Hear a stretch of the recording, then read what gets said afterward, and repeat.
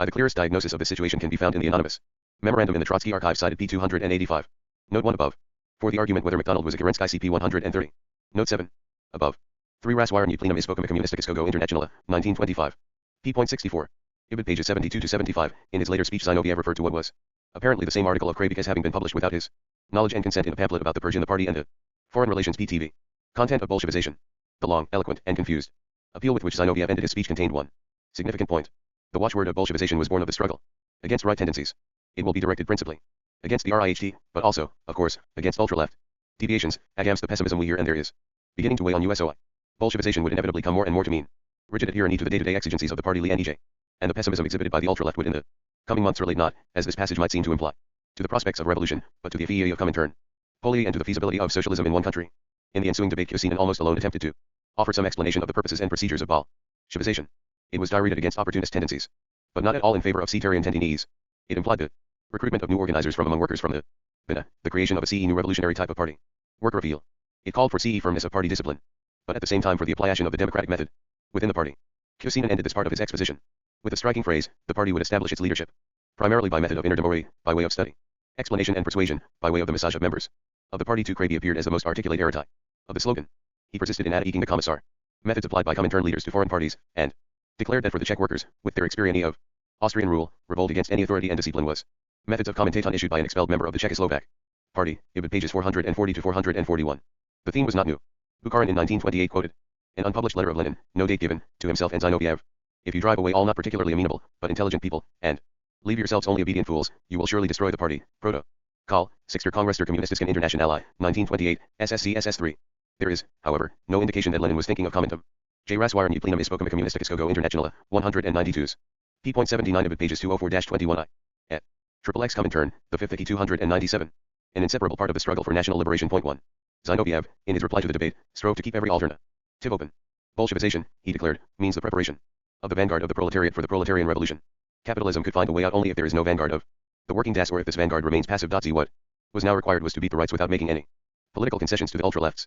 Zinoviev made an heroic attempt to equate the two catchwords of stabilization and Bolshevization, but lost his way in a cloud of rhetoric. Let us keep in mind that we must stabilize ourselves, that is to say Bolshevize ourselves, maintain our positions, and await the moment when we can at last take the bourgeoisie by the throat, and, having made an end of it, set to work to realize communism. He who tries to concoct a contradiction between the Fifth Congress and this plenum is either on the wrong road, or has an interest in distorting the truth. The present enlarged plenum of it he continues and develops previous resolutions. 3. And when in his farewell speech at the end of the session Zinoviev enumerated the 4 slogans which summed up the work of the session, he placed in the forefront our first slogan, against ultra-left illusions. For the main resolution of the plenum, leaving stabilization prudently alone, expatiated at length on every aspect of Bolshevization. With the slow and delayed tempo of revolution, the slogan of Bolshevization becomes not less but more significant. If the tempo of revolutionary development slows down, if the result of this is to magnify hesitations in certain strata of the proletariat, and moods favorable to counter-revolutionary social democracy are on the increase, from this we deduce with even greater indispensability the slogan of the Bolshevization of the parties. Ibid pages 227 to 228. This taunt evidently stung Zinoviev, who replied that Krabik reminded him of Paul Levi. Ibid p. 440. 2 Ibid p. 439. 3 Ibid pages 441 to 443. In the German version of this passage, A. Wettert, Executive der Kommunistischen Internationale, 1925, p. 336, the first sentence runs, let us stabilize ourselves and Bolshevize our parties, not identifying the two operations. This passage was immediately followed by the sentence quoted above, cp 289, note 4, in which German and Russian versions also diverged. 4 Ibid p. 488. Foreign Relations PTV. The moral was clear, it was stabilization that pointed the way to Bolshevization. Bolshevization, though it arose in the struggle against the right danger, was impossible without a struggle also against ultra-left deviations. The two essentials, conformity to the Russian model and centralized direction, were thrown sharply into relief. Bolshevization was defined as the ability to apply the general principles of Leninism to give concrete conditions in a particular country. The Bolshevization of the parties was the study and application by them in practice of the experience of the RKP in 3 Russian revolutions, and also, of course, of every other section which has serious struggles behind it. Such other parties notoriously did not exist. The last section of the resolution dealt with Bolshevization and international leadership. The concluding words were perhaps the most important of all. It is indispensable to implant in the consciousness of the broadest masses that, in the epoch through which we are living, the serious economic and political battles of the working class can be won only if in all fundamentals they are directed from one center on an international scale. 1. Yet, in spite of these massive theses, Bolshevization still seems to have attracted little attention outside immediate Comintern circles. Point 2 at the 14th Party Conference later in the same month, which dealt extensively with stabilization. 3 Zinoviev did not mention Bolshevization, and Manuelski in his article on the Fifth Wiki in the Journal of Comintern, while he discussed the tactics of the parties in relation to stabilization, also avoided the word. 4. The general debate on stabilization and Bolshevization at the Fifth Enlarged Wiki was followed by a brief session devoted I Communisticheski International TI Documentic, 1933, pages 474 to 495. For the passages quoted see pages 475,495. Radek, always eager to cross swords with Zinoviev, caustically observed that Bolshevik parties are not born under the watchword of the Bolshevization of economics or of politics, and that a skillful Bolshevik policy depends on a correct appraisal of forces in one's own country, on knowing how to link oneself to the daily struggle of the working class. Address of February 19, 1925, at the Communist Academy in Miradlaya Politika TI 19Z4 Godu, ed. F. Rochstein. 1925, p. 27, j. But this was before the session of the enlarged IGI. 3 pages 290 to 291 above. Plus Communisticheski International, number 4, 41, April 1925, pages 5 to 21. CHXXX Comintern, the 5th IGI 299. To the discussions in the Russian Party. This was opened by Bukharin, who began his report by pointing out that all opposition leaders in foreign communist parties, whether belonging to the right, like Krabik in the Czechoslovak Party, or to the ultra left, like Bordiga in the Italian Party, proclaimed their sympathy with Trotsky. Having thus identified Trotsky with the cause of dissent and division in Comintern, Bukharin proceeded to a CL, comparatively mild and unemotional analysis of Trotskyism, the essence of which consisted in neglect of the peasant and in a demand for the dictatorship of industry. 1 No supporter of Trotsky entered the lists. The debate on Bukharin's report took the form of a series of statements by Italian, French, British, German and American delegates, all in turn associating Trotskyism with opposition movements in their own parties, and this parade of unanimous assent might have been described as the first exhibition of Bolshevization in practice. Trotskyism had become the essence of opposition, and Bolshevization the symbol of loyalty to the Comintern line. If Leninism was a doctrine of universal application, so also was Trotskyism. This note was struck by Newman, the German speaker. We too recognize that Trotskyism is not only Russian, but international.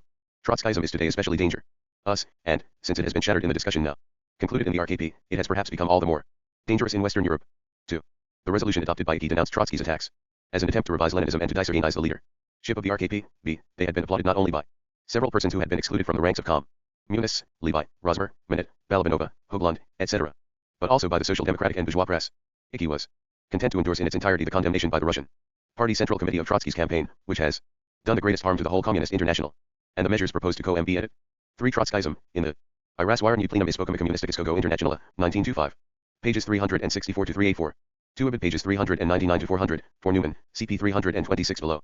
3 Communisticheski International Documentic, 1933, pages 506-507. For the resolution of the Russian Party of January 20, 1925, see Volume 2, p. 32.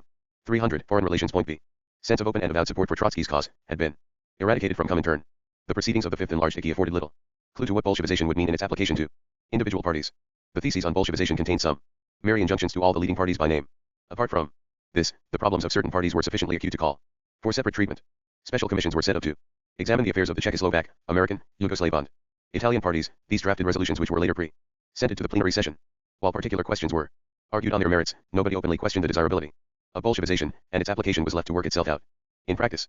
Yet, even though its application varied, the occasion and manner of its proclamation at the 5th IGI in March-April 1925 was a landmark in Comintern history, and proved significant in 3 ways. In the first place, Bolshevization played much the same role in Comintern as was played by the cult of Leninism in the Russian Party.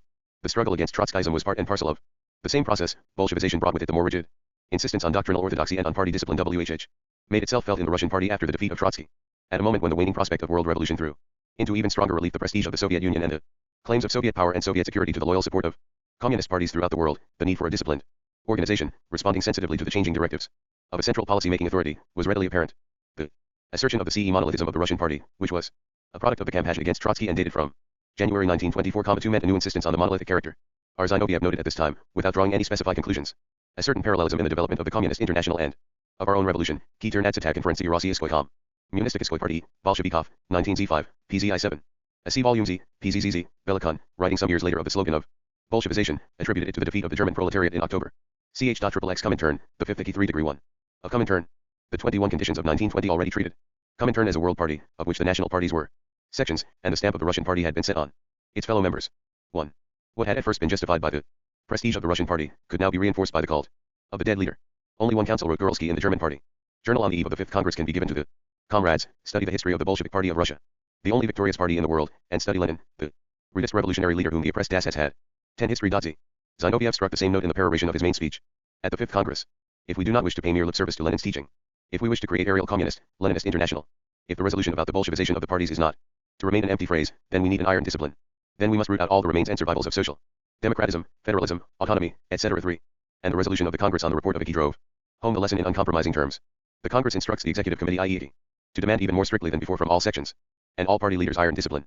The Congress notes that, in certain cases the Executive Committee, by sparing comrades who rendered services in the past, has proceeded with insufficient energy against breaches of discipline. The Congress empowers The Executive Committee to act, when necessary, more resolutely, and without recoiling from extreme measures. 4. Nor does this conception of disciplined control from the center appear to have encountered any widespread opposition. There is now lit controversy re-interference from Moscow. Reported. Murphy to the 7th Congress of the CPGB in May 1925. 19Z3 and the appearance of Trotskyism on the scene, International. Presa Correspondence, number 25, March 15, 1929, p. 562. I see the Bolshevik Revolution, I9 I7 I9 Z3, volume 3, pages 198 to 200. Die International, 7, number 4, March 31, 1924, p. 156. 3 Protocol, Funkter Kongress der Kommunistischen International, ND, I. 106. 4 Kommunistischeske International auf Documentic, 1933, p. 397. 302 Foreign Relations. Point B.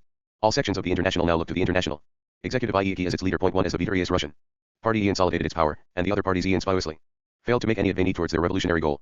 The disparity between them in prestige and in material ressources continually widened, and the dominant role of Moscow in Comintern no longer be gainsaid. The progress of Bolshevization was the culminating stage in a now irresistible progress. Any issue, whether of polity or of personalities, arising in any communist party automatically tended to be an issue for or against Moscow. Loyalty to the line laid down by Comintern was the test of a good party member. Secondly, the inclination to Bolshevize, associated no longer with the early prospect of a revolutionary offensive, but with the need to consolidate and to stabilize, to hold existing positions against an offensive of the capitalist powers, easily being identified with an inclination to defend the Soviet Union. The only country with revolutionary events to be consolidated and maintained.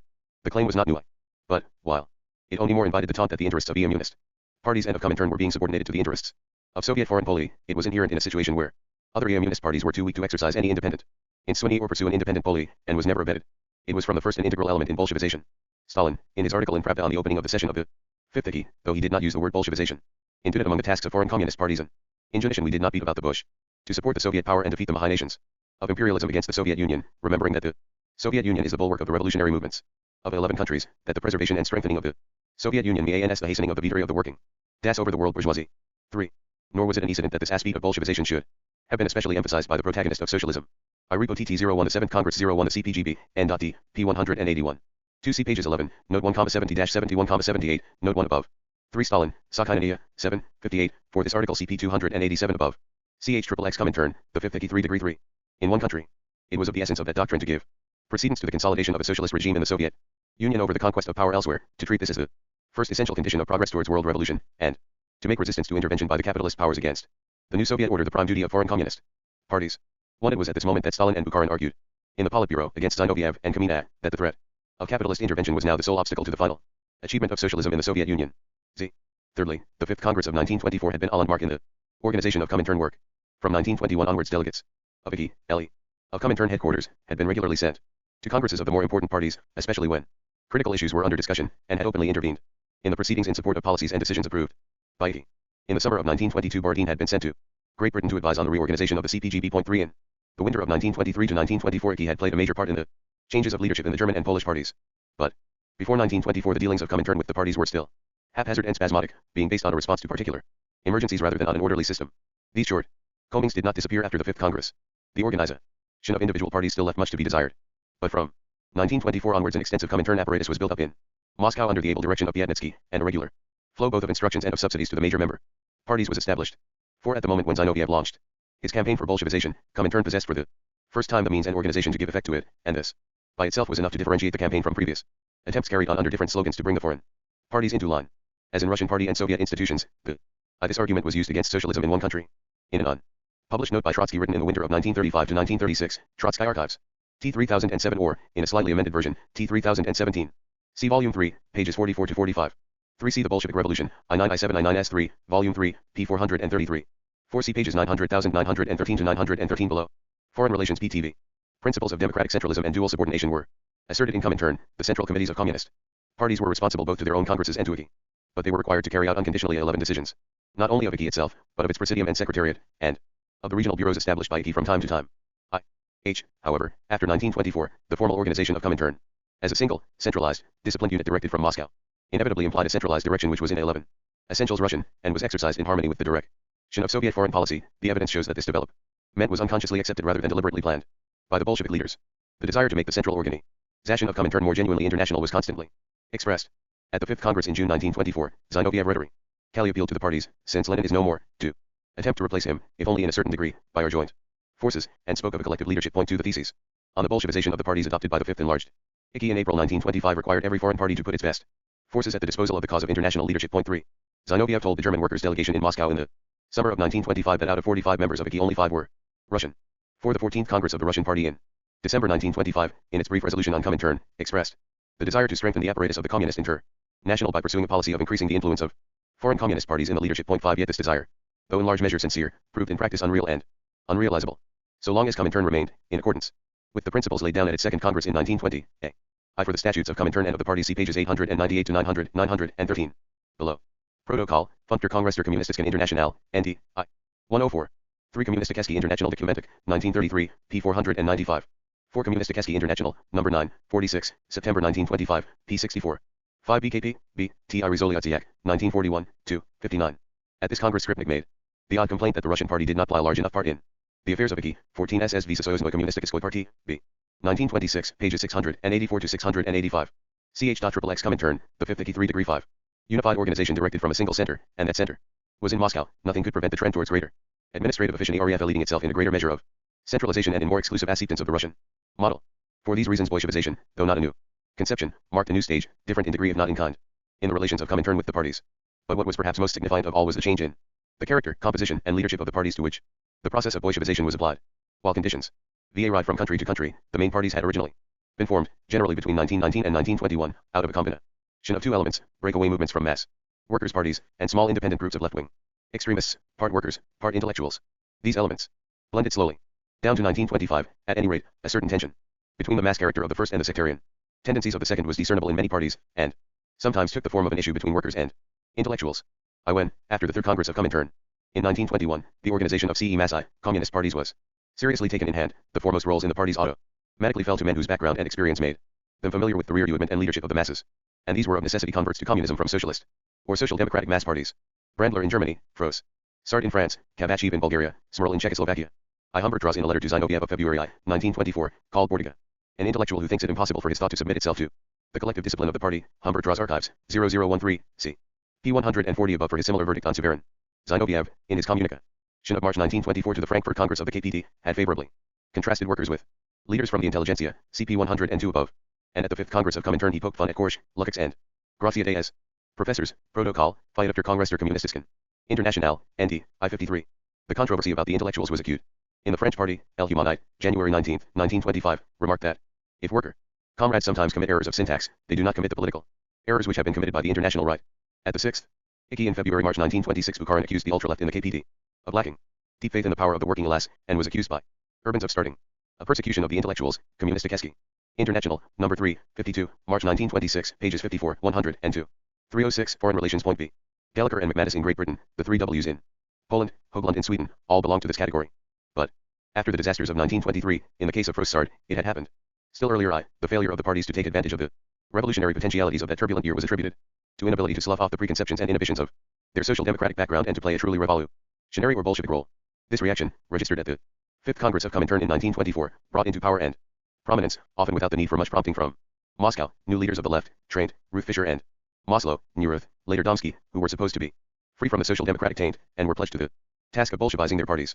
But this experiment also broke down, partly because the revolutionary prospects did not materialize, but also because the reaction against the mass traditions of the old social democracy had spelled a revival of those sectarian tendencies of the extreme left which the appeal to the masses had been intended to dispel. As Humbert Draws afterwards wrote, the slogan of Bolshevization put forward by the 5th Congress gave an impetus in a number of important parties to the struggle with right deviations, and indirectly opened the way to ultra-left deviations. Point 2 at thus Amy about that Bolshevization, which at the 5th Congress had been directed mainly against the right, was turned at the 5th enlarged IKI 9 months later primarily against its opposite. 3. Meanwhile, however, the membership of the parties had undergone many changes. Though precise statistics are lacking, the turnover of members in many parties had been large, and by 1925 foundation members were probably everywhere in .A. J.C. The Bolshevik Revolution, I-9 I-7 I-9 33, Volume 3, p. 457. 2 Kommunistischke International, number 2, S.I., February 1926, pages 85 to 86. 3 Zinoviev at the 14th Russian Party Congress in December 1925.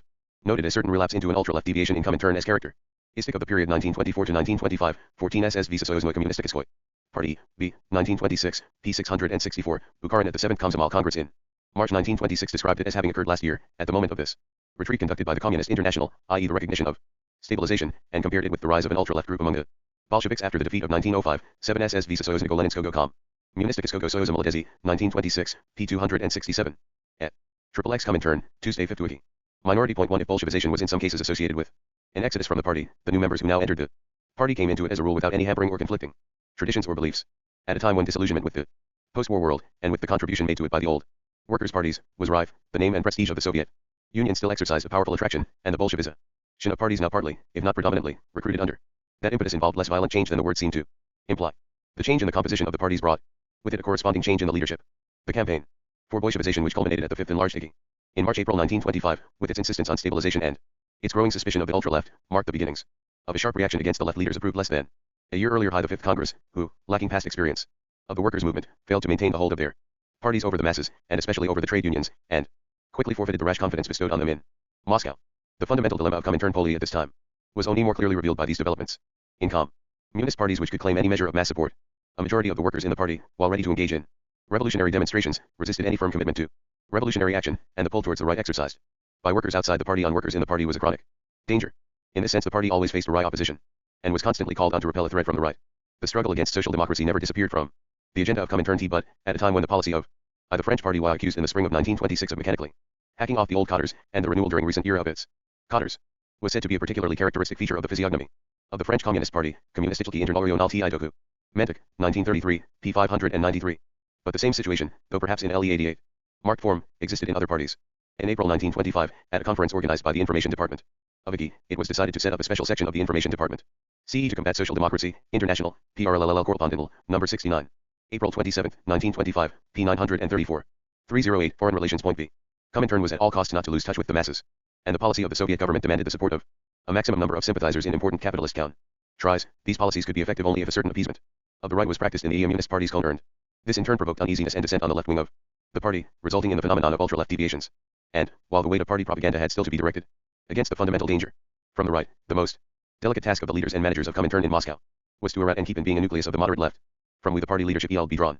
For this leadership, in inducting propaganda against JLT, the right must in previous show sufficient moderation and make sufficient science to the right to retain mass support, and at the same time repel assaults on this attitude from the ultra-left, we know constituted in some respects a greater, though less avowable, danger than the right. And this tightrope balancing feat could, in the nature of things, be performed only by party leaders who enjoyed continuous prompting and firm backing from Moscow. It was essential that the leaders of the respective parties should be, not men irrevocably committed to a policy, whether of the left or of the right, but men on whose unquestioning loyalty the central authorities of Comintern count. The interventions of these authorities in the affairs of particular parties during these years almost always turned on the choice of leaders. Issues of policy provided the cloak for a struggle for power between leaders, but were largely independent of it. The pro-eatings of the enlarged IGI of March-April 1925 were so overshadowed by the themes of stabilization and of the Bolshevization of the parties that the few other iteros on the agenda received little attention. 2 sessions were devoted to the discussion of airport by Lazovsky on trade union unity. Zinoviev described it as a function of Comintern at this time to steer between the Scylla and Charybdis of right and ultra-left, since one deviation always begets another deviation. 14 SS Visa JMO, Commune, St. Chesko. Part B, 1906, p. 665. For this see pages 575 to 576 below. At XXX Comintern, the 5th 83 9. And 1 to a debate on the agrarian question introduced by Bukharin. This was the moment when policies of the conciliation of the peasant, with Bukharin as their principal advocate, had reached their height in the Soviet Union. 1. And the purpose of Bukharin's report, and of the theses which he presented, was to popularize among foreign communists the view that the road to revolution lay through an effective alliance with the peasantry. Z. The theses were an attempt to reconcile Marxist doctrine with the current exigencies of policy. This was effected by drawing a distinction between historical periods. The final goal was large-scale collective agricultural production and the liquidation of the backward state of agriculture. But in the present period, everything must be entirely subordinated to the aim of the seizure of power and the installation of the dictatorship of the proletariat, and the idea of the technical and economic superiority of large-scale agricultural production must not prevent communists from partitioning a part of the large estates for the benefit of poor, and sometimes even middle, peasants if revolutionary necessity demands. Peasant parties and organizations in all countries deserve a measure of support, and should be encouraged to adhere to the International Peasant Council. An alliance between the working class and the SM all agricultural producers was the sole possible basis for a successful advance towards socialism in the conditions of the dictatorship of the proletariat. 3. None of the leaders of other parties took part in the perfunctory debate on the theses. The only point of substance was raised by Varga and Dombey, who proposed the creation of political peasant parties. This was rejected by Bukharin in favor of support for peasant unions of a non-party character. In WH, communists could join with peasants on a non-political basis. It was hopeless to expect to turn peasants into communists overnight, but it was possible to secure their IC Volume I, pages 245 to 261. At the 14th Congress of the Russian Party in December 1925, Manuelsky said, "The tactics of the United Front with the peasantry in Russia corresponded to the tactics of the United Front in the West as a means for our communist parties to win the masses." 14 SS Visa Soyuznoy Communisti. Cheskoy Party, B, 1926, p. 693. 3. Kommunistikeski International TI Documentic, 1933, pages 495 to 506. Bukharin's report introducing the theses is in Raswordny Plenum Ispokoma. Kommunistikiskogo Internationale, 1925, pages 304 to 338. Vol. IILPT. IL. 310, Foreign Relations. Point B. Cooperation on a concrete program. The alliance with the peasantry thus became an aspect of the United Front policy, and fitted in easily with the turn of direction in Comintern towards the right. 1. The national question in its European setting, which had been dealt with 9 months earlier in their solution of the Fifth Congress Z, occupied the Fifth Hickey only in its Czechoslovak and Yugoslav manifestations. These were relegated to appropriate commissions and dealt with in separate resolutions. 3. The colonial question, though also not debated in plenary session, was referred to a commission presided over by Foster, the American delegate, who submitted to the final plenary session 4 draft resolutions on Java, on Egypt, on India, and on the American colonies. It was explained that resolutions had been adopted only on issues on which practical directives could be given to communist parties. The resolutions were unanimously adopted without discussion. But when the time came to publish the records of the session, Soviet relations with the Western powers were tense, and events in China had injected into them a new element of bitterness, for a mood of caution prevailed in Moscow. The 4 colonial resolutions of the Fifth Hickey were never published in FUT, though quotations from some of them appeared in Comintern literature. 5. I for the debate see Raswire and plenum Ispokam Communistic Internationale, 19z5, pages 338 to 363. See pages 89 to 90 above. 3. See pages 375 to 376,404 below. 4. CP 417 below. 5. For the resolution see pages 466 to 467, American colonies, 666, India, and 673 to 674, Java, below. Foster's speech presenting the resolutions, WHH. Appeared in International Presse Correspondence, number 68, April 24, 1925, b. 923, was reduced in the official record to the bare statement that resolutions had been submitted and adopted. Raswire and plenum Ispokam Communist. Cheskago Internationale, 19z5, p. 472. Chapter 3I. Comintern and the parties, 2. A. The German Communist Party, KPD. N. Notwithstanding the prominence assumed by the British left in the calculations of Comintern in the years 1924 to 1926, and the indulgence shown to the CPGB, the KPD remained the party whose relations with the Soviet leaders were most intimate, and whose destinies were most closely intertwined with those of Comintern as a whole. The first months of 1925 were a critical turning point in its affairs. The loss of votes in the election of December 1924, though it might be attributed to the general configuration of German politics and not to party shortcomings, helped to undermine the prestige of the leadership. Both Maslow, still in prison, and Ruth Fischer were on poor terms with Thalmann, the third prominent figure in the left leadership which had overthrown Brandler. Zinoviev, in his letter to the parties of January 1925, 1 had named the trade union question as the original test of Bolshevization for the KPD. In this question Maslow had a notoriously bad record. Z and Ruth Fischer, at the Fifth Congress of Comintern, had excused, rather than denounced the erroneous attitude of the KPD towards the unions. Maslow and Ruth Fischer were intellectuals, whom it was easy to convict of lack of sympathy for a policy of approach to the masses through the trade unions and the United Front. Only a situation had arisen in which the intellectuals of the left and ultra-left were associated with a campaign of resistance to the policies of Moscow, and in which the Bolshevization of the party could be interpreted as an appeal to the masses in support of these policies. An authentic worker like Thalmann would emerge as a more acceptable leader than Maslow or Ruth Fischer. ICP 294 above. IC pages 99. 114 above. 312, Foreign Relations Point B. This was the personal background of the evolution of the KPD in 1925. 2 incidents which occurred early in 1925 suggested that the present left leadership no longer enjoyed unreserved confidence in Moscow, and that in Germany Bolshevization might in practice be interpreted as a turning away from the left. At the beginning of February 1925, Stalin gave a somewhat cryptic interview to a journalist of the KPD named Herzog. Like his letter of the previous November, it was outwardly colorless and non-committal. It was more remarkable for what it did not say than for what it said. In the inevitable reference to the disaster of October 1923, it refrained from the usual diatribe against the right, and appeared to attribute the defeat to German political conditions rather than to shortcomings in the party. Stalin deprecated the view of some comrades that Bolshevization meant to drive all who think differently out of the party. He was careful not to blame the party for the result of the Reichstag elections in the previous December, but he conspicuously omitted any expression of confidence in the party leaders. Indeed, he did not mention them at all. What Stalin evidently wished to make clear in the interview was that he was still uncommitted to any group in the KPD. A week later, no doubt, quite independently of Stalin's move, the KPD leaders attempted to commit the Russian party to a policy of reprisals against the German right. Ever since the Fifth Congress of Comintern, Brandler, Thalheimer, and 4 other deposed right leaders of the KPD had continued to live under the aegis of Comintern in Moscow in order to prevent them from intervening in KPD affairs, in accordance with the usual rule of interchangeability of membership between the constituent parties of Comintern. They enjoyed membership of the Russian party. The publication in Pravda on November 29, 1924, in the course of the campaign against Trotsky, of a statement by Brandler and Thalheimer, ICP 116 above, in the article of December 17, 1924, in which Stalin had launched his campaign against Trotsky on the basis of socialism in one country, he accused Trotsky of unrestrainedly lashing the KPD for its real and imaginary errors. Stalin, Sakhinaya, 6, 361, an indication of willingness to adopt a more indulgent attitude.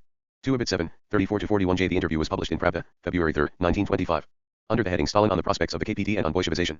CHXXXI Comintern and the parties, 2, 313. Erudicizing the present leaders of the KPD, I had been greeted with indignation in Berlin, and still rankled.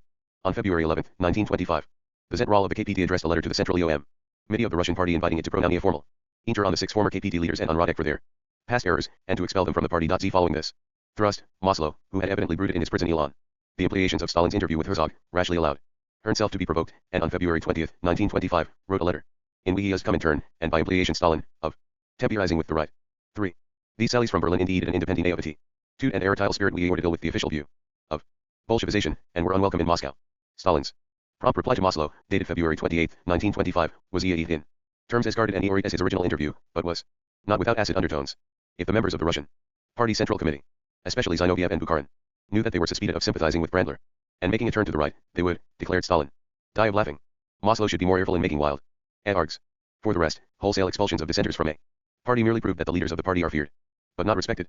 The internal polity of the KPT must be made more elastic. Stalin ended by asking pardon for his directness and sharpness. 2 days later, on March 2nd. I see Volume 2, pages 25 to 26. Razwirenie plenum ispokum communistického internationala, 1925. Pages 583 to 587. 3. The letter was not published, its eon tenzin be inferred from Stalin's reply. Stalin, Sakhinania, 7, 42 to 47, see also Volume I, p. 184, Note I. The account of this episode in R. Fisher, Stalin, and German Communism, Harvard. 1948, pages 434 to 439 gives a not quite accurate version of the Herzog interview. Omits the letter of the Zentrale of February 2, 1925, though instantly EOM. Planning of Russian intervention in KPT affairs, Ruth Fisher fails to record the occasions on which she and other KPT leaders solicited such intervention, and describes Stalin's reply to Maslow of February 28, 1925 as an offer and a threat. Stalin had made overtures to Maslow a year earlier, see pages 95 to 96 above, but there is no indication that he was prepared to renew them now. At the most, his letter was a threat, at the least, a reassertion of his determination not to take sides prematurely in German affairs. In a pungent Article 1 in the German Party Journal, Ruth Fisher countered Stalin's protest in the 314 Foreign Relations. B. 1925, the Politburo of the Russian Party considered the request of the KPT leaders for the censure and expulsion from the Russian Party of their defeated rivals, and decided to refer it to a committee of the party's Central Control Commission, to which would be added representatives of the Control Commission of Comintern. One is formally correct, but leisurely, procedure could hardly be read as anything but a snub to the KPT leaders. It ensured that the whole matter would stand over till the meeting of the enlarged IKI in the latter part of March. Maslow, who was not insensitive to the changing climate in Moscow and saw that he had gone too far, now hastily abandoned his vendetta against the right, and responded with an elaborate attempt to swing the policy of the KPT in the desired direction. He proposed a united front not only with the SPD, but with the Center Party, for the defense of the Republic against the Reichs, where and the right parties generally to, a concession to SPD, in C, which encountered strong criticism from a new left opposition headed by Skolem and Rosenberg. An occasion soon occurred to bring the issue to a test. Ebert, the president of the Reich, died on February 28, 1925. Under the Constitution, a new president was elected by a national plebiscite. The first ballot was conclusive only if one candidate obtained an absolute majority. On a second ballot, the candidate obtaining most votes was elected. A result on the first ballot was highly unlikely, and Herzog interview against the attempt to expel all who think differently. By quoting one of the cross-headings in Stalin's Foundation 0/Leninism, the party is strengthened by the purge of opportunist elements. She adds that the danger of left abstract iona in the German party is still far smaller than the danger of right deviations. Die Internationale, 8, number 3, March 1925. Pages 106, 110. Soviet interest in Maslow at this time was evinced in an inquiry by Krestinsky of Stresemann about the present position of the case. Stresemann replied that Maslow would shortly be brought to trial, and the prosecution was expected to demand a lengthy sentence of imprisonment, alas Wardages AMT. K281/096797, for a further diplomatic overture in the Maslow affair CP. 335 below. This decision was recorded in the eventual report of the Party Control Commission published in the resolutions of the 5th enlarged IKI, Com. Munistickesky International Fight Documentic, 1933, p. 525. Maslow's proposals were made in unpublished memoranda to the Zentrale of the KPT and in an article in the Journal of the Berlin Party Organization. Die Funk, March 25, 1925. This has not been available, but I cited in R. Fisher, Stalin, and German Communism, Harvard, 1948, pages 416 to 417, which clearly implies that the proposals preceded the crisis over the presidential election. CHXXXI Comintern and the parties, 2, 315. Nothing could be lost on any hypothesis by putting forward a candidate. The Central Committee of the KPT nominated Thal Man. Maslow, true to his new policy, proposed that the party should withdraw Thalmann and support Braun, the candidate of the SPD. But he was outvoted, and the main result of his intervention was to produce a lasting rift between himself and Thalmann. The first ballot took place on March 29, 1925. Thalmann obtained 1,870,000 votes, a falling off of 800,000 in the party vote since the Reichstag election of the previous December. The largest single vote of 10,400,000 went to Jars. The candidate of the right, Braun, reached 7,800,000 and Marx, the centre candidate, 3,900,000. After the decision to run Thal Man had been taken in Berlin, but a few days before the ballot, the 5th enlarged plenum of IKI opened in Moscow on March 21, 1925. The mood in Moscow, when the 5th enlarged IKI assembled, was to play down the German question. Germany is somewhat receding, repeated the leading article published on the occasion in the Russian Party Journal. England, though extremely cautiously, advancing. 1 Zinoviev in his main report had nothing to say about Germany except the now routine admission of the absence of an immediately revolutionary situation, and protest against the Dawes Plan. Z in the trade union question. Delegates of the KPT once more tried to forestall criticism by dwelling on the peculiar difficulties of the unity campaign in Germany, and claimed that the workers were being brought back into the unions. 3 But they did not escape indirect censure in the resolution, which referred pointedly to the great error of Rosa Luxemburg in insisting on the exclusively party character of the trade unions, and to the analogous error of so many German communists in 1924, and repeated that one of the most important parts of the teaching of Leninism is the obligation of communists to work even in the most reactionary trade unions. 4 No attempt was made to temper this unpalatable Bolshevik, No 5-6, March 25, 1925, pages 5-6, for earlier judgments in the same sense see pages 72, 130, 289 above. Razwirenie plenum ispokum communistického internationala, 1925. Pages 48 to 49. 3 of it pages 89 to 90, 28 7 to 288. Plus Kommunistический International Dokumentik, 1933, pages 481 to 482. The KPD had issued an instruction on February I, 1925, that 11 its members. 316, Foreign Relations Point B. Injunction for the irreconcilables in the KPD. The results of the first ballot in the German presidential election, Beto a further loss of votes by the KPD to the SPD, came in while the fifth Icky was in session. Whatever was said or left unsaid, the prestige of the KPD and of its leaders had suffered a blow. Clara Zetkin, no longer an active figure but still the grand old woman of the party, happened to speak on the day when the news reached Moscow. She referred to the figures. Without undue emphasis, a presidential election was not strictly comparable to Reichstag elections. Her main theme was a guarded defense of the right. The excluded comrades should have the right to rehabilitate themselves and return to the party, and was it necessary in future that exclusions and disciplinary reprisals should have so mechanical a character? But this attempt to call me to the rescue of Brandler and his associates was of no avail. However much enthusiasm for the German party left might have waned, it was impossible to acquit the right of its past errors, especially as that would also have involved the rehabilitation of Radek. The Joint Committee of the Control Commissions of the Russian Party and of Comintern had made its report on the proposal to expel Brandler and his supporters. This had been approved by the Politburo and the Central Committee of the Russian Party, and was now submitted to the Icky plenum, which endorsed it without discussion. The committee, which examined 11 the accused, reported that the Brandler Radek Thalheimer group had organized conferences or conversations in Moscow on the affairs of the KPD, and had established secret communications with associates in Germany. In particular, Radek had sent a sum of 100 sterling for the support of rightists who had been exc1ud from the German party. The committee pronounced a severe censure on the accused, banned them from any further activities in connection with the German party, and warned them that any violation of this ban would entail their exclusion from the Russian party. It also banned Brandler, Thalheimer, and Radek from any further participation. Must join trade unions, once more without result. Kommunistический International. Number 12, 49. December 1925. P 131.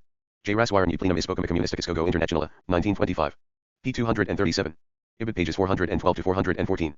CHXXXI Comintern and the parties, 2, 317. In Comintern, 1. Every sanction had been applied except the one specifically asked for by the Zentrale of the KPD, expulsion from the Russian party. After this report had been approved by the plenum, a declaration addressed by Brandler, Radek and Thalheimer to the Politburo of the Russian party was read. The 3 signatories claimed that the differences formerly existing between them and Icky were historically exhausted. They professed to find in Zinoviev's theses on Bolshevization a confirmation of their views which they unreservedly accepted, and they pleaded for the reinstatement of proletarian members of the KPD expelled on the charge of right deviations. Point 2. The declaration provoked 2 replies. The first, which was drafted by the Russian delegation and was formally approved as their solution of the enlarged Icky, described the declaration as politically insincere and refused to consider it. 3. The second, put forward by the German delegation, was merely read in plenary session. It condemned the declaration of Brandler, Radek, and Thalheimer in still sharper terms, and once more expressed the opinion that the party should not shrink from the expulsion of a small group composed of dangerous oppositionists and, in part, of traitors. 4. The proceedings ended on this ambiguous note.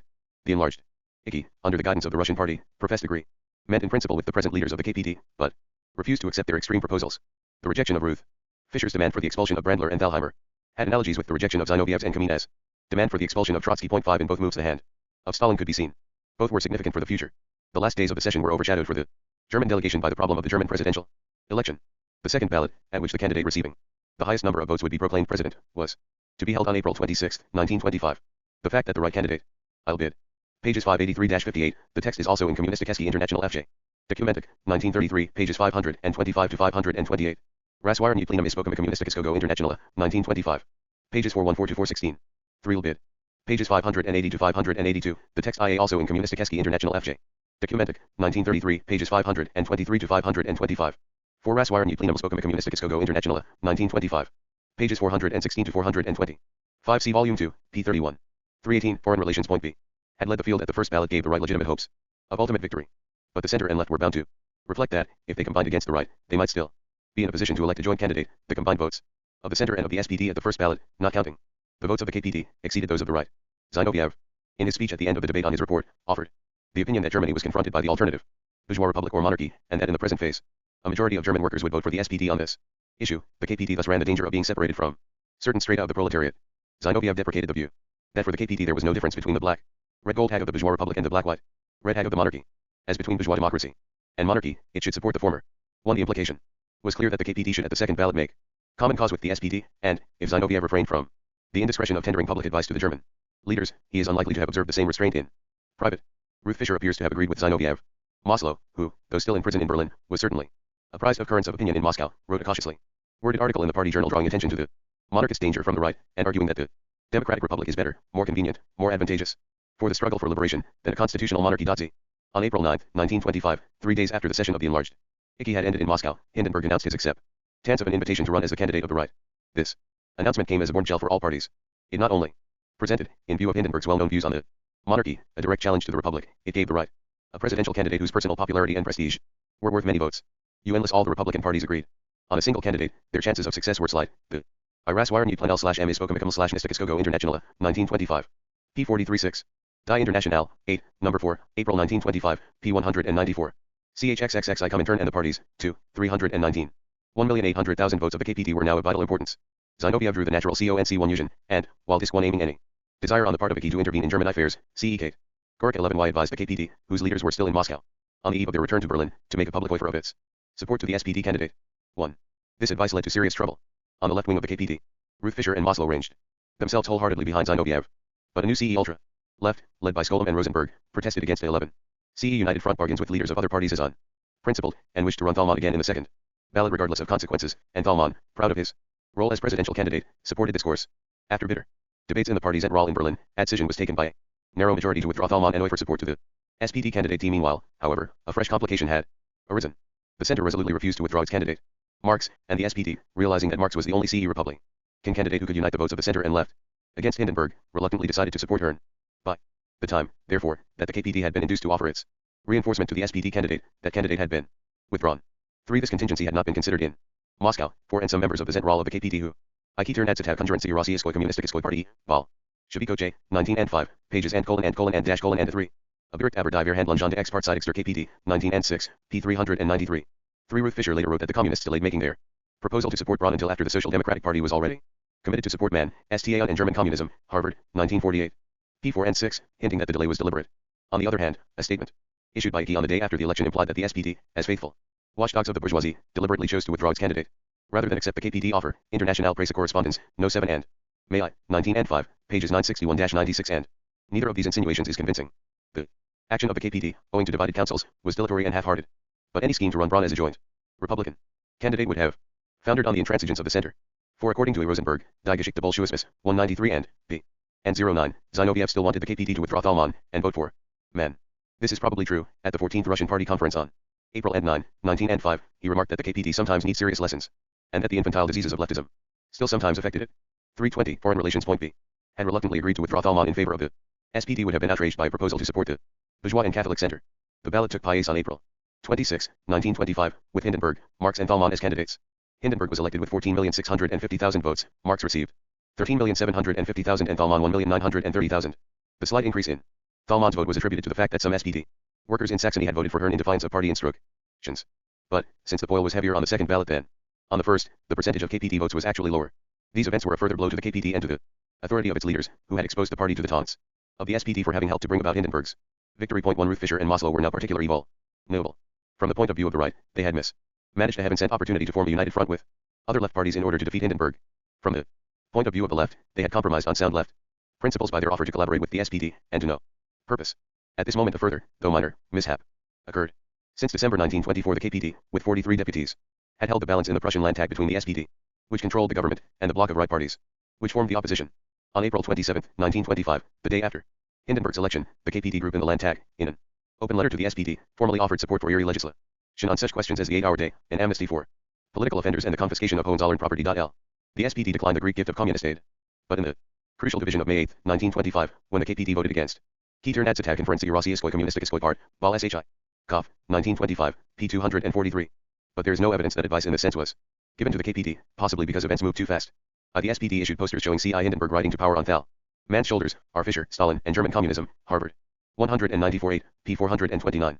2. According to a later statement by Zinoviev, the offer was couched in terms so insulting that it was bound to be refused. Shistoy Raswire Plenum. Ispokum Communistiskogo Internationale, 1927, pages 41-42. The extract from the letter printed in Einjar Arbeit UNT Camp, 1926, p. 86, does not bear out this charge, but the moment chosen was not auspicious. CHXXX I Comintern and the parties, 2, 321. The government by way of reprisal, the government was narrowly saved by the abstention of several deputies of the right, who refused to vote with the communists. Only more the tactics of the KPT had ended in ignominious failure. 1. The Intralia Committee of the KPT met on May 9 to 10, 1925. Under the impact of these events in a sour mood. At a meeting of party officials held a few days earlier, Rosenberg, Skolem and Katz, who had opposed both the withdrawal of Thalmann's candidature and the Prussian maneuver, accused the party leadership of failing to attack the ruling bourgeoisie and confining itself to more or less adroit wrangling with the SPD. This group took the offensive in the Intralia Committee. The spokesmen of the majority counterattacked, and attributed recent mistakes to the failure of the party, under ultra-left influences, to take sufficient account of the monarchist danger, to exercise sufficiently strong pressure for trade union unity, and to adopt sufficiently flexible tactics. This was a complete endorsement of the views of Hickey, and constituted, in effect, a movement of the leadership towards the right. The error of Brandlerite tactics, it was now suggested, was only that they had been applied in a revolutionary situation, which now no longer existed. Out of 50 delegates, 15 voted against the resolution put forward by the Zentrale. It was the first open revolt since the Frankfurt Congress, more than a year earlier. 3. The stand taken by the leaders was rewarded by a pronouncement of the Presidium of Hickey approving the resolution and condemning the false tactics of the minority. On the other hand, the struggle against the false position adopted by the Katz-Skolem-Rosenberg group must be carried on in the form of open discussion and argument. No encouragement was given to the leadership to resort to disciplinary measures, for these were more and more coming to be. For this episode see Oflektheme, Die KPD in der Weimarer Republik. Offenbach, 1948, pages 119 to 120. The resolution proposed by them was eventually published in Die Internationale, 8, number 11, November 1925, p. 695. 3. An account of the meeting and extracts from its resolution are in Internationale Presse Correspondence, number 82, May 15, 1925, pages 1113 to 1114, 1122. 1123. R. Fischer's comments are in Die Internationale, 8, no 5a, May 1925. Pages 281 to 284. 4 is Gestia, June 12, 1925, Internationale Presse Correspondence, number 94. June 16, 1925, pages 1286 to 1287. 322. Foreign Relations. Point B. Regarded as an exclusive prerogative of the authorities in Moscow. These preliminaries made it clear that the 10th Congress of KPD, which was to meet in Berlin on July 12, 1925, would not have a smooth or easy path. The usual letter addressed to the party in advance of the Congress by Zinoviev in the name of Hickey repeated the diagnosis registered in Moscow in April of a period of relative stabilization. The Dawes Plan had given the German bourgeoisie a substantial breathing space. The letter Dwi at length on the trade union question, which was described as the Achilles heel of the KPD, and declared that 75% of the work of the party ought to be devoted to the unions. What was new was the uninhibited emphasis on the danger from the left, a conventional reference to Brandlerism, defined as the remnant of the traditional social democratic ideology in the camp of communism, occurred towards the end of the letter. But the enemies distinguished more than once by name were the 88 rents of the left or ultra-left, Rosenberg, Skolem, Katz, and Korsch, and the party was invited, when he won its new Zentrale, to have no fear of drawing into the work the best elements from former groups not belonging to the left, a manifest gesture of reconciliation towards the right to meet the new threat from the ultra-left. A further letter, accompanied by elaborate explanatory essays and theses, was addressed to the congees by 3 senior members associated with the right wing of the party, Ernst Meyer, Frolick, and Becker. The letter opened with a gloomy picture of the depressed and bewildered state of the party, which it attributed to the fact that the present Zentrale had become the prisoner of the ultra-left. The slogan of the Unité Front from B1 which had been appropriate at the time of the 5th Congress of Comintern, had ceased to be valid with the acceptance by Germany of the Dawes Plan and with the Hindenburg election. The moral of the need for a turn to the right was not explicitly drawn, but emerged unmistakably from the argument. 2. The letter is in Bericht über die Verhandlungen der Ex-Parteidigster KPD. 1926, pages 167 to 177. It appeared in both JDA and ZF Gestia, July 2, 1925. Bericht über die Verhandlungen der Ex-Parteidigster KPD. 1926, pages 257. 270. For Meyer, a former leader of the party, see the Bolshevik Revolution. I-9171-923, volume 3, pages 413, 452. CHXXXI Comintern and the parties, 2, 323. Since it was in the Italian party that, thanks to Bordiga, the struggle against factional opposition had most clearly taken the form of a struggle against the ultra-left, it was probably not by accident, and not without the conniving of Comintern, that a member of the Italian party, speaking at the Congress of the KPD, as a fraternal delegate, delivered an impassioned attack on Bordiga and his left supporters, who defended Trotskyism and did not want a Leninist party. 2 Manuelsky appeared at the Congress no longer as the representative of Hickey, but as delegate of the Russian party. The change of role was significant. In theory, since the constituent parties of Comintern were normally encouraged to discuss one another's affairs, it enabled him to tender advice, which would not take the invidious form of dietation by the central organ. In Pridi, Sine Manuelsky discharged Ex-1y. The same function as he had performed at the previous Congress. In his capacity as delegate of Hickey, it advertised the open appear any of the Russian party as the real die-reading for in Comintern, and the relegation of Hickey to an avowedly subsidiary and mondial status. 3 Manuelsky devoted the first half of his speech to the international situation and the danger of war. This led up to an attack on the German 11 ultra-left. We had alleged that the new TDE line of the KPD is a serify of the German proletariat in the interests of the self-preservation of the USSR. The speaker caustically observed that, if the German ultra-left is not in a position to put its foot on the neck of the German capitalists, the Russian Communist Party is obliged to protest itself against the attack of international capital. This meant depending on the Red Army and therefore on the link with the peasantry. The new peasant policy of the Soviet Union was described as above all a policy of defense against the Chamberlains. A new Eritrean policy was proclaimed. Everything we under present edition serves to ward off Chamberlain's offensive against the proletarian revolution is a revolutionary, a immunist, a proletarian policy. I see pages 367 to 369 below. Bericht über die Verhandlungen der Ex-Parteidigster KPD, 1926, pages 294, 295. 3 Humbert Draws attended the Congress as representative of Hickey, and made a mainly non-controversial speech, ibid pages 282 to 285. Foreign Relations PTV. Manuelsky then passed on to the trade union question, and once again denounced the ultra-lefts. It was from the opposite side that the KPD was open to criticism, far from having been guilty of a coalition policy JJ, as the ultra-left pretended. It had not even succeeded in making a Unité Front with the social democrat workers. It had lacked understanding of the need to penetrate the masses JJ, and the whole trade union policy of the party bears the stamp of this fundamental error JJ. Katz and Rosenberg were attacked by name during the speech. Bordiga was cited in passing as a type of left sectarianism JJ. Nobody else was specifically mentioned. Finally, Manuelsky Denounced as a fearful anachronism, JJ, a demand from the ultra left that only those members of the KPT who had formerly been in opposition to Brandler should be eligible for party office. 1.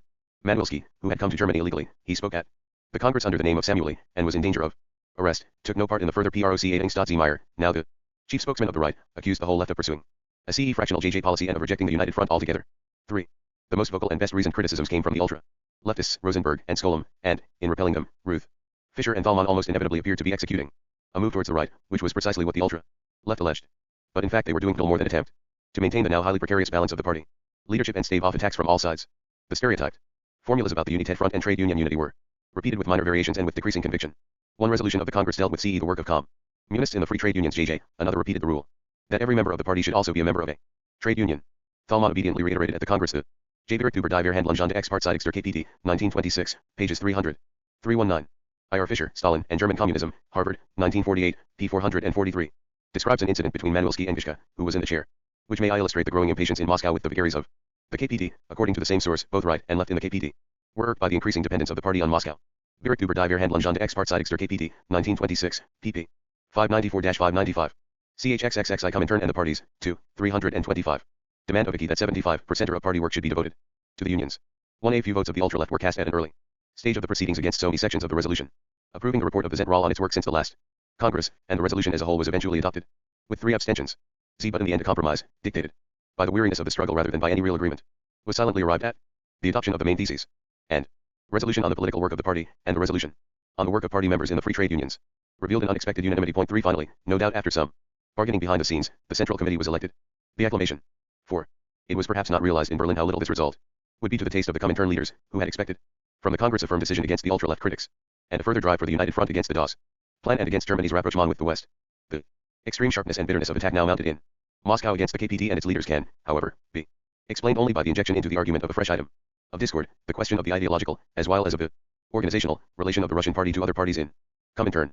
It was in the KPT, where a tradition of mistrust of the Russian party and jealousy of its predominance was combined with an ingrained German assumption of Teutonic superiority over the Slav, that the conception of a Western revolt against Russian leadership in Comintern, with its specifically Russian or Leninist interpretation of Marxism, was likely to win recruits, and the Russian leaders were at this time acutely apprehensive of a challenge to Russian leadership in Comintern which would find its ideological justification in such arguments.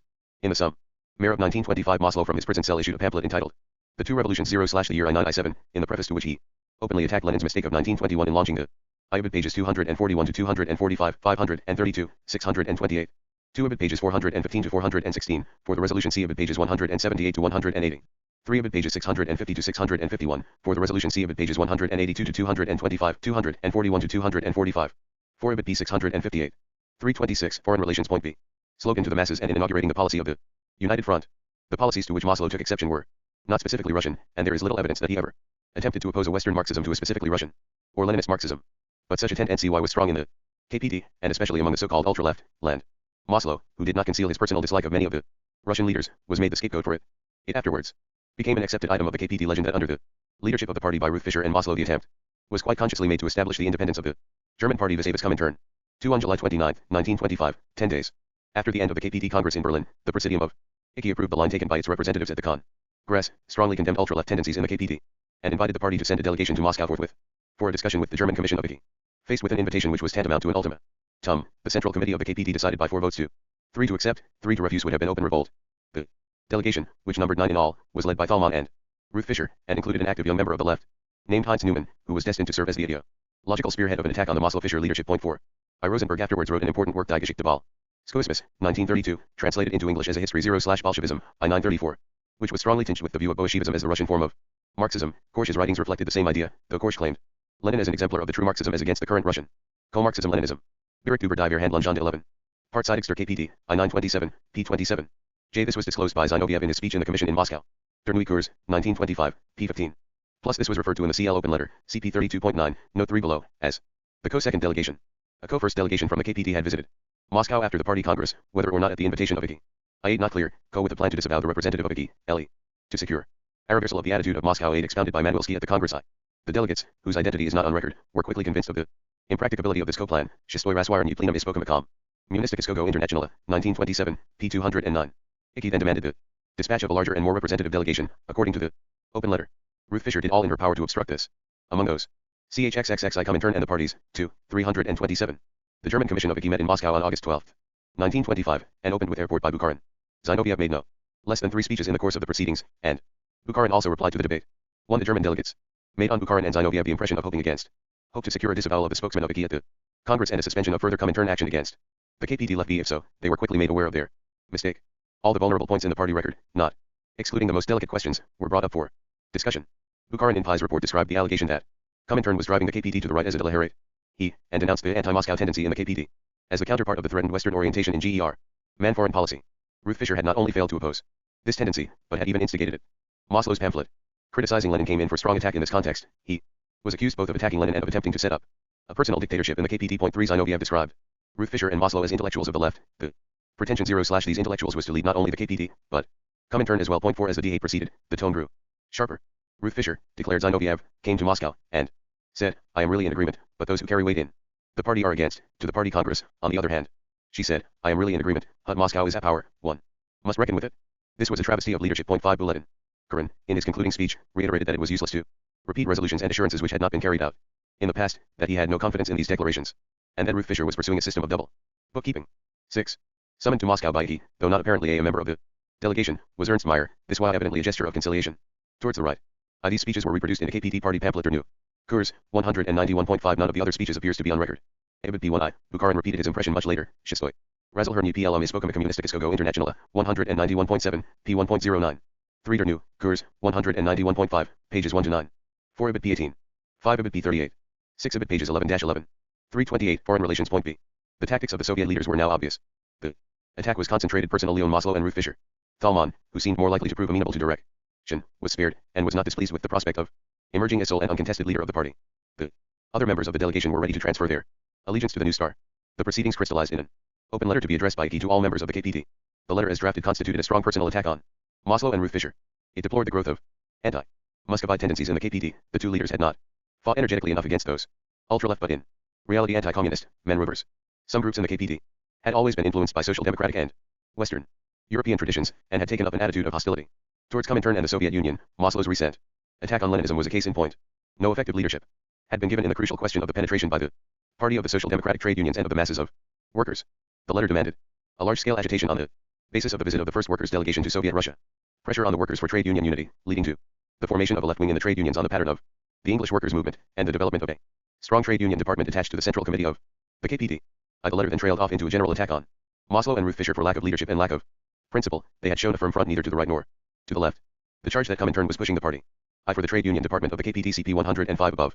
According to Bukharin, Der Neue Curie, 1925, pages 3 to 4, a delegation of the KPT which visited Moscow before the 10th Party Congress in July 1925 agreed to a proposal that the Zentrale should establish as one of the most important party institutions, a trade union section 20 strong, but nothing was done to give effect to it. This seems difficult to reconcile with other information.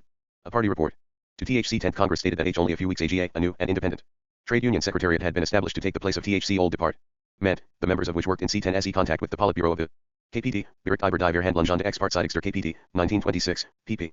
59-60. Zinoviev a few months later referred to the trade union question as the principal bone of contention with Maslow and Ruth Fischer, 14s as Vysokoye Stelo Communisticoskoi Party, B, 1926, p. 662. CHXXXI Comintern and the parties, 2, 329. To the right was again indignantly denied. But the differences between Icky and CE the Ruth Fischer-Maslow group were now of long standing, and an overturn in the leadership was imperative. The draft was accepted by 11 the non-German members of the Presidium of Icky and by the whole KPT delegation except Ruth Fischer herself. Strong pressure was placed on her by Zinoviev, formerly her strongest supporter, to sign. She was entitled to vote against it, but, once the majority approved it, party discipline required her to associate herself with the decision. 1. She submitted, and her signature appeared on the document with the rest. The open letter and CE the criticism directed by Icky against the hitherto leading Ruth Fischer Maslow group was at once endorsed by the Central Committee of the KPT without reservation with only one adverse vote and one abstention. On September 1925, the open letter appeared in the party newspaper, and was given the widest possible publicity in the Soviet Union and in the German party press. 3. An article in Pravda accused the Ruth Fischer-Maslow group of wanting to be more to the left than Leninism and of failing to win over the social democratic workers in the trade unions. Nearer to the social democratic workers are real application of United Front tactics, not in words but in deeds. Energetic strengthening of trade union unity. That is the political meaning of the Icky letter. 4.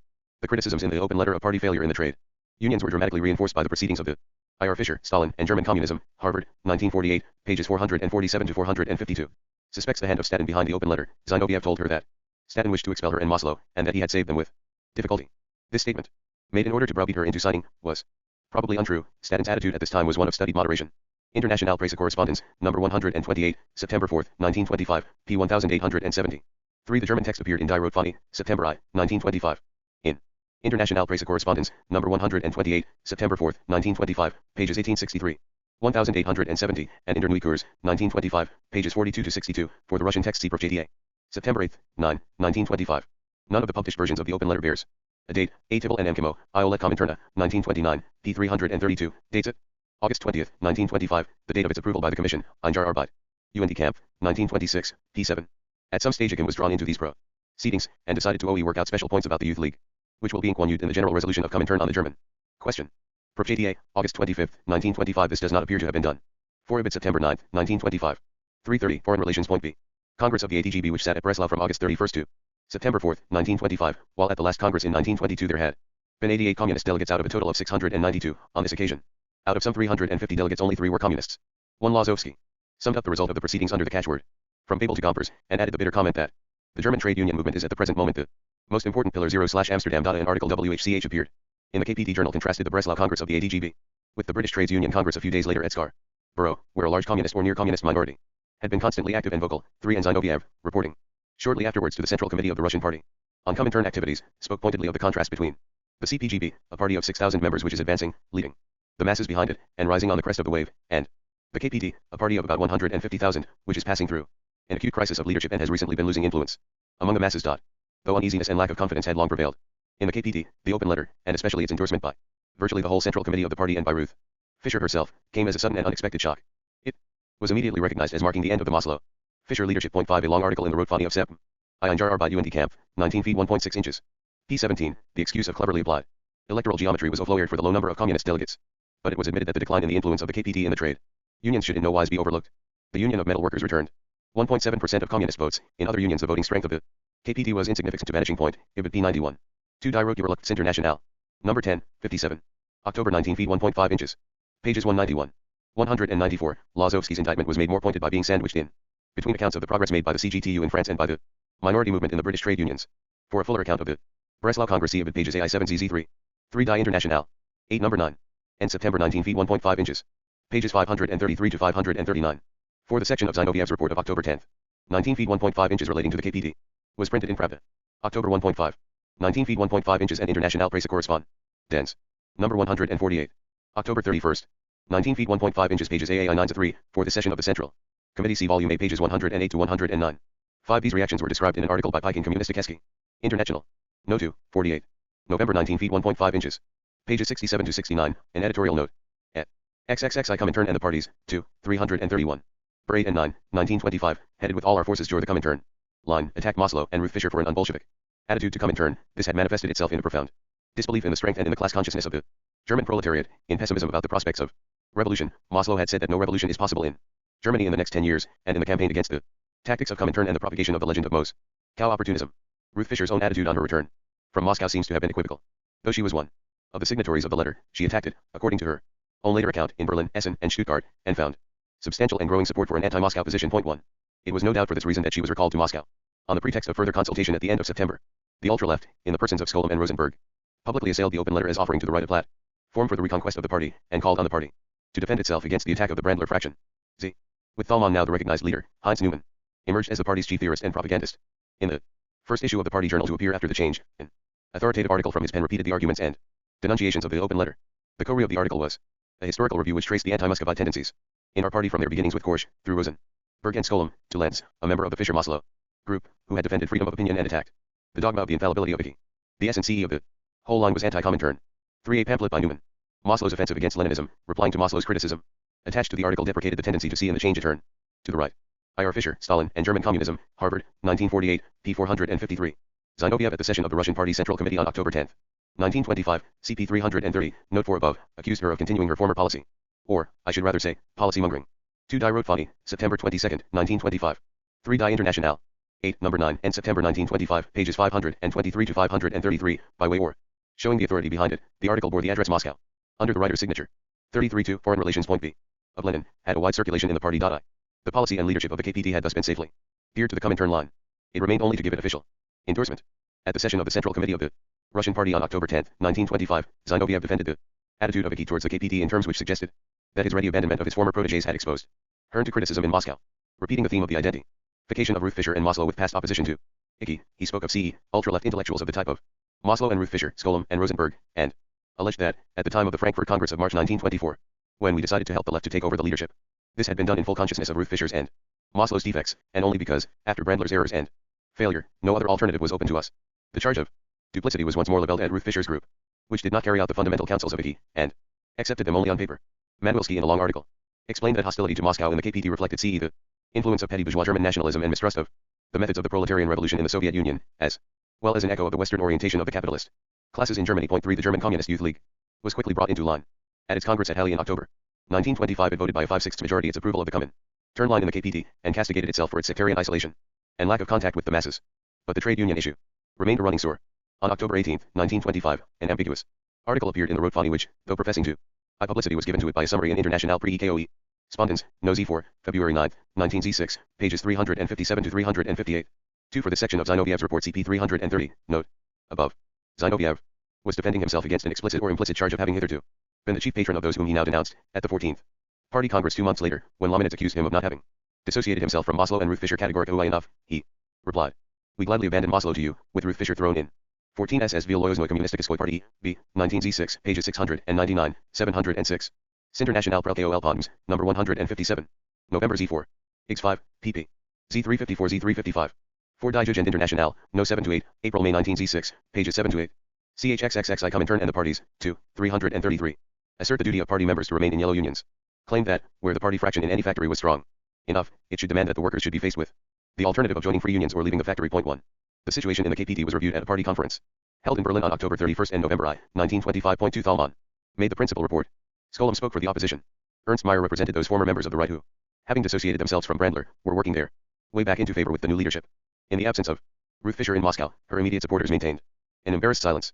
An anonymous representative of Hickey, presumably Manwilski, defined the threefold issue as that of the relation of the party to the working masses, of the party leadership to the rank and file, and of the party to Comintern. The main resolution of the conference, which was adopted by a majority of 217 to 30, condemned both the ultra-left and the right, purporting to discover hidden affinities between them, and also the Ruth Fischer-Maslow group, which had tried to see maneuver between the two standpoints and had continued its double game with Comintern even after the publication of the open letter. It was essential, declared the resolution, that this group should no longer lead the party or its Berlin organization. 3. Skolem was dropped from the Central Committee. This was the only formal sanction. But, in spite of this show of unity, wrangling still continued on the trade union question. At a meeting of the Orgburo of Hickey in Moscow early in December 1925, Ulbricht reported that trade union affairs were still treated. This article was quoted in Komuilti Czeki International Noa and, 9. December 1925. P 139. As proof that the KPT was at that time still encouraging the workers to leave SPT unions. A summary account of the proceedings appeared in International Prel. Correspondence. Number 156. November 20, 1925, pages 235-2351. For the speech of the representative of Hickey, printed in full, and the text of the resolution C. Ibid no. ISO. November 3, 1925, pages 2226-2231, for an article by D.M. Manwilski, on the conference Ibid number 157. November 24, 1925, pages 2353. 2356. 3. According to a statement of Villeman at the 6th enlarged Hickey in February 1926, the Berlin District Party Committee was dominated by a group which had undergone very little change for the past 5 years, and, under the leadership of Ruth Fischer, exercised a strong influence. Shelto, Ralhai. Replenum Ispokam Komuilti Chelkago I turn at Lionela, 1927. P 181. 334. Foreign Relations. Point B. In the KPD as of secondary importance, and, after another German delegacy had pointed once more to the futility of attempting to penetrate the SPD unions, Vietnitsky sternly repeated that it was the duty of 11 party members to remain not only in social, democratic but in Catholic unions, and even, if necessary, to enter them. 1. Meanwhile the campaign against the old leadership had been intensified by the personal discrediting of Maslow. Maslow, after more than a year under arrest, was at length brought to trial in September 1925 on a charge of conspiracy against the state. Whether through irritation at the recent turn of events in the party, or through desire to mitigate the penalty which he was likely to incur, he spoke openly at the trial of the discussions in the party, dissociated himself persona 11y from much that had been done, and, where his own responsibility was admitted, associated other members of the party with it. 2. He was sentenced by the court to 4 years imprisonment. In party circles he incurred accusations of cowardice and of breach of party discipline. The matter was referred to the Control Commission of Hickey, which on October 22, 1925, briefly convicted Maslow of unworthy behavior, but refused to take a final decision on the question of his status in the party until it had had the opportunity of hearing what he had to say. 3. The party conference of the KPD in Berlin on October 31, 1925, passed a resolution which repeated the verdict of unworthy conduct, described the methods employed by Maslow for his defense as inadmissible, and forbade public discussion of the affair in the party until the Control Commission of Hickey had given its final decision. For it, I for Ulbricht's report and the discussion on it see International Presse. Correspondence, number 165, December 17, 1925, pages 2462 to 2472, of 4,700,000. Members of German trade unions affiliated to IFTU only 150,000 at this time. Were communists, Communistische Eskage International, number 12, 49, December 1925, p. 13.1. Extracts from statements by Maslow to the court were included in the Declaration of Cuny and Newman to the Russian Party Congress in December 1925, cp 335 below. Fuller extracts are in the party pamphlet Zum Fall Maslow, issued by the Central Committee of the KPD in February 1926. 3 Obid, 1926, p5. The text is also in Die Komintern vor dem 6. Welt Congress. 1928, p94, which wrongly gives the date as October 12, 1925. Zum Fall Maslow, 1926, p5. From Ruth Fischer's letter to the Russian Party Congress, see below, it appears that this resolution was adopted against the view of the majority of the commission set up by the conference to examine at XXXI Komintern and the parties, z. 335. Was shortly after this that Narkomindel offered the German charged offer to exchange a German under arrest in Moscow for Maslow, but this attempt to bring Maslow back to the Soviet Union, where he could have been made harmless for the future, was apparently not pursued. Derogatory allusions to Maslow's conduct by Madwilski and Lominitz at the 14th Russian Party Congress in December 1925 provoked Ruth Fischer, who was still detained in Moscow by order of Akizi, to address a letter of protest to the Congress, in which she defended Maslow's behavior in court as free from objection, and spoke of the political motives inspiring the charges against her. This was promptly answered by a declaration of Cuny and Newman in their capacity as representatives in IKI of the Central Committee of the KPD, and by a personal statement of Lominitz, who referred to the verdict of the Control Commission of IKI of November SIE 22, 1925.3. As a result of these exchanges, the discussion of the affair flared up again early in 1926. The Politburo of the KPD passed a resolution on January 6, 1926, which was confirmed by the Party Central Committee 2 days later, approving the statement of Cuny and Newman and condemning that of Ruth Fischer, and published an article on the question in the party press in which the charge of lack of principles and character was applied equally to Maslow and Ruth Fischer. This was followed on January 13, 1926, by a decision of the Presidium of IKI in Moscow, taken against the solitary vote of Ruth Fischer, formally endorsing the October verdict of the Control Commission. For the Control Commission itself did not rest on its laurels, and also issued a fresh decision in reply to Ruth Fischer's protest. It repeated its October verdict unchanged, but added a long end. The question, which reported that the condemnation of Maslow was the result of political decisions and was connected with his recent political attitude. This was no doubt true, but Maslow's behavior in court seems nonetheless to have been a flagrant breach of accepted canons of party loyalty. I.O.'s Wardages AMT, 2860/556139. To detention appears to have meant in order to remain. If she had demanded her passport, she would presumably have voted in it, but this would automatically have involved expulsion from the party for indiscipline. Maslow had been similarly detained in Moscow in 1923 to 1924, see the interregnum. I-91L3 I-91L4, pages 231 to 232, and Brandler and Thalheimer since 1924. 314 SLB Socialism Communistische Party, B, J926, pages 898-903. 4. Zum Fall Maslow, 1926, pages 10 to 12. Foreign Relations PTV. Detailed motivation, which was in effect an unqualified condemnation of Maslow's conduct before the court. 1 there, with Maslow still in prison, the matter remained for some months. The 6th enlarged IKI in February-March 1926, apart from some unrecorded remarks in the German Commission by the Norwegian delegate Hansen, which provoked a brief retort in plenary session by Madwilski, did not discuss the Maslow affair. The KPD conference of October 31, 1925, which endorsed the policy laid down in the open letter, had formally closed the debate in the party. The party left had been divided, and the leadership broken up. Ruth Fischer and her immediate followers, isolated on the one hand from the Thalmann-Newman group, which now enjoyed the confidence of Moscow, and on the other hand from the old ultra-left group of Skolem, Rosenberg and Katz, were effectively ousted from positions of influence, though they remained members of the Central Committee. But the strength of the dissident left and ultra-left, especially in the Berlin organization, remained and a source of embarrassment. At a delegate meeting in Berlin on December 21, 1925, a new MBER of ultra-left proposals are said to have been defeated only by narrow majorities. 3. The outbreak of the struggle in the Russian party between Stalin and Zinoviev was a fresh blow to the ultra-lefts in the KPD, since the two sides vied with one another in condemning them. Zinoviev, reporting on Comintern affairs to the 14th Russian Party Congress, adhered to the strictest line of current party orthodoxy. The left wing of the KPD was, he declared, divided into two groups, the group of Thalmann, consisting mainly of the workers of Berlin and Hamburg, who stand at the head of everything that is healthy in the KPD, and the group of intellectuals headed by Ruth Fischer and Maslow, who, having some positive qualities, had climbed into power on the mistakes of the right. Between these groups the choice of Comintern was unequivocal. We are completely at one with the Central Committee of the KPD headed by Comrade Thal. Man.4 This did not deter Madwilski from a sly attempt to die Comintern vor dem 6. Welt Congress, 1928, pages 94 to 96. Tu shestoi raswirni plenum ispokum communistic Go internationale. 1927, pages 56-6-567. 3 Einjar Arbeit und Camp, 1926, p. 95. 414 SS Visa 07 WI Communistische Party, B, 1926, pages 661 to 663. CHXXXI Comintern and the Parties, 2, 337. Identifies Zinoviev with the ultra-left. The German ultra-left claimed to pursue a purely proletarian line, while the Russian party was said to be under peasant influence and was accused of adapting its polity to the interests of a largely peasant state. The German ultra-left alleged that Comintern was an instrument of Soviet polity, and that the Russian party was in a state of degeneration, without equally stating that Zinoviev shared these opinions. Madwilski asserted that they would derive fresh encouragement from Zinoviev's defeation. Lominitz more explicitly detated characteristic resemblance between the German lefts and the Leningradian Reds. 1 Stalin in a speech at the Presidium of IKI in January 1926 was more cautious. The battle having been won, he made no further insinuations against Zino. 5. But he made a strong attack on the Ruth Fisher Maslow group, who provides a diplomatic cover for the ultra-left group of EM Radskolum and thus hinders the intra-EMity of the KPT from overcoming and liquidating the ultra-left prejudice of the KPT. Point 2. The allegation of an association between Zinoviev and the German left, hinted at by Manuelski and Lominitz at the 14th Russian Party Congress in order to compromise Zinoviev, did not lack plausibility. The period when Ruth Fisher and Maslow had been the dominant figures in the KPT, from the Frankfurt Congress of March 1924 to the Berlin Congress of July 1925, was also the period of Zinoviev's unquestioned supremacy. In Comintern, they reached their climax, and declined, together. On the other hand, Zinoviev had been one of the main authors of the open letter. Throughout the autumn of 1925 and at the 14th Congress in Diember, he had continued to denounce the Maslow-Ruth Fisher group in outspoken terms, and it is unlikely that, before the split actually occurred at the Congress, he would have compromised himself by any approach to the KPT left. After Zinoviev's defeat, the situation changed. His long past association with Ruth Fisher, and the similarity of their present positions as outcasts from the leadership of their respective parties, almost inevitably drew them together. A few days after J. Ibid pages 695, 7-1, it was in reply to this attack that Zinoviev once more CE abandoned Maslow and Ruth Fisher, CP 332, note 2 above.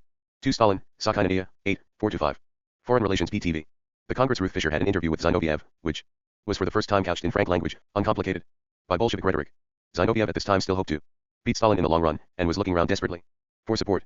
Foreign party leaders might help. The aim was to encourage them to regroup themselves and to fight against Stalin. On the basis of this program, several semi-clandestine meetings took place between Zinoviev and Ruth Fisher, apparently extending over several weeks. 1.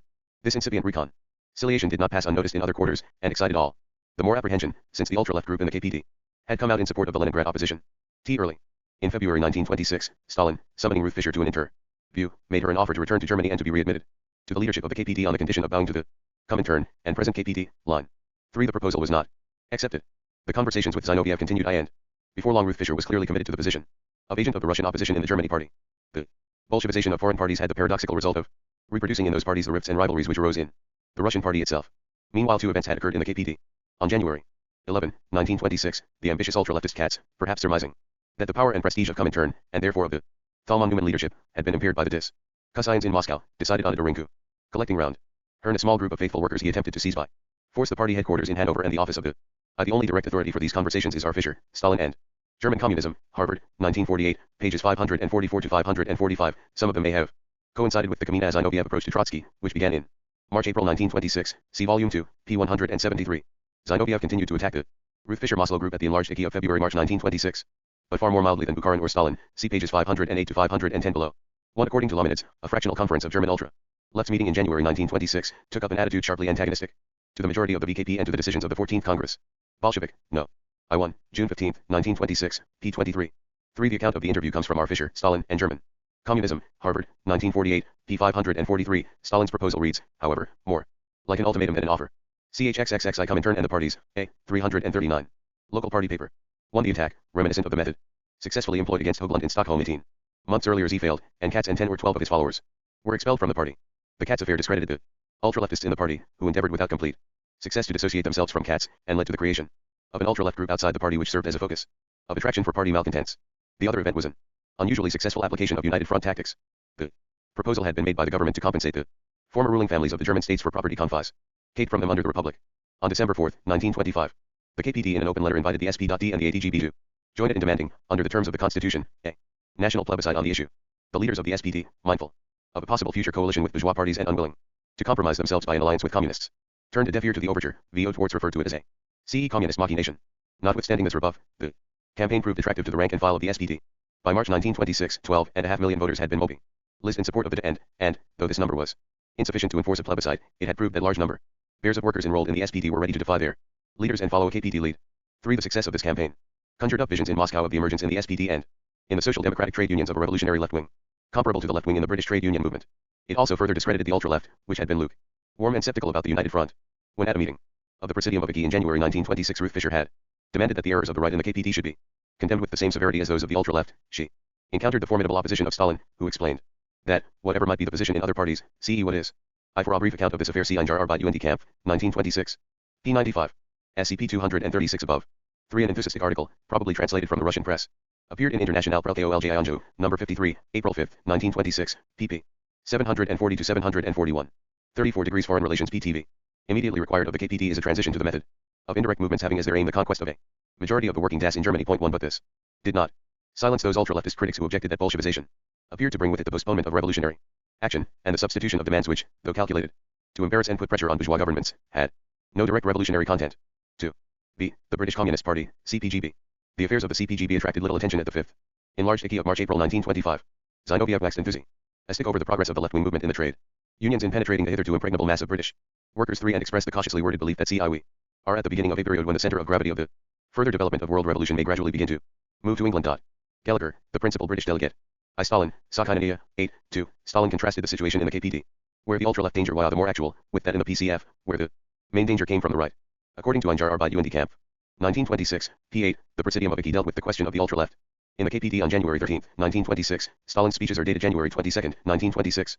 More than one meeting was evidently held.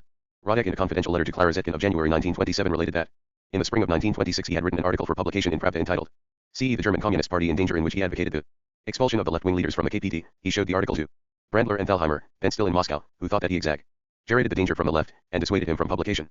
The letter IE in the Trotsky Archives, T 909, and was published in English in the New International, NY, number 5, December 1934, pages 155 to 157. The date there attached to it, December 1926, i.e. conjectural and incorrect. The letter was provoked by Zetkin's speech in IKEA on December 13, 1926, but also refers to Radek's speech on the anniversary of Lenin T. and Rosa Luxemburg's death, i.e. presumably January 15, 1927. Radek's story was told after the expulsion of Ruth Fischer and Maslow from the party, and should be accepted with caution. 3 CP 576 below.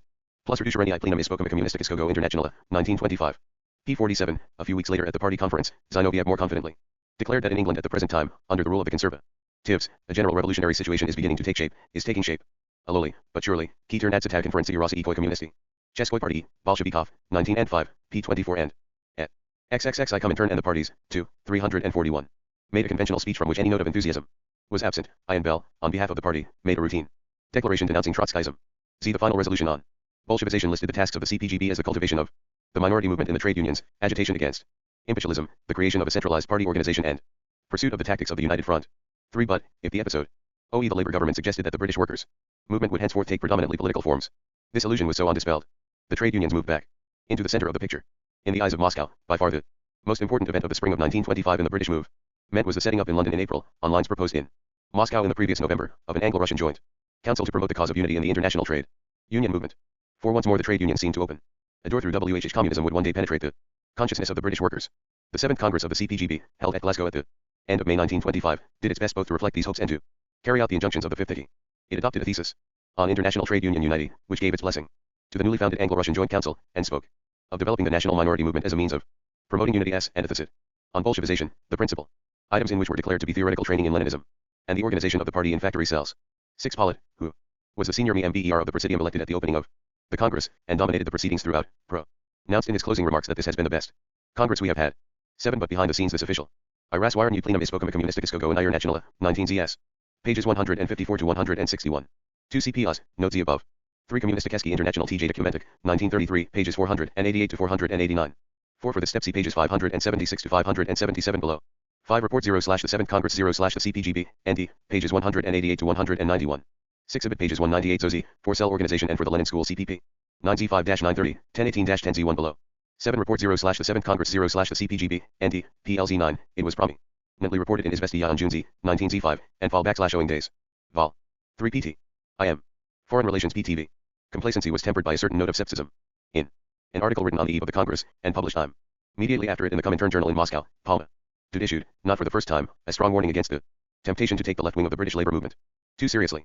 He now attempted in a footnote to soften the acerbity of his attack by explaining that he had been referring only to the leaders and not to the masses of workers. But this in effect changed nothing. The essence of the whole article was a thinly disguised critique of the uncritical attitude adopted in some party circles towards the United Front as amounting simply to cooperation with the supposed left wing of the Labour Party. The left wing wrote it is not for us a goal in itself, but only a means. Our goal consists in revolutionizing the working class. 1. Dude seems to have understood at this time better than the other leaders in Moscow or in Glasgow how little progress had been made towards this goal. In the following issue of the journal, another article, written after the Congress, appeared over the signature Roback, evidently a pen name, which carried the same argument still further. The writer mordantly criticized the lukewarmness of the so-called left trade union leaders on issues of trade union unit, national and international, and on the question of China, and concluded that neither the left leaders nor the workers had understood the position of our party. Z. But this time skepticism seems to have overreached itself. The article was followed by an editorial note reproaching the writer for having underestimated the weight of the left wing of the British workers' movement and the importance of collaboration with it. In spite of these warnings, fresh encouragement was derived during the summer of 1925 from successes in the labor left and in the trade unions. On March 15, 1925, the first issue of a weekly newspaper, the Sunday Worker, appeared. Its editor, I Communistic Eski International, number 6, 43, 1925, pages 48 to 64. 2 Ibid number 7, 44, July 1925, pages 95-1 degree 5. Et. XXX I Comintern and the Parties, 2, 343. Paul was a prominent member of the CPGB, and its inception must have been financed from party funds. But it was not a party journal. It was designed to appeal to the labor and trade union left, and was often described, though not officially recognized, as the organ of the NMM. It enjoyed a considerable success at the 7th Congress of the CPGB in May 1925. A circulation of 100,000 was already claimed. The whole British left derived a fresh impetus from the events of 11 Red Friday, July 31, 1925, when the Conservative government, under pressure from the Miners' Federation, accorded a subsidy of 0.20,000,000 to the coal industry to enable wages to be maintained at current rates for a further 9 months. The growing strength of the NMM in the British trade unions was shown at the second annual conference of the movement, which sat on August 29 to 30, 1925, and mustered 683 delegates, aiming to represent 750,000 workers, or more than 3 times the numbers of the previous year. The keynote was set in a presidential address from Tom Mann, and in a telegram from Prof. Intern which exhorted the conference to give a lead to the coming trade union congress, and help lead the British working class to victory. Mann appealed in his address for support for the Sunday worker, and Jackson also spoke on its behalf. The conference produced no novelties, repeating the aims and objects resolution of its predecessor and adopting a more elaborate version of the 11 Program of Action. Point 1 The annual Trade Union Congress, which opened on September 7, 1925, at Scarborough, was once more attended by Tomsky as fraternal delegate, and was the occasion of another demonstration of Anglo-Soviet solidarity. Swales, the newly elected president of the TUC, spoke scathingly in his report of 11 the real hatred and hostility to Russia shown by the conservative government. Purcell warned the government that 11 any attempt to break diplomatically with the Union of Soviet Socialist Republics would be resisted by the entire trade union movement in this country. Tomsky pleaded for a closing a report of the St. Nth Congress of the CPGB, ND, P.I.N. The proceedings were published in a pamphlet National Minority Movement, report of Second Annual Conference, ND, an enthusiastic account of it appeared in International Press Correspondence, No. is 9, September 8, 1925, p. 1885, and its program was summarized in Ein Jahr Arbeit und Kampf. 1926, pages IZOI 22. For the Prebiwa Conference CP 134 above. 344, Foreign Relations. Point B. Of the ranks of trade unionists in a world growing ever more dangerous, he instanced the wars in Morocco and in China. 1. Less inhibited than the Hull Congress of the preceding year in its judgments of government policy, now that a labor government was no longer in power, the Congress adopted by a large majority a resolution condemning the Dawes Plan. Pollitt and Cook spoke in support of the resolution. It unanimously adopted a resolution on international trade union unity, endorsing the efforts of the Anglo-Russian Joint Council, and passed by an overwhelming majority a motion, proposed by Purcell and opposed by J. H. Thomas, which denounced the domination of non-British peoples by the British government as a form of capitalist exploitation, and declared its complete opposition to imperialism. Point 3 Lazowski, viewing the scene from Moscow, and more cautious than Tomsky in his appraisal of the Anglo-Soviet rapprochement, recognized that a number of the great Anons were categorically opposed to the new tactics called for by the sharpening of the class struggle. But he too hailed the Scarborough Congress as a move to the left. 4. From this point, however, reaction set in rapidly. As in the previous year, the annual Labour Party conference, WHH, met at Liverpool 3 weeks after the Scarborough Congress, was far from sharing the pro-Soviet enthusiasm of the trade union Congress, and went a long way to nullify its results. Communists, on this occasion for the first time, formed a plan to apply the tactics used in the trade unions by the NMM to the Labour Party itself. The report of the Party Executive Committee to the 7th Congress had diagnosed the growth of a group of left malcontents in the Labour Party. I Report 0/57th Annual Trades Union Congress, 1925, pages 70. 474 to 478, Tomsky's speech, delivered on September 10, 1925, was published in Pravda, September 29, 1925. To Report 0/57th Annual Trades Union Congress, 1925, pages 542 to 546. 57.6. 3 Ibid pages S53-55S, 569, an unsigned article in the Comintern Journal, hailed the open and unequivocal anti-imperialist resolution of the last British Trade Union Congress at Scarborough as a most weighty political phenomenon. Communistic 1, Eski International, number 12, 49, December 1925 p. 24. Die Rokuerske/International, number 10, 57, October 1925. pp. 194 to 198, for an optimistic account of the Congress. Ch. Pollitt. Serving my time, 1940. Pages 205 to 208. CHXXX I Comintern and the Parties, 2, 345. The party the report went on realizes the crystallization of this left-wing movement into an organized zero-T position within the Labour Party as being one of the most important tasks confronting us. 1. The creation of a pro-Soviet minority movement in the Labour Party proved an uphill task. The Liverpool Conference reaffirmed, by a more overwhelming majority than ever before, the ineligibility of communists for membership of any CDN of the Labour Party, and endorsed an appeal by the executive to trade unions not to send no communists as delegates to Labour Party conferences.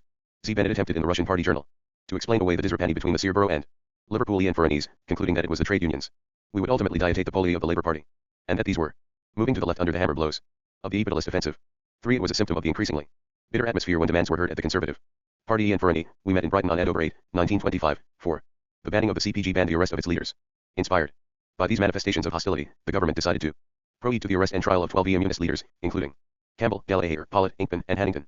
All 12 were found guilty on charges of seditious libel and incitement to mutiny. 5 received prison sentences of 12 months, the other 7 of 6 months, for a number of documents obtained at the Headquarters of the CPGB on the occasion of the arrests were published as a white paper and served further to inflame popular indignation against the Immunists.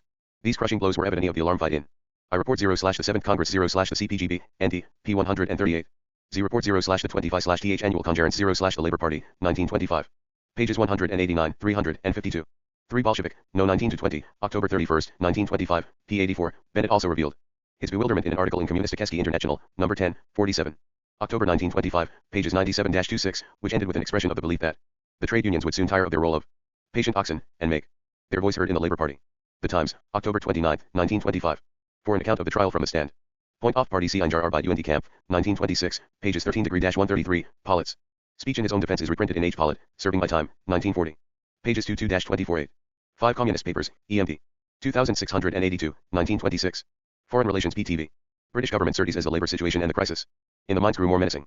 In the winter of 1925 to 1926, it was not only among communists that the signs were read of an impending dash between capital and labor which might easily take revolutionary forms. The Organization for the Maintenance of Supplies, sometimes called OMS, designed to counter the threat of a general strike, as well as a party of British fascists, which enrolled some high-sounding names, dated from the autumn of 1925. This mood was balanced by a corresponding extremism of the left. A violent letter from Saklatbala, a well-known Indian member of the CPGB and a former party MP, written on October 7, 1925, under the chilling impression of the Liverpool Conference, had been among the documents seized on the arrest of the party leaders. The letter expressed the opinion that without drastic measures to build up our party, we shall be submerged into insignificance in Great Britain, that less measures to fight the Labour Party were required, and that the trade unions should be invited to affiliate to the Communist Party. 1 Much publicity was given to a pamphlet by Trotsky, entitled Where is Britain Going? Originally published in Russian. In the summer of I-925. The conclusion was based on the hypothesis that the independent Labour Party had hitherto acted as the intellectual spearhead and driving force of the Labour Party, and that this role was reserved in future for the CPGB. But the CPGB could become the vanguard of the working Das only insofar as that Das comes into a reconcilable antagonism with the conservative bureaucracy in the trade unions and in the Labour Party, and could prepare for the role of leadership only by relentless criticism of all the directing personnel of the British labour movement. A dash on a worldwide scale. Iko Moon, St. Papers, Command 2682, 1926, pages 72-73. 2 L. Trotsky, Cuta I. Det Angliae, 1925, chapters appeared in Projta. May 28, June, 11, 17, 1925. 2 English editions, printed from the same plates, were issued in February and October 1926. The first contained an introduction by Brailsford and a short preface by Trotsky dated May 2, 1925. The second, WH was issued by the CPGB, a new preface by Trotsky, which also appeared in the second German edition, dated May 6, 1926. Earlier in 1926, Trotsky published a further article he designed as a postscript to the work, Pravda, February 11, 1926, and a comment on Brailsford. Introduction entitled Brailsford and Marcellism, Ibid March 14, 1926. These were reprinted in L. Trotsky. Cuta I. Det Alleglia, VYP. 2, 1926. CHXXXI Comintern and the Parties, 2, 347.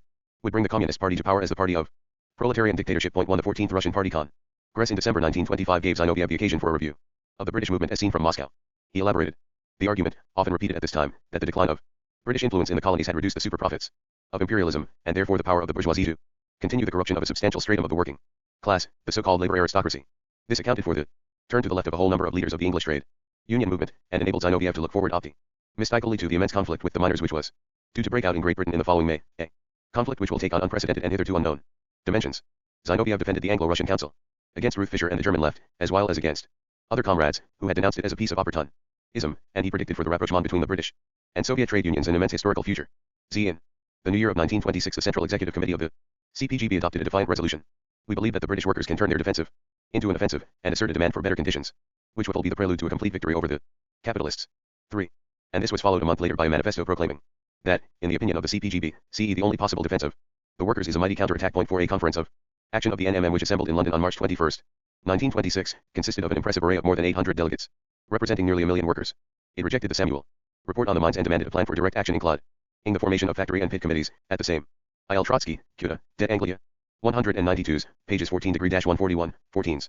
A 14 SSV Socialism Communistiskoi Party, B, 1926, pages 6SS6S7, 67-676. 3 International Presse Correspondent, number 12, January 19, 1926, pages ISI. 4 Ibid number 24, February 9, 1926, pages 346-347. Foreign Relations PTV. Time it professed loyalty to the General Council of the TUC.L. But no ambiguities were allowed to mar the picture in Moscow of a British trade union movement driven inexorably to the left by the pressure of capitalist employers. Meanwhile, the attempt to organize a left opposition movement in the Labour Party itself, though foreshadowed at the 7th Congress of the CPGB in May 1925, 1 continued to hang fire till the Rostyle attitude of the Labour Party at the Liverpool Conference stung the communists into action. In November 1925, the CPGB convened a conference in London which set up a committee for the organization of a national left-wing movement to serve as a spearhead of opposition.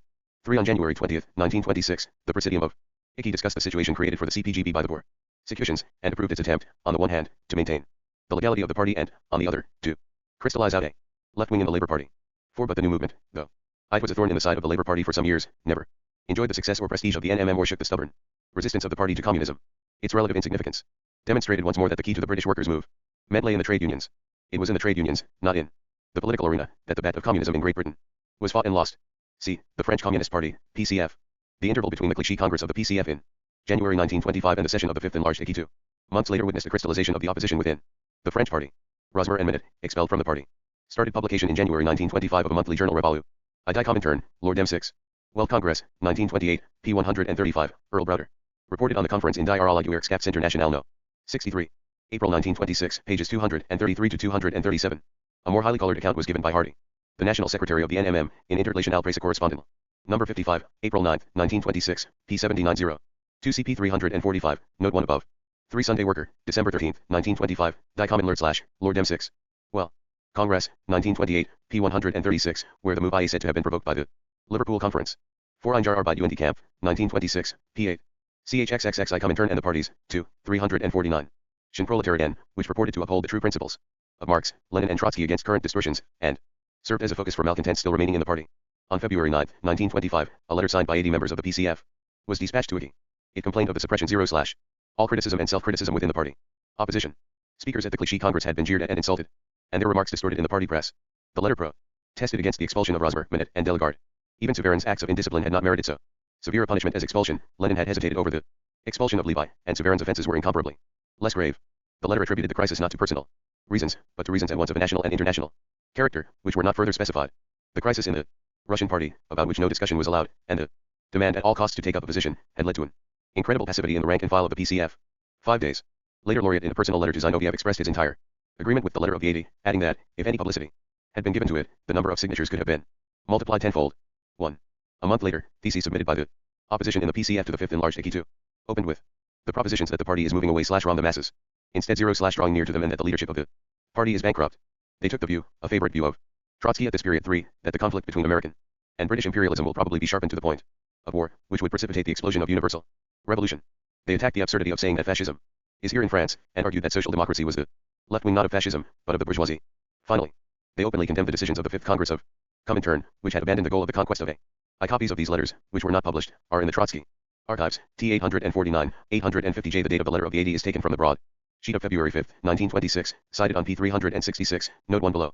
Trotsky archives, T 851, the theses were dated March 23, 19Z5, 2 days after the formal opening of the Fifth Enlarged Icky. 3C pages 469 to 470 below. 35 degrees Foreign Relations PTV.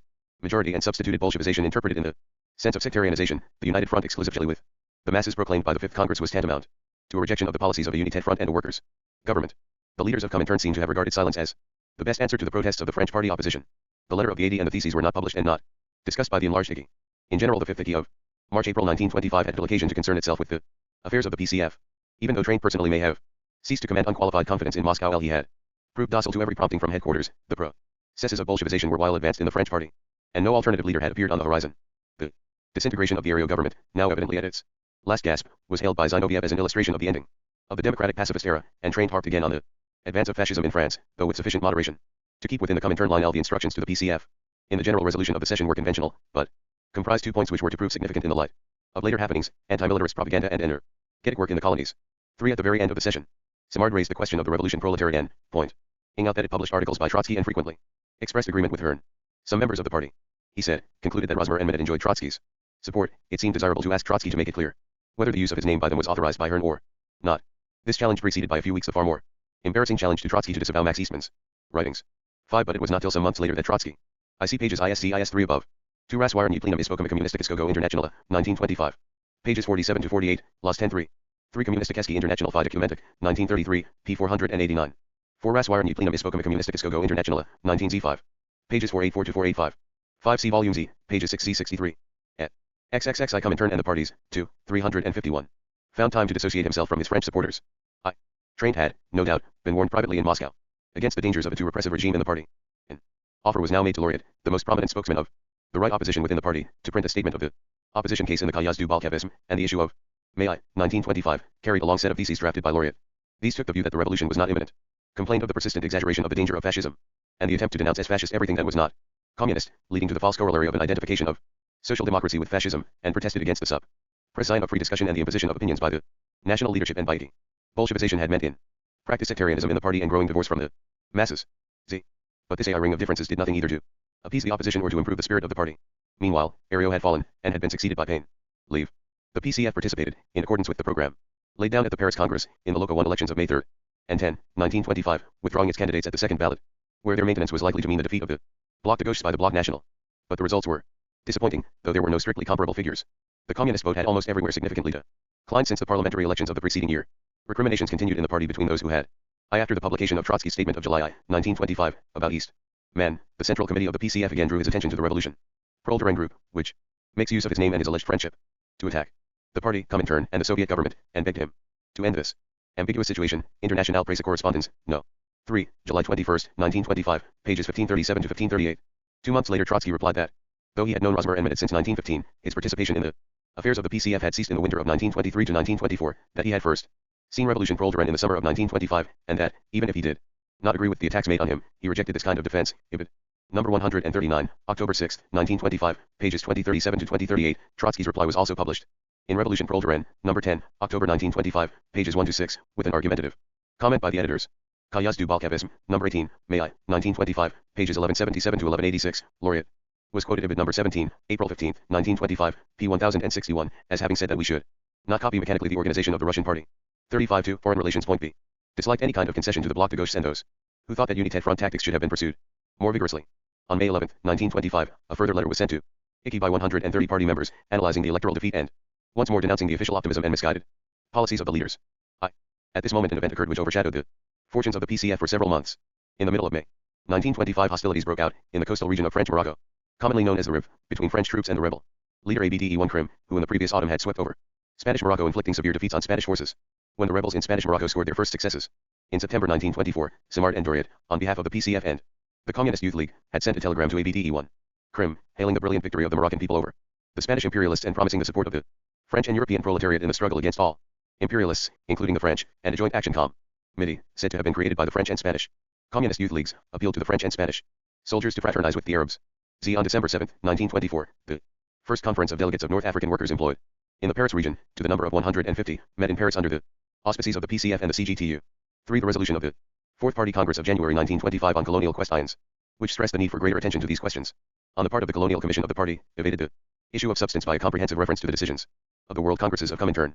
The Congress also adopted without discussion a brief address to the people of the Riv, expressing sympathy for it in its struggle for liberation against the army of Primo de Rivera. 4. On February 4, 1925, when the rising already seemed likely to spread to French Morocco, Doriot read to an indignant Chamber of Deputies his telegram of I. Trotsky Archives, T. 854.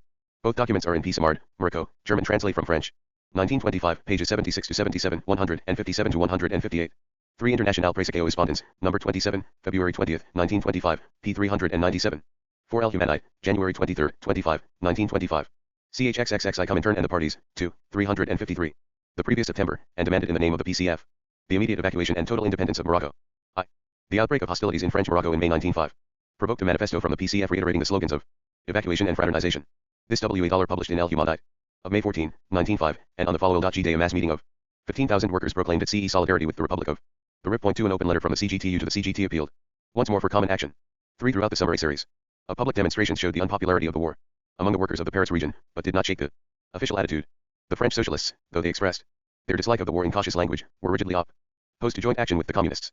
On June 8, 1951, the CE Eastern Bureau of ICI in Moscow issued a manifesto, CE against the RIF war. It attacked both the Paine Leave government, which had CE unleashed the war, and the Ario government, which had CE prepared it, and ended with a call for CE the fraternization of the French soldiers and the RI Janes through a prompt peace, and CE the complete independence of the colonial peoples. 4. This seemed at first sight a total endorsement of the action of the PCF and an injunction to proceed further on the same course. But a closer examination revealed, to those familiar with the subtleties of Comintern vocabulary, faintly perceptible nuances of hesitation and restraint. CE fraternization through a prompt peace had taken the place of fraternization at the front, and CE the complete independence of the colonial peoples was less direct, one wide provocative than the specific demand for the immediate evacuation of Morocco. The ICI manifesto heralded a change of mood which derived from two interconnected causes. In the first place, the Estonian failure of December 1904, and the disastrous Bulgarian coup of April 1905 had reinforced. The speech was apparently expurgated in the journal Officiel, but was published in full in El Humanital, February 5, 1925. Ibid. May 17, 1925.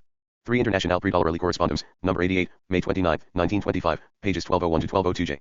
For a similar appeal from the PCF to the French Socialist Party CPS 6 Mart. Murko, German translate from French, 1925, p. 81. For International Pros Correspondant, number 93, June 12, 1925, pages 1264 to 1265J. It also appeared in Cahiers du Balkechisme, number 22, July I, 1925, pages 1418. 1420. 354, Foreign Relations Point B. In the minds of the Soviet leaders fears, originally engendered by the German fiasco of 1923, of further premature attempts at revolution. Yet this was the course into which the PCF, in its efforts to denounce and sabotage the Moroccan War, seemed to be irrevocably drifting.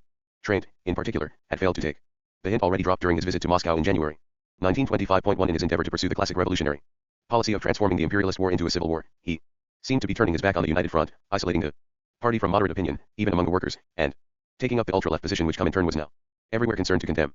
Secondly, the Soviet leaders were acutely alarmed at an international situation which threatened to unite Western Europe against them, and, at a time when Germany, under strong pressure from Great Britain, was advancing along the road that led to Locarno, the possibility of detaching France from the new combination and drawing her nearer to the Soviet Union was the dream of Soviet diplomacy. It was particularly inconvenient that the vocal opposition of Comintern and the PCF to the Moroccan War should have bitterly antagonized the French government and a large part of French public opinion. At the beginning of July 1925, a monster meeting of Paris workers organized by the CGTU and addressed by Barbusset protested against the war in Morocco and the taxes imposed by Kale-Locks. 3 committees of action, inspired and led by the PCF, intensified their propaganda against the war, and in the latter part of July 1925 a central committee of action issued a proclamation against colonial wars and colonization, which inquired direct encouragement of insurrection in all territories of the French Empire. For an international youth conference meeting in Berlin on July 21 to 22, 1925, under the auspices of Kim, adopted theses on the war in Morocco which inquired demands to attempt by all means to bring about the defeat of the French bourgeoisie in its war of robbery against the people of the Rif, and to utilize for purposes of agitation the first cases of slaughter. ICP 153 above. 2 see pages 45 to 46 above. 420 to 421 below. 3 for the preceding CL Humanitae. July 5, 1925, for the text of the resolutions. Ibid July 7, 1925. For Ibid Juli 23, 1925. CHXXXI Comintern and the parties, 2, 355. In the army and fleet. 1 The French press raged against Ian's tent. Incitements to mutiny and treason in communist newspapers. And in the speeches of communist orators. The resentment aroused by these pro-eatings may while have been one of the houses of the slow progress of Franco-Soviet negotiations, and Kurzin's denial of Soviet aid to ABTL Crimean too late to stem the tide. By August or September 1925, some, at any rate, of the Soviet leaders would have been glad to be rid of an embarrassing amendment. But the liberation of colonial territories was too deeply embedded in Soviet ideology for any retreat from this policy to be contemplated. The most that could be hoped for was some heat and restraint in its application. Train's readiness to obey orders did not carry with it the insight to anticipate them. On August I, 1925, happy in the belief that he had the wholehearted support of Mosio behind Hearn, he published over his signature in Cahiers du Balkechisme long draft thesis, which was intended as a systematic exposition of the party attitude to the war. It was an uncompromising doberment means for preventing war put forward in other quarters, the old lead of resistance to an aggressor, humanitarian pacifism, the Syndicalist general strike, were passed in review and dismissed as worthless. The only remedy was the revolutionary action of the masses directed by the proletariat and by its communist party. No guarantee could be given that the war in Morocco would lead to an immediately revolutionary situation, but communists must work in this sense. Both defeatist agitation and fraternization were called for. The more the soldiers fraternize and are supported by the proletarian movement, the fewer soldiers will be killed, and the more quickly will the general staff be thrown into the sea. Finally, even if the majority of the masses stood, as in 1914, in support of imperialism and against their own interest, the duty of the party would be to struggle against the urent. 3. The referee to the volume of articles by Lenin and Zinoviev published in Switzerland in 1916 under the tide against the current was pointed and audacious. In the following month too fresh. J. International Presicao Opondinal, no as, August 27, 1925, p. 1813. For this conference CP 995 below. 2 CP 419 below. Cahiers du Balkechisme, number 24, August J, 1925, pages 1540 to 1546. 356, Foreign Relations Point B. Items were added to the activities of the PCF. In the first place, France became involved in a second colonial war in Syria, and this was henceforth bracketed with the war in Morocco in party propaganda. Secondly, the party took advantage of the Congress of the Bloc of Rear et Paysan about to meet at Strasbourg on September 20, 1925, to launch an appeal supporting CE the right of the population of Alsace and Lorraine to self-determination, including the right of total separation from France if it so decides, and demanding a plebiscite to be preceded by the total withdrawal of French military and civilian authorities from the territory. 1 Nothing loath, the Congress pronounced itself the sole authentic representative of the working masses of our country, and forwarded its demand for a plebiscite in Alsace, Lorraine to the foreign ministers of the principal powers about to assemble in Locarno. No stone had been left unturned to exacerbate patriotic French opinion against the communists and against Moscow. Nor was the situation much happier on the trade union front. Following the injunctions of Profintern and of the French party Congress of January 1925, 3 the CGTU had sent an invitation to the CGT for a joint conference to discuss trade union unity. The CGT, fully alive to the situation, had replied that its attitude would be officially defined at its September Congress, but that unity could be realized only by the return of the workers to the CGT unions. For nothing daunted by this rebuff, the CGTU in a further communication reiterated its project for a joint Congress, and proposed that the way for such a Congress should be prepared by a joint general meeting of trade unions belonging to both federations and by a joint committee of representatives of both. 5 This import unity seems to have been met by silence on Il Humanital, September 25, 1925. IBM. September 30th, 1925. In November 1925, a conference of communist parliamentarians in Brussels passed Resolution C1 aiming for Alsace-Lorraine. The right to decide its own fate, even to the point of complete separation from any imperialist great power which seeks to subdue it. Internationale Presse. Correspondence, number 155, November 17, 1925, p. 2332. Communist interest in Alsace-Lorraine at this time was presumably inspired by the Locarno Treaty, which guaranteed the exciting Franco-German frontier. 3 see pages 153 to 154 above. Bericht über die Verhandlungen der Expartseitigster KPT, 1926, p. 522. 5 Internationale Presse Correspondence, number 66, April 24, 1925, p. 899. CHXXX I Comintern and the Parties, 2, 357. The part of the CGT.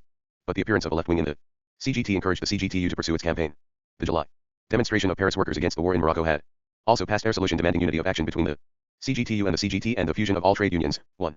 And with this end in view, the CGTU fixed its Congress to open in September 1925 on the date already announced for the CGT Congress.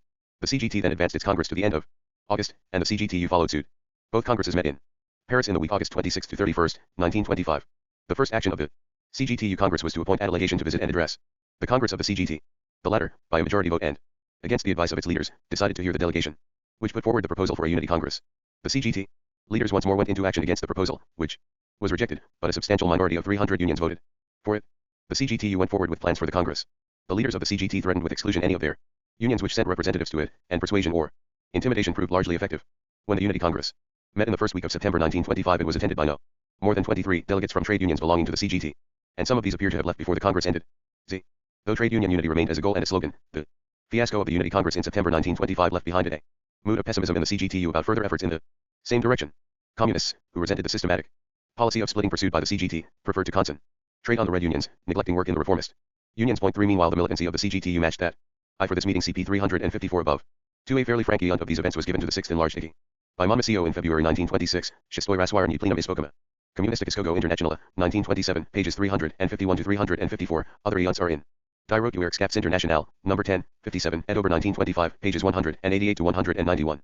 223 to 226. The resolution of the Board of Congress in favor of trade union unity is quoted in Internationale Prelkeo Respondent 1 LL, number 129, September 8, 1925, p. 1887. 3 Shistoi Raswar Plenum Ispokama Communistic Iskogo Internationale, 1927, pages 78, 304. A review of the rival forces at this time showed that the split followed partly territorial, partly professional means. The CGTU. 358 Foreign Relations. Point B. Of the PCF. On October 12, 1925, the party campaigned against the fighting in Morocco and Syria culminated in a 24-hour general strike called by the CGTU after the CGT had refused the usual invitation to cooperate. On this occasion, the slogan "CI down with the war" was reinforced, perhaps a confession of its waning appeal by the slogan "CI down with Kalios's taxes." In spite of an official boycott by the CGT and by the Socialists, 900,000 workers responded to the appeal. 1. On October 15 to 20, 1925, a party conference met at Ivory, in the environs of Paris, to take stock of the situation. It condemned the right opposition, approved all that had been done by the organs of the party, and passed resolutions on the danger of war, on the war in Morocco, commending the slogans of CI fraternization and CI immediate evacuation, on the international situation, on trade union unity, and on the organization of the party. Point 2. The Ivory conference, though its proceedings were apparently marked by no open dissent, proved to be the last vote of confidence secured by the existing party leadership. Dissatisfaction was now too widespread to be ignored. The strike of October 1 to 1925, though officially hailed as a success, had led to no results, except the arrest of large numbers of communists, for the first time since the Ruhr period, on charges of sedition. The loyalty of the army was unshaken, and, while the fighting dragged on, the government appeared to have the situation in hand. It was the protesters who were tired and discredited. Party membership suffered an ominous decline. L2 disquieting events followed the end of the Ivory conference. The first was the revival by predominated in the regions of Paris and Lyons, the CGT in the north and in parts of the south, the CGTU predominated on the railways, and in the iron and steel and building industries, the CGT in the textile industry, in retail, trade and in municipal enterprises. Ibid pages 349 to 350. I Internationale Presse Correspondent Elre, number 146, October 27, 1925, pp. 2162 to 2163, for a telegram from Prof intern to the CGTU. See also Ibid p. 2168. A foreign account of the conference. See Ibid no. ISO, November 3, 1925. Pages 2231-2233. The resolutions were published in Cahiers du Balkavisme, no. 30, November 1, 1925, pages 2069 to 2093, number 31, November 15, 1925, pages 2128. 2144, number 32, December I, 1925, pages 2221 to 2229. 3 Samart at the 5th Party Congress 8 in June 1926 spoke of the 1088 ES in CIR during CIR defeatist C campaign against the wars in Morocco and Syria. The Agrarian SE session of the party lost 3/4 of its members. V. Congress National du Parti Communiste Français, 1927, p10. CHXXX I Comintern and the parties, 2, 359. Severin, as a private venture, of the Bulletin Communist which he had formerly edited as a party journal, restarted at the end of October 1925, it appeared weekly for more than 3 months. It secured the collaboration of several disgruntled members of The PCF and its telling sallies were a thorn in the side of the party leaders at a critical moment. The second event was a recrudescence of organized opposition within the party. The voice of criticism had not been silenced by the expulsion of Severin, Manet, and Rosmer. It had found new spokesmen in Laureate, Denois, and Paz, who repeated the same complaints about the erroneous policies and dictatorial methods of the party leaders. On October 25, 1925, 250 party members signed a letter protesting against the autocratic regime in the party intro, duged by 11 the megalomaniacs of the Politburo and the Central Committee, and attacking almost all the policies pursued during the past year, the clumsy application of United Front tactics, the slogans used in the campaign against the war in Morocco, the campaign about Alsace-Lorraine, why not demand the evacuation of Nice, Savoy and Corsica, and the demand for cell organization in the party. 11 communist deputies were said to have been among the signatories. An assault on this scale was bound to leave its mark. Whether or not the contents of the letter of the 250 were already known to it, the Politburo of the party, which met at the beginning of November 1925, found itself on the defensive. It passed a resolution approving the conclusions of the Ivory Conference. But, after the usual congratulatory phrases, it proceeded to make some surprising concessions. It was wrong to denounce 11 who uttered dissentient opinions as rightists. Fear of such censure, it admitted, had made some delegates reluctant to speak their mind. 11 The National Conference, it went on, 11 did not completely succeed in dissipating this slight malaise, and some comrades had complained 11 of two mechanical methods of work. The Fouillou text does not appear to have been published, but extensive extracts appeared in Bulletin Communist, number 14, January 22, 1926, pages 211. 215, where a list of signatories numbering almost 280 was given, and it was quoted by Zinoviev and S6 Mart at the 6th enlarged IKI in February 1926. Shistoi Raswire and Plenum Ipokama Communisticus Kogo in Rationale. 1927, pages 50 to 51, 77 to 78, and in the resolution on the PCF adopted at that session, Communistic Eski in Rational F, Dokumentik, 1933, p. 604. Foreign Relations PTV. And of discipline allegedly applied in an unintelligent manner 1. The malaise was not likely to be removed by the mere reassurances that the direction of the party had always favored free discus. Zion. It seems to have been about this time that Train read the Dangel signals and, together with Doriot, made tentative P.L. Pasals to the other party leaders, Inquan Uding Samart and Suzanne Gerald, to put somi water into the wine of current party doctrine. But these proposals did not immediately find favor. Train's habit of keeping things in his own hands made Hearn unpopular with his colleagues, and when the change event UA11Y came, far from reaping any credit from it, he became the scapegoat for the sins of the past and the easy target for every form of discontent. In the previous February, the Central Committee under Train's direction had put out a series of propagandist slogans which inquired the demand for the establishment of a revolutionary tribunal to try 11 those responsible for the high cost of living, for imperialist wars, for the organization of fascism, 01 for aggression against Soviet Russia. 3 This had excited no great attention at the time, but it was now recalled, together with the demand for fraternization and the demand to turn the war in Morocco into a civil war, for as examples of extremist or ultra-left policies, which, however justifiable in terms of theory, were inappropriate in a situation not immediately revolutionary, and inopportune at a time when United Front tactics were the order of the day. A proposed joint congress of the CGTU and CGT trade unions of Alsace-Lorraine was said to have been wrecked because the communists insisted on dragging one Kahidrstu Balkev in. Number 31. November 15, 1925, pages 2125 to 2127. 2 At the Fifth Party Congress in June 1926 Trained, while admitting his previous errors, Elaine to have been one of those who recommended the reform, redressment, of December 2 before the intervention of the International. Suzanne Gerald admitted that Train and Doriot had made such suggestions at a meeting at the Office of El Humanite CI some weeks before December 2, 1925 but the suggestions had been sprung without warning on their colleagues, who resisted for that reason. V. See Ongtet National du Parti. Communist F. Tanfa, S. 1927. Pages 385 to 386. 495. 3 Kahidrstu Balkevism. Number 13. February 15, 1925 p. 843. 4 Train afterwards denied that he had ever called for this. What he had said was that every colonial war may develop into a war between imperialist states, and in this easy struggle against war demands the transformation of the imperialist war into a bill war. Shistoi Raswiteni I plenum ispokama. Communisticus Kogo Internationale, 1927. p. 5, 7. CHXXX I Comintern and the Parties, 2, 361. In the question of self-determination for the territory 1 it was difficult to deny that such demands had excited public opinion against the PCF and isolated it even from the more moderate elements of the left. When the fall of the Painleave government, the last government resting on the support of the Bloc de Gauche, provoked the usual ministerial crisis, the PCF on November 8, 1925, made the now customary offer to the Socialist Party of a united front for immediate objectives, and the offer was more than once repeated in the succeeding fortnight. But it was noticeable that the invitation omitted the slogans of fraternization and evacuation, as well as any mention of Alsace-Lorraine, and merely called for collaboration to end the wars in Morocco and Syria, and to support such relatively innocuous demands as the nationalization of the great capitalist monopolies, the establishment of a monopoly of foreign trade, a progressive capital levy, and workers' control of production. Z. This change in the direction of moderation came, however, too late to reassure the leaders of Comintern, now everywhere engaged in a campaign against the ultra-left. As long ago as January 1925 it had been rumored in Moscow that, if Comintern could find an alternative team, the existing leadership of the PCF would be swept away. 3 The long-standing enmity between Train and Humbert was notorious more important. Train was, from the point of view of the divisions in the Russian party, a Zinovievite, and, while the differenities between Stalin and Zinoviev at this time did not involve issues of foreign policy, the prestige of Train was bound up with that of his patron, Severin, whose ear was always almost to the ground. Asked in the Bulletin Communist towards the end of November, when the salutary sweep of the broom in the PCF was to be expeded. 5 On December 1925, the day after Chicherin's arrival in Paris for negotiations with the French government 6, and the day of the signatory of the Lorano treaties in London. Audiobook p. 309. Z. El Humanite. November 21st, 1925, International Presse Correspondence. Number 163. December 11th, 1925. Pages 2433 to 2435, Bulletin Communist, number 6. November 27th, 1925, jeered at them as demands of an extreme humility. 3J bid. Number 5. November 20th, 1925, p. 75. 4C pages 139. 152 note 2 above. 5 Bulletin Communist. Number 6, November 27th, 1925, p. 67. 6CP 421 below. Foreign Relations PTV. The Central Committee of the PCF, reinforced by the regional party secretaries and by representative of IKI in the person of Humbert Draz, was hastily convened in Paris, and on that and the following day it took decisions which were afterwards regarded as an important turning point in party history.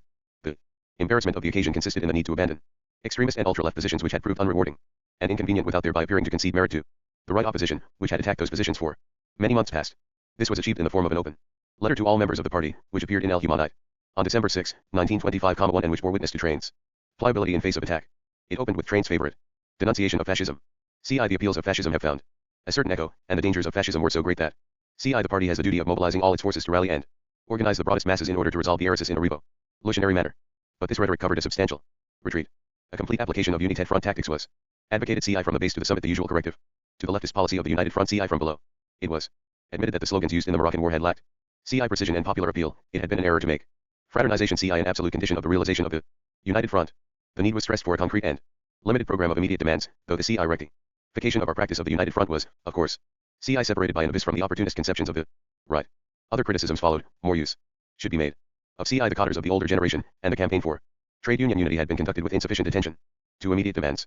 Finally, the resolution recommended CI an internal policy and a leadership of the party which collects. J. The form may have been A by the corresponding mansuver in TBKPT conducted in the open letter of IKI of August 1925, see pages 328 to 330. Above. Zinoviev at the 6th enlarged IKI of February 1926 approvingly remarked, in Germany we had to write an open letter from Moscow. In France our comrades in the Central Committee came to a similar conclusion, and themselves wrote the letter, Shistoy Raswarny Plenum Ispokama. Communistic Internationale, 1927, pages 49 to 50. CHXXXI Comintern and the parties, 2, 363. Round itself, and assimilates, the immense majority of the party. And a coherent and flexible organization. An unpalatable dish. Was seasoned by a concluding denunciation of the handful of opposition intellectuals who are in league with the enemies of the party and of the international. But the sense of the pronouncement as a warning against the ultra-left was unmistakable. 1. No formal decision was taken on the leadership. The prestige of Train and Doriot must have been weakened by the censure on the policies with which they had been especially associated, and the appointment of Train as editor of Kayaz du Balkavism may have been intended to remove Hearn from the exercise of more directly political functions.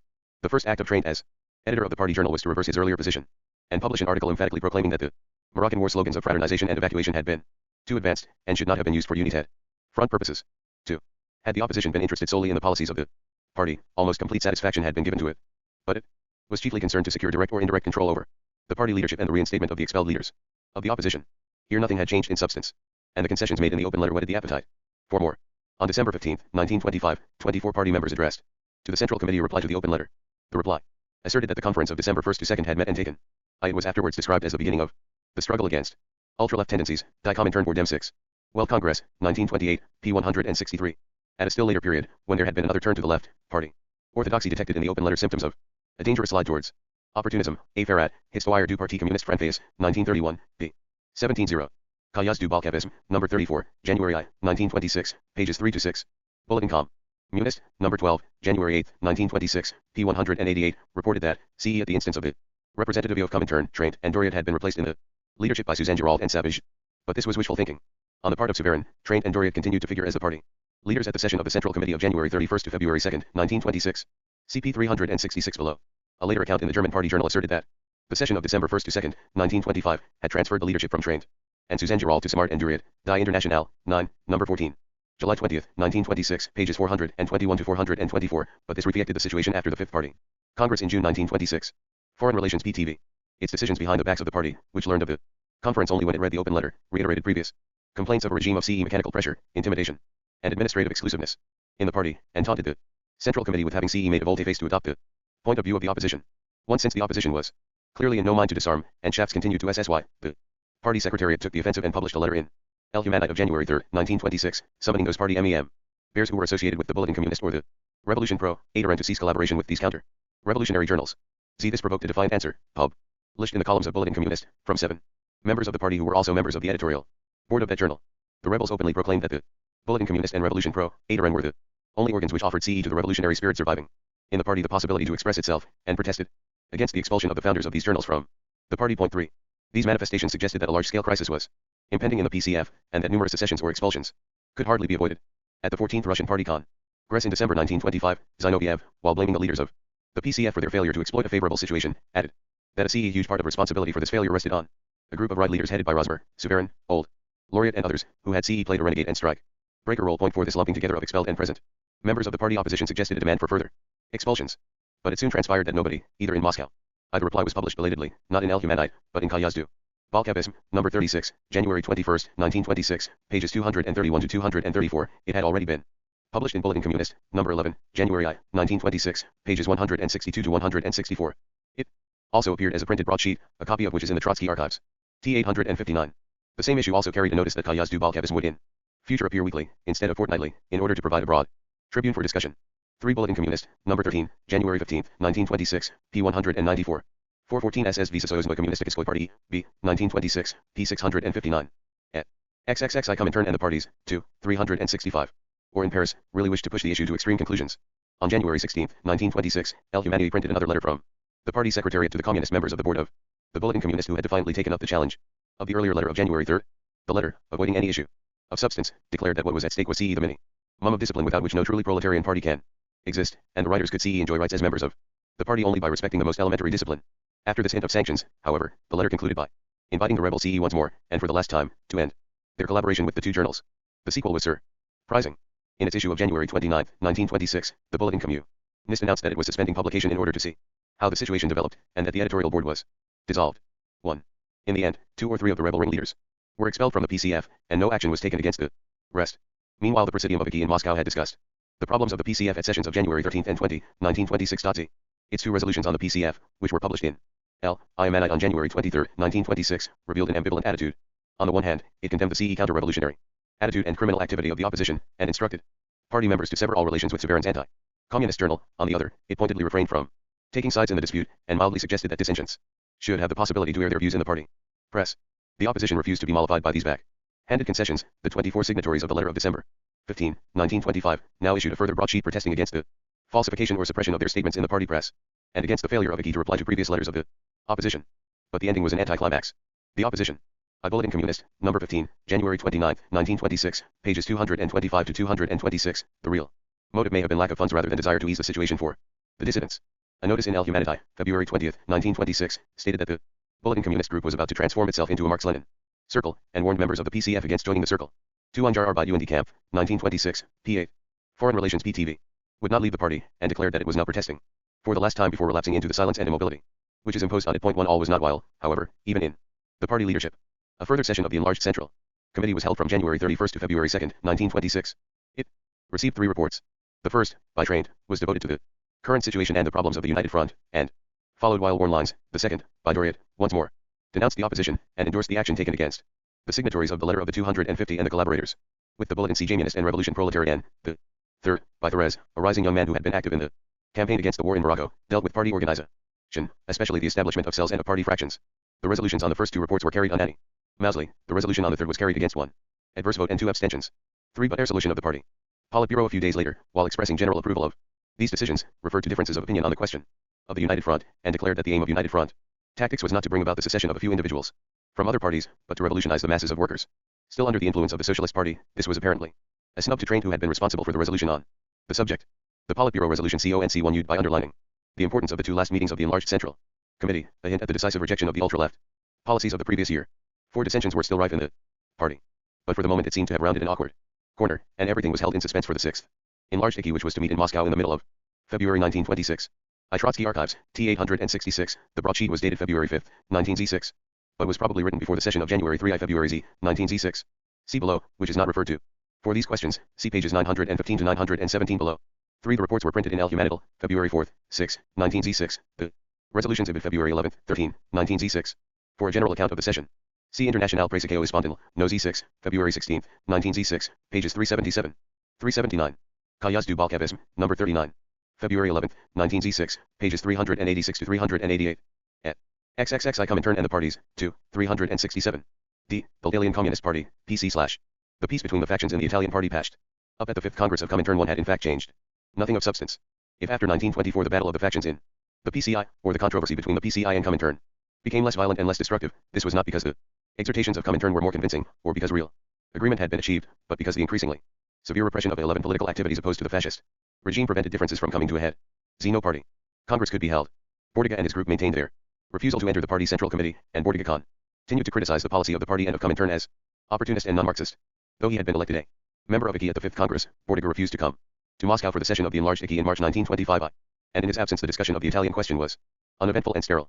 Scoximero, the leader of the Italian delegation and a member of the center group, devoted more than half of an immensely long speech to an attack on Bordiga, whose influence on the CI party masses he admitted and deplored. Bordiga was denounced as an abstract theorist, who took no account of the existing phase of development and left the party no freedom of maneuver above 11. He rejected the necessity for party discipline. 3. In the Italian Commission Greco, who appeared as the spokesman for Bordiga's group, met attacks by professing readiness to see I review some of the opinions of the extreme left before the next party congress, and repeated this declaration in the plenary session. 4. Humbert Draws, the rapporteur of the commission, in his speech in the plenary session, congratulated the PCI on having, CE by its adherence to the program of action laid down by the 5th Congress, consolidated the party and drawn the CE comrades of the ultra-left into IC pages 164 to 167 above. Die Comintern vor dem 6. World Congress, 1928, p. 190. Dates a revival of harsher persecutions. From January 1925. 3 Raswaren 6 Plenum Ispokam Communistic Go Internationale, 1925. Pages 128 to 142. 4 Ibid p. 48 3. Foreign Relations PTV. Practical work. The next task was ideological clarification. Humbert Draws continued the attack on Bordiga, who had taken up a hostile position against the International by declaring his complete solidarity with Trotsky in this question, as in others. The extreme left becomes a right point. 1 The same theme was taken up rather more cautiously in the resolution. The conclusion was that the party must bring about a complete ideological clarification in its ranks, and that its forthcoming Congress must choose between the tactics of Bordiga and Leninism. Point 2. This was perhaps the most clear-cut example up to date of Bolshevization directed against the ultra-left. The session of ICI was followed by an outburst of intensive controversy in the PCI. Bordiga set about organizing a left fraction in the party under the name of the Comitato di Intesa, Committee of Conciliation, which held a secret conference in Naples, always Bordiga's stronghold, in May 1925, and early in June 1925 made formal proposals to the party Central Committee for a decision of their differences. 3 The controversy went on throughout the summer in the columns of Unit. Gramsci, in a report to the party Central Committee of the Italian Party, attacked Bordiga for refusing to take his plea in ICI, for his attitude to Trotsky and for his sectarian tactics. Bordiga, like Cerruti, after the Second Congress of Comintern, had created a sort of loyal patriotism in contradiction to the discipline of a world organization. Gramsci admitted that the accession of the Terdini to the PCI had aggravated the right danger. But the danger from the right was now only potential, the danger from the left was actual. For Bordiga and his supporters issued a statement protesting against the intervention of ICI and its attempts to enforce mechanal discipline. 5 Meanwhile the Journal of Comintern published a long historical analysis of Bordiga's errors from the time of the foundation of the party. 6 And another. I Raswaren Plenum Spokam Communistic Go Internationale, 1925. Pages 480 to 483. Communisticheski International, El Documentic, 1933, pages 518 to 521. 3 Communisticheski International, number 7, 44, July 1925, pages 123 to 125. International Presse Correspondent, number 12, July 21, 1925. Pages 1538. 1540 J for Cerruti. See the Bolshevik Revolution. I9 I7 I9 23, volume 3. p. 225. 5 Humbert Draws Archives, 0076 J. The statement IA dated simply July 1925. 6 Communisticheski International, number 7, 44, July 1925. Pages 3 to 127. CHXXXI Comintern and the Parties, 2, 369. Article also apparently emanating from Comintern in Moscow. Attack Bordiga's abstentionist attitude and his continued campaign against the party Central Committee and against ICI. A delegate of the PCI at the KPT Congress of July 1925 indulged in a long denunciation of Bordiga, who rejected the whole conception of a disciplined Leninist party. When the Central Committee of the PCI had summoned Bordiga and his ultra-left supporters to dissolve their fraction, they had returned to Pole. Michael answer. Z. Throughout the autumn of 1925 ICI and its Presidium were constantly occupied with the affairs of the PCI. On September 4, 1925, an open letter to members of the party criticized the WHO tactics of the party since the 5th Congress of Comintern, and accused Bordiga of abstentionism and fatalism, as well as of a false diagnosis of fascism. On November 19, 1925, the Presidium approved an appeal to the Italian workers and peasants for a defensive united front, and a week later a further open letter to the party on the questions of the united front and of the trade unions. 3. It was not till January 21, 1926, that it proved possible to hold the 3rd Congress of the PCI, its first full Congress since 1922, on French soil, at Lyons. Gramsci was the rapporteur on the main political issue, Togliatti on the trade unions. 4 Immensely long theses were submitted to the Congress on behalf of the Central Committee. 5 They embodied current Comintern doctrine on such issues as the Bolshevization of the party, the adoption of factory cells as the basis of party organization, and united front tactics, and denounced the ultra-left and Bordiga by name as J. International Presse Correspondence, number 120, August 11, 1925, pages 1724. 1726. 2 Bericht über die Verhandlung der Ex-Parteidigster KPT, 1926, pages 294. 295. At a later stage of the proceedings another Italian delegate announced that Bordiga had decided to dissolve his fraction, Ibid p. 647. 3 Einjar Arbeit und die Kampf, 1926, p. 9, A. Tibble and M. Kimo, I.O. Let Comintern, 1929, p. 331, dates the first open letter August 20, 1925. perhaps by confusion with the open letter to the KPD, CP 329, note 3 above. For Die Comunistas Partei Italians, Gammon translate from Italian, 1952. P 49, fuller accounts of the Congress appeared in Lo Stato Operaio, WHH. Has not been available. 5 for the theses in the form in which they were adopted by the Congress. See Tritzatlet Italianskoi Komunistiskoi Partii, Russian transy from Italian, 1953. Pages 223 to 249. The French version in the Humbert Draws Archives. 0004, carried the title. The Italian Situation and the Bolshevization of the 37 degrees Foreign Relations PTV. The product of petty bourgeois tendencies in a country where the proletariat was numerically weak. Bordiga submitted counter theses, which rejected United Front policies, the slogan of the worker-peasant government and the campaign for trade union unity, though the United Front in concrete trade union questions was accepted. The counter theses attacked the Central Committee of the PCI and demanded a program of action based on Bordiga's proposals at the 4th and 5th Congresses of Comintern. 1. Bordiga once again conducted an active and indefatigable opposition and resisted all policies designed to appeal to the masses, including the formation of communist fractions in non-party organizations. His main speech lasted for 6 hours, and the discussion on tactics which he provoked accounted for 2/3 of the time of the Congress. Finally, the counter theses were defeated, and the official theses safely piloted through the Congress by Gramsci and Togliatti, adopted by a large majority. Z. On the trade union question, the Congress once again steered amity course, approving both a campaign for mass trade unions, as opposed to the officially sponsored fascist unions, and the formation of Communist Party committees for agitation in the factories. Bordiga and the left opposed the first of these proposals, alleging that trade unions could no longer perform their former functions under fascism. Tosca and the right objected to the second. 3. An action program for the party emanating from the Congress laid stress on the need for cooperation with the peasants and for weaning them from the leadership of bourgeois parties. It repeated the current interpretations of Bolshevization with due regard to the danger of fractional activity of the ultra. The counter theses were apparently published in Unit, January 18, 1906, which has not been available. For a summary, see Die Internationale, number 8, April 15, 19Z6, pages C46 C47. A Kommunistischke International, Noe, SI, February 19 Z6, pages 86 to 87. According to this account by Humbert Draws, which quotes no voting figures, 90% of the delegates CE adhered to the policy of the Communist International, cancelled the Rome theses, and condemned the ultra-left deviation of Bordiga. At THC Congress of the Alien Communist Youth League, once a stronghold of THC opposition, LP 167 above, Bordiga's group received only 5% of the votes. Die Comintern for Dem 6. Well Congress, 19Z8, p. 189. 3C Airport by Humbert Draws to the 6th enlarged Icky in Pravda. February 19Z6. CHXXXI Comintern and the parties, 2, 371. Lefts within the party and also to the dangers of a right deviation. Point 1. In spite of Bordiga's attitude, he was apparently invited to rejoin the party central committee, and is said to have replied by expressing aversion to the idea of working with the leaders of this party. Z. An important sequel of the 3rd Congress of the PCI was the transfer of Togliatti to Moscow as delegate of the Italian party to Comintern. 3. For the next few years Togliatti was firmly established in Moscow. He opened his account with an article in the Comintern journal exposing the idealist foundations of Bordigism. Point 4. Bordiga appeared in the Italian delegation at the 6th enlarged plenum of IKWH opened in February 1926, and played a conspicuous role throughout the session as chief spokesman of the ultra-left. 5. But his main supporters were to be found in parties other than the Italian party, and his interventions had little direct bearing on Italian affairs. No Italian commission was set up during the session, and no resolution on the Italian party put forward. Zinoviev in his general speech spoke of its progress with rhetorical complacency. Our party is firmly at one with the masses. Fascism may indeed continue to murder our comrades by the hundreds, but nobody can destroy the Communist Party. Point 6. In fact, after the crisis following Mattatti's assassination in 1924, fascism had achieved a considerable measure of political as while. I International Press Correspondence, number 50, March 26, 1926, pages 698. 699J. It is not E1 year whether this program was actually approved by the Congress, or drafted by the party central committee after the Congress and issued in its name. Tu shestoi raswarni plenum ispokama Kommunistikiskogo Internationale. 1927, p. 199. Bordiga protested to Moscow against the penalization by the party of some of his supporters. But his protest was rejected by the International Control Commission, whose decision was confirmed by the Presidium of IKI on April 27, 1926. Die Comintern Floor Dem 6. Well Congress, 1928, pp. 97 to 98. 3. According to R. Fisher, STA and German Communism, Harvard, 1948.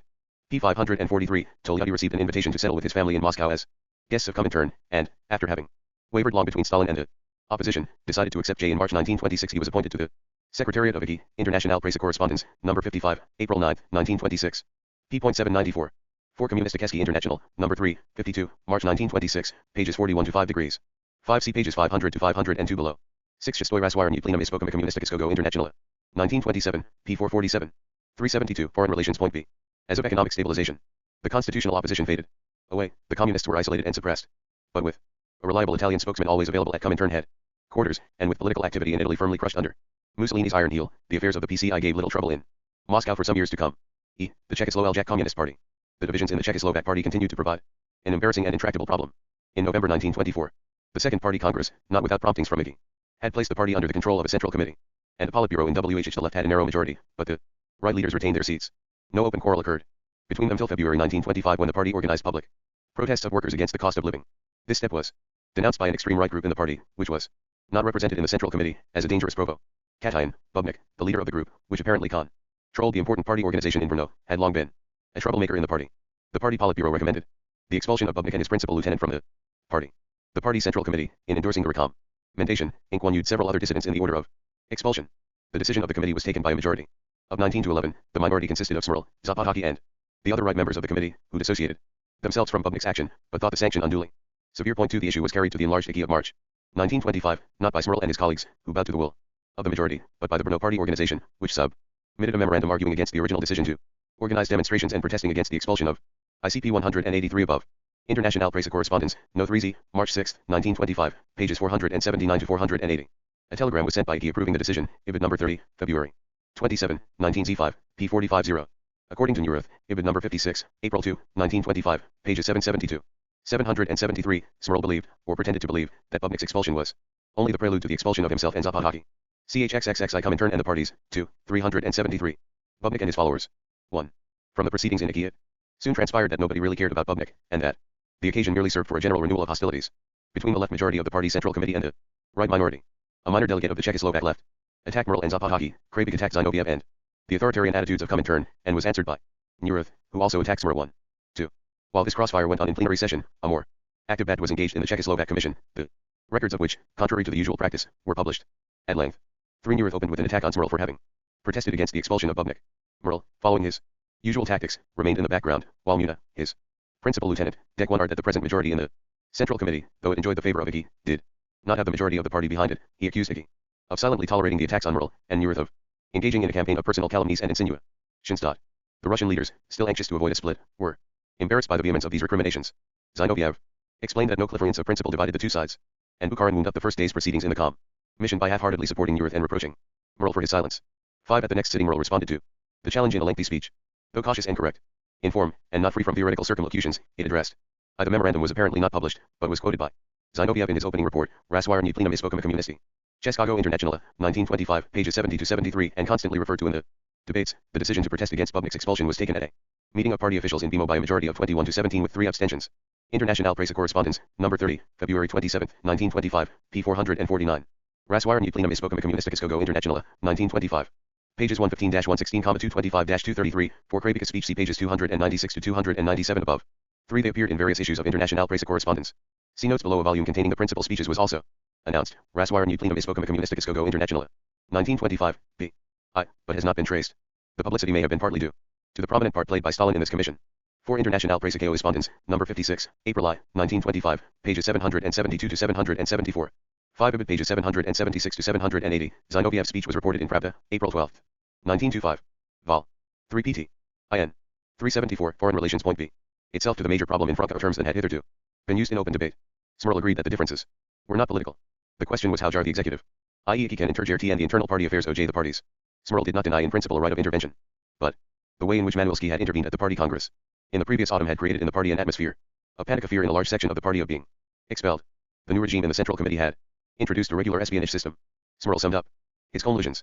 I am conscious that we cannot lead the party against the will, and without the support and absolute confidence of the executive. But the comrades who form the leadership today are unable to lead the party even with the support of the executive. 1. Ruth Fischer accused Smrl of sharing Rodek's view that where no revolutionary situation exists, one must make a reformist policy. Manuelski spoke of the panic mood of Comrade Smrl, and defended his own intervention at the party congress on the ground that the two factions had been so equally matched that they would never have reached an agreement. Unaided. Z. At this point, on March 27, 1925, Stalin delivered a speech, which was evidently intended to bring the debate to a close and prepare the way for an agreed resolution. He admitted that, in the present crisis of the Czechoslovak party, dangers might come from the left as well as from the right. But there were 3 reasons why the right danger was more serious: the non-revolutionary character of the period, the strength of the old social democratic tradition in the Czechoslovak party. Both Smrl and other speakers had noted that more than 70% of the members of the party were former social democrats, and the national divisions in the party, which were a breeding ground of chauvinism. In polite, hot, incisive language, Stalin enumerated Smrl's errors. Under the guise of pursuing a subtle and delicate poli of impartiality between right and left, he Obligational Press Correspondence, number 67, April 24, 1925, pages 903 to 906. 2. Ibid pages 906, 910 to 912. CHXXXI Comintern and the parties, 2, 375. Had in fact swung over to the right and protected the right. No open threats were made. But Smrl was warned that if he did not renounce his subtle tactics, he would find himself in the Social Democratic camp. 1. Even this intervention did not, however, end the struggle, and 3 days later, in reply to further utterances from Smrl and Zapotaki, Stalin spoke again in much sharper terms, alleging that the right group slanders members of the Central Committee, tries to justify Bubnik threatens a split, etc. The speech concluded. I am not a worshipper of the method of repressions. I think that the ideological struggle and the ideological victory over the right is the decisive factor.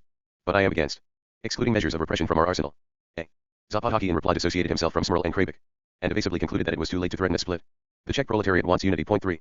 The resolution, which was submitted to the plenary session of the Fifth Enlarged Committee by Manuelski and adopted unanimously, Mausley attributed the crisis to the reasons enumerated by Stalin in his speech of March 27, 1925, and stressed the gravity of the danger from the right, severely condemned the Brno Regional Party Committee for its opposition to the policy of the Central Committee and for its support of the renegade Bubnik, censured Krabik, whose speech in the plenary session had aggravated his past offences by name, and he included with an appeal to 11 members of the party for unity, thus by implication rejecting a polity of further expulsions. Smrl was not mentioned. The I Stalin, Sakhaninaya, 7, 59-68. Much publicity was given to this speech. It appeared in PR Eta, March 29, 1925, in International Press Correspondence. Number 54, April 10, 1925, pages 751-753, in advance of the other proceedings of the Commission, and again Ibid number 70, April 28, 1925, pages 940-942, in its place. Among the other speeches, a Stalin's speech of March 30, 1925, was not published in PR Eta or Inter National Press Correspondence, or in his collected works. It appeared with other speeches in the debate in Communisticheski International, number 4, 1925, pages 45-47. 3 Ibid pages 47-53. 4 Communisticheski International F, Documentic, 1933, pages 507-511. The speech of Manuelski introducing the resolution, Raswirnie plenum, is spoken by Communisticheskiego Internationala, 1925, pages 448-466, was remarkable for a passage addressed personally to Smrl, who was told that it depended on him whether a mass party is preserved in Czechoslovakia or whether the Communist Party is splintered. This tribute to Smrl's power and prestige. WSS the only direct mention of him in the speech. Foreign Relations PTV. Minority declared that it would vote for the resolution. Zinoviev. In his final speech he congratulated all Leonard on having avoided a split, and was envied that all the delegates, to whatever group they belonged, were true and courageous communists, who in ease of real danger will rise to the occasion. Point 1 had on CE more solved, or shelved, the Czechoslovak question, by giving its blessing to the left, but refusing to display the influential right minority from its posts in the party leadership. A split WHH would have torn the party in half, and irretrievably. The omitted Comintern to the left, seemed at the moment by far the greater evil.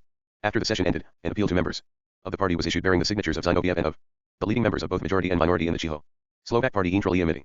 It only more Dino and Bubnik, and the authors of the Brno Memorandum, and yield for unity and discipline in the party. Point 2 Manuelski was able to with the Czechoslovak Party as a shining example of a party we had overcome its internal errors through a pro-ease of Bolshevization without thereby forfeiting its harder as a mass party. Point 3 side by side with the issue of the party leadership, the vexed trade union question only again raised its head.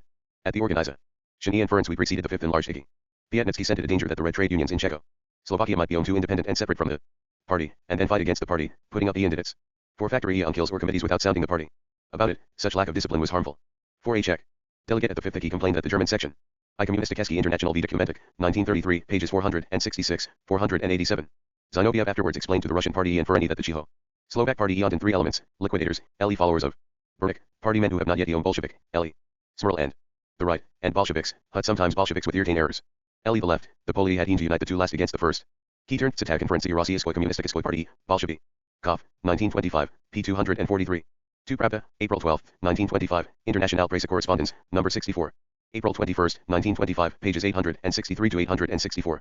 3 Communisticheski International, number 6, 43, June 1925, pages 25-26. 4 Der Organisatorisch Aufbau der Kommunistischen Part, 1925, p. 80. For this inference see pages 925-927 Hilo. CHXXXI Comintern and the parties, 2, 377. Of the Textile Workers Union, though affiliated to Profintern, had refused to join MOS.I. On the other hand, Czech opportunists were said to have raised the slogan liberation from the influence of Moscow, and to have created a divided conscience between trade union and party loyalty. Heis, the president of MOS, who, in an article written after the Second Czechoslovak Party Congress, had shown herself frankly skeptical of the slogan. Back into the reformist unions, he was criticized for failing to carry out party decisions and for attempting to maintain the independence of the red unions. 3 Still plainer speaking was heard in the Czechoslovak Commission. Here the red unions were accused of resisting the decision of the Fifth Congress of Comintern that party members should not leave the social democratic unions. Heis was denounced by Enurath as the Czechoslovak counterpart of Schumacher, and Stalin attacked the demand for complete independence of the trade unions from the party as a rightist deviation. 4. The view of the majority, Smrl ironically commented, seemed to be that the fewer members the red trade unions have, the better for unity. Point 5. The Fifth Enlarged Committee did not pass without further illustrations of the national strain and tensions to which the Czechoslovak party was subject. Stalin in his first speech in the Czechoslovak Commission had referred to the national factor in party divisions. The oppressed national groups, the Germans and the Slovaks, have drifted to the left while the Czechs moved in the opposite direction.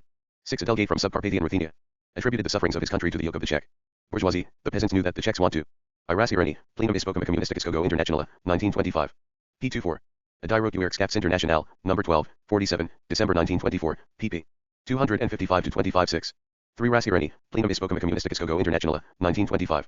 Pages 276, 283, in the French version of the former passage, Exécutif élargi de l'Internationale Communiste, 1925, p. 8, Heiss was accused by name of playing a double game.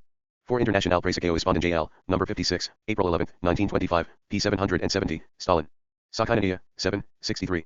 5 Ibid number 67, April 124, 1925, p. 9-4, Zinoviev had made a similar comment. In the plenary session, Ral Hireni plenum ipokama communisticus kogo inter. Nationala, 1925, p. 59.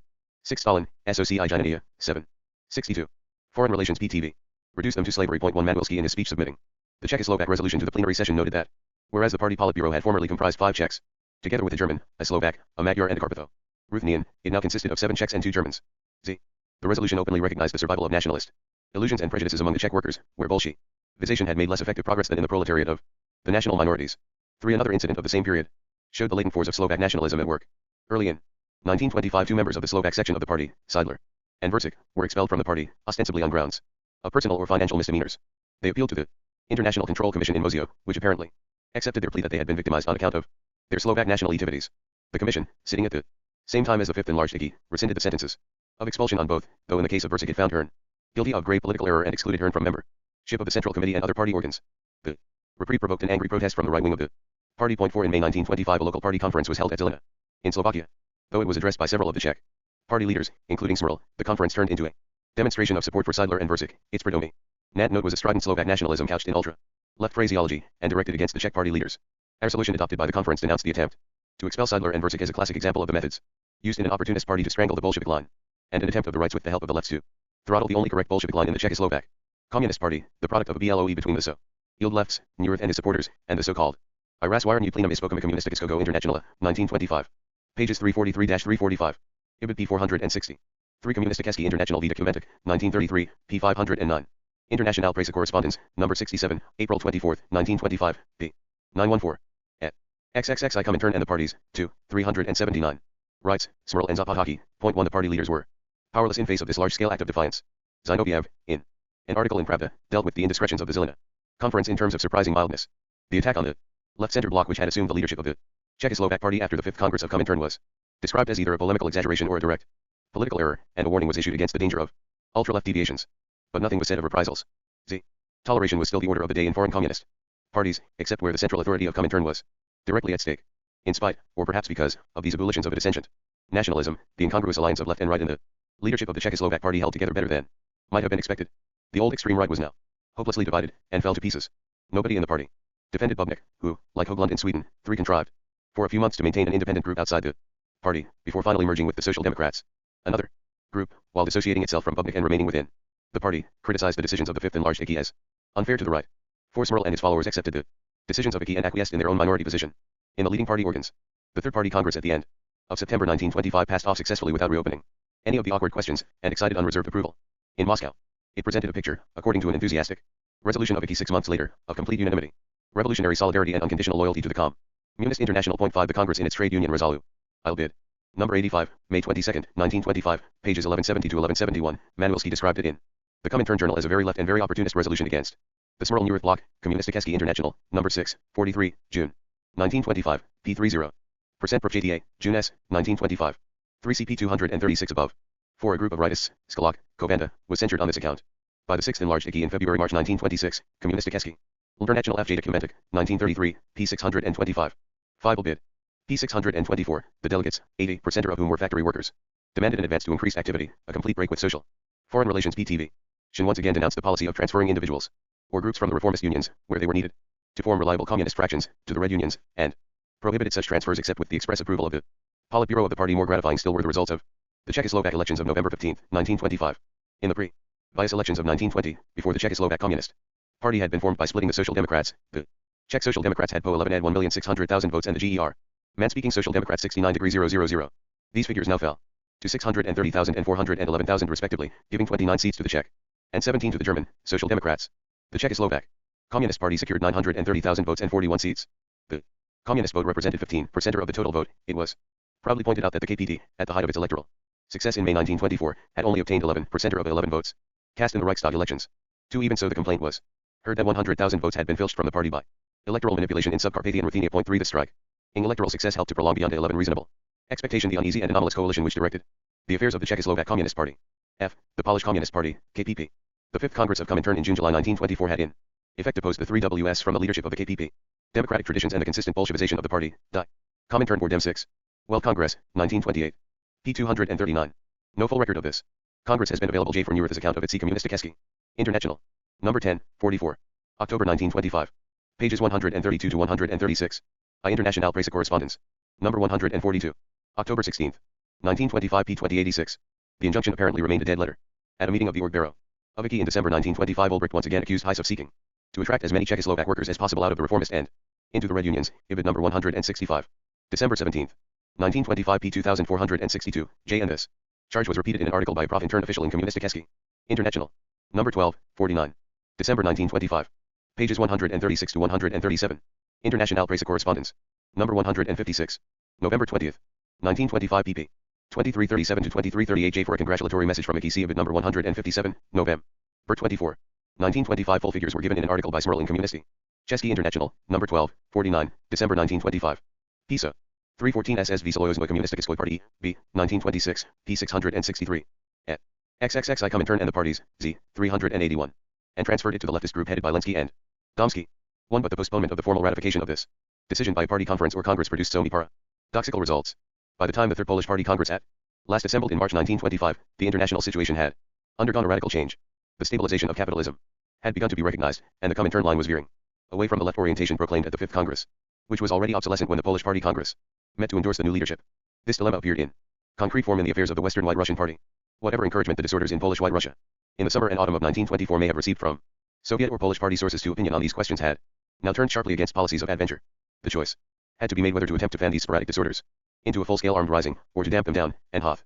In Warsaw and in Moscow the arguments in favor of a cautious retreat seemed overwhelmingly strong. The movement was felt to smack of White Russian petty bourgeois nationalism rather than communism. It yielded count on little practical help from the Polish party or from the Polish workers' movement, and the Soviet government, discouraged and discredited by the recent failure of the revolutionary rising in Estonia, was unwilling further to jeopardize its international position by sponsoring an other forlorn attempt at armed insurrection. The policy of insurrection in Polish White Russia, though still supported by the KPZB, was also apparently opposed by the KPZU, which was planning a rising in Volhynia on its own account, allegedly with the support of the OGPU in Kharkov. 3 among the active sponsors of the Volhynian rising, which was planned for the end of March 1925, were 2 Ukrainian deputies from Volhynia to the Polish Sejm, Pritupa and Wojciech, former members of the Ukrainian Social Democratic Party, who had been active in cementing the alliance of the party with the KPP. But this adventurous polity also no longer accorded with the views of IC pages 198 to 199 above. ZCP 200 above. 3J Irregular, Historia Komunistische Partij Poki, 1934, p. 130. Foreign Relations PTV. Comintern, and a veto from Moscow descended on the whole project. 1. It was in these conditions that the Third Congress of the KPP met in March 1925 in Soviet White Russia in the neighborhood of Minsk.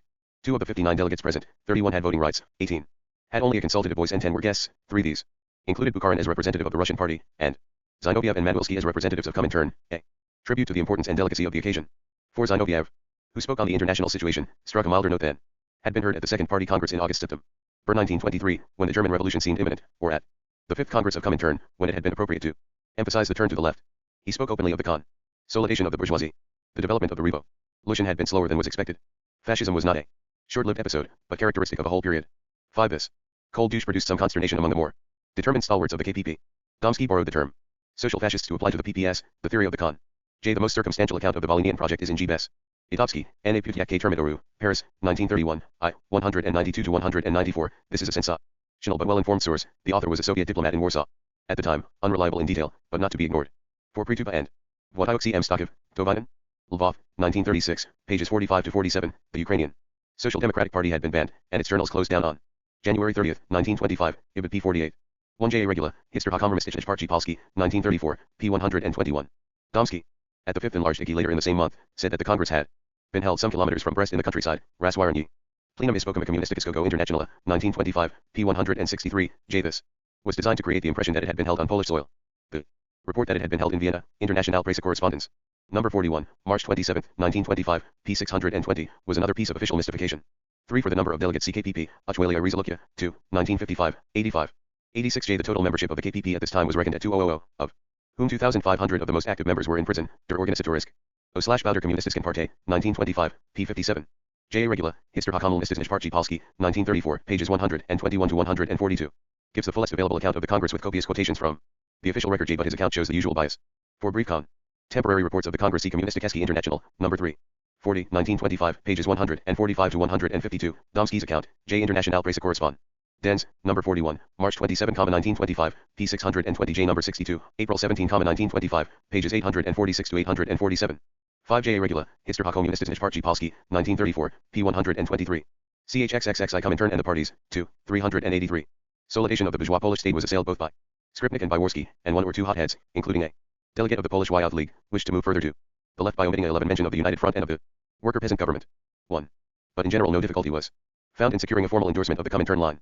The White Russian problem, on which a member of the party central committee named Fomin made the report, and the national question, which was in the hands of Manwilski, were closely intertwined, and provided the most thorny topic of the Congress. Skulski had changed his tune, and the party central committee stood solidly against the proposed rising. Fomin pointed out that, in view of the situation in Poland and the international situation, any such attempt would be isolated and doomed to failure. Manwilski was even more categorical about the impossibility of counting for support on the Red Army, and spoke of the unfavorable international situation, referring explicitly to the Bulgarian and Estonian episodes. Zaworski, now cast for the role of leader of the opposition to the New Left leadership, surprisingly came out in favor of the White Russian rising, which he had previously supported in the Polish party. Journal Now Ziegler. 3. But Worski's support was no longer an asset for any cause. The general discussion of the national question yielded nothing new, though Domsky vigorously condemned the German separatist movement as predominantly a movement of the possessing classes who wished to prolong their exploitation of the Polish peasant and worker. 4. The resolution on the national question distinguished between two different forms taken by it. The claims of the Ukrainian, White Russian, and Lithuanian populations of the Polish borderlands could be solved only by self-determination and secession. The claims of national minorities like the Germans and the Jews were, on the other hand, interwoven with the Das struggle of the Polish proletariat, and could be solved only by common action. The resolution specifically repeated the slogan of the separation 01, Western White Russia and the Western Ukraine, Iran, Poland, and their attachment to the neighboring Soviet republics, but also IBID PLZG. 3 IBID pages 13 to 134. 2 IBID pages 13-13-1. 4 IBID P 137. Foreign Relations PTV. Noted that an isolated rising in Western White Russia and the Western Ukraine, unsupported by a revolutionary movement in the whole of Poland, cannot be victorious, the implication being that these regions were dependent on Polish revolutionary action for their emancipation. What was required, the resolution added, was a coordination of mass movements in Poland, in Western White Russia and in the Western Ukraine, and their combination into a single whole. Point 1. Having cleared this hurdle, the Congress disposed of other questions on well-worn lines. The resolution on the trade unions called for unity both on the national and on the international plane, and referred to the Anglo-Russian Joint Council and to the rise of new left trends in the Amsterdam International, but denounced the PPS trade union leaders for belonging to the most reactionary Amsterdam fractions. Point 2. A long resolution devoted to the Bolshevization of the party complied with current Comintern prescriptions on party organization. 3. In a section entitled On Armed Insur Ion and the Organization of Self-Defense, the resolution remarked that the party should create, particularly in Western White Russia and Western Ukraine, self-defense sections for pro-TDO against the terror which is especially rife in these regions, but that these sections should not be allowed to develop into professional fighting squads which easily transform themselves into centers of adventurism and into a danger for the party. The attitude of the Congress to armed action in the Eastern Board lands produced a crisis in the Western White Russian Party. WHM were described as nationally minded elements akin to the SRS in outlook, which apparently constituted a majority of the party, broke away under the leadership of Gorin, a member of the Central Committee of the party, carrying with them the party funds and the illegal party press. 4. The apparent success of the Third Congress of the KPP was only the starting point of fresh difficulties. Its main business. IKPP, Uchwalia Rezolukia, 2, 1955, pages 169 to 187. 2 Ibid 2, pages 188 to 205. 3 see pages 295 to 298 above. 4 cell organization see pages 925 to 930 below. The resolution on Bolshevization is in KPP, Uchwalia Rezolukia, 2, 1955. 122 to 139, a party statute had been adopted by the Second Party Congress in August 1923, Ibid I, 1953, 255 to 262. 4J Regula, Histor Komunistische Partij Polski, 1934, pages 133 to 134. Die Comintern Board Dem 6. Well Congress, 1928, p. 324. CHXXXI Comintern and the parties, 2, 385. Had been to confirm the change of leadership which had already taken place. Domsky was now the acknowledged leader of the party, with Skulski and Fomin, Lenski being still in prison, as his principal adjutants. But the holding of the Congress had been too long delayed. In March 1925 the confirmation of an ultra-left group in the leadership of the KPP was already out of date. In terms of current trends in Comintern policy, and the new leaders failed to win the confidence of the mass of Polish workers, inside or outside the party. The session of the Fifth Enlarged IKI, which immediately followed the Polish Party Congress, paid little attention to Polish affairs. Domsky's speech was unusually brief, or was not fully reported. He contrived to play down Zinoviev's theme of the stabilization of capitalism while professing to agree with it, attacked Radek, Brandler and the right in general, and optimistically declared that the peasant masses in Poland are in a state of ferment such as we have not seen since 1918.1, but these professions were of no avail. As was later admitted, the liquidation of the right leadership at the Third Polish Party Congress had to some extent facilitated the rise of ultra-left tendencies. Z in the summer of 1925. Comintern, more than ever impressed with the necessity and with the prospects of United Front tactics in an age of stabilization, went into action everywhere against the ultra-left, and Domsky fell an easy victim to this change of front. Domsky's first conspicuous error was a refusal to participate in joint demonstrations with the PPS on May 1925, thus emphasizing the isolation of the KPP from the masses. 3. But the fatal blunder occurred early in June 1925, when the Central Committee of the KPP took upon itself to pass a resolution denouncing right deviations in the German, French and Bulgarian parties. The KPT was condemned for its offer to the SPT to withdraw its candidate at the second ballot in the presidential election, the PCF for making bargains with the socialists for common lists in local elections, and the Bulgarian party for I razwirenie plenum ispokama communisticogo internationala, 1925. Pages 16z165. Einjar Arbeit und Kampf, 1926, pages 179 to 180. 3. This error was specifically condemned by the party conference into CM. Ber 1925, CP 390b, and frequently referred to in Ader literature. Foreign Relations PTV. CI seeking a compromise with the Tsank of government. Point 1 on. All these occasions the actions of the incriminated parties had been approved by Comintern not as right deviations, but as laudable applications of the United Front, and the intervention of the KPP, like those of Bordiga at the 5th Congress too, was regarded with anger and apprehension in Moscow as an attempt to create an ultra-left opposition to the Comintern line.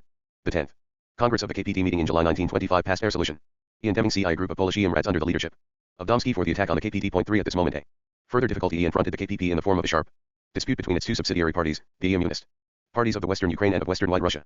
From the band played at the Third Polish Party Congress on Revolutionary Adventure, the leaders of the reconstrued KPZB drew the cautious conclusion that half a loaf was better than no bread, and, not, perhaps, without encouragement from more nationally minded members of the KPP, raised the slogan of CI autonomy within Poland, even asserting that this was what the masses demanded.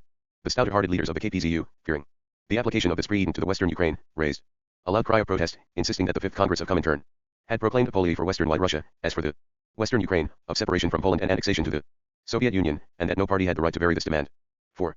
The text of the resolution has not been traced, the contents can be reconstructed from the numerous statements condemning it, the fullest being apparently that of Manuelski at the 10th Congress of the KPT 2 weeks later. Bericht über die Verhandlungen der Expartseigster KPT, 1926, p. 317. On June 12, 1925, the Presidium of the passed a resolution condemning the attitude of the KPP, Eijar Arbeit und Kampf, 1926, p. 10, where C.E. Julie, in the first line of the relevant paragraph, is presumably a misprint for C.E. Juni. In a further resolution at the end of June, the Central Committee of KPP CE not only did not abandon its point of view, but continued to justify it. Vermistikeski International, No. 1, 50, January 1926, p. 124. See pages 77 to 79 above. 3. Bericht über die Verhandlungen der Expartseigster KPT, 1926, pages 180. 181. Rosenberg, speaking in the name of the ultra-left group in the KPT, pointed out that CE, the group of Polish comrades, was in fact the Central Committee of the Polish Party, and expressed agreement with the attack. Ibid. p. 41i. The only source for these details is Skripnik's speech at the 6th enlarged IKI in February 1926, Shistoi razwirenie plenum ispokama communisti. CHXXXI Comintern and the parties, 2, 387. In this situation the authorities in Moscow reached the conclusion that the present leaders of the KPP could no longer be trusted, and decided to intervene. A Polish commission of IKI, under the presidency of Stalin, met in July, and adopted the text of a resolution and of an open letter from IKI to the organization of the Polish Communist Party bearing the date July 31, 1925. The letter analyzed in detail the errors of the Central Committee of the KPP in regard to the German, French and Bulgarian questions, and to the trade union question and the May I demonstrations, and ended with a scathing attack on Domsky's record. It recalled his article of July 1920 when he had come out against the campaign 0/the Red Army. Point 1. This was treated as symptomatic of a fundamental attitude of resistance to Russian communism in the name of Western Communism. In 1923 he had been against the application of Leninism to the West, a reflection of the controversies about the United Front. In 1925 he had been against Comintern's policy of the Bolshevization of Western communist parties. The final appeal to the Polish party, following current Comintern practice, stopped just short of a formal demand for Domsky's eviction from the leadership. It is your business, comrades, to require of Domsky that he should deliver an unequivocal and exhaustive explanation of his general standpoint in view of his anti-Bolshevik sallies in the course of recent years. Point 2. The open letter to the KPT a few weeks later 3 was thus anticipated in the action taken in the KPP. The only difference was that Domsky, unlike Ruth Fischer, was not called on to sign his Cheskago Internationale, 1927, pages 241 to 242, but they fit in with other information and are probably e-oried. Skripnik alleged that the autonomy slogan had been put forward with the support of the KPP. We had treated the slogan of separation adopted at the Third Polish Party Congress as not something usual for immediate application, but rather all propagandist. ICP 186, Note 1 of the text of the letter in KPP, Uchwalia Rezolukuli, 1955, 223-247. No Russian text has been available all, though long, is to Zerahead as extra heads. It eontins nothing on the national question, and it is reason all to suppose that the omitted passages related to this, they may have desist the pro-Jeep rising in Western White Russia earlier in the year, and have been treated as serit on that eont. The resolution of the Polish emission of IKI. We registered the decision to send the open letter does not seem to have been published. 3 CP 329 above. Foreign Relations PTV. Own death warrant. A few days later, on August 3, 1925, the Presidium of IKI dealt with an issue too delicate to be included in the open letter. It condemned terrorist deviations in the ideology of a part of the Polish party leadership, and ordered the party to put an immediate end to these anti-Marxist tactics. Point 1. Exposed to this broadside from Moscow, the Central Committee of the KPP met on August 10, 1925. No record of its proceedings has been published, but it sent a reply to the open letter which was afterwards described as a half-hearted attempt to withdraw from an ultra-left position. Point 2. Its greatest measure of intransigence seems to have been reserved for the national question, for it passed a resolution condemning the opposition manifested by the KPZU to the slogan of autonomy for Western White Russia. 3. What else happened remains obscure. No direct steps are known to have been taken to remove Domsky at this time. 4. But his prestige was shattered, and he appears to have lost control of the party machine. A Polish delegate appeared at the conference of the KPT at the end of October 1925 with the manifest intention of supporting the campaign against the ultra-left. The Polish Central Committee had, Edek 1 art, recognized its June resolution of censure on the three parties as Einjar by UND Camp, 1926, pages 10 to 11. 2. This verdict was passed in the resolution of the Party Conference of December 1925, KPP, Uchwalia Rizoakia, 2, 1955, 254, it was echoed in similar terms in an article in Komunistyki International, number 1, so. January 1926, pages 124 to 125. 3. This resolution was referred to in the subsequent resolution of December 1925, where the resolution of the KPZU was praised as having contributed to the overcoming of the ultra-left policy of the party, KPP, Uchwalia Rizoakia, 2, 1955, 252, 254. Zinoviev at the 14th Russian Party Congress in December 1925 remarked that in the summer of 1925 we took action against Domsky and replaced Ern by new leaders, 14 SSV Socialism Communististiskoi Party, B, 1926, pages 663 to 664. But this seems to telescope the icky resolution of July with what happened at the 4th Polish Party Conference in December. Worski afterwards wrote that the ultra-left leadership broke up almost on the threshold of the 4th Conference, Komunistyki International, No. 2, SI, February, 1926, p. 67. Among the sins of the ultra-left, for which Domsky was held responsible in the main resolution of that conference, cp. 390 below, were failures to take political action at the time of Shishirin's visit to Warsaw, end of September 1925, and of Locarno, October 1925. Domsky himself at the 6th enlarged IKI in February 1926 said that he had been removed from the Central Committee and sent to Moscow after the DCM. Per conference, Shistoi Raswarny Plenum Ispokoma Komunistikiskogo. Internationala, 1927, p. 164. CHXXXI Comintern and the parties, 2, 389. An ultra-leftist error, and had turned against Domsky, who had not given up his ultra-left views. The obligation of the KPD to follow this sound example scarcely needed to be stressed. 1. At this moment a fresh complication was provided by the dramatic escape of Lenski from prison in Warsaw, on October 19, 1925. After being hidden for 3 weeks by party friends, he made his way via Zakopane to Berlin, and thence to Moscow. The significance of this event was to bring the affairs of the KPP into closer connection with the struggle in the Russian party. Domsky, like Ruth Fischer and Maslow in the KPD or trained in the PCF, was associated with Zinoviev and the Leningrad opposition. Lenski was a supporter of Stalin, and became henceforth a faithful exponent of Stalin's views in the KPP. It was not till December 1925 that a conference of the KPP could be convened to give effect to the change. Held at the moment when the struggle in the Russian party was raging on the eve of the 14th Congress, it attracted little attention in Moscow. Indeed, significant complaints were afterwards heard of the absence of a united group to give the conference a direction, and of lack of leadership. 3 Theses for the conference were said to have been drafted jointly by Domsky, Lenski, and Krolikowski, and the main report was made by Lenski who, having been in prison during the excesses of the ultra-left period, was better placed than Domsky to dissociate himself from them. But Worski intervened in the debate on Lenski's report with a speech which was an unreserved condemnation of the ultra-left, and evidently carried the conference with it.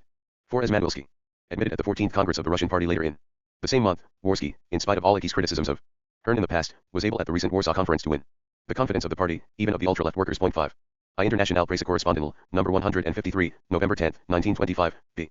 2300, for the KPT Conference CP 333 above. AZ Polowaki, number 4, 1958, pages 289 to 290, J. Regula, Hister Hakomu.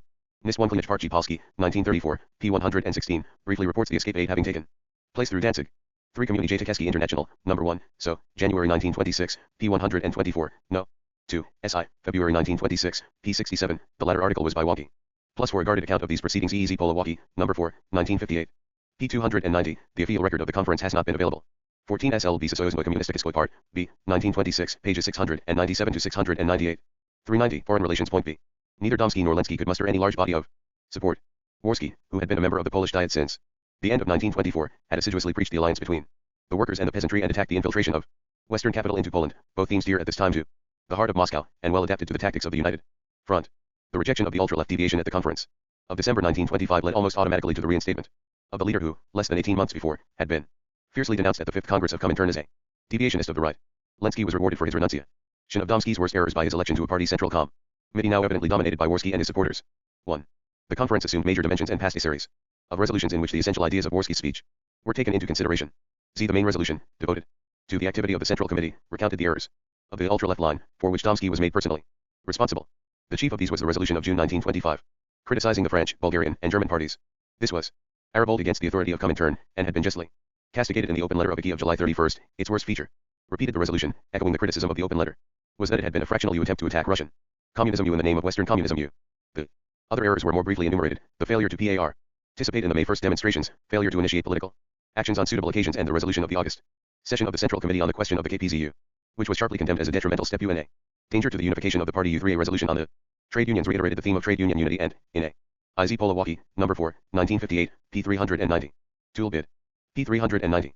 3 KPP, Uchwalia Relokia, 2, 1955, Z48 Z56, no general resolution was adopted, or at any rate published, by the Conference on the National Question. Among the faults later imputed to Domsky was encouragement of individual terror, die Comintern Flor Dem 6. Well, Congress, 19Z8, P3 degree 9, this. WBS not mentioned in THC published resolutions of the conference, but a resolution was passed honoring 6 party members who during 19Z5 had been either killed in clashes with the police or executed for killing police agent. KPP. Uchwalia Relilukia, 2, 1955, 346. CHXXXI Comintern and the parties, 2, 391. Section headed CE Left Trade Union Opposition, alleged that party activity under left leadership had been mistakenly confined to the effort to form CE Red Fraction standing on the explicitly revolutionary platform of Profintern.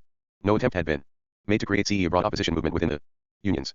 This was an underestimate of the importance of the trade unions, which had led to a divorce of the party from the masses and the abandonment of the unions to the PPS.I. The principal remaining resolutions, on the political situation, on the tasks of the party in the countryside and on party organization 2, conformed accurately to the current Comintern line.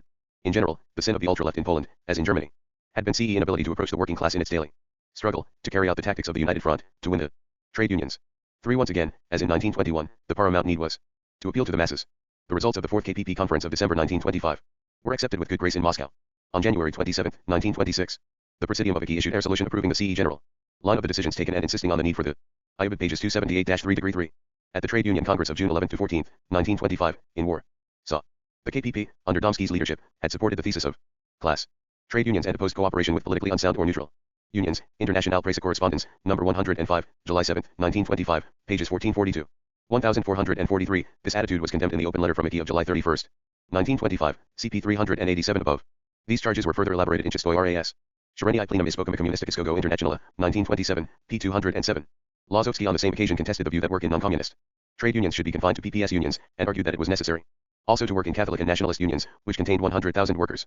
Ibid p. 426. See also Die Rote Werkskapps International number 4, 63, April 1926, pages 278 to 281. KPP, Uchwalia Rezolukia, 2, 1955, 257-335. For party organization C. P 929 below, in the latter part of 1925 the Second Congress of KPZU and the Third Conference of the KPZB had already dealt with the question of organization in advance of the December Conference of the KPP, Einjar Arbeitland. Camp, 1926, p. 178. 3. The phrase was Chomsky's at the 14th Congress of the Russian Party, 14 SS Visa Soyuznoy Kommunistiskoi Party, B, 1926, p. 683. But the sentiment was general. Laminitz on the same occasion compared the left crisis in the Polish party with the simultaneous left crisis in Germany and Italy, Ibid p. 699. Lenski, in his account of the proceedings of the DCM, her conference, described the KPP as a union of the struggle of the working class, the peasants, and the oppressed nationalities. International Presse. Correspondence, number 29, February 23, 1926, pages 422 to 423. 39 2. Foreign Relations. Point B. KPP to take heed of measures to increase its influence over the masses of the workers and among the peasantry. Point 1. The Intral Committee of the KPP responded in the following month with a lengthy resolution only more defining its attitude to other parties and groups, and we sympathizers for the pursuit of limited objectives might be found. The situation was ampliated by the embarrassing figure of Pilsudski, whose prestige on the left, based partly on his former leadership of the PPS, and partly on his still-heated hostility to the national demerits of the right, was combined with national and international policies of an increasingly reactionary kind. The February resolution attempted to distinguish between a policy of showing up the lake of a social program and the great power aspirations of Pilsud Schism, and a policy of drawing into the revolutionary camp the more radical and sincerely idealistic elements of Pilsud Schism, a policy we carried some disconcerting echoes of the Slagiter line of 1923 in Germany. Point 2.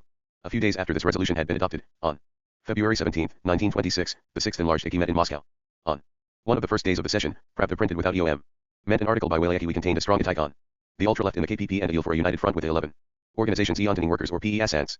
The most interesting passage in the light of subsequent events was a Prague Gnostiation. The position in Poland is such that the possibility is not excluded that the Polish section of Comintern may be the first to be confronted by the march of events in its country, with the necessity to take a decision of extreme importance. 3. Zinoviev in his main speech, delivered on the day after the publication of the article, appears to have treated Waleacki's speculation as an encouraging portent, if there is at this moment a country where an immediately revolutionary situation. IKPP, Uchwalia Rezolukia, 2, 1955, 348 to 351, 1, in Aviv, in his letter of January 1925 to the parties, CP 294 above, had written that, for the KPP, Bolshevization meant the application of Leninist principles to the peasant question.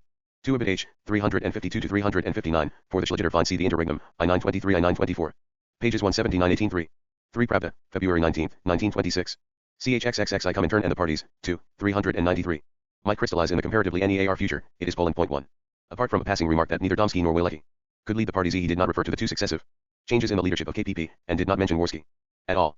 The resolution submitted by Hearn, in congratulating Comintern on having overcome in the past year a recrudescence of ultra-left deviations in Germany, Italy, and Poland, added that in Poland, the ultra-left errors of the party leadership almost ruined the party, and classed Poland with Bulgaria as countries where the danger of a terrorist deviation had existed. 3 After a Polish delegate had defended the current line and attacked the ultra-left in conventional terms, for Domsky made a fighting defense. He regretted the failure to set up a commission to examine the Polish question.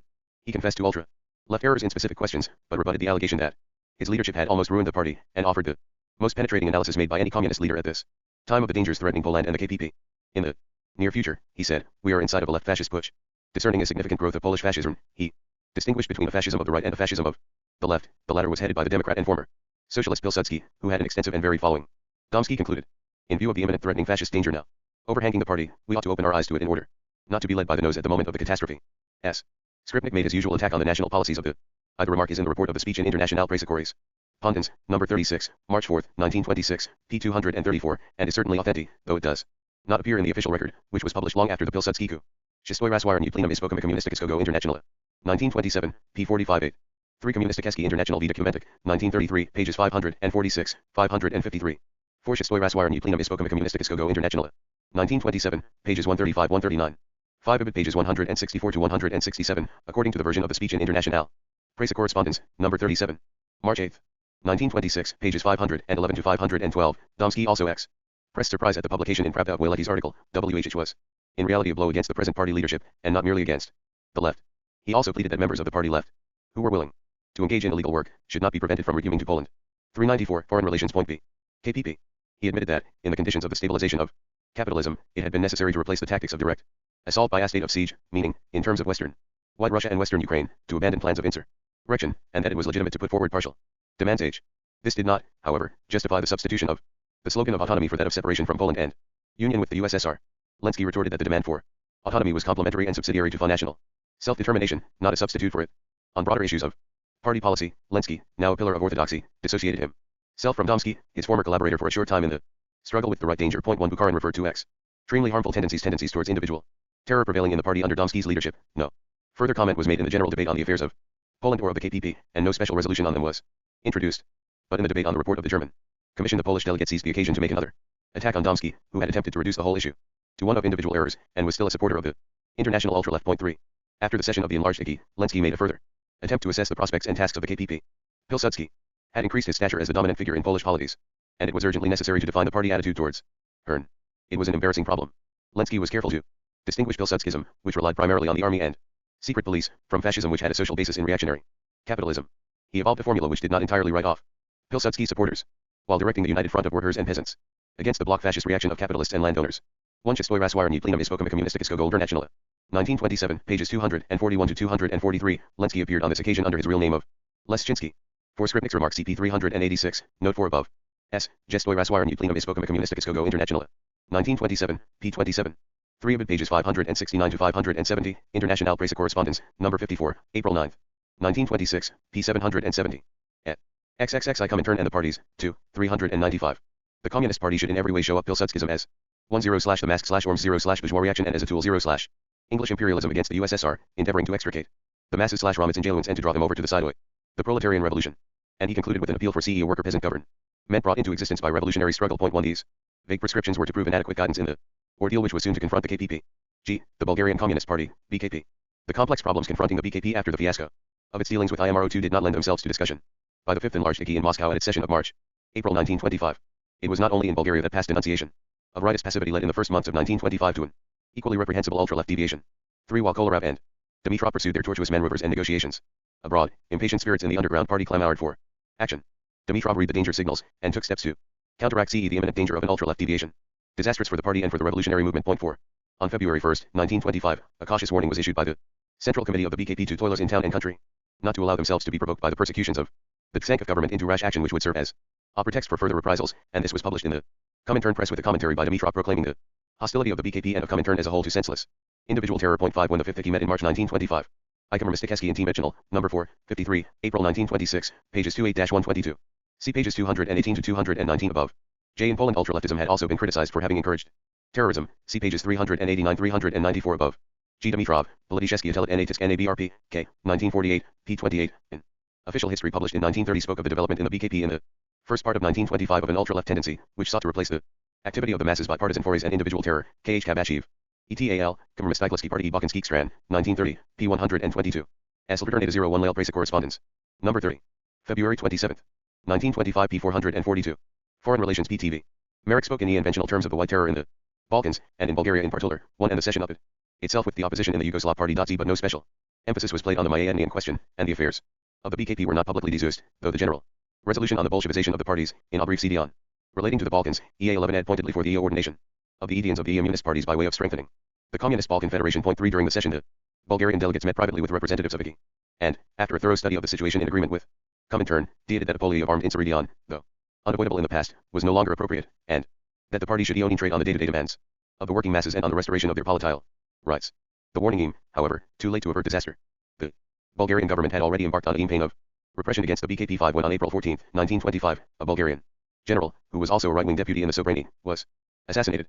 2 days later a field Bulgaria assembled en masse in the Sofia Cathedral for the funeral. A bomb exploded, killing more than 100 persons and wounding 300, though 11 the members of the government miraculously escaped. The outrage was plausibly attributed to the communists. 2 leading members of the military organization of the BKP, Yankov and Minkov, were killed resisting arrest. Hundreds of communists were arrested, confessions were obtained under torture, and many I razwired plenum ispokam communisticogo internationala, 1925. Pages 15 to 22. See pages 402 to 404 below. 3 Communisticheski International TI Documentic, 1933, p. 491, for this resolution see pages 297 to 298 above. 4 Einjar Arbeit UND Camp, 1926, p. 238. As an alleged instruction from Comintern to the BKP to start an insurrection. On April IS, 1925, was published by the Bulgarian government at the beginning of April. It was almost certainly a forgery. Sine this was in contradiction with Comintern Poli at the time. 1. Rothschild, the Communist Party of Bulgaria. 1959, p. 259, notes land 4, the forger was said to have been Drahilovsky. Later also used of having forged the Zinoviev letter. The Bulgarian government also announced that a list of members of the Intrali Committee of the BKP had fallen into its hands. L.E. Temps, April 10, 1925. At XXXI Comintern and the parties, 2, 397. Of those arrested were executed with or without trial. Firm denials of complicity in the outrage were at once issued by IT, on behalf of Comintern or of any of its sections, by Kolarov and Dimitrov on behalf of the foreign delegation of the BKP, and by Chicherin on behalf of the Soviet government. 1. The denials were probably true of the organizations on whose behalf they were made, and were repeated in more and more categorical language over a long period. 2. But air solution of the 6th. Enlarged IKI in February-March 1926 admitted that, in spite of the sharply negative attitude of the Central Committee of the Bulgarian Communist Party, some workers had a certain attraction towards acts of the kind of the Sofia Cathedral explosion. 3 and more than 20 years later Dimitrov openly declared for the first time that the outrage had been the product of an ultra-left deviation, and one of a series of desperate actions by leaders of the party's military organization. Point 4 The perpetrators must have had accomplices in high places in the web of conspiracy, intrigue and assassination in political activity in Bulgaria had become involved. Precise lines of responsibility can rarely be disentangled. The bomb outrage of April 1925 and the reprisals which followed virtually ended 11 activity of the BKP on Bulgarian soil for several years. No further attempts were made to renew contacts with IMRO, now firmly fixed in its allegiance to the Bulgarian government, and once more committed to the cause of a Bulgarian Macedonia. Kolarov, in an article in the Comintern journal, sourly referred to nationalist elements which, under cover of the Macedonian organization, seek to uphold aggressive Bulgarian nationalism. Point 5 But something could be done to counter and undermine the authority of IMRO abroad, if not in Bulgaria itself. The abortive negotiations with IMRO. I International Press Correspondence, number 66, April 24, 1925, p. 891, no. 84, May 19, 1925, p. 1148. This statement included a denial of preparations for an insurrection on April 15, Izvestia, April 23, 1925. Stalin at the 14th Party Congress in December 1925 referred to the outrage and repeated, in particularly emphatic terms, that communists have not, and cannot have anything to do with the theory and practice of individual terror. Stalin, Sakhaninaya, 7, 293. 3K011L11 Lunistikesky International V Documentic, 1933, p. 553. Plus G. Dimitrov, Politishesky Natisk NABRP, K, 1948, p. 28. 5 Komunistikesky International, number 8, 45, August 1925, p. 73. Foreign Relations PTV. Had left behind them one useful legacy, a journal not overtly communist, but sympathetic to the policies of the Soviet government. For 7.5 years La Federation Balkanik, while professing independence of Moscow, Vilakov afterwards stated that he joined the BKP in 1925, but this was not revealed at the time, kept before the Western public the cause of Balkan revisionism and of nationalities oppressed by Balkan regimes under the Tudor age of imperialist Western powers.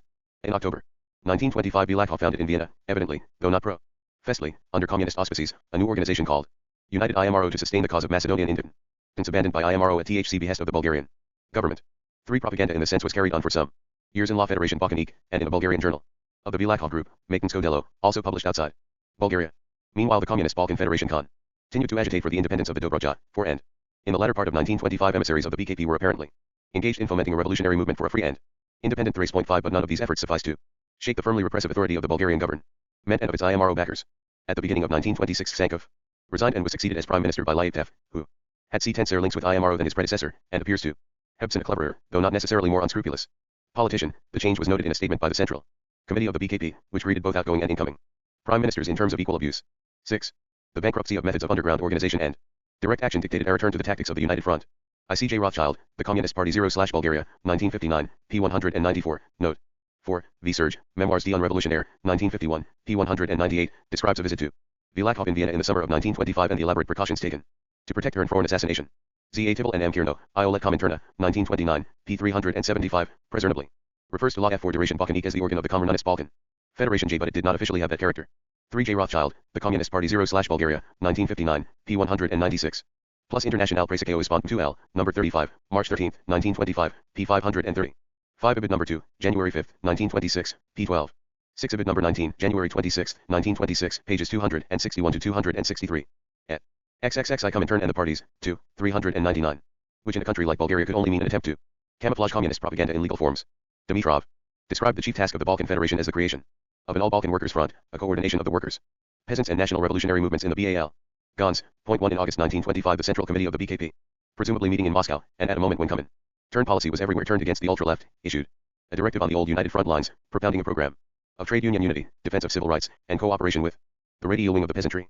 2. In pursuance of this policy, an attempt was made to revive the independent trade unions, which, after the suppression of the Red Unions in 1923, had struggled into life in 1924, only to be once more crushed after the Cathedral outrage of April 1925.3. Early in 1926 an independent trade union federation, not affiliated to Profintern and without overt communist associations, but in opposition to the Free Trade Union Federation affiliated to IFTU, was founded in Sofia with a journal called Edinstvo.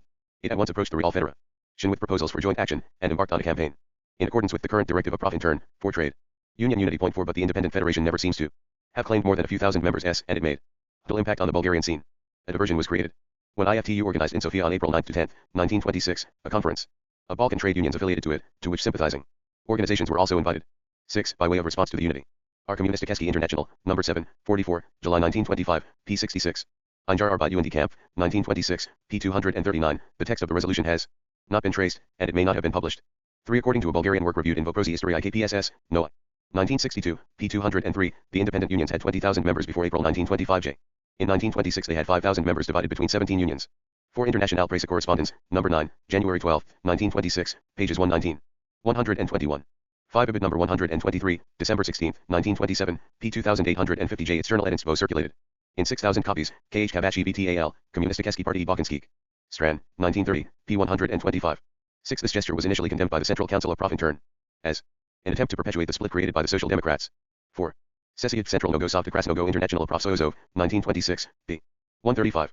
400. Foreign Relations. Point B. Propaganda of the Bulgarian Independent Federation, the Conference passed a resolution authorizing the Free Federation to open negotiations with it. 1.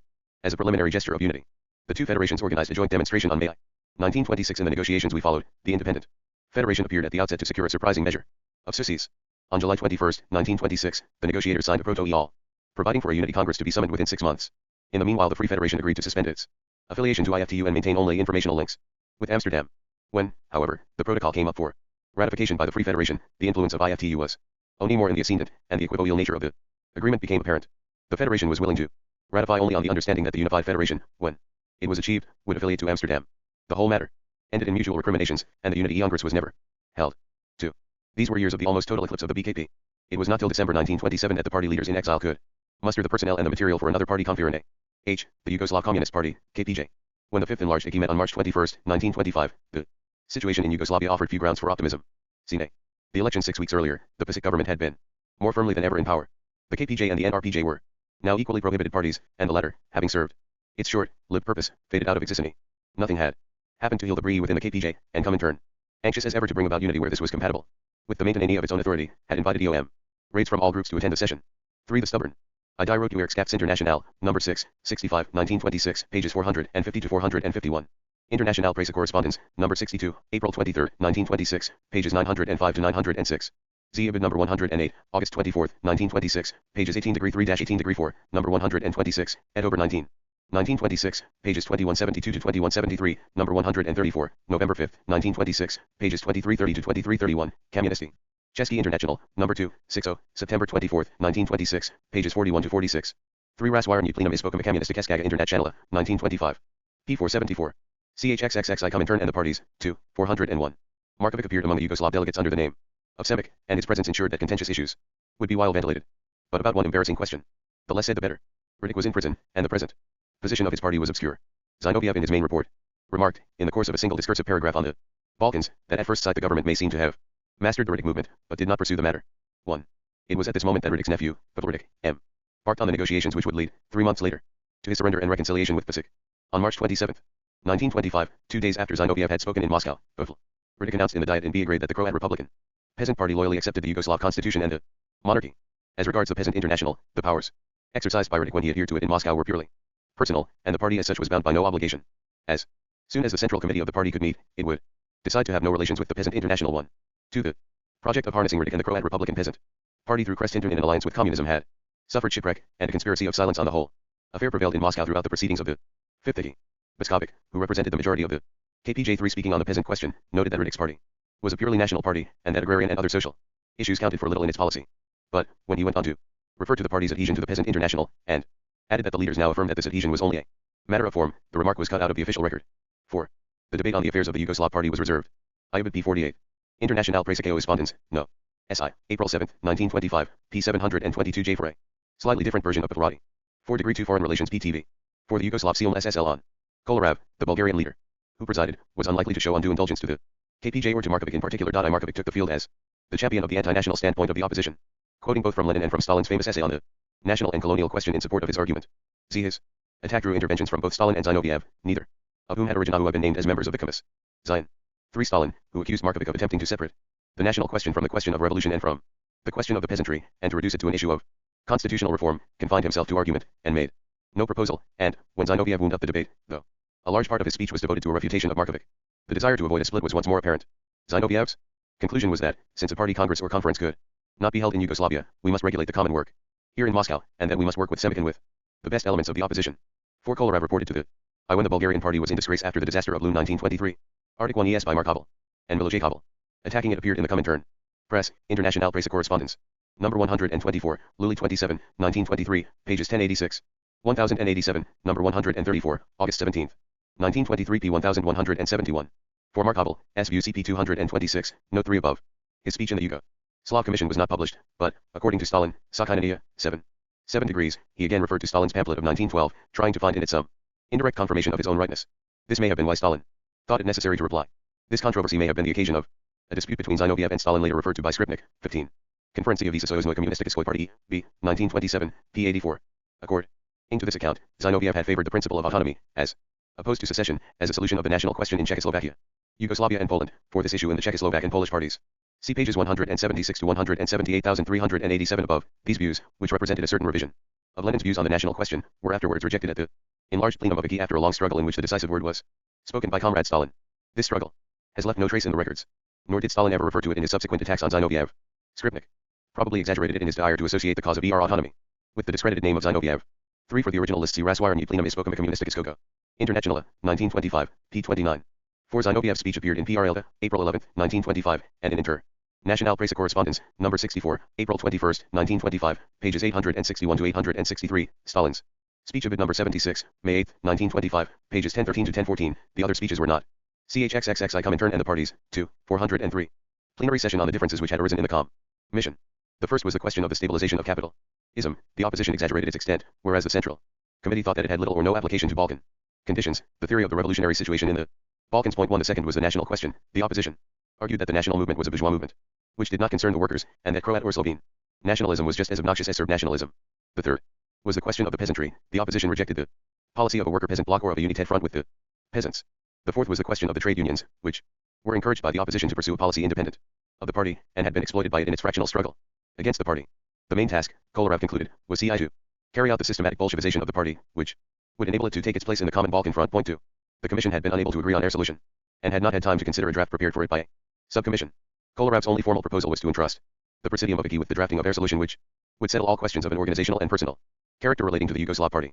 His report was followed by 3 brief Yugoslav statements from a spokesman of the party's Central Committee, who agreed with everything that had been done and urged CI 11 honest revolutionary elements of the opposition to acknowledge their errors and accept the decision of Igi, from a spokesman of the opposition, who accepted the draft resolution in principle, but thought that certain parts must still be changed, and from Markovic, who, belonging neither to the party's Central Committee nor to the opposition which has left the party, pointed to CI various published Stalin's speech is also in Sakhinania, 7, 69 to 76. Markov defended himself against Stalin's strictures in a further article, International Presa Correspondence, number 120, August 2, 1925, pages 1729 to 173 degrees, to W.H. Stalin. Again replied, Sakhinania, 7, 216 to 226. The report of Igi a year later remarked categorically that nowhere Is stabilization so slight as in the Balkans? Einjar Arbeit und Kampf, 1926. p.237. Tu Raswaren plenum Ispokum Communisticus Go Internationale, 1925. Pages 475-477. Foreign Relations PTV. Shortcomings in the draft resolution, but accepted in advance. The decision of the Presidium. I. The resolution on the Yugoslav question, when finally issued, proved to be little more than an emphatic confirmation of earlier pronouncements. Having noted the prospect of a further sharpening of the crisis in the Balkans, and in particular of the crisis in Yugoslavia, to the point of a profound revolutionary crisis, it demanded that all revolutionary efforts should be united against the principal enemy, against the ruling Serb bourgeoisie and against its militarist monarchy.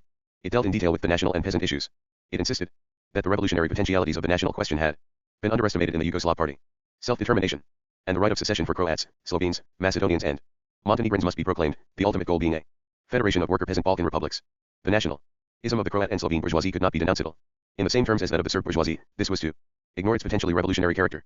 No fear of ensalming national passions, declared the resolution, must prevent the party from appealing with all its might to the masses. In this most important question, in the peasant question, alliance between the proletariat and the peasant masses must be made by the party the foundation of all its activity. The party could in no case afford to show indifference to peasant movements and peasant organizations. At the very end of the resolution, it looked like a last-minute addition, a fleeting reference was made to the fiasco of the Radic venture. The example of Radic, who renounced the fundamental demands of the program of his party, warns communists of the necessity of keeping always ready the weapon of the sharpest criticism in respect of petty bourgeois peasant leaders. 2. The most significant decision was not formally recorded. It was to confirm the expulsion of Milošević from the KPJ, but to re-admit to the party all those members of the opposition who had I Raswaren plenum Ispokum Communisticus Go Internationale, 1925. Pages 478 to 480.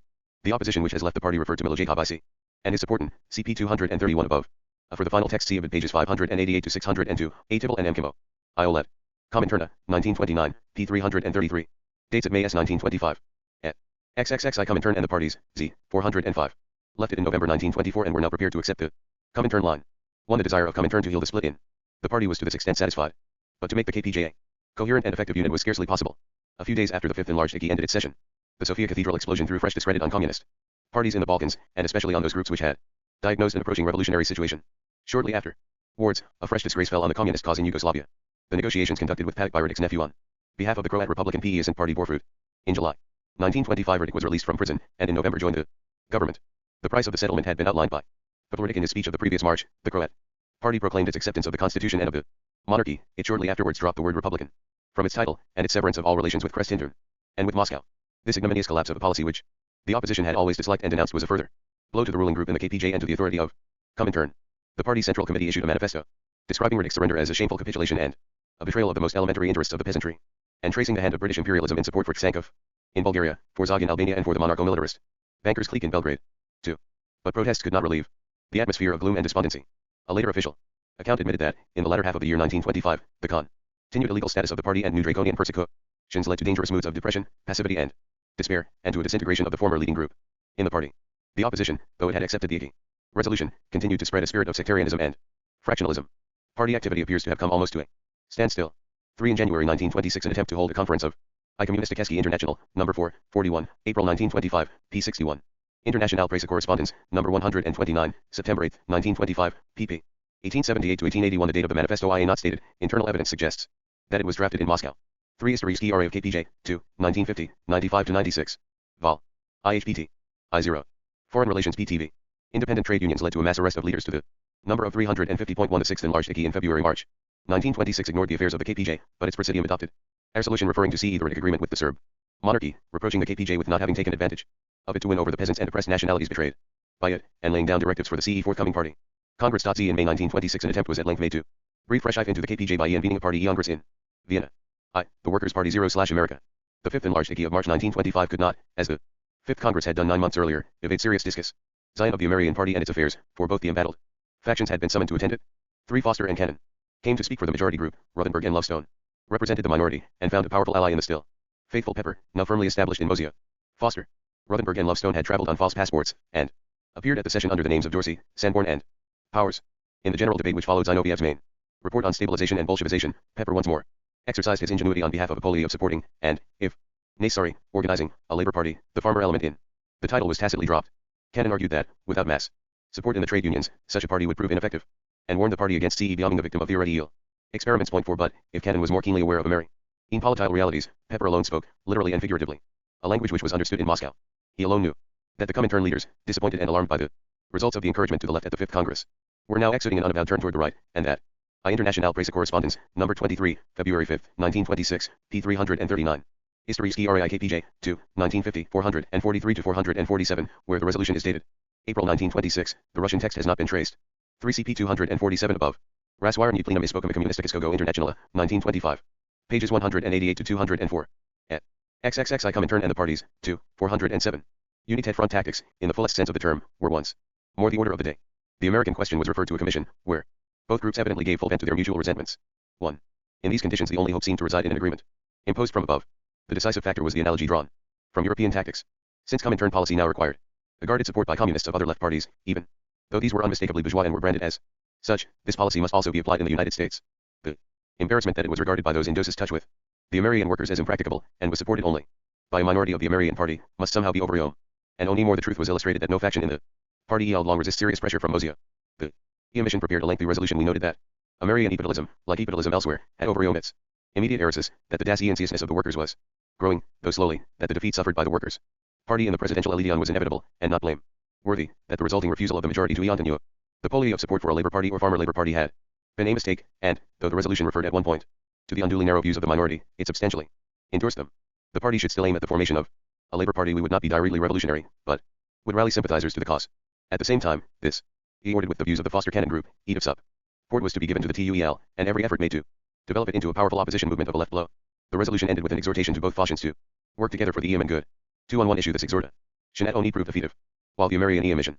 I. Gallagher, who was a member of the commission, gave a naive but revealing account of its proceedings to the 7th Congress of the CPGB a few weeks later. Report 0/the 7th Congress 0/the CPGB, NT, pages 80 to 89, J. Though it was very obvious that there was no serious political difference between the groups, nevertheless, no opportunity was lost by these factions to aggravate the differences that existed between them. Z. Kommunisticheski International TI Documentic, 1933, pages 511 to 518. Foreign Relations PTV. Was at work. The plenary session had passed its unanimous judgment on Trotsky. Ruthenberg eagerly made his contribution to the spade of denunciation, and devoted special attention to the American Trotsky at Lohr. Foster, slightly embarrassed by his previous alliance with Lohr, followed suit more guardedly. Point to the American resolution contained a paragraph describing Lohr as guilty of a non-communist deviation, and inviting the new party Congress to take a definite decision about him. 3. A more knotty point, however, remained. Though he had, on the whole, endorsed the Ruthenberg line, the Foster group still had a majority in the party and in the principal party organs. This opened up the prospect of half-hearted measures and mutual frustration. What happened in the American party mattered little to the leaders of Comintern, and Zinoviev was at first content to stipulate that at the forthcoming American party Congress 1/3 of the places in the Central Committee should be promised to the minority, i.e. to the Ruthenberg group. But this, too, seemed inadequate. Under pressure from Ruthenberg, or Pepper or both, Zinoviev reversed his position and put forward a new proposal. In the interval before the Congress, the affairs of the party were to be placed in the hands of a parity committee, Zion with both groups equally represented, and a neutral chairman to give the casting vote. Whatever the result of the Congress, the minority was to be assured of a large representation in the Central Committee. Zinoviev, in his final report to the enlarged IGI, was frank about the change of front, and professed impartiality between the factions, and the resolution was unanimously adopted. 4. But the key to the situation was the neutral chairman of the Parity Commission, who would be chosen by Comintern, and who would in effect be undisputed arbiter of party affairs till the Congress met. By that time much could be done. The party had, after all, invited Comintern to make up its mind for it. The Comintern nominee proved to be Gasafe, who ICP 299 above. 2 Razwirnie plenum ispokum communisticogo internationale, 1925. Pages 405 to 407, 409 to 41 I. 3 Kommunisticheski International V. Documentic, 1953, p. 517. 4 Razwirnie plenum ispokum communisticogo internationale, 1925. Pages 243 to 246 J for the relevant passage in their solution. C. Kommunisticheski International V. Documentic, 1933, p. 518. CHXXXI Comintern and the parties, 2, 409. Had specialized as a savage critic of Trotsky in military affairs. 1. His first connection with Comintern seems to have been his appearance at the 5th enlarged IGI in March 1925, when, as a member of the Central Control Commission of the Russian Party, he became a member of the Joint Committee which reported on the heresies of Brandler, Thalheimer, and Rodek. This accident no doubt suggested the choice. Notwithstanding the show of reconciliation in Moscow, the 2 American factions remained entrenched in their positions. In the period which elapsed before Gasafe reached Chicago, Foster was eager to do everything to consolidate his authority, while his majority still held Ruthenberg to one-eye every decision, pending the appearance of the neutral chairman. 3. Gasafe arrived in the latter part of June 1925, and took charge of a parity commission consisting of Foster, Cannon, and Bideman for the majority, and Ruthenberg, Lovestone, and Bedasht for the minority. Gasafe, who used while in the United States the name of Green, was neither so fluent nor so ingenious as Pepper. But he had less need of these adventitious aids, since he enjoyed unlimited power in the American party as well as the full backing of Comintern. So effective one. Why did he work that, before the party Congress assembled, the Parity Commission had drawn up agreed resolutions on the principal issues, and an arrangement had been come to by which the Ruthenberg faction was to have 8 representatives, as against 13 for the majority, on the Central Executive Committee to be elected by the Congress, and to comprise 1/3 of the membership of other party organs. In other centers, however, where Gasafe's writ did not run, no such unanimity reigned. Fierce factional struggles occurred in almost 11 to Local branches oversaw the appointment of delegates to the Congress, and split delegations were the rule. 4. The Fourth Congress of the Workers' Party opened in Chicago. In August 21, 1925. After lengthy recriminations in the mandates commission about the conditions in which some of the delegates had been elected, Foster emerged with 40 delegates behind Hearn. IC Volume Z, Pizu. Rasirani, Plenum Spokama Communisticus Golder Nationala, pp. PZ 43, for this affair see pages 316 to 317 above. 3 T. Draper, American Communism and Soviet Russia, 1960, p. 40. Foral bid. p. 14-2. 410, Foreign Relations Point B. As against only 21 for Ruthenberg. This resounding victory seems to have gone to Foster's head. Feeling himself at last in fuck command, he began to talk boldly of removing Ruthenberg from the Secretariat, excluding Lovestone from the Central Committee, and assuming full control of the Daily Worker, hitherto the joint organ of both factions. This was too much for the minority, and acrimonious altercations broke out on the floor of the Congress. It was also too much for Gusev, who evidently reported to Moscow that all control over the party would be lost if Foster had his way. On August 28, 1925, after the Congress had been quarreling for a week, Gusev presented to the Parity Commission a telegram of instructions just received from Moscow. This declared the Ruthenberg group to be more loyal to decisions of the Communist International and CE closer to its views than the Foster group, which was accused of excessively mechanical and ultra-factional methods. The Ruthenberg group was to obtain 40% of the membership of the Central Committee and parity in other party organs. A veto was placed on the removal of Ruthenberg from the Secretariat, on the expulsion of Lovestone from the Central Committee, and on the taking over of the Daily Worker. In the event of resistance to these proposals, Gusev was to declare the Congress invalid on the ground of electoral irregularities, to reconstitute the Parity Commission, with himself as chairman, and to expel from the party anyone who refused to submit. 1. Foster, stunned by the sudden reversal of fortune, thought at first of resistance, and threatened to boycott the proceedings. But Cannon was more realistic, high alive to the impossibility of opposition to the will of Moscow, and divided the group against Hearn. On the following day, August 29, 1925, Foster came to heel. The old Parity Commission met and unanimously Mousley decided that the Central Executive Committee should be constituted on a parity basis, and that the Congress should empower C. the representative of the Communist International to preside over the committee with a casting vote. Z. The Congress ended with the committee constituted on these lines. But Foster and I.T. Draper, American Communism and Soviet Russia, 1960, pages 143, 144, where it is rightly pointed out that so detailed an instruction have been inspired only by Gusev himself. The decision of the Presidium of Igi was taken on August 27, 1925, on Jar Arbeit und Camp, 1926, p1i. T. Draper, American Communism and Soviet Russia, 1960, pages 145 to 146. CHXXXI Comintern and the Parties, 2, 411. Cannon had apparently not foreseen the logical issue of the situation. The Ruthenberg group, thanks to Gusev's casting vote, now had an effective majority in the Central Committee, and proceeded to elect a majority of its supporters to the political commission and other party organs. By these maneuvers the leadership of the American Party had been transferred to the group which, though enjoying minority support in the party, seemed more loyal 11 to Comintern and closer to its views. Gusev, having done his work, departed and did not reappear on the American scene. Only again a lash had occurred between the American conception of decisions taken by a majority and the Cominternian conception of decisions taken in accordance with a correctly and laid down, on the basis of theory and experience, by a central authority. Only again the view of Moscow had prevailed, and had been accepted by the majority. The extreme weakness of American communism provided the logic behind these events. Both groups knew that the party existed by the grace, and with the support of Moscow, and that the withdrawal of the favor of Comintern meant its annihilation. The choice was between a conformist party and no party at all. Apart from these changes in the leadership, the Fourth Congress adopted a resolution on the Bolshevization of the party and a party statute on the lines of the model statute for foreign communist parties approved by Igi. This involved not only a change in the official name of the party to Workers' Communist Party of America, but the substitution of an organization based on the cell system for the existing division of the party into language federations, though minor linguistic units were allowed to survive under the name of LAN. Gauge fractions point to within 3 months, 70% or off party members had been organized in cells. 3. The reorganization, combined with other recent events, had a catastrophic effect on the party membership, which fell from 16,325 in the first half of 1925, and 14,037 in September 1925 to 7,213 in October 1925.4. J. Ibid pages 147 148 J. The two eons in International Presse Correspondente. Number 134, September 22, 1925, pages 1955 to 1957 J. Number 143, October 20, 1925, pp. 2103 to 2104, were both written by supporters of Ruthenberg. T. Draper, American Communism and Soviet Russia, 1960, p. 160 J4. The Model Statute and the EEL, or Nucleus, System C pages 913,930 below. 3. Die Comintern or Dem 6. Well Congress, 1928, p. 377. T. Draper, American Communism and Soviet Russia, 1960, p. 187 J. Part of the loss was attributed to the abolition of the dual stamp under We Husband. Foreign Relations PTV. In October 1925 Foster and Biderman traveled to Moscow to see whether anything be solved from the shipwreck of their ambitions. That they were allowed to make the journey shows that they had not been entirely written off in Moscow, that they spent the whole winter there suggests that they did not find it easy to win the ear of the authorities. During their absence, Ruthenberg launched an attack on Foster's last potential stronghold, Sine. The TUEL had been outlawed by the AFL in the autumn of 1923, when its importance had steadily declined. In November 1924 its journal The Labor Herald ceased publication, and was merged in the Party Workers' Monthly. Point 2 at the organizer Shani and Fereni in Moscow in May 1925 Foster confessed that membership of the TUEL was practically confined to communists, though he claimed that it had begun to treat non-party workers. 3. So long as Foster had a commanding position in the party, the dividing line between party and TUEL could without inconvenience be left undefined. But, after the Fourth Party Congress of August 1925, with Foster reduced to a subordinate role in the party, the independence of the TUEL again became a bone of contention.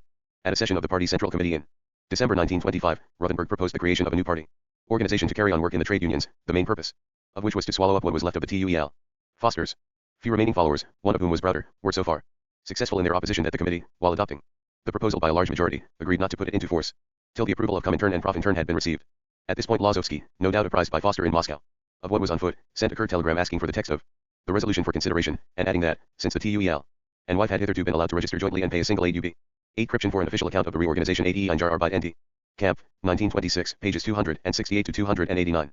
I see pages 240 to 241 above. To this attracted little notice at the time, but was belatedly described by the Central Committee of Provintum in March 1926 as a setback for the TUEL. For Sessiad Central Nogosuya Kramigo International Profsoifilo, 1926. p.13. 3 International Bristlekeo Respondent R. number 40. March 25, 1925 p. 606. Thea passage read differently in the edited version of the 8 Peach Interorgani. Sado Reschaufbauder Kommunistischen Partei, 1925. p. 55. Et. XXXI Comintern and the parties, 2, 413. Was a part of Profintern, no decisions of heeding its status ELB. Taken in Giga. Ruthenberg's anger at the veto was understandable. But, owing his position entirely to the intervention of Comintern, he hardly raised his voice against the dictates of Moscow. Foster and Biedermann improved the occasion by issuing a long statement in defense of the TUEL entitled New Orientations in the American Workers' Movement and the Problem of Creating a Mass Movement of the Left Wing. 2 On January 13, 1926, the Presidium of IGI set up a commission to decide, in consultation with members of the party, on the ligne to be taken at the forthcoming session. Oft enlarged IGI. 3 The future of the Workers' Party and of the TUEL was now dependent on what would be done at the 6th enlarged IGI due to meet in Moscow in February 1926.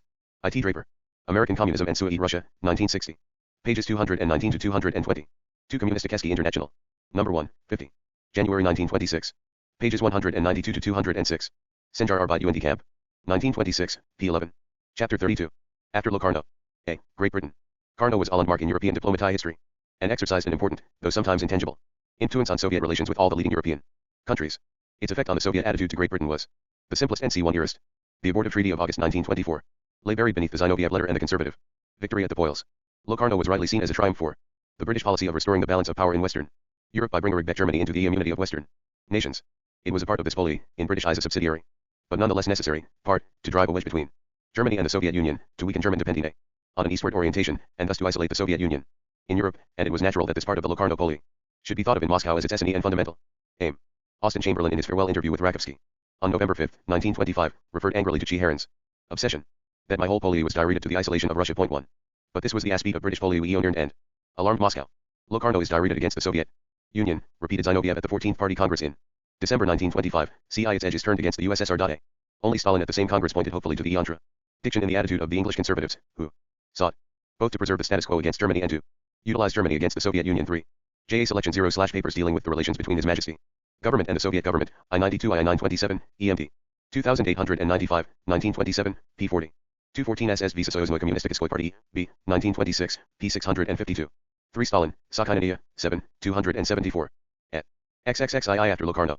The year 1925 would have been entirely barren in Anglo-Soviet relations but for the signature of the most extensive concession agreement hitherto concluded by the Soviet government among the former British owners of property in Tsarist Russia, who had pressed their claims at the time of the Anglo-Soviet negotiations of 1924. The Lena Goldfields Company had been conspicuous, the company having, under an agreement of 1938, held a large area in Siberia on lease for the mining of gold and other minerals. From discussions with the company in 1924, the proposal had emerged that the Soviet government should lease the same area to the company as a concession, the company pledging itself to mine and develop its mineral resources through further capital investment. After long negotiations, in the course of which the company secured the financial backing of the New York bankers Kuhn, Lossib, the agreement was signed in Moscow on April 30, 1925, by representatives of the company and by Pyatakov as president of the Chief Concessions Committee. Pyatakov signed ad referendum and subject to the final confirmation of Sovnarkom, to which the agreement was to be submitted. The concession was valid for 30 years for the major mining area and for 50 years for subsidiary enterprises. It extended to the mining of all useful minerals except platinum, radium, helium and wolfram, which were reserved to the government. The company was under an obligation to mine gold, silver, copper, lead and zinc. Of gold and silver mined, 25% was to be available for export, 75% was to be sold to the government at world prices. Not more than 15% of workers Oregon 54% of technical staff were to be of foreign nationality. A stipulation was made for the training of Soviet managing personnel. A court of arbitration with the Swiss or Swedish superarbiter was to rule on disputes arising under the agreement. In order to bring the mines back into production and carry out the agreement, the company required a substantial fresh investment of capital. This was obtained through Kuhn, Loeb, whose representative, Lyman Brown, was one of the signatories of the agreement on behalf of the company. I. Brown was a former associate of Hoover. The Times reported the agreement throughout in its city columns as if to minimize its political importance in announcing the signature of the agreement. In its issue of May 4, 1925, it reported that arrangements had been completed with American interests for the provision of additional capital. Imiski. Foreign Relations PTV. Now at the height of his influence as Secretary of Commerce, it was to he assumed that the transaction had Hoover's hacking. L. Harriman, now in the final stages of negotiation for a Soviet concession for manganese, Z had those connections with Kuhn, Low, and Mayazo have been directly or indirectly concerned. The Soviet negotiators, mindful perhaps of the fate of an earlier concession agreement 3, remained cautious. Pyatakov, in an interview in Pravda, justified the agreement by the need for an investment of capital for the development of natural resources, but pointed out that more had been yielded by the Soviet government than under any previous concession. For the agreement was received with satisfaction on the British and American side. The directors of the company in a public statement paid tribute to the competent and judicial manner in which the terms of this agreement have been discussed by the representatives of the Soviet government, and called it CE a practical scheme of cooperation, to the mutual advantage of the 11 parties. 5 On July 30, 1925, a meeting of the company authorized acceptance of the agreement, which was approved by the Soviet authorities on August 11, 1925. 6 From New York, Gummer reported to Chrisin that the agreement was regarded in Wall Street as a very advantageous business. 7 The company's engineers took possession of the properties on October 1925. But, in spite of this practical achievement, which received little publicity or encouragement in official British circles, the political situation continued to deteriorate. When at the beginning of April 1925 Rakovsky sought an interview with Chamberlain, his first since January, and suggested CE review of all the possible points of difference between us in different parts of the Vespomania Subjetskogo Posla FJ Angli, 1960, p. So, states that, after 1925, the CEI's share of the property was in American hands, and that Austin Chamberlain held 1,000 shares. I for Brown CP 482, note 3 below. Gummer in a letter of September 11, 1925, see note 7 below, noting the share of Kuhn Loeb in the transaction. Added, CE it is possible that Brown's former chief is also interested. The reference is evidently to Hoover. See pages 483 to 485 below. 3. See the Bolshevik Revolution, I9 I7 I93, Volume 3, pages 432 to 433. 4. Prop JDA, May 12, 1925. 5. The Times, May 13, 1925. 6. Ibid July 31, August 13, 1925. 7. Letter of September 11, 1925 in the Gummer Archive. 8. The Times, December 7, 1925. CHXXXII after Locarno. World, Chamberlain rejected general conversations of this kind or fresh negotiations as useless. In his speech at the Third Union Congress of Soviets in May 1925 Chicherin struck a plaintive note. We are willing at any moment and with the utmost readiness to begin and carry on negotiations, but we would like to know what precisely, in the treaty signed with MacDonald, is unacceptable to the new English government. We cannot make new proposals if we do not know what makes the former proposals unacceptable. Later in the speech he continued, in apparently sincere bewilderment. England's policy consists in officially denying any hostile intentions against us, while in fact, wherever we turn, we are met by the opposition of English agents. What are they after? What do they want? Is the English government trying to prepare to strangle us, or is it rather trying to isolate us and to strengthen its own position in relation to us? 2. But the reaction on both sides was emotional rather than rational. Excited British diehards eagerly read the hand of Moscow in the disturbances which flared up in China in the summer of 1925. On June 29, 1925, Birkenhead, then Secretary of State for India, attacked Soviet activities in Asia, and especially in China, in his most trenchant style, and openly threatened the breaking off of relations, and anti-Bolshevik speeches in highly colored land. Gauged by Joynson Hicks and Churchill Hoff, also ministers, helped to fan the flame. Chicherin replied sharply to these attacks in an interview published both in Pravda and in Izvestia on July 2, 1925. In the first days of July 1925 it seemed in Moscow as if the question of a breach of relations between England and the USSR hung on a thread. 4 On July 15, 1925, Pravda, reviving a rumor which had been current throughout the summer, featured conspicuously a message from Helsingfors alleging that, according to absolutely reliable reports, negotiations were in progress between the British and Estonian governments. I.e. Selection 0/papers dealing with the relations between His Majesty's government and the Soviet government, I-92 I-927, EMT. 2895, 1927, pp. 37 to 39, Farther Anuri meeting CP 34 above. Tret ISS Tsavtov SSSR, 1925, pages 92 to 93, 95 to 96. JC pages 719 to 721 below. 4. Zvestia, Anuri 7, 1926. Foreign Relations PTV. For a long-term lease of the Baltic islands of Dago and Ezel to serve as a British naval base. At the climax of the Locarno negotiations little attention was paid in Great Britain to Soviet affairs. But the arrest of 10 leading British communists in October 1925 and the seizure of papers at party headquarters too looked like another stroke in a concerted anti-Soviet campaign. When Chamberlain told Rakovsky, who called on November 5, 1925, to take his leave on transfer to Paris, that though we had ample grounds on which to base a rupture with the Soviet government, he desired, if possible, to avoid a rupture. 3 The words were plainly intended as a threat. The signature of the Locarno treaties in London on December 1925, found Chamberlain at the pinnacle of his glory and self-assurance. Chicherin, who had just arrived in Paris, allowed a hint to be dropped that he would welcome an invitation to come to London. Chamberlain in reply authorized Bryant, who was in London, to let M. Chicherin know that, if he desired an interview, I should not refuse it. 4 The message was so chilling that Bryant apparently preferred not to deliver it. 5 And Chicherin did not visit London from the time of Rakovsky's departure till the belated arrival of Chrisin, now a dying man, to succeed Hearn. In July 1926, the Soviet Union was represented in London by Rosengolds, the head of the trade delegation. But relations were virtually non-existent. Litvinov, in his speech STSIK in April 1926, reiterated that the Soviet government, since the advent of a conservative government to power in Great Britain, had never ceased to proclaim its readiness to negotiate, and detected a faint ray of hope in the debate in the House of Commons. On March 1926, when a handful of conservatives joined the opposition in voting against the government's refusal to extend export credits to the Soviet Union. 6 But a few days after Litvinov's speech, the outbreak of the general striking great. ICP 251 above. 2 CP 414 above. 3A selection 0/papers dealing with the relations between His Majesty's government and the Soviet government, I-93 I-937, Command 2895, 1927, p. 40. 4 Ibid pages 42-43. 5 L. Fisher, who was in Chicherin's confidence, states explicitly, the Soviets in World Affairs, 1930, 623, that Chicherin did not receive it. 6 SSSR, Centralny Ispolitelny Komitet 3 Soziva, 2 Sessia, 1926. p. 1057. CHXXXII after Locarno. Britain introduced a fresh and complicating element into Anglo-Soviet affairs. B. France. The summer of 1925, WHH was occupied by the Locarno negotiations, brought a slow deterioration in the prospects of a Franco-Soviet agreement on the questions left outstanding when France recognized the Soviet Union in the previous autumn. As the fighting in Morocco became more severe, and communist propaganda against it more intense and more effective, exacerbation against the Soviet Union in French official quarters increased. In August 1925, Kerzen was impelled to issue a statement to the press in which he denied that the USSR had sent envoys to ABDL Krim and given financial help to the Riv leader. He explained that everyone in the Soviet Union had the most sincere desire to see your country settle the Morocco affair in the most satisfactory manner, and that, if at times opinions are expressed in the Soviet press which are not shared by everyone here, they are nevertheless inspired by desire to see France freed from the anxiety which the Moroccan affair represents. 2. But this was cold comfort. Nor was any progress made towards a settlement of the debts. Painleave, the Prime Minister, was more hostile than Ario. Bryant, the Minister for Foreign Affairs, less interested, and Cale Locks, the Minister of Finance, was promisingly opposed to financial concessions. At some time during this period, discussions took place between Kerzen and L.E. Temps, which offered to send a correspondent to Moscow to print dispassionate and increasingly favorable reports, to refrain from adverse editorial comment on Soviet affairs, and to support a line favorable to the USSR in foreign relations. The payment demanded for these services was 1,000,000 francs a year. Kerzen offered 500,000 francs, then 750,000. At this point the matter was referred to the Politburo. WHH refused to go higher, so that the transaction fell through, and the Soviet Union continued to have a bad press. 3 Early in September 1925 a complete. I see pages 40, 44 above. 2 Slight variants occurred in the records of the interview in Pravda. L.E. Temps, August 8, 925. 3 Trotsky, recalling this incident 10 years later, Trotsky's diary in exile. 958, pages J. Could only date at CE in 1925, or 924. 420 Foreign Relations. Point B. Deadlock was reached in the leisurely negotiations between the French and Soviet financial experts in Paris. On September 1925, Kerzen brought matters to a head by submitting an outline of a projected agreement. The dependence of a debt settlement on credits was firmly asserted. The amount of the credits must match the extent of the obligations assumed by the Soviet Union. The draft had a chilly reception, and Kerzen left in protest for Moscow. With Locarno looming on the horizon, and Germany moving in step with Great Britain, any worsening of Franco-Soviet relations was highly unwelcome to the makers of Soviet policy.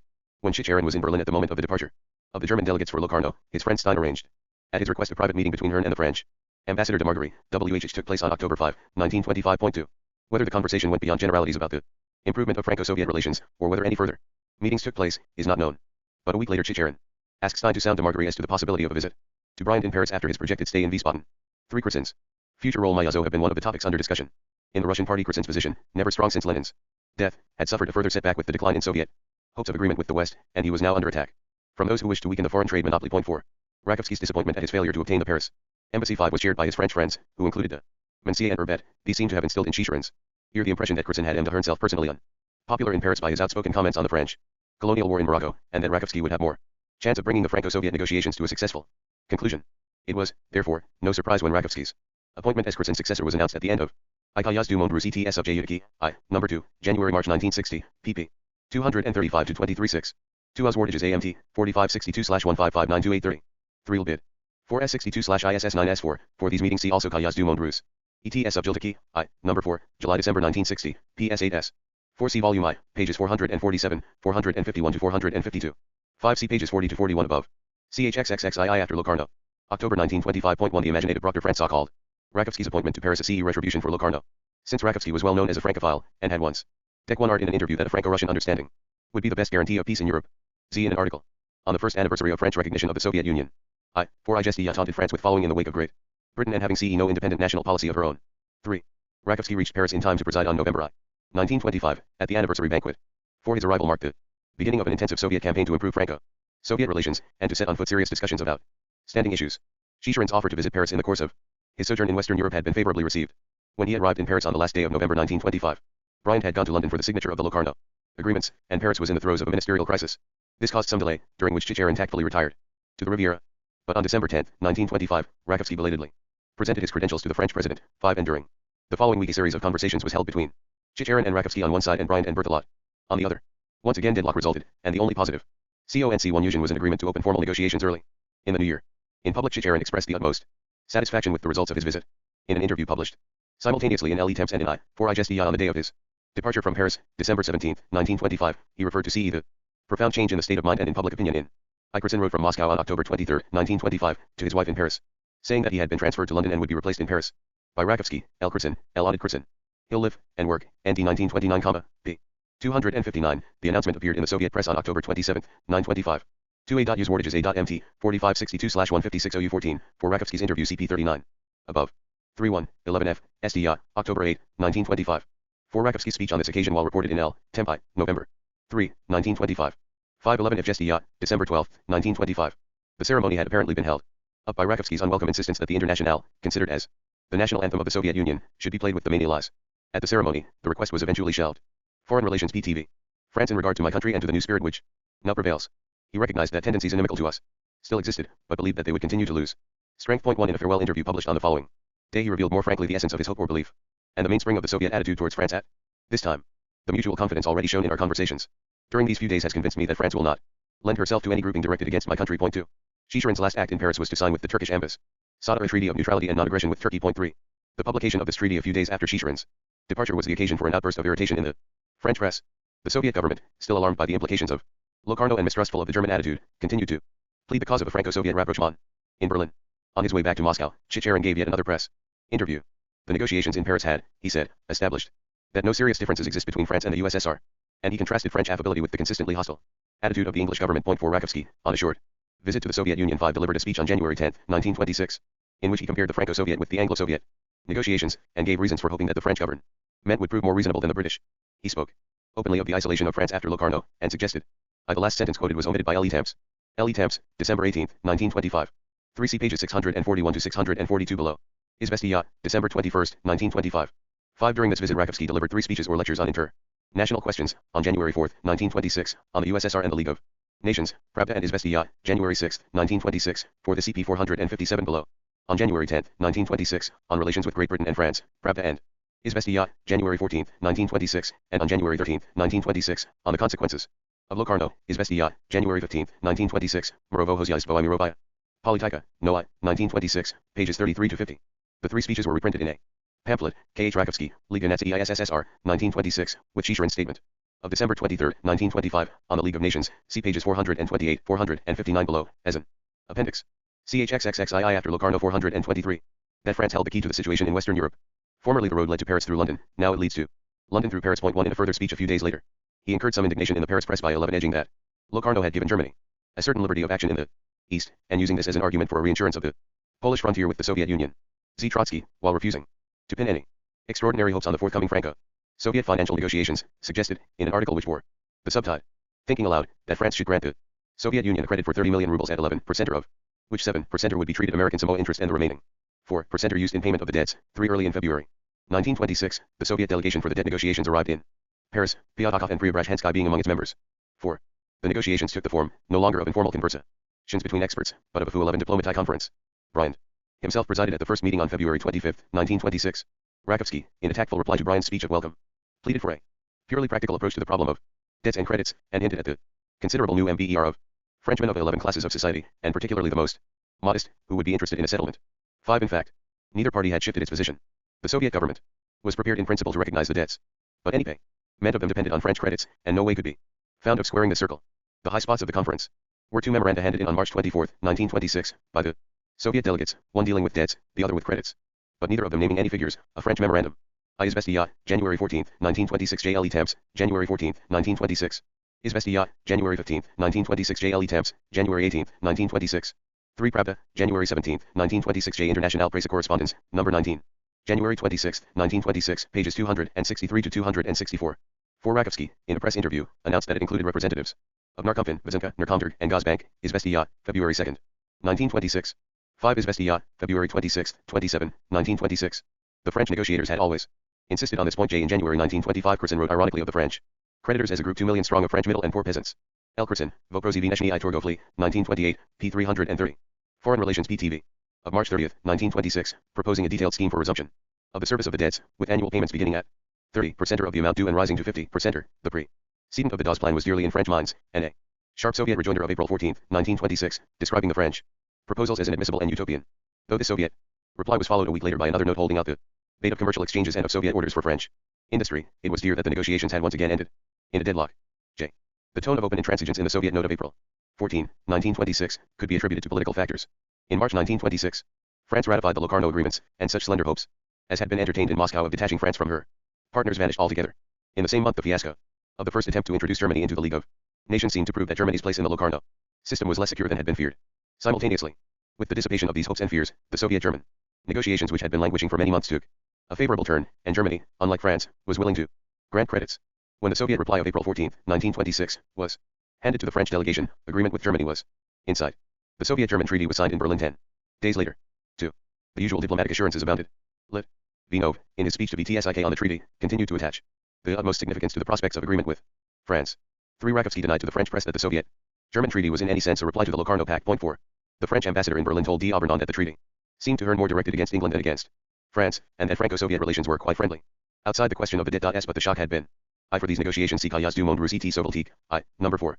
July-December 1960, pages 588 to 589, 592 to 593. Demancier presided at the conference for the treaty and the negotiations leading up to it. See pages 435 to 438 below. 3. SSSR, Centralny Ispolitelny Komitet 3 Sozaiva, Z Sessia, 1926. P 1057, for the speech. CP 438 below. 4. L. E. Temps, April 26, 1926. 5. Diogoman, an ambassador 01 piece, 3, 193 degrees, 246. At XXXII after Locarno. Considerable. In fact, though this treaty meant less than Rava 11.0, it marked a change. The vision of a special relation with France, which would compensate for the deterioration in relations with Great Britain on the one hand and Germany on the other, had floated vaguely before the eyes of harassed Soviet policymakers. Throughout 1925, it was now discarded as unrealistic, and its abandonment had an immediate, though indirect, effect on the debt negotiations in Paris. Negotiators who had hitherto striven to conceal the deadlock in a flood of talk now brought it to the surface for 11 to see. And negotiations dragged until the beginning of June 1926, and were then formally adjourned till November, with the proviso that unofficial discussions should meanwhile continue. 1. Before the interval had elapsed, the reappearance of Poincaré as Prime Minister in July 1926 with the spectacular mandate to save the franc provoked a fresh crisis, and made agreement more remote than ever. See, Germany. On October 19, 1925, 2 days after the return of the German delegation from Locarno to Berlin, Stresemann received a visit from Krestinsky, who reminded her that negotiations for the proposed Soviet-German neutrality pact had been delayed at his request till agreement had been reached with the West. They could now presumably start. Z. Stresemann put off the discussion to a further meeting, which took place on October 29, 1925, and then explained to Krestinsky that he would prefer to await the arrival in Berlin of the German ambassador from Moscow, who was expected at any moment. 3. Dr. Franz saw in fact a hype on November 4, 1925, and began a violent campaign against the Locarno Treaty, in the course of which he appealed direct to Hindenburg, and once more prepared to tender his resignation. For while this campaign was in progress, Krestinsky, I Kayaz du Monde Russe et Soviétique, I, number 4, July-December 1960, b. 597. Gustav Stresemann Vermachnis, 2, 1932, 52.8. Auswartages AMT, 4562/1560003-5. Dr. Franz saw addressed an appeal to the President on November 7, 192.5, and, when he failed to obtain satisfaction, wrote a letter of resignation, and sought an interview with the President on November 2.8 in order to present Foreign Relations PTV. Paid 2 further visits to Stresemann, on November 16 and 21.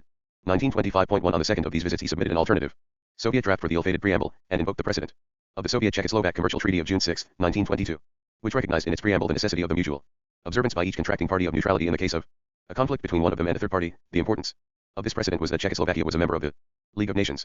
See, the attitude of Stresemann made it clear that he was unwilling to proceed further before the formal signature of the Locarno agreements, which was to take place in London on December 1925.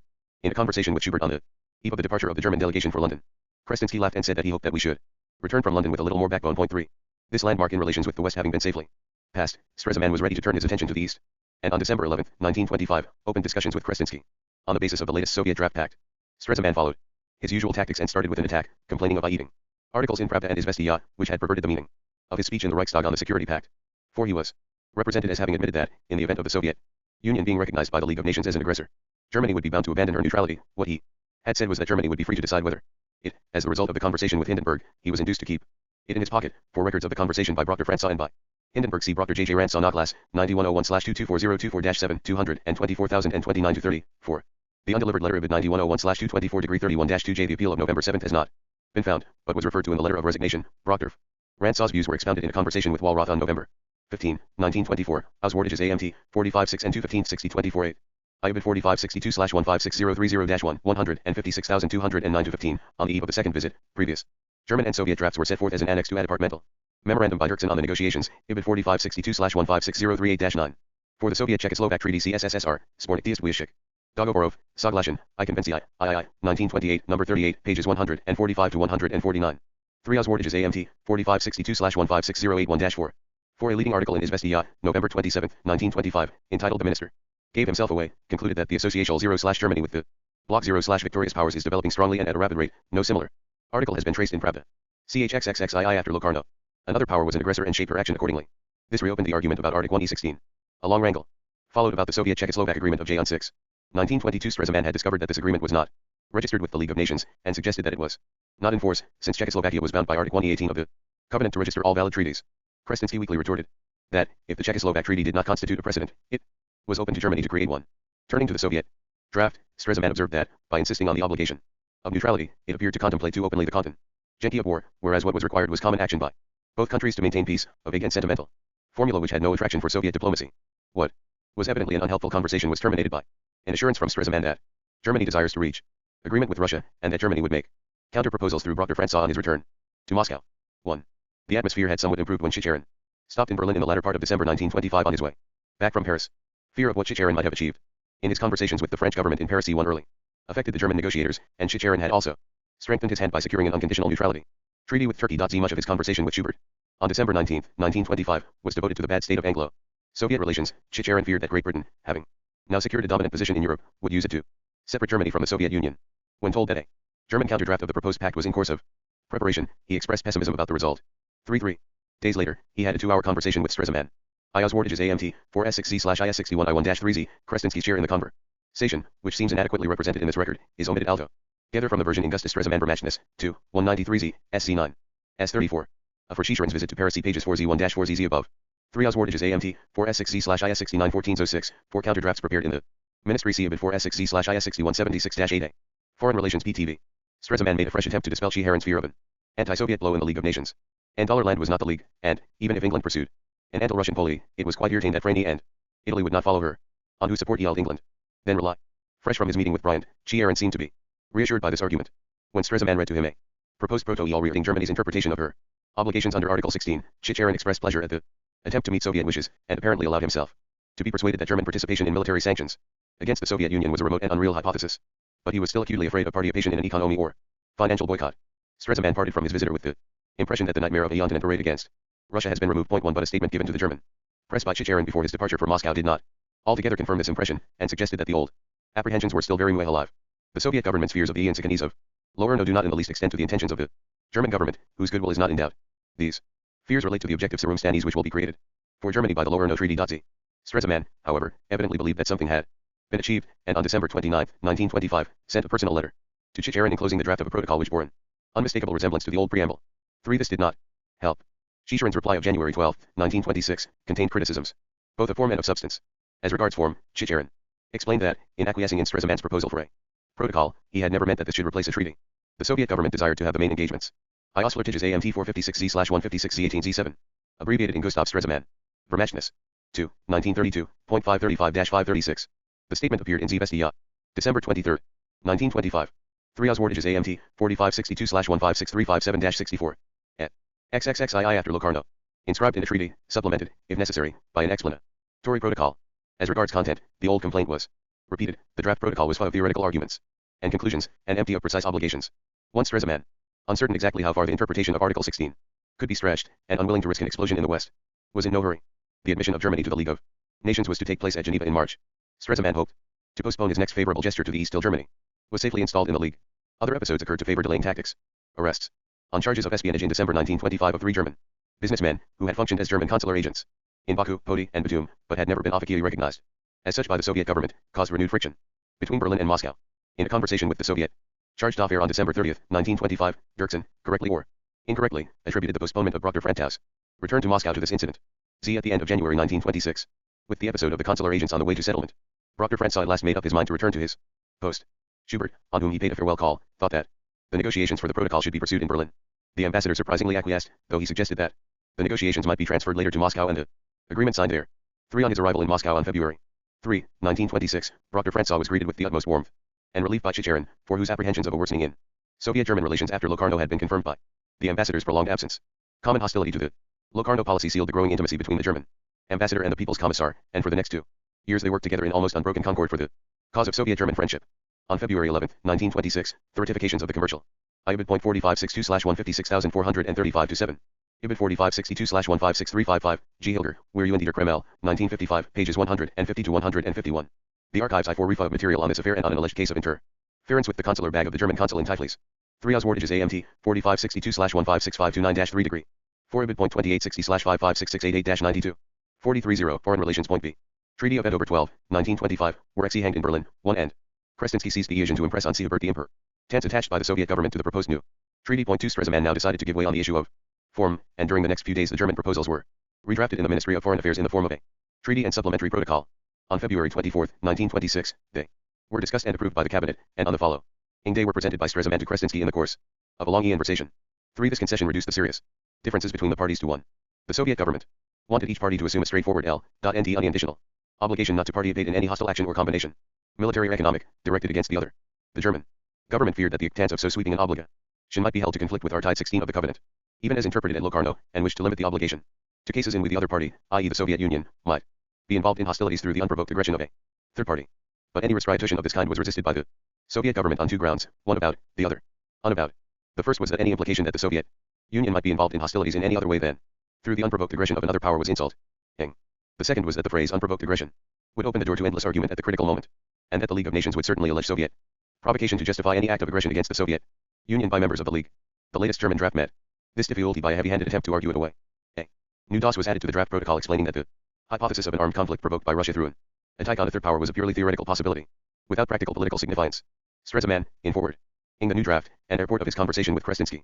I League 0/Nations, Treaty Series, Lyon, 1926, 8. Os Wardages AMT, 4562/1565448-9. 3 For the Cabinet Proceeding C IBID 3491/767848-61, for the draft.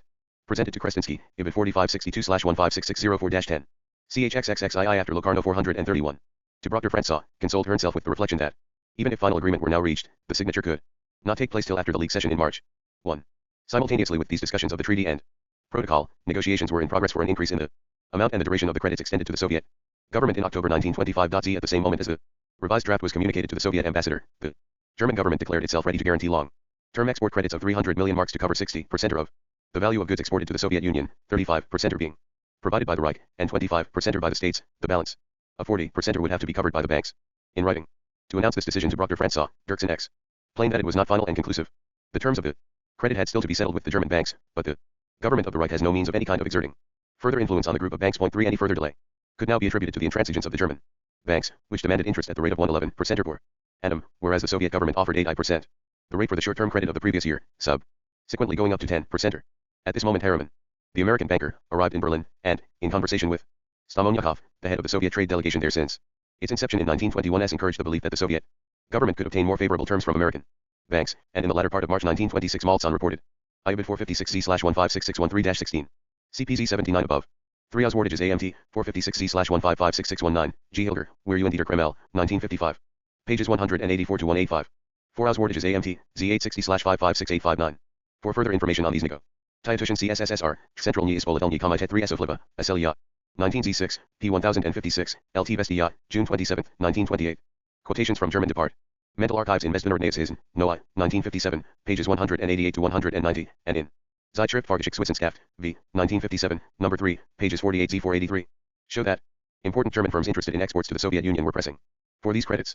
5 In a penciled note dated July 3, 1924, and preserved in the Trotsky Archives, T82Z, Kurtzen called Stamonyakov CEO first class and most devoted worker, who were then cop. The occasion appears to have been a proposal to transfer Stamonyakov, which was evidently not carried out. 432 Foreign Relations. Point B. From Washington that no objection was seen there to John's American-German financing of Russian trade. 1 Later, Harriman appears to have made an offer to cover the 40% of the value of German exports to the Soviet Union not covered by the German government guarantee. But the German banks resisted this proposal, and the United States government also came out against the deal. 2 By this time, it had become increasingly clear that the real reasons for the delay were political, and that agreement with Moscow would eventually be reached at the moment chosen by the German government. The course of Soviet-German amity rarely ran smoothly. The month of March 1926, with the negotiations for the treaty in their final phase, was a time of almost incessant recriminations. On March 4, 1926, Chicherin went out of his way to inform Dr. Francois that the Soviet government, then engaged in desultory conversations with Poland about an eastern Locarno, had offered to the Polish government a non-aggression pact which would include a guarantee of Poland's eastern frontier. He added by way of consolation that the Soviet government had no thought of guaranteeing Poland's western frontier. 3 This news was received with anger and consternation by the German government, which apparently had not been informed of previous Soviet overtures in the same sense. 4 If the Soviet government I Alf article AMT 48Z9/24ZZZ0 Z4Z233. The project was sponsored by C. E. Kuhn, Loeb, and other American bankers. H. Heyman, W. S. Kandu-Bazine. Week Ruja, NY, 1945, p. 90. On March 17, 19Z6, a law firm representing A. W. Harriman & Co. Inc. inquired of the State Department whether any objection was seen to CEA. Credit to be extended to German industries who sealed to Russia. On the terms proposed, a reply was returned on April 19Z6, that the Department CE would not view the proposed financing with favor at the present time. Foreign Relations 01 The United States, I-926, 2, 1941, 906 to 907. In July 19Z6 a similar application on behalf of the New York Trust Co. received the same reply, IBID 2,907-910. In December 19Z1 the State Department had favored a plan for cooperation between American and German business interests in trade with Soviet Russia, which encountered strong opposition from Hoover and the Department of Commerce, National Archives, Record Group 59. 661.6C15. Law, for a further quotation from Hoover's letter of December 6, 1921, see pages 476 to 477 below. 3 Oswald AMT, Z860/5568568, for the conversations with Poland AE. P 477 below. For previous overture see pages 444, 446 below. G. Hilger, Where You and Dieter. Kreml, 1955, pages 155 to 156, recall of the impression created by Shisharin's communication. Ch.xxxii after Locarno 433. Lost interest in the revision of its own frontier with Poland. It was unlikely to press very strongly for a revision of the German Polish frontier, and, if Poland was assured of security in the east, her hands would be free to concentrate on defense in the west. In an interview with Chicherin on March 14, 1926, Dr. Francois described the proposed pact with Poland as extraordinarily serious for our relations, and recalled the famous conversations of December 1924 in which the common aim of pushing back Poland to her ethnography frontiers had been recognized. Chicherin attempted to excuse the Soviet government on the ground that nothing more than a short-term pact, for a duration of 3 or 5 years, was in contemplation, and gave a formal assurance that the Soviet Union would never guarantee Poland's western frontier. Negotiations with Poland for our revision of frontiers were not practical politics in the foreseeable future, and the Soviet Union urgently needed peace for its own economic development. Chicherin agreed, however, that this policy must not be allowed to prejudice Soviet-German relations, political and economic, which would be of crucial importance to Russia, if it comes to the CONC1 union of the treaty now being negotiated between Berlin and Moscow. Dr. Francois retorted that any guarantee to Poland would make a German-Soviet agreement worthless. J. These arguments about the Polish dilemma proceeded side by side with still more heated discussions of another embarrassing topic. On March 4, 1926, IZOSTIA published the text of Bora Shilov's speech delivered at the customary Red Army anniversary celebrations of February 23. In a long discussion of the disarmament proposals now being canvassed at Geneva, he argued that none of the capitalist countries seriously intended to disarm, and named Germany among these countries. Germany, he remarked, was busily restoring her military budget, which had now reached 1/2 of the 1913 total, though her army had nominally been reduced to 1/7. This meant that Germany is furtively and secretly maintaining strong armed forces, which cannot be counted in tens or hundreds of thousands. Brock Dor Francois immediately made the sharpest protest to Chicherin against this unheard of scandal, referring ironically IALW8 Title AMT 4562/15666-71. 434 Foreign Relations Point B. To the Soviet Union as CEA power which professes to be on friendly terms with us and is suspected by our enemies of being in a military conspiracy with us. Chicherin, obviously embarrassed, could excuse the indiscretion only on the plea of Voroshilov's naivete, an explanation which, though probably true, was unlikely to carry conviction in Berlin. The publication in Izalgestia of March 7, 1926, of a correction of the statement in Voroshilov's speech about Germany's secret forces, which was now attributed to CE. The Entente Press did little but draw fresh attention to the original offense, particularly as a German translation of the speech appeared 2 days later in a Comintern Publica abroad with the offending passage reproduced in its original form. This incident was unfortunately capped by another. At almost the same moment the German government was confronted by a semi-official Soviet publication on foreign armies issued by the Military Scientific Society with a preface by Voroshilov, to which attention had first been drawn by the Russian émigré newspaper in Berlin, RUL, on December 2, 1925.3. With some delay the pamphlet was duly procured from Moscow and translated in the Ministry of Foreign Affairs. The CD on the German army was found to contain undiscussed references to secret military formations and hidden stocks of arms. On March 10, 1926, instructions were sent to Dr. Francois to protest against this new enormity. 5 Willingness on the Soviet side to embarrass the German government by lifting a corner of the veil which shrouded Soviet-German military relations was further shown by the publication in Pravda of March 23, 1926, of an article on the Junkers airplane factory at Philly. But, though devoted mainly to complaints about shortcomings, the article was J. for Dr. P. Francois report of March 7, 1926, AE Oswardages AMT 2860/5568661-2. 2 International Presse Correspondent number 39, March 9, 1926, p. 531. 3 The publication IA decryptable Becont edition, according to a report from Dr. P. Francois, Oswardages AMT 2860/5566906-8, it had originally appeared in 1924, but had not been noticed. The fact that the second edition carried a preface by Voroshilov suggests that it appeared after he became People's Commissar for War early in November 1925. Whether the oft-ending referendum also appeared in the first edition was never made clear. Plus for a memorandum on ease and a translation of deleted passages circulated in the Ministry on March 3, 1926, see IBID 9524/6715/4-8,6715550-7. 5 IBID 2860/5568889-1. Et. XXXII after Locarno 435. Not unfriendly in tone, and ended with an expression of hope for an improvement. These incidents did not, however, exhaust the unexpected turns of fortune of this eventful month. The German delegation duly arrived at Geneva on March 7, 1926, for the ceremony of admission to the League of Nations and election to the League Council, only to find that the way was barred by demands from Poland and Brazil for simultaneous election to the Council. 10 days negotiations failed to break the deadlock. On March 17, 1926, the Special Assembly convened to admit Germany adjourned without result, and the German delegation left Geneva humiliated and discomfited. Pravda in leading articles of March 18 and 20, 1926, wrote of the shocking defeat for the spirit of Locarno, and expected a strengthening of the pressure of the United States on capitalist Europe as a result of the Geneva fiasco. Soviet opinion significantly regarded what had happened as a defeat not so much for Germany as for Great Britain. This was the theme of the concluding passage of a general statement on foreign policy by Chicherin published in Izvestia early in April 1926. The Geneva collapse was due to the inner contradictions in Chamberlain's policy. He had sought to draw both Germany and Poland into a united front against the USSR without counting on the antagonisms between them. It was the breakup of the united front which we have witnessed in Geneva. Point 2. At the same time, what had happened at Geneva inevitably strengthened the Soviet position. The much dreaded rapprochement between Germany and the West had suffered a dramatic setback. Germany must now willingly turn once more to the East. On March 8, 1926, before the Geneva fiasco, Chicherin had replied to the proposals made to Krestinsky on February 25. 3. He accepted the German draft treaty and protocol with 3 reservations. He still vigorously rejected any mention of CEUD. Provoked aggression, he desired the omission from the DOS, prohibiting participation in an economic boycott of the words CE in time of peace, which seemed to leave the door open for economic sanctions in the event of war, and he proposed that an exchange of notes should take the place of the Protocol 1. 4 on. I for this article CP 101 I below. 2 Izvestia, April 6, 1926. CP 430 above. Auswartages AMT, 6698/107494-5. Foreign Relations PTV. March 25, 1926, after Stresemann's return from Geneva, Krestinsky made a formal communication to Hearn in this sense. He also proposed that the treaty should be signed before April 10, so that it might be ratified at the forthcoming session of TSIK. Stresemann parried by rehearsing the grievances of recent weeks, and asked time to consider these drafting details. In reporting this conversation to Proctor Francois, Stresemann testily reverted to the Polish question, and added that the conclusion of a German-Russian treaty is out of the question so long as we have no certainty that Russia will not in any form, whether through a guarantee treaty or a non-aggression pact or an arbitration treaty, satisfy Poland's need for security on her eastern frontier. Point 1 Stresemann's ill humor at his Geneva experience had not made Hearn more malleable in regard to the Soviet negotiations. 2 days after the interview with Krestinsky, on March 27, 1926, he again telegraphed to Proctor Francois complaining that the Soviet draft would bind Germany to unconditional neutrality, and protesting against the Soviet negotiations with Poland.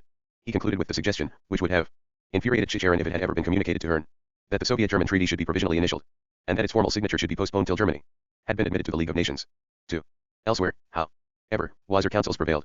A few days later, Schubert had an unusually friendly conversation with Krestinsky.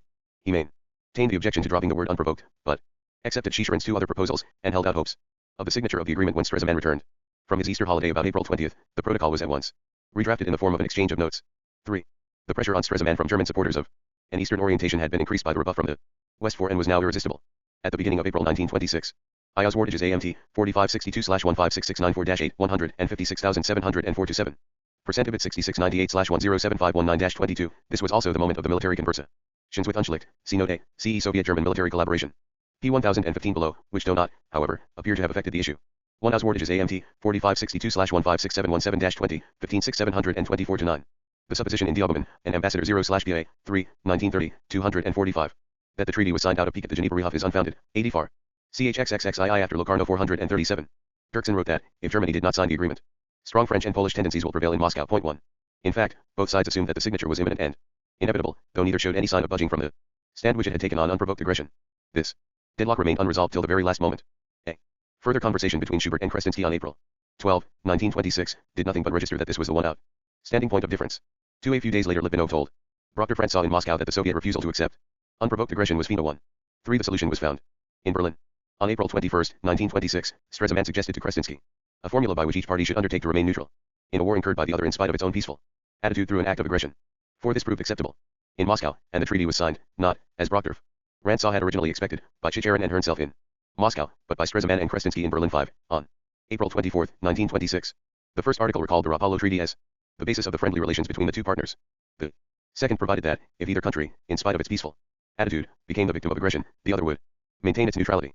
The third article ruled out participation by either party in an economic or financial boycott directed against the other. The fourth fixed the duration of the treaty at 5. As Stresemann himself was concerned, Stresemann would still have preferred to postpone it, but his political position at Horn had obviously been weakened. Auswartages AMT, 4829/242241-5. Ibid 6698/107697-700. 3 Ibid 2860/557272-3. 4 Ibid 2860/557304-7. 5 This was a disappointment to Proctor Francois, G. Hilger, Weir, U. Dieter Kremel, 1955, p. 152, who was, however, consoled to find that in Moscow the treaty was cordially called the Rantzau Treaty, letter to his brother of July 9. 1926, cited in Vorskungen zur Osteuropäischen Geschichte. 2. 1955, 322, note 130, Hindenburg wrote to Proctor Francois on July 14. 1926, I fully agree with you that this treaty is not only of greater importance for Gernandy's special position in the constellation of world politics, but is also calculated to remove and substantially reduce the embarrassments and difficulties caused by Germany's entry into the League of Nations, Ibid 2, 326. Note 153. The statement in H. von Dirksen, Miscau, Tokyo, London, Stuttgart, NT, 1949. P77, that Proctor Francois dealing the proposal WHHI made to Herne that the peace should be signed in Mosio. Sine. He wished to have his name as little as possible associated with this transaction. Is a striking instance of the unreliability and self-importance of this source. Vol. 3 pt. IP. Foreign Relations PTV. Years, but provided that, before the end of that time, the parties would conclude a further treaty to regulate their political relations.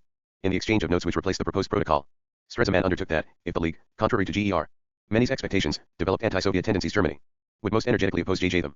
Stresemann recorded, and Krestinsky took note of, Germany's interpretation of her obligations under Articles 16 and 17 of the Covenant, since these articles could be invoked only against a declared aggressor, and since no decision to declare a country an aggressor could be binding on Germany without her assent to it, Germany could never be automatically bound by her obligations to the League to participate in action against the Soviet Union. Finally, the two parties agreed to negotiate a further treaty to provide for the settlement of all future conflicts between them by conciliation or arbitration. 1. The issue of the 300 million mark credit, which was still outstanding at the moment of signature, was settled 2 months later by a compromise which fixed the annual rate of interest at 9.4% or 2. The treaty was regarded on all sides as a victory for Soviet diplomacy, and as restoring the balance in German foreign policy, unduly tilted towards the West by the Locarno Agreement.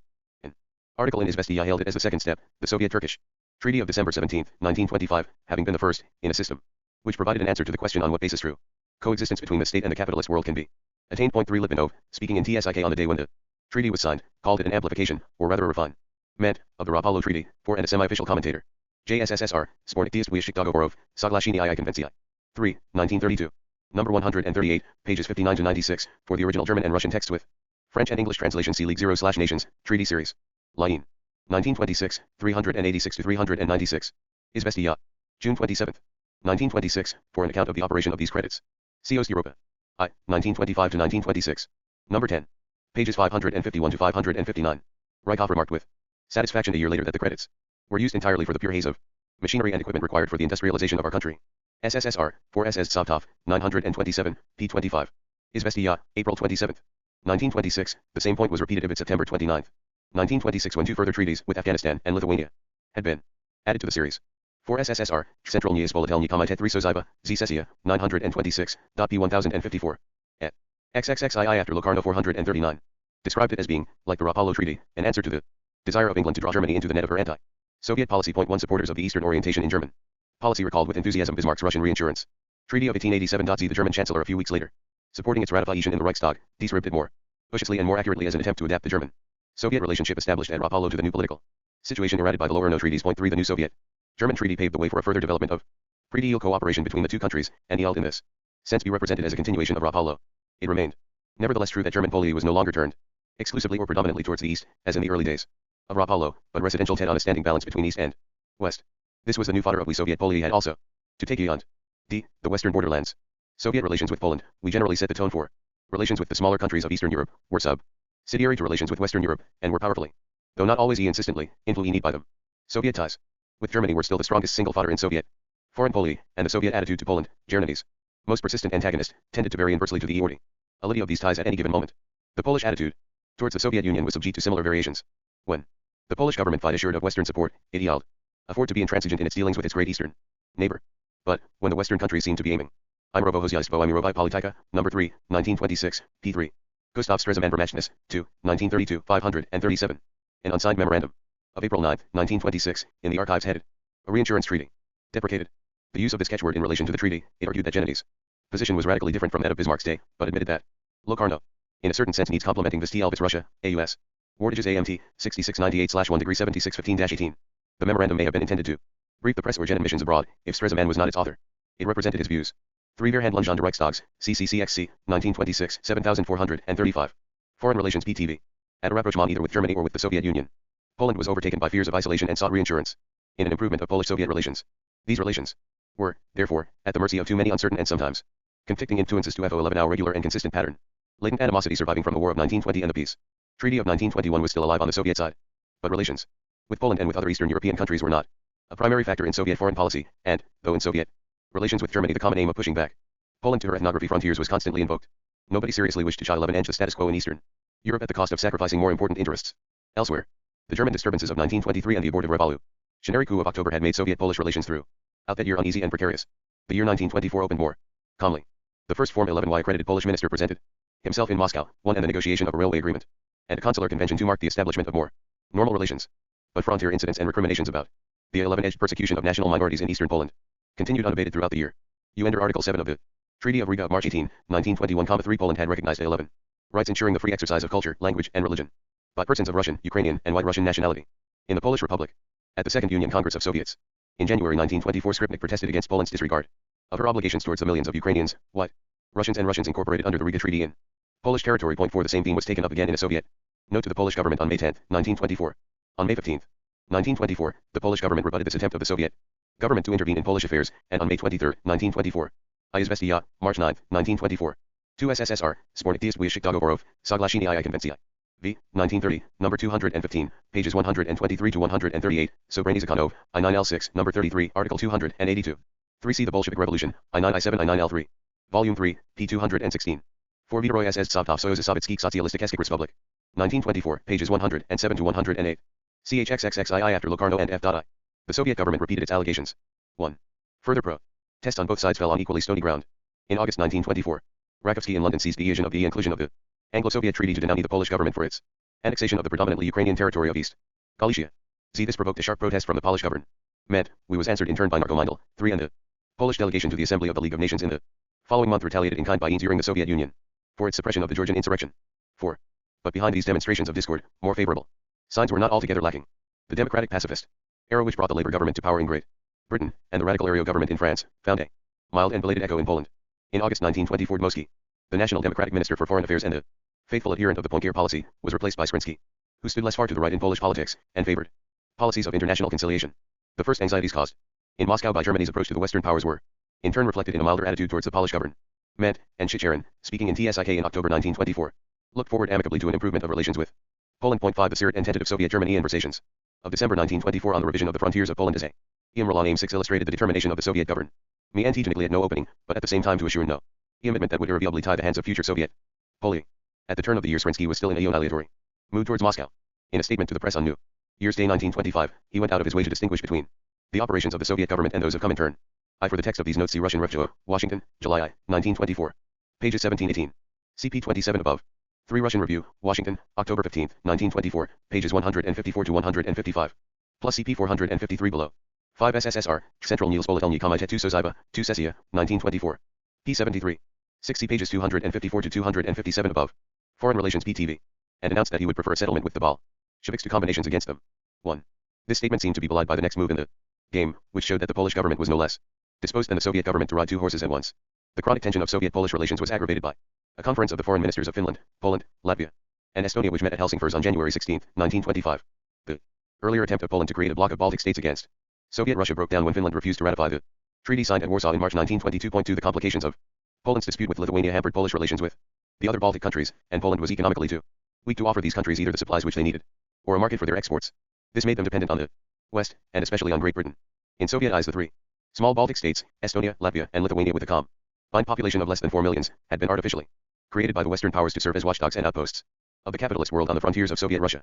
3. In November 1923, Latvia and Estonia had concluded a treaty of alliance and a treaty providing for the conclusion of a customs union between them, for even this move was viewed with a jaundiced eye by the Soviet government, which detected French inspiration in the agreements, and thought that the healthy development of these small countries could come about only through friendly economic and political agreement with Russia. 5. J. Quoted in L. Fisher, The Soviet, in World Age Years, 1930, H. p. 519. See The Bolshevik Revolution, I9 I7 I923, Volume 3, pages 348 to 349. 3. Tomsky, at a dinner given to members of the Soviet delegation by the TUC in London on March 14, 1924, spoke often with his wonted frankness. Their independence is nominal. Economically speaking, they are, in actual fact, entirely dependent upon Great Britain and France. They are mercenaries, set up by Western Europe as a menace to Soviet Russia. M. Tomsky, Getting Together, NT 1925, p. 24. An article in II Vtaya, February 5, 1925, Fall. Lowing the Helsingfors Conference, depicted the Soviet Union as encircled in the Baltic by states in the pay of the bourgeois West, for the rumor of the acquisition by Great Britain of the islands of Ezel and Dago. See pages 251, 417, 418 above. Plus League 0/Nation, Treaty Syria XXIII, 1924, 82-85, XXV, J924, 360. 367, the agreement for a customs union was never carried out. SC interview with Chicherin in Manchester Guardian, December 24, 1923. CHXXXII after Locarno 443. The Helsingfors Conference of January 1925 was regarded with acute suspicion in Moscow as an attempt to revive the anti-Soviet Baltic Bloc. Its participants were on the whole careful to refrain from overt anti-Soviet pronouncements, and the only ostensible outcome of the conference was a colorless arbitration treaty. One it was, however, believed in Soviet circles that the occasion had been used for a conference between general staffs, and in March 1925 the chiefs of staffs of the four countries held a conference in Riga, which was also attended by a representative of Romania. These proceedings were loudly denounced in the Soviet press. Soviet-Polish relations at this time were rendered still more bitter by the assassination, with the alleged connivance of the Polish police, of two Polish communists who were about to be exchanged for two Polish political prisoners in the Soviet Union, and by the alleged complicity of the Polish consul in Minsk in subversive activities in Soviet White Russia. 3. At the Third Union Congress of Soviets in May 1925, Rykov referred to an almost unbroken series of bandit raids from across the Polish frontier, and to the quite extraordinary campaign conducted in the columns of the Polish press against the USSR. He reverted to the Helsingfors and Riga conferences, and warned the Poles, Lithuanians, Estonians, Latvians, and Finns to take into account that any other government but the Soviet government would not merely not have given them independence, but would have destroyed them at the first opportunity. 4. The resolution of the Congress cited the meetings of chiefs of staff, together with Harrison's Little Entente Conference at Bucharest, as symptoms of an aggressive intention against the Soviet Union. Given the relations between the countries concerned, these military meetings were perhaps unlikely to have had the sinister implications conjured up in the nervous atmosphere of Moscow. 1 League 0/Nations, Treaty Series, 38, 1925, 358 to 369. See, for example, a leading article in LZT Gestia, March 27, 1925. 3 correspondence in the first week of April between Marko Mindel and the Polish minister on both these subjects was published in JZT Gestia, April 2, 3, 4, 1925, and Prac JTA, April 10, 1925. The offending Polish consul was replaced. At the same time, the Fifth Enlarged Icky passed a strong resolution of protest against the assassination of the two communists, Raswirnie Plenum Ispokama. Communistikiskogo Internationala, 1925. Pages 244 to 245, 293 to 295. 4 Treti SS Sajito JSSR, 1925, pages 44 to 45. 5 JT, Post and OTJ Linia, 1925, p. 39. 444, Foreign Relations. Point B. The Helsingfors Infereni of January 1925 proved to be the last attempt at Yemen action between Poland and the Baltic countries. The notion born in 1919 of a screen of border states under Polish hegemony inserted between Germany and Soviet Russia elapsed with the gradual revival both of German and of Soviet power. Yet neither this dissatisfaction with Polish attempts to set on foot a political or military alliance against the Soviet Union, nor continued protest against frontier incidents and other exhibitions of Polish hostility, prevented tentative excursions by Soviet diplomacy in a very different direction. By the spring of 1925, the increasingly evident desire of Germany to reach in a combo dash-in with the Western powers and especially with Great Britain led the Soviet government to look around for reinsurance EISE, where Radek was early in the FID with an article significantly headed about the frontiers of Poland, in which he claimed that responsible Poles had been alarmed by the news that England refuses to guarantee the Polish frontiers, and realized that the international situation 0/Poland has considerably deteriorated. Poland was burdened by her military alliances. The aim of Soviet policy was simply a strengthening of PA on all the frontiers of the Republic. The article concluded with an appeal to Poland to think again. The implication was that the Soviet government was willing to enter into a peace with Poland guaranteeing the existing Soviet-Polish frontier, and though not all kites flown by Radek represented official policy, it seems clear that some overture in this sense was made, directly or indirectly, to the Polish government in the spring or summer of 1925, while Germany was engaged in her negotiations with the West. At the Third Union Congress of Soviets in May 1925, after Rykov had delivered his warnings and reproaches, Chicherin reverted to the Polish question in a markedly different tone. He rounded with unusual asperity on those who had denounced Poland's failure to carry out her obligations to her national minorities. In fact, what do the comrades who make this criticism want? Do they want us to start a war? A couple of such. I Pravda, March 8, 1925. For a petition of the offer CP 446 below. Ch.xxxii after Locarno plus force. Extremists may reason like that, but that is not the opinion of the Soviet public. We do not desire, and are not preparing, to wage war. After a disquisition on the fundamentally pacific character of Soviet policy, Chicherin spoke again of Poland. Our policy of PA towards Poland is only part of our policy of PA as a whole. He detailed two chief trends in Poland: 1. Adventurist, imperialist, militarist; the other pacify and desirous of good relations with the Soviet Union. The aim of Soviet policy must be to encourage the Sian element, and reach a lasting agreement with Poland. 1. A new Soviet Polpred Foykov, who had arrived in Warsaw at the end of 1924, and his intention of taking up the question of a Soviet-Polish trade agreement, we had been provided for in the Riga Treaty of 1921, but never seriously discussed since that time, and the watchful German minister in Warsaw judged that we are moving into a period of attempts at a Russian-Polish understanding. 2. Whatever incidental friatutions continue to disturb the course of Soviet-Polish relations, the movement of Germany towards the West inevitably produit a irritating détente between the two eastern countries, and an agreement to deal with the intemi nuisance of frontier incidents was signed on August 3, 1925.3. The ground was, therefore, to some extent prepared when Chicherin paid his only official visit to Warsaw in the last days of September 1925. Though the visit was designed primarily as a warning to Germany, it had a minor place of its own in the history of Soviet-Polish relations. On the day of Chicherin's arrival in Warsaw, September 27, 1925, Izvestia carried an unusually ingratiating article by Radek on Soviet-Polish relations. Chicherin was warmly greeted by Srensky, and polite diplomati speeches were exehanged at a banquet given in his honor. 6. I Treti SS Tsovtov SSSR, 1925, pages 88 to 89. Auswartages AMT, 4562/155515-21. 3 SSSR, Spornik Diast Wyashik Dogovorov, Soglashini I Konvencji. 3. 1932, number 137, pages 55 to 58. 4. At this time the normal route between Moscow and Berlin was through Riga, where the change was made from Russian to European gauge railway. Later a direct service ran through Warsaw with the change at the Soviet-Polish border. 5 CP 274 above. 6 Auswartages AMT, 4562/155876-8, the banquet was reported in Izvestia. October I, 1925. Foreign Relations PTV. Outside official circles, the warmth of the welcome was not unqualified. RDLs in the Polish press expressed the view that it was impossible to establish close relations with a neighbor who carries a blazing torch in his hand, and treated the visit as simply a diplomatic trick to make an impression on GER. Many. But Chicherin, in a particularly fulsome interview, given on September 28, 1925, to a Polish journalist, hoped for an enduring rapprochement between our two countries, described his friendly reception by the Polish government as a political fact of real importance, and thought that a firm rapprochement between us should have a profound influence on the whole complex of forces and relations. He spoke confidently of the prospects of a commercial treaty and of an agreement on railway communications. The offer to Poland of a non-aggression pact, which would constitute a guarantee of the existing Soviet-Polish frontier, appears to have been repeated, and Kerensky cautiously rejected any pact which did not cover all the western frontiers of the Soviet Union. 3. Bukharin, in a careful leading article in Pravda, sought to dissipate the idea that the Soviet-Polish rapprochement was a diplomatic trick to influence Germany. In particular, he rebutted the old hypnosis, according to which Moscow must inevitably strive together with Germany for a partition of Poland. Kerensky was quoted with approval as having said that friendly relations correspond to the unchanging and solid interests of both countries. 4. It is doubtful whether Chicherin's Warsaw visit contributed much to the limited success which he enjoyed in putting pressure on Stresemann on the eve of the Locarno conference, nor was its effect on Soviet-Polish relations durable.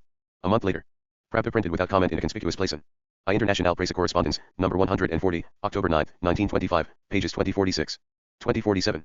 Izvestia, October 4, 1925, Izvestia, September 30, 1925 had carried the optimistic headline, Poland seeks a rapprochement with the USSR.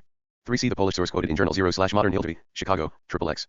Number 2, June 1958, p. 116, Chicherin in the following year mentioned this one of several occasions on which such an offer had been made, Auswartages. AMT, 4562/1579998. 4. Pravda, October 4, 1925, the article was unsigned, but was reproduced in International Presse Correspondence, number 140. October 9, 1925, pages 2046, 2047, over the initials NB. ch.xxxii after Locarno 447. Interview given to an Italian newspaper by the Polish diplomatic representative in Moscow, who had referred to the historical frontiers of Poland and declared that her present frontiers are not in accord with the national feelings of the Poles. Soviet diplomacy throughout the winter of 1925 to 1926 was concentrated primarily on Germany, secondarily on France. Poland seemed to have slipped out of the picture. But the Polish card, in one form or another, still had its uses. In February, or early in March, 1926, at a time when German procrastination in the negotiations of the proposed Soviet-German treaty had severely tried Soviet patience, the head of the Eastern Department of the Polish Ministry of Foreign Affairs visited Moscow in pursuit of the mirage of an Eastern Locarno. 3. And in the course of these discussions Chicherin repeated the offer, already made more than once in the previous year, of a Soviet-Polish non-aggression pact which would include a guarantee of Poland's eastern frontier. But, as before, while the Soviet government offered a bilateral pact, the Polish government was interested only in a multi-lateral guarantee extending to the Soviet Union's other western neighbors. As when on March 26, 1926, Poland signed with Romania a new treaty of guarantee to replace the expired Treaty of March 3, 1921, 6. The Soviet government may have assumed that Poland still preferred the faded laurels of the cordon sanitaire. The irritation felt by the Soviet government at these proceedings was openly expressed by Litvinov in his speech at TSIK a month later. We do not recognize, and are not willing to recognize, a Polish protectorate, open or concealed, over the Baltic. The stubborn refusal of the Polish government to confine itself to speaking on behalf of its own country has hitherto nullified all our attempts at a rapprochement. And Litvinov added that the renewal of the Polish-Romanian treaty diminishes our hopes of reaching an agreement with Pravda. October 27, 1925. See pages 429 to 432 above. 3. For this Polish project CP 449 below. For information about these discussions comes from the account of them given by Chicherin and Dr. Francois in conversations on March 4 and 14, 1926. See pages 432 to 433 above. S. Auswartages AMT, 294515721112-14. 6 League 0/Nations, Treaty Series, 9, 1927, 163 to 167, for the earlier Treaty C of it 7, 1921 to 1922, 78 to 83. Foreign Relations PTV. Poland. 1. No further landmark was reached in Soviet-Polish relations till the Pilsudski coup in Warsaw in May 1926 gave a fresh turn to the wheel. The turn of the year 1925 to 1926 showed the Soviet Union and Poland locked in keen, though short-lived, rivalry for a predominant influence in the three Baltic states. On his return journey from Paris and Berlin to Moscow in December 1925, Chicherin balanied his visit to Warsaw on the outward journey by a stop in Kovno, where he spent the day of December 23, 1925. Here he offered to the Lithuanian government a neutrality treaty on the lines of the recently renewed Soviet-Turkish Treaty. 2 Lithuania was the most isolated of the 11 Eastern European states. The Polish occupation of Vilna estranged her from Poland, her own occupation of Memel from Germany. Bad relations with Poland complicated her relations with the other Baltic countries. She had not been invited to take part in the Helsingfors Conference of January 1925. She had no common frontier with the Soviet Union, and no urgent incidents disturbed Soviet-Lithuanian relations. Nevertheless, the Lithuanian government hesitated on two counts to respond to Chicherin's overtures. It would have liked to obtain from the Soviet government some more positive promise of assistance against Poland in the dispute about Vilna, and it feared that the agreement might be construed as incompatible with its membership of the League of Nations early in January 1926 it was ANO that Soviet. Lithuanian negotiations were about to begin, 5 and they continued. For some time on a leisurely way. In March 1926 the Soviet government was still PRing Lithuania to E1U the proposed treaty, and had extended the same proposal to Latvia and Estonia. ISSR, Central Ispolitelny Komitet 3 Soyuza, Z Sessia, 19 and 6. P 1060. Izvestia, December and 9, 19 and S, for the Soviet-Turkish Treaty CPP 641-64 and below. 3 According to an unconfirmed report of the German minister in Kovno, negotiations between the Soviet Union and Lithuania in May 19 and 4 had broken down on the Soviet refusal of a Lithuanian demand for a promise to support the Lithuanian claim to Vilna, Auswartages AMT, 4564/16 and 636-8. These were the obstacles named by the Lithuanian minister in Berlin. In a conversation with Skubin. Some weeks later, Ibid 6698/107768. 5 Izvestia, Ianuri 6, 19 and 6. 6 Auswartages AMT, and 860/S5687 and SS6913-16, S56918-19, containing reporta from the German ministers in Kovno and Riga. Ch.xxxii after Locarno 449. And, according to some accounts, to Finland. 6 A sense of growing Soviet strength was reflected in an article which reproached Latvia with her Western orientation, and stressed her dependence on imports of Soviet rye and on Soviet transit trade. For her prosperity. 1 Meanwhile the Polish government, not unfairly judging that Locarno had added neither to Polish prestige, nor to Polish security, he conceived the ambitious project of an Eastern Locarno, which would link Poland with the Baltic states, excluding, of course, Lithuania, and the Soviet Union in a pact of mutual guarantee. Early in 1926 soundings were taken in Riga, Tallinn, and Helsingfors, according to one doubtful report. An approach was even made to Sweden. 3 At the end of February an emissary of the Polish Ministry of Foreign Affairs visited Moscow to canvass the project. 4 It was firmly rejected in Moscow, where a leader in Izvestia criticized Poland's desire to speak in the name of the Baltic states, and made it clear that the Soviet government would recognize no special Polish interests in the Baltic. 5 The project was received without enthusiasm elsewhere, and was soon allowed to drop. The Soviet approach to Latvia and Estonia met with no greater success. Lithuania was in a special position, due to her unsettled quarrel with Poland about Vilna and to the absence of a common frontier with the Soviet Union. Here negotiations with the Soviet government continued, and finally culminated in the Treaty of September 28, 1926. 6. Jamerovoko, Lyulpo Imirovi Politika. No 5-6, 1926, pages 131 to 141. 2 After Lokamo, a proposal for THC recognition of the Soviet Union by Czechoslovakia is aimed to have been canvassed in the winter of 1925 to 1926. Benel himself was in favor of it. 1 Tvestia. February 18, 1926. The proposal was abandoned after the signature of the Soviet-German Treaty of April 24, 1926 and a visit of Srensky to Prague, Ibid April 24, 1926. 3 Auswartages AMT 2860/556693, 556,771. 556,798 to 800. 4 CP 447 above.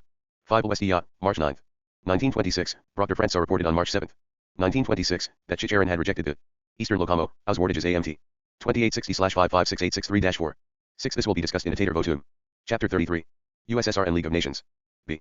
Before 1923 the only link between Moscow and the League of Nations had been so tenuous Soviet participation in the work of the League Health Committee. 1 In J. of that year a reference of the East Karelian question by the League to the Permanent Court of International Justice for an advisory opinion provoked from Moscow a firm denial of jurisdiction.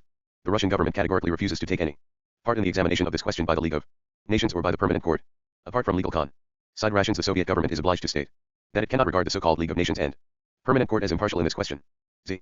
In November 1923 an invitation from the League of Nations to an international transport conference met with a sharp refusal. 1. 3. But the question of disarmament remained in a special category. As a weak country, Soviet Russia had the same interest as Germany in promoting the disarmament of the stronger powers. WH was more important. The campaign for disarmament was part of the campaign against war waged by the Bolsheviks from the moment of their accession to power, and had the same appeal to radical and left-wing opinion in the West. Chicherin had scored a notable success when he raised the issue of disarmament in the context of a plea for peace at the Genoa Conference in April 1922, and the Eastern European Disarmament Conference in Moscow. At the end of the same year capped Soviet goodwill in this matter. When in the picture. 4. When, therefore, the League of Nations proposed to organize IC the Interregnal IG-23 IG-24. P-167. 1 Publications of the Permanent CL Right of International Justice. Scry C. No. 3 I. Leiden 1923.67-70. 3 Izvestia. November 18, 1923. 4 See the Bolshevik Revolution. I-9 I-7 IG-23. VAL 3. Pages 373 to 374. 440 to 441. 45-0. CHXXXII USSR and League of Nations 451. A session of the Naval Subcommission of the Permanent Advisory Commission on Disarmament, and invited 11 powers possessing capital ships to participate. The ground had been prepared. Chicherin in a note of March 15, 1923, after reciting at length the reasons for the undiminished hostility of the Soviet Union to the SOCA 11 Ed League of Nations, this pseudo-international organization, nonetheless accepted the invitation. 1 The purpose of the conference was to extend to 11 powers possessing capital ships the principle, accepted by the 5 major naval powers at the Washington Conference, of the limitation of capital ships in a fixed ratio. When the conference FINA 11Y took place in Rome in February 1924, it soon transpired that the amour propre of the non-Washington powers made them unwilling to adapt themselves to rules laid down in their absence in Washington. And the Soviet delegate, a former admiral named Barons, 1. Ready sympathy at the conference as the leader of the malcontents, including the ships detained at Bizerta, which accounted for the lion's share of the whole. The Soviet government declared its existing holding of capital ships at 34,000 tons. 2. In the course of debate, having formally reserved the attitude of the Soviet government to the League of Nations, Barron's estimated legitimate Soviet requirements in capital ships at 49°000, which would have ranged the Soviet Union as a naval power between Great Britain and the United States on the one hand and Japan on the other.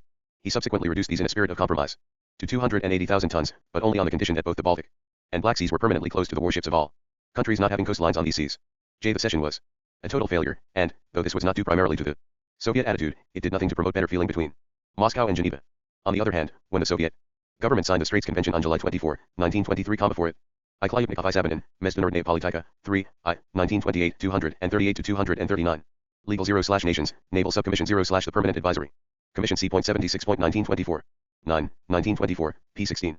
J. Abid pages 26 to 27, 86 to 87, a leading article in Izvestia, March 4, 1924, argued that the figure of 490,000 tons was not at all exaggerated, and stressed the need for a strong fleet to maintain the achievements of the October Revolution.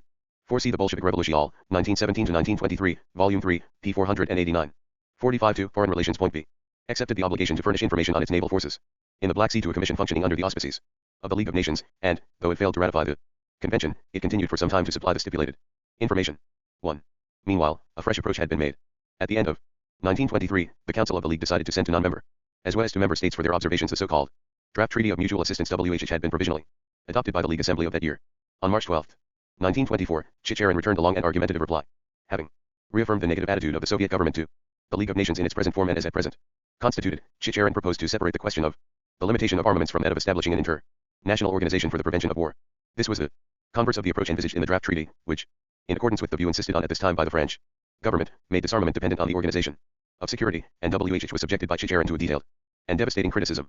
Conscious of its position at this time as a weak and isolated outcast among the nations, the Soviet Union declared itself inexorably opposed to any system providing for adcision as to which party in case of conflict was in aggress, SOR, and for the imposition of sanctions on this aggressor. The note ended with the remark that the objects in view, disarmament and the prevention of war, cannot be achieved, even partially, or indeed in any degree whatever, without the participation of the Soviet republics. The concluding words suggested that an invitation to participate in the further discussion of these objects might not, in suitable conditions, be declined.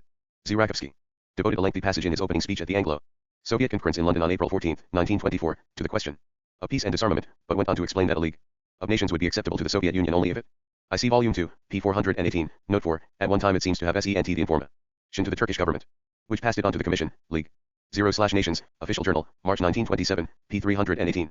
Klyubnikov I Sabanin, Mezdunarодная politika, 3, I, 1928, 301 to 304. League 0/Nations, Official Journal, Number 5, May 1924, pages 752 to 754. CHXXXIIIUSSR and League of Nations 453. Excluded coercion and measures of reprisal which can merely result in serving the selfish interest of certain powerful states. 1. The dominant mood of suspicion and hostility towards the League was reinforced when, in September 1924, Great Britain, France and Belgium brought the question of the Georgian Rising of the previous month to before the League Assembly, and, though the only resolution adopted was to refer the matter to the League Council, which was unlikely to take it up, 3. The ventilation of the question was enough to provoke an indignant protest from Chicherin against this offensive of world imperialism and intervention in Soviet affairs. 4. In a letter to the Secretary General of the League of Nations on October 30, 1924, Chicherin declined an invitation to the Soviet government to participate in a conference on the traffic in narcotics on the ground that, under cover of instituting control of the traffic, the various governments are endeavoring to gratify their own commercial interests and obtain business advantages for themselves. 5. The years 1924 and 1925, during which the League of Nations was continuously preoccupied with security, witnessed no further progress in discussions of disarmament. In April 1925, the Soviet government replied with a tart refusal to an invitation to attend a League conference on international traffic in arms which was to meet in the following month. The purpose of its sponsors, as was shown by a draft convention forwarded with the invitation, was to place all trade in arms under the control of a licensing authority at Geneva, and to prohibit the export of arms to backward or disturbed regions of the world. This seemed to the Soviet government only a fresh device to strengthen the rule of the imperialist powers over the weaker peoples. Finally, the draft convention involved an interference on the part of the League of Nations in the internal affairs of the Union of Soviet. For the speech CP 23 above J according to Encyclopedia Gossedarstva. Prava. 1926, 749, the Soviet delegation at the conference declined a British proposal that a Soviet observer should be sent to Geneva as a first step to the entry of USSR into the League. See Volume I, pages 198 to 199. 3. For the discussion and the resolution see League 0/Nations, Official. Records 0/the/th Assembly, 1924, pages 158 to 160, 440. 4. International Presse Correspondence, number 126, September 26, 192.4. pp. 1673-1674. 5. Pravda, November I, 1924. 454. Foreign Relations. Point B. Socialist Republics. Point 1. Yet Chicherin, in speaking of this episode, at the Third Union Congress of Soviets, took care to add that we do not always absolutely boycott the League of Nations, and had already entered into relations with it for technical or humanitarian purposes, such as the reduction of the burden of armaments. Cooperation with the Health Committee of the League of Nations continued throughout this time. In October 1925 the decision was taken to adhere to the International Office a public health setup in 1907, and to the International Sanitary Convention of January 17, 1912, and the appropriate notifications were made to THC Italian and French governments. 3. By way of exception to the usual negative attitude, a Soviet delegate participated in a conference of experts on inland navigation held in Paris under League auspices in 1925, and signed a convention on tonnage measurement of vessels employed in inland navigation, for though he qualified his participation with a statement that the full execution of the convention could not be guaranteed till the Soviet government was admitted, fully and officially, to all international commissions circulating navigation on international waterways. 5. A reference to the exclusion of the Soviet Union from the reconstituted Danube Kamel the Locarno negotiations bring round THC admission of Germany to THC League created NCW situation. Hitherto, membership of the League had been a virtual monopoly of the victors of Versailles. Now that this monopoly was to be broken down, League enthusiasts began to dream of a further advance towards universality by drawing in the only important European country besides Germany still outside the circle, and the practical inconveniences of exclusion were, from the Soviet standpoint, greater and more apparent. When the British Labour government first took office and recognized the Soviet Union, Donald had declared it to be desirable that Hoth Germany and I document the Vneshny Poly TTS SSR, 8, 1963, 229. A summary appeared in Izvestia, April 28, 1925. A FA translation was circulated to members of the League Council as document C259. 1925-9. Atretji SS Sovtov SSSR, 1925, p. 86. 3 Sobranye Zakhanov, I-926, number 69, articles 528, 529, 530. 4 League 0/Nation, Treaty Serial CI, 1927-1928, 63-89. 5 C League 0/Nations, C621, M203, 1925, p4. CHXXXIII and League of Nations 455. The Soviet Union should be brought into the League. 1 Germany, it was clear, would have liked to be followed into the League by her Rapallo partner, Chicherin, in a conversation in Berlin with Stein on October 12, 1925. To reply to the question whether the Soviet Union would now join the League, not by a blank negative, but by asking WH either in that event Great Britain and France would undertake not to attack the monopoly of foreign trade and the distribution of land. That this was no mere debate. In point seems to be shown by the fact that Chicherin also asked Stein to approach the Swiss minister with a view to a private meeting to discuss whether anything could be done to heal the breach in Soviet-Swiss relations following the murder of Borovsky. In 1923, this would be a necessary preliminary to the appearance of Soviet emissaries at Geneva. 3 But the minister replied to burn for instructions, which either did not arrive in time or were unfavorable, and no meeting took place. Officially nothing had changed. Rumors of an impending rapprochement with the League of Nations were stoutly denied in Moscow, though Litvinov and Rothstein, as spokesmen of Narkomindel, were quoted as hinting that, if Germany was represented at Geneva by someone not unsympathetic to the Soviet Union, things might not be too bad, and that an invitation to send a Soviet observer might receive a positive answer. For Chicherin, in a press interview in Berlin a few days after the Stein conversation, offered a reasoned restatement of the Soviet attitude, which ended with a firm non-possumus, but for the first time openly contemplated the sending of an observer to Geneva. The Soviet government has declared on many occasions that it thinks it impossible to find an arbiter who would observe sufficient objectivity in making decisions on differences between the Soviet government and governments of another type.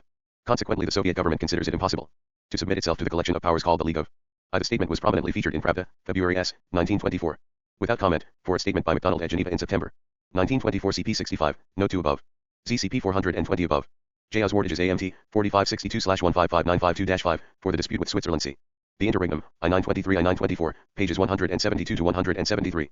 4 Oswardages AMT, K 1908/483492. The date of the report is October 16, 1925. Foreign Relations PTV. Nations, which partly adheres to the principle of arbitration, and partly applies the principle of Majority decision with consequent reprisals and punitive measures. The Soviet government cannot subordinate its actions and decisions, which are based on the principles of the Soviet system, to the decisions of a majority of states based on wholly different foundations. All this shows that the dispatch of an observer is quite acceptable, but entry into League membership absolute 1y unacceptable, for the USSR. I see no way of constructing a bridge here to avoid possible misunderstandings. I should like to emphasize once more that a change in Soviet policy towards the League of Nations is quite impossible. 1. Speculation on the future course of Soviet policy continued throughout the winter. In November 1925, when rumors of a change in the Soviet attitude, attributed to the optimistic mood created after Locarno in European and American political circles, again began to circulate, a categorical statement to the press was issued in Moscow by Litvinov. It described the League of Nations as a cover for the preparation of military action for the further supervision of small and weak nationalities, and a diplomatic force where the strong powers arrange their business and settle their mutual accounts behind the back end, at the expense of the small and weak nations. The conclusion was that all rumors of some kind of change in the Soviet government's attitude to the League of Nations, and incidentally to Locarno, are without foundation, and that the government of the USSR, like the government of the United States, is firmly determined, in the future as in the past, to stand aside from such organizations. Z. The politician, speaking to a party audience, was still more emphatic in his disclaimer of any inclination to join the League. Rykov at the Moscow Provincial Party conference in December 1925 called the League an instrument, not of peace, but of war, not of liberation, but of oppression, and went on. In the present situation and under the present relations of forces, we can be convinced in advance that, if any bourgeois country belonging to the League of Nations starts a war against Ilwestia, October 17, 1935. 2 Prof. JDA, November 34, 1935, Klyubnikov I. Sabanin. Melvin Ordnea. Politika, 3, I, 1938, 334 to 335. At XXXII USSR and League of Nations 457. The Soviet Union, the League of Nations will find the necessary formula to represent us, and not its own member, as the aggressor. Point 1. A press attaché of the Soviet legation in Vienna was reported at this time as saying that, if the Soviet Union joined the League, it would follow the example of the British Commonwealth, and demand seats for the various republics too, a hint that the issue was still being canvassed in Soviet diplomatic circles. But Chicherin in a press interview in Paris repeated firmly that our negative attitude to the League of Nations is unchanged. 3 and on his way back to Moscow assured Schubert in Berlin that it was out of the question for the Soviet Union to become a member of the League. For early in January 1926 Rakovsky, on leave in Moscow from Paris, reviewed the situation in a speech on the League of Nations and the USSR. The Soviet government was willing to cooperate with the League on certain practical matters, but abstained in principle from an organization which had military designs. The League system was contrasted with the Pacific Treaty concluded by the Soviet Union with Turkey. CL The principal role and the leadership in the League of Nations have fallen to England. This was sufficient to demonstrate its anti-Soviet character. 5 A few days later the Central Committee of the Russian Party, in a letter to foreign communist parties, denied as a counter-revolutionary slander a rumor that the Soviet Union intended to enter the League of Nations. 6. In spite, however, of these uncompromising pronouncements, the forces that impelled the Soviet government in the direction of Geneva were evidently gaining ground. It had been easy to denounce and ignore an institution from which Germany was also an absentee. The boycott formed a solid link between the Rapallo partners. But absence from an institution which included GER. Many as well as every other important European country could only intensify the sense of isolation already induced by Locarno. I Pravda and Izvestia. December 8, 1925. Auswardages AMT key 908/483493-6. JLE Temps and Izvestia. December 17, 1925. 4 Auswardages AMT 4562/156206. 5 Pravda. Anuri 6. 1926, for this speech CP 422 note 5 above. 6 for this letter CP 493 below. Foreign Relations PTV. In particular, the question of disarmament began to bulk large in Soviet calculations. In the year of Locarno the fear of hostile military action against the Soviet Union had become something more than a conventional bugbear. To keep the disarmament question to the fore was the way to endure this fear, either by persuading the Western powers to disarm or by discrediting them for their failure to do so, and this enterprise, in which Soviet and German interests only more coincide, would help to maintain the Soviet-German partnership. Above all, fear of war and the demand for disarmament as the best surety against it was deeply embedded in left-wing and radical opinion in the Western countries, where it was often equaled with an optimistic belief in the efficacy of the League of Nations. To appeal to this sentiment by instant propaganda for PA and disarmament was a powerful means of wooing the sympathy of the left for the Soviet Union, and thus promoting the polity of the united front. The solidarity of the workers in the cause of peace and disarmament became a favorite theme of Soviet publicists and orators. A leading article in Izvestia on December 11, 1925, pointedly associated itself with a remark by Coolidge in his message to the American Congress that Locarno without this armament was not enough, and indicated the willingness of the Soviet government to go at any time to a disarmament conference, which really showed the desire to pose the question seriously and in a business-like way. The vision of the coming war, said Zinoviev at the 14th Party Congress in December 1925, floated before the eyes even of that part of the working class which still follows the reformists, and would infallibly lead it to cooperate with the workers of the Soviet Union in the struggle for peace. 1. The ground was thus prepared in Moscow when, on December 12, 1925, the Council of the League of Nations decided to set up a preparatory commission to make plans for a general disarmament conference, and invited to participate in this commission, in addition to its own members, certain other countries, not being members of the League, whose geographical situation creates a special position as regards disarmament. The non-member states so invited were Germany, the United States and I-14 SS Soyuznoye Kommunistiskoye Party, B. 1926, p. 675. Et. XXXII USSR and League of Nations 459. The Soviet Union. Ivan Chicherin gave an interview to the press on his way through Berlin on December 21, 1925. This invitation had just been received in Moscow. No decision had yet been taken on it, and Chicherin was obliged to hedge. He was afraid, he said, that the proposed commission might turn out to be a commission for the burial of disarmament. But when he reached Moscow, the decision was quickly cast in favor of acceptance. Here, however, a new complication arose. The Swiss government had turned a deaf ear to overtures for a settlement of its long-standing quarrel with the Soviet government, and the invitation to attend the preparatory commission for the disarmament conference provoked a recrudescence of the campaign against Switzerland in the Soviet press. 3. The official Soviet reply of January 16, 1926, while affirming willingness in principle to participate in such a commission, expressed intense amaze, meant that it should have been convened in a place where the attendance of Soviet representatives would be impossible. 4. Radek improved the occasion by an article in which he explained that the Western powers deliberately sought to bar the Soviet Union from the disarmament discussions because it was the only country which sincerely desired disarmament. As the month of January 1926 was occupied by unavailing attempts at mediation undertaken simultaneously independently by the French and German governments, both apparently acting at Soviet instigation. On January 6, 1926, the Soviet charged d'affaires in Berlin asked Schubert whether the German government proposed to accept the Geneva invitation and, on receiving an affirmative answer, explained the embarrassment caused to the Soviet government by Swiss intransigence. This was evidently intended as a feeler for German mediation, and was followed on the next. Iligo/0/Nations, Official Journal. February 1926. Pages 165 to 166. The communication in which the invitation was conveyed was dated December 15, 1925, and was circulated to members of the League Council as document C. ISS 1925. 9. Izvestia. December 23, 1925. 3 of December 19, 1925. Anuri 5. 914. 1926. For me Tiovo Hozyaispo Imrovoy Politika. Number 4. 1926, pages 133 to 134. League 0/Nations, Official Journal. Number 4. April 1926. Pages 635 to 636. 5 P. Tikva. Anuri 17. 1926, International Presse Correspondence. Number 19. Anuri 26. 1926 p. 259. Foreign Relations PTV. Date by written request in this sense. When, however, the appropriate instructions were sent a few days later, these crossed with a telegram from the German minister in Bern reporting on the efforts of the French government to mediate between the Swiss and Soviet governments in this affair. This coincidence annoyed the German Ministry of Foreign Affairs, which was not mollified by Soviet explanations and withdrew from the field. 3. French efforts were, however, unavailing. The Swiss government was unwilling to go beyond the qualified regrets which it had already expressed at the time of the assassination, or to do anything which implied recognition of the Soviet government. Public statements by the Swiss and Soviet governments respectively on February 9 and 14, 1926, marked no advance, and were tantamount to a breakdown of the negotiations. For Voroshilov in his speech at the Red Army celebrations on February 23, 1926, explained that the imperialist powers had two motives in wanting preparatory discussions for a disarmament conference: to lull to sleep the vigilance of the masses of workers who sincerely stand for disarmament, and to disarm their neighbors as much as possible and in secret to strengthen themselves still. Further. Point 5. In a press interview later in February 1926, Chicherin once again defined the Soviet position. Our attitude towards the League of Nations remains precisely what it was, but we have always taken one art that, where disarmament is concerned, we are for its sake ready to take part even in meetings summoned by the League of Nations. 6. The resolution of the 6th enlarged IKI a few days later spoke of the pacifist illusions connected with the activity of IOS Wardages AMT 2860/556617-22. IBID 2860, 556,629-33. 3. For an angry interview between Schubert and THC Soviet charged d'affaires. On January 13, 1926, see IBID 1841, 419,229-30, 8 late 8 January 26, 1926. The ministry professed not to know on whose initiative the French mediation had been undertaken, IBID 4562, 156,516-20. The Soviet government published a rather fulsome communique thanking the French government and the French ambassador in Moscow for their efforts. Klyupnikov Isabanin. Mezdunardnaya Politika, 3, I, 1928, 337-338. 4 IBID 3, I, 337, Izvestiya, February 17, 1926.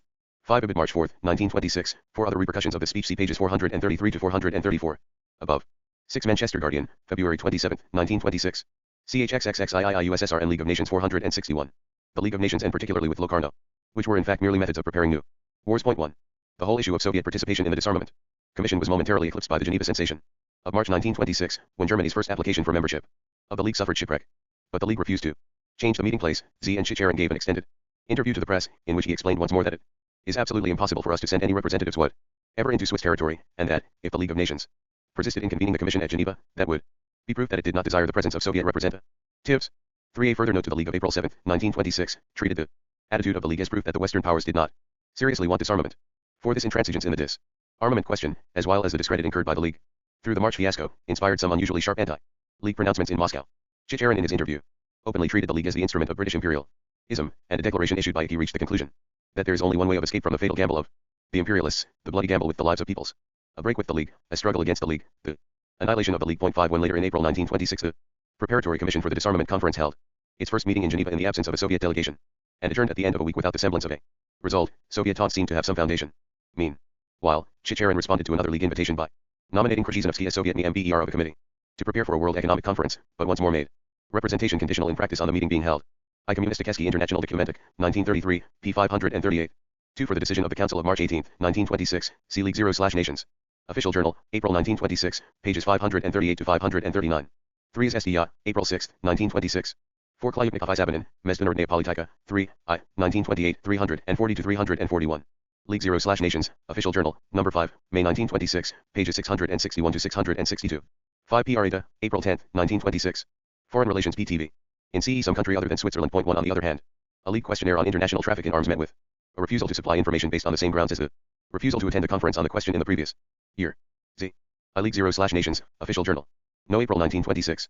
PS 32, the Soviet charged d'affaires in Berlin informed Stresemann on April 13, 1926 that the Soviet government had refused the invitation to the Disarmament Commission, and would refuse the invitation to the Economic Conference owing to Swiss intransigence. IOS Wardages AMT 6698/1077 ISI 6.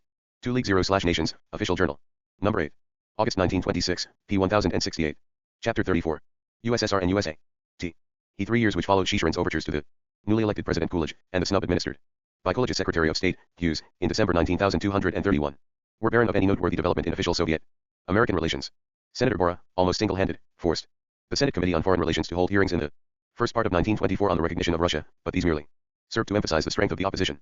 2. When Lodge died in November 1924, and Bora succeeded her by right of seniority as chairman of the Foreign Affairs Committee of the Senate, Bora seized the occasion to deliver a speech in favor of recognition of the Soviet Union, which was duly reported in the Soviet press. 3. Otherwise attracted little attention. The resignation of Hughes and his replacement by Kellogg in January 1925 caused a flicker of hope in Moscow that America is preparing Herring direct. Nice the USSR. For Chicharin, in a statement to the press S. more cautiously welcomed the retirement of Hughes. HUD refrained from prediction. Carr greeted the Soviet-Japanese Treaty of January 20, 1925, which he had just signed, as a happy omen for negotiations with the United States. The issues dividing us and America are not so numerous as those that arose in our negotiations with Japan. 6. Rykov pointed out that, after the conclusion of the Soviet-Japanese Treaty, the United States was the only major power which had not recognized the Soviet Union. It was no longer the Soviet Union, but the United. I see the interregnum, I-933 I-934, P-248. For an account of these hearings see L. Schumann, American Policy Towards Russia, NT 1928, pages 236 to 237. J. Izvestio, November 14, 1924, in a leading article of November 18, 1924. Izvestia complained of the hostile attitude of the American LRS. For this was a headline in Pravda, January 15, 1925. 5. Izvestia, January 21, 1925. 6. Ibid, January 25, 1925. 463. Foreign Relations PTV. States, we was isolated. 1. The theme of an impending hang in American Poly was kept up for some time in the Soviet press. A leading article in Izvestia entitled, in English, last not least, was provoked by a report that Coolidge had set up a CE special mission to consider the recognition of the Soviet Union L. But Hughes's resignation had no such far-reaching implications. If the aggressive intolerance of Hughes had given way to the polite indifference of Kellogg, the change had a personal rather than a political character. In a widely publicized speech of July 1925, Castle, a leading official of the State Department, insisted, in language which did not differ materially from that of Hughes, that fulfillment of international financial obligations and non-intervention in internal affairs were indispensable conditions of recognition. 3. At no time during this period did recognition of the Soviet Union become an issue in Washington. Its few advocates in American political life, such as Barr and Robbins, were reduced to silence. The only Soviet agent in Washington was Tversky, who had originally arrived in 1921 to represent the Far Eastern Republic, and remained after the Republic's demise as the unofficial spokesman of Moscow. His functions were in and fine to the setting up of an CE Information Bureau, and the publication of a dormitory monthly journal Russian Review. Absence of official relations was no bar to an intense and growing curiosity in Soviet circles about the course of American policy. The year 1924 saw the drafting of the Dawes Plan in April by an Allied commission under an American president, the ISSR, Central Nispolitelny Komitet F4 Soava, 3 Sessia, 19Z5. P.S. The isolation of the United States had been depicted in a cartoon in Iflvestia, January ZS, 19Z5, CE Uncle Sam is left on his own, Rykov. Reverted to the same theme at the Third Union Congress of Soviets in May. 19Z5, Tret ISEAT Sovtov SSSR, 19ZS, P41. Lobestia, February Z4, 19ZS. 3. The speech was reported in Pravda, August Z, 19Z5, Maltzahn, the German ambassador in Washington, wrote in a letter of May 2.7, 19:1s that events in Sofia, experiences in Paris and London, and CE and a fear of the danger to capital made American official opinion CE very skeptical ILA 6. Russia. House Wardages AMT, 482.9/2.4063. For it was not till June 30, 1922, that recognition by the State Department of Bakamatayev, the ambassador appointed by the Provisional Government in 1917 was withdrawn, ostensibly at his own request, but apparently as the result of an attack by Barr in the Senate. Even then the financial attache of the embassy continued to enjoy diplomatic recognition as the custodian of Russian government property. New York Times, June SI 19ZZ. CH Thurs of USSR and USA. Acceptance of the plan by the London Conference in August, and the floating in October of the Dawes loan of which the lion's share was subscribed in the United States. The significance of this active re-emergence of the United States on the scene of world affairs was not lost on the Soviet leaders. In theory, the changed balance of economic power resulting from the war, and the overwhelming predominance of the United States, had been recognized in the Soviet Union as elsewhere. In practice, this predominance had been masked by isolationist strains in American policy, which had seemed to shrink from the active exercise of its new power in European affairs. The main political thesis submitted to the Fifth Congress of Comintern in June 1924, and adopted by it, contained a section on the Dawes report which did not mention the American share in it at all, and was more concerned with the parallel between social democratic support for the plan and the earlier social democratic betrayal of the workers through support of the imperialist war of 1914. Varga in his economic report did not venture beyond the diagnosis of one of the most serious economic crises and a sharp fall in production in the United States. 2. But the manifesto on the 10th anniversary of the war of 1914, drafted by Trotsky during the Congress, though also concerned with the guild of the Social Democrats, observed that American capital is preparing, with the help of its experts, to control Europe, that is, to rule it, and denounced this monstrous plan to enslave the European working masses to Anglo-Saxon capital with the aid of French militarism. 3. The revelation of American readiness to make political use in Europe of preponderant American economic power seems to have come with an unofficial visit of the hated Hughes to Western Europe in July 1924, the purpose of which was evidently to impress on I Communisticheski International Dokumentik, 1933, pages 398 to 399. The economic theses noted that, with the end of the boom, and the need to seal on the world market goods they found no buying on TB home market, interest in Europe is increasing, and the exploitation of Germany is more attractive to TB American bourgeoisie. Ibid P4U. Protocol, Fienter Kongrester Kommunistisken International, NT. / 121, for Vargas speech see pages 7 to 76 above. 3. For this manifesto see pages 8 to 86 above, in a speech of June 21, 1924. Trotsky accused the United States of organizing a complicated system for TB oppression of European working masses. L. Trotsky, Zapad I Vostok. 1924, pj 37. Foreign Relations PTV. European governments and financiers a keen American interest in the acceptance of the Dawes Plan. A speech by Trotsky of July 28, 1924, struck the new note in resounding tones. The central figure in the current history of mankind was the United States. The master of capitalist mankind was now New York and Washington. The superiority which Great Britain in its heyday enjoyed vis-a-vis Europe is insignificant in comparison with the superiority which the United States of America has gained over the whole world, including Great Britain. General Dawes had been brought from America to sit at the round table. As so many people say, he even puts his feet on the table. American imperialism, though still cloaking itself in a mantle of pacifism, to distinguish it from the imperialist rascals of the old world, was no less mercilessly savage, rapacious, and brutal. One can mean that more mildly described the Dawes Plan as an American product. Thought out on American lines, Z and Stalin wrote that, as the result of the London Conference, we have the hegemony of America in the place of the Hague New York of France. 3 It was no longer Great Britain or France, but the United States, which was taking the initiative and calling the tune in a European issue of primary importance. An article in the Party Journal on the Colonization 0/Europe by American Capital described the Dawes Plan as a cunning plan to create a capitalist international. 4 The deterioration of Soviet relations with Western Europe in the winter of 1924 to 1925, followed by Western attempts, culminating at Locarno, to detach Germany from her Eastern orientation, sharpened Soviet mistrust of the United States. American policy was now clearly seen as the aider and abetter, if not the instigator, of Western hostility to the Soviet Union. The colonial emission of the Fifth Enlarged Icky in March-April 1925, under the chairmanship of Foster, the American Party leader, produced the first specifically anti-American resolution in the history of Comintern. It added Hawaii, Cuba, the Philippines. It has American colonies, and declared that the United States pursue a need of imperialist policy, mainly in China and I for the whole speech, which has already been quoted on pages 85 to 86 above. C. L. Trotsky, Europa and the America, 1926, pages 9 to 49. El Camino, Stat I. Rishi, 11, 1929, 99. 3. Stalin, Sakhanovia, 6, 289. 4. Bolshevik, No. 12 to 13, October 20, 1924, pages 28 to 37. Ch. Thurs of USSR and USA. In Persia, and seek to subject to their rule all North, Central, and South America. It exhorted the American Workers' Party to resist American imperialism in all these countries, and to join with the Mexican Party in promoting an anti-imperialist League. 1 Early in May 1925 Houghton, the newly arrived American ambassador in London, in a much publicized speech, pleaded for the early conclusion of the proposed guarantee treaty between Great Britain, France, and Germany. A few days later, President Coolidge in a message to Congress made it clear that the projected treaty had American support. 3. Chicharin, comment.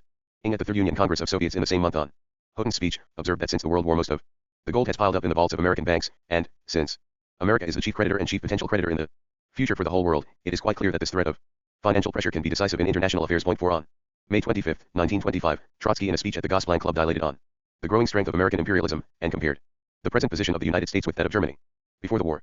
5 In a speech of October 25, 1925, after the conclusion of the Locarno agreements, he reverted to the expansion of American power in more violent terms. The imperialist war destroyed Europe for the benefit of America. We are entering an epoch of the aggressive unfolding of American militarism.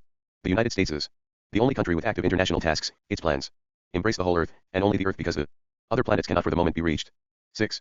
Stalin at the 14th Russian Party Congress in December 1925 argued that Europe has purchased her temporary stabilization at the price of financial subjection to America, and that in consequence the European countries, while continuing to exploit their colonies, are themselves in turn exploited, and ICP 319 above, like the other resolutions drafted by this commission, it was approved by the plenary session, but not published in FUT.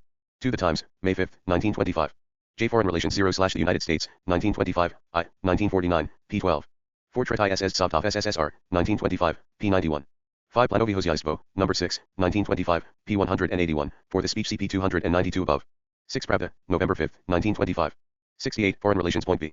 Will be exploited by America. 1. Great Britain, Trotsky declared in January 1926, was not exactly a second-class power, but a power which lags a colossal distance behind the present first power. Zfina 11Y in a long speech of February 15, 1926, Trotsky summed up once again his analysis of American predominance in the capitalist world, and of the economic hopelessness of Europe faced by an expanding and ever more aggressive American imperialism. 3. The theses issued by Icky in January 1926 on the anniversary of Lenin's death. Rika 11 ed. that the United States, having acquired after the war an uncontested financial and economic hegemony, had been drawn by the limitations of the horn market to abandon their isolationist attitude towards Europe. In the 6th Enlarged Icky of February-March 1926, pronounced an uncompromising judgment on 11 the most important international agreements of recent years. Washington, the Dawes Plan, in part Locarno, lies the indelible imprint of the hegemony of American imperialism. By drawing off the sap from Europe, American capital is objectively aiding the revolutionization of Europe. The partial reservation in regard to Locarno was explained by a later passage in the same resolution. The Locarno agreements meant that American capitalism was strengthening its interests against the whole of capitalist Europe, but at the same time, they represented a first feeble attempt of the debtors to unite against America. 5. In April 1926, a Soviet writer declared that America and the USSR confront each other as two worlds, which are mortal enemies, and drew a graphic picture of the Soviet Union standing between a Daezified Europe and a terrorized China as the principal obstacle to the domination of the world by American capital. 6. While, however, the increasing strength and self-assertiveness of American capital was not in doubt, opinions were divided about the immediate consequences of the change. Did it portend I. Stalin, Sakhanovia, 7, 268 to 269. Z. Planoviko J. L. Tyusbo, Noah, 1926, p. 195. 3. L. Trotsky, Europa and the America, 1926, pages 50 to 91. 4. International Press Correspondent 1 LT, number 10, January 14, 1926, p. 125. S. Communisticzna International V. Documentic, 1933, pages 531, 538. 6. Muroko J. Tyusbo Amaroa Politica, number 4, 1926, pages 92 to 93. Ch. Thurs of USSR and USA. Bitter struggle for the mastery of the capitalist world between Great Britain and her transatlantic rival and supplanter? Or would it lead to an Anglo-American partnership in the kind of super-imperialism which had sometimes been foreseen in party literature?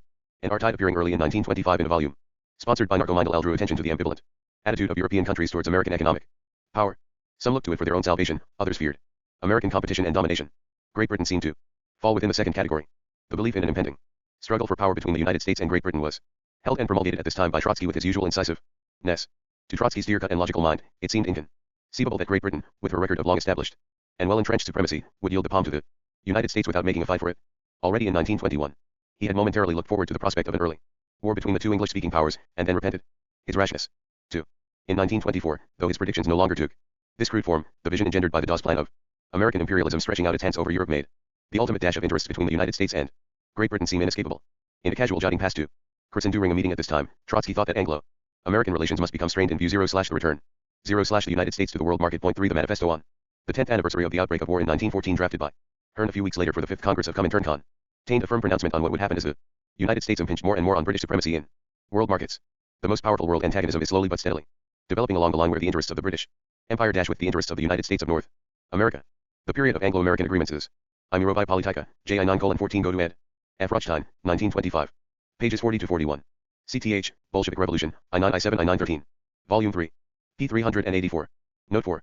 3 penciled note in the Trotsky Archives, T 3490. Kurtzen in an answering note took the view that a quarrel between Great Britain and the United States was unlikely in the near future.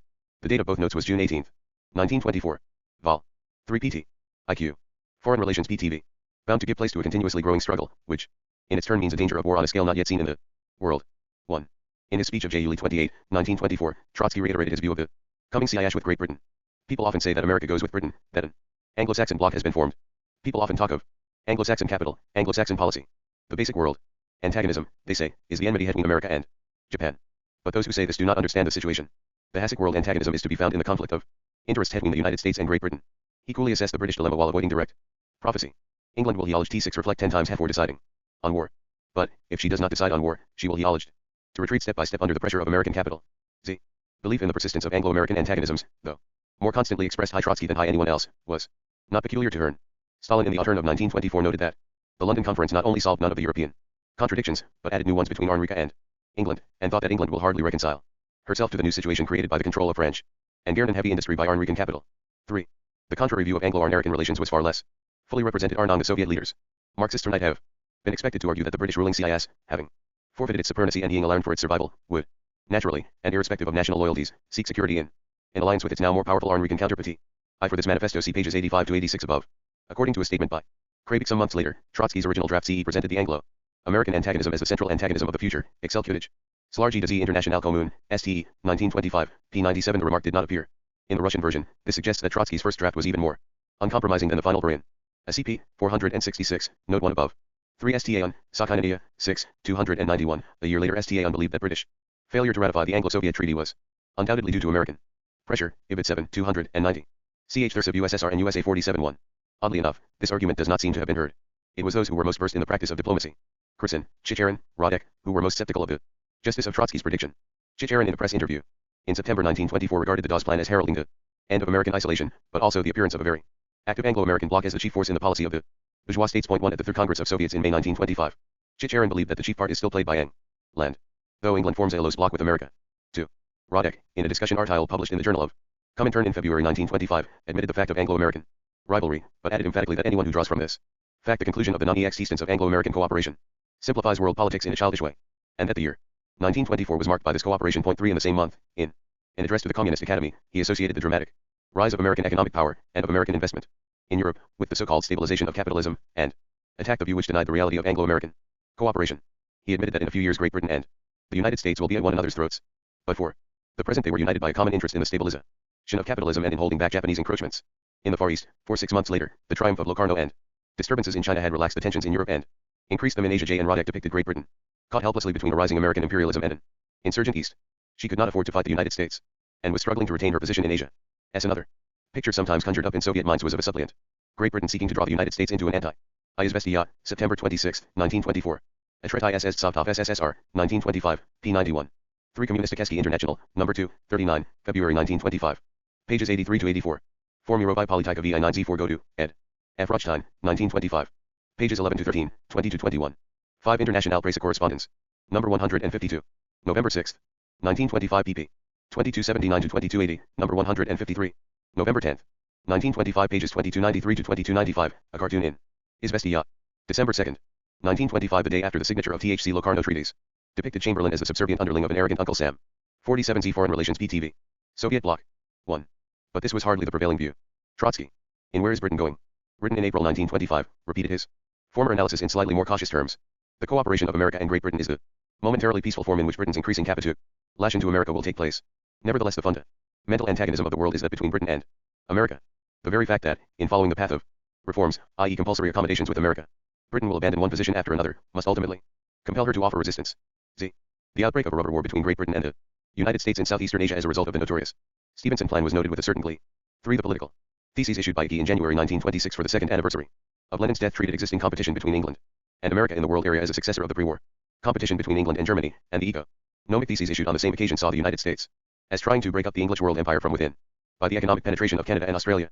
4. 2 months later, Zinoviev, in a speech to the Moscow Party organization on the results of the Sixth Enlarged Key, spoke of Anglo-American antagonism as the chief antagonism, replacing the pre-war antagonism between Great Britain and Germany. 5. By this time, a more realistic view of the rise of American power, and of its implications both for Anglo-American and for Soviet-American relations, was already beginning to percolate in Moscow. The vision of an Anglo-American world war which might finally spark off the world revolution faded away. War had been avoided, said Trotsky in January 1926, because England gave in without fighting, by way of diplomacy. 6 Whether I am Tanin, I Olev Vineshny I Politiki SSR, 1927, p. 217. 2 L. Trotsky, Kuda I Det Anglia. 1925, PLL, for this pamphlet CP. 346 above. 3 An article in Morovo Hozyaisvo I Mirovi Belitlo, Noai 1926, pp. 51-66, was devoted to the subject. International Presse Correspondence, number 7. January LL, 1926, p. 97. Number 10, January 14, 1926, p. 126. 5 Pravda, April 30, 1926. 6 Planovi Hozyaisvo, Noai, 1926, p. 195.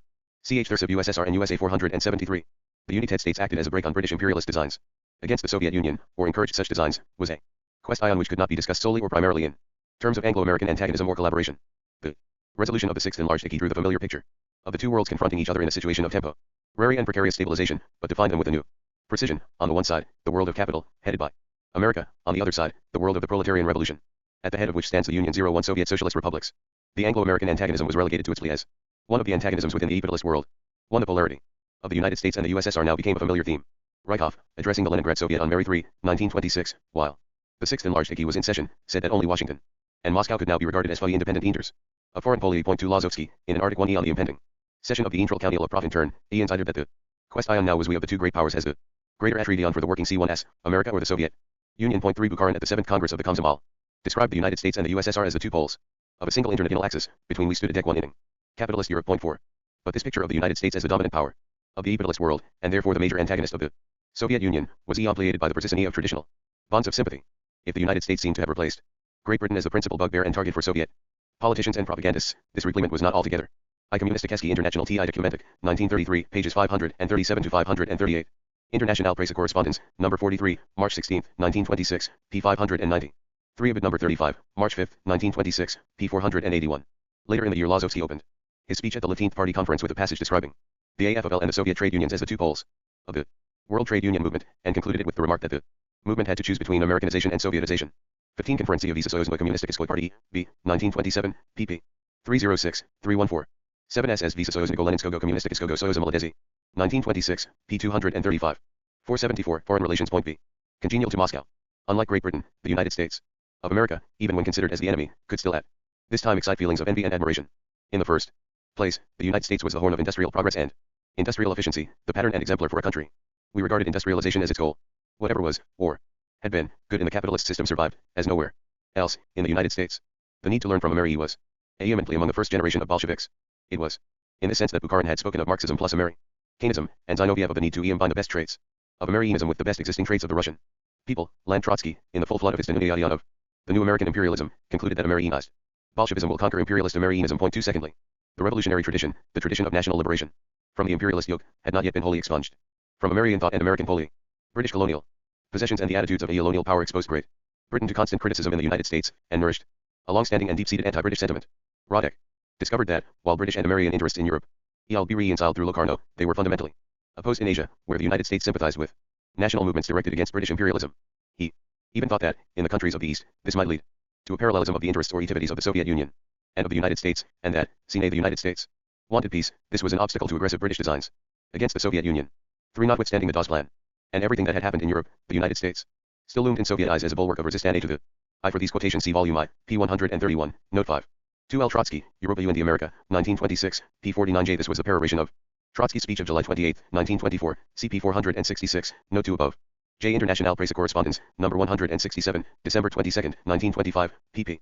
2495 to 1.496. J. Chicharin at VTSIK in March 1925 had observed that in the East, America is abandoning the coalition of the great powers and is out to win the sympathy of the Chinese people, and that this constituted a rather notable rift in Anglo-American relations, SSSR, Central Ni Ispolitelny Komitet FL. Soziba, 3 Sessia, 1925, p. 31. Ch. Thurs of USSR and USA 475. Imperialism of the older capitalist powers in Asia.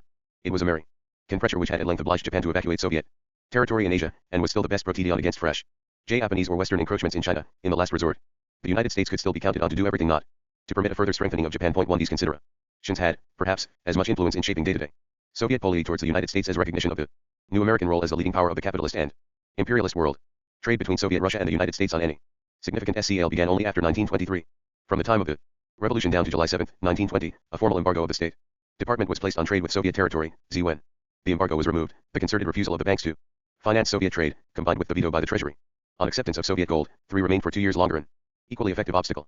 Under pressure from Washington, leading American bankers had agreed in May 1921 to sponsor no loans to foreign governments which had failed to meet their obligations. 4 Soviet initiatives had been ignored. The memo random which Robbins had brought back from Moscow in the summer of 1918 was shelved in the State Department. 5 Lit. Vino's appeal to the Allies, Edril, is to Wilson on December 24, 1918, to withdraw foreign armies from Russian territory and raise the economic blockade, and the hope expressed to Harding on the latter's inauguration as president in March 1921, that the new American government will clearly understand at immense advantage will accrue to both republics from the I. Communisticki International, number 4, 53, April 1926, p. 2. For the embargo and its removal see the Bolshevik Revolution, I9 I7 I9 23. Volume 3, p. 279. 3 For the origin of the ban and subsequent evasions of its C.F.L. Schumann. American policy towards Russia, ND 1928, pages 256 to 257. 4 Ibid p. 255. 5 See the Bolshevik Revolution, I9 I7 I9 23, Volume 3, pages 280 to 281. 4 Other big hopes of opening commercial relations with the United States at this time see Ibid Volume 2, p. 131. Foreign Relations PTV. Re-establishment of business relations I were not even know. Leged.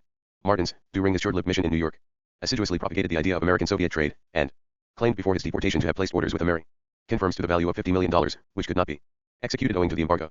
2.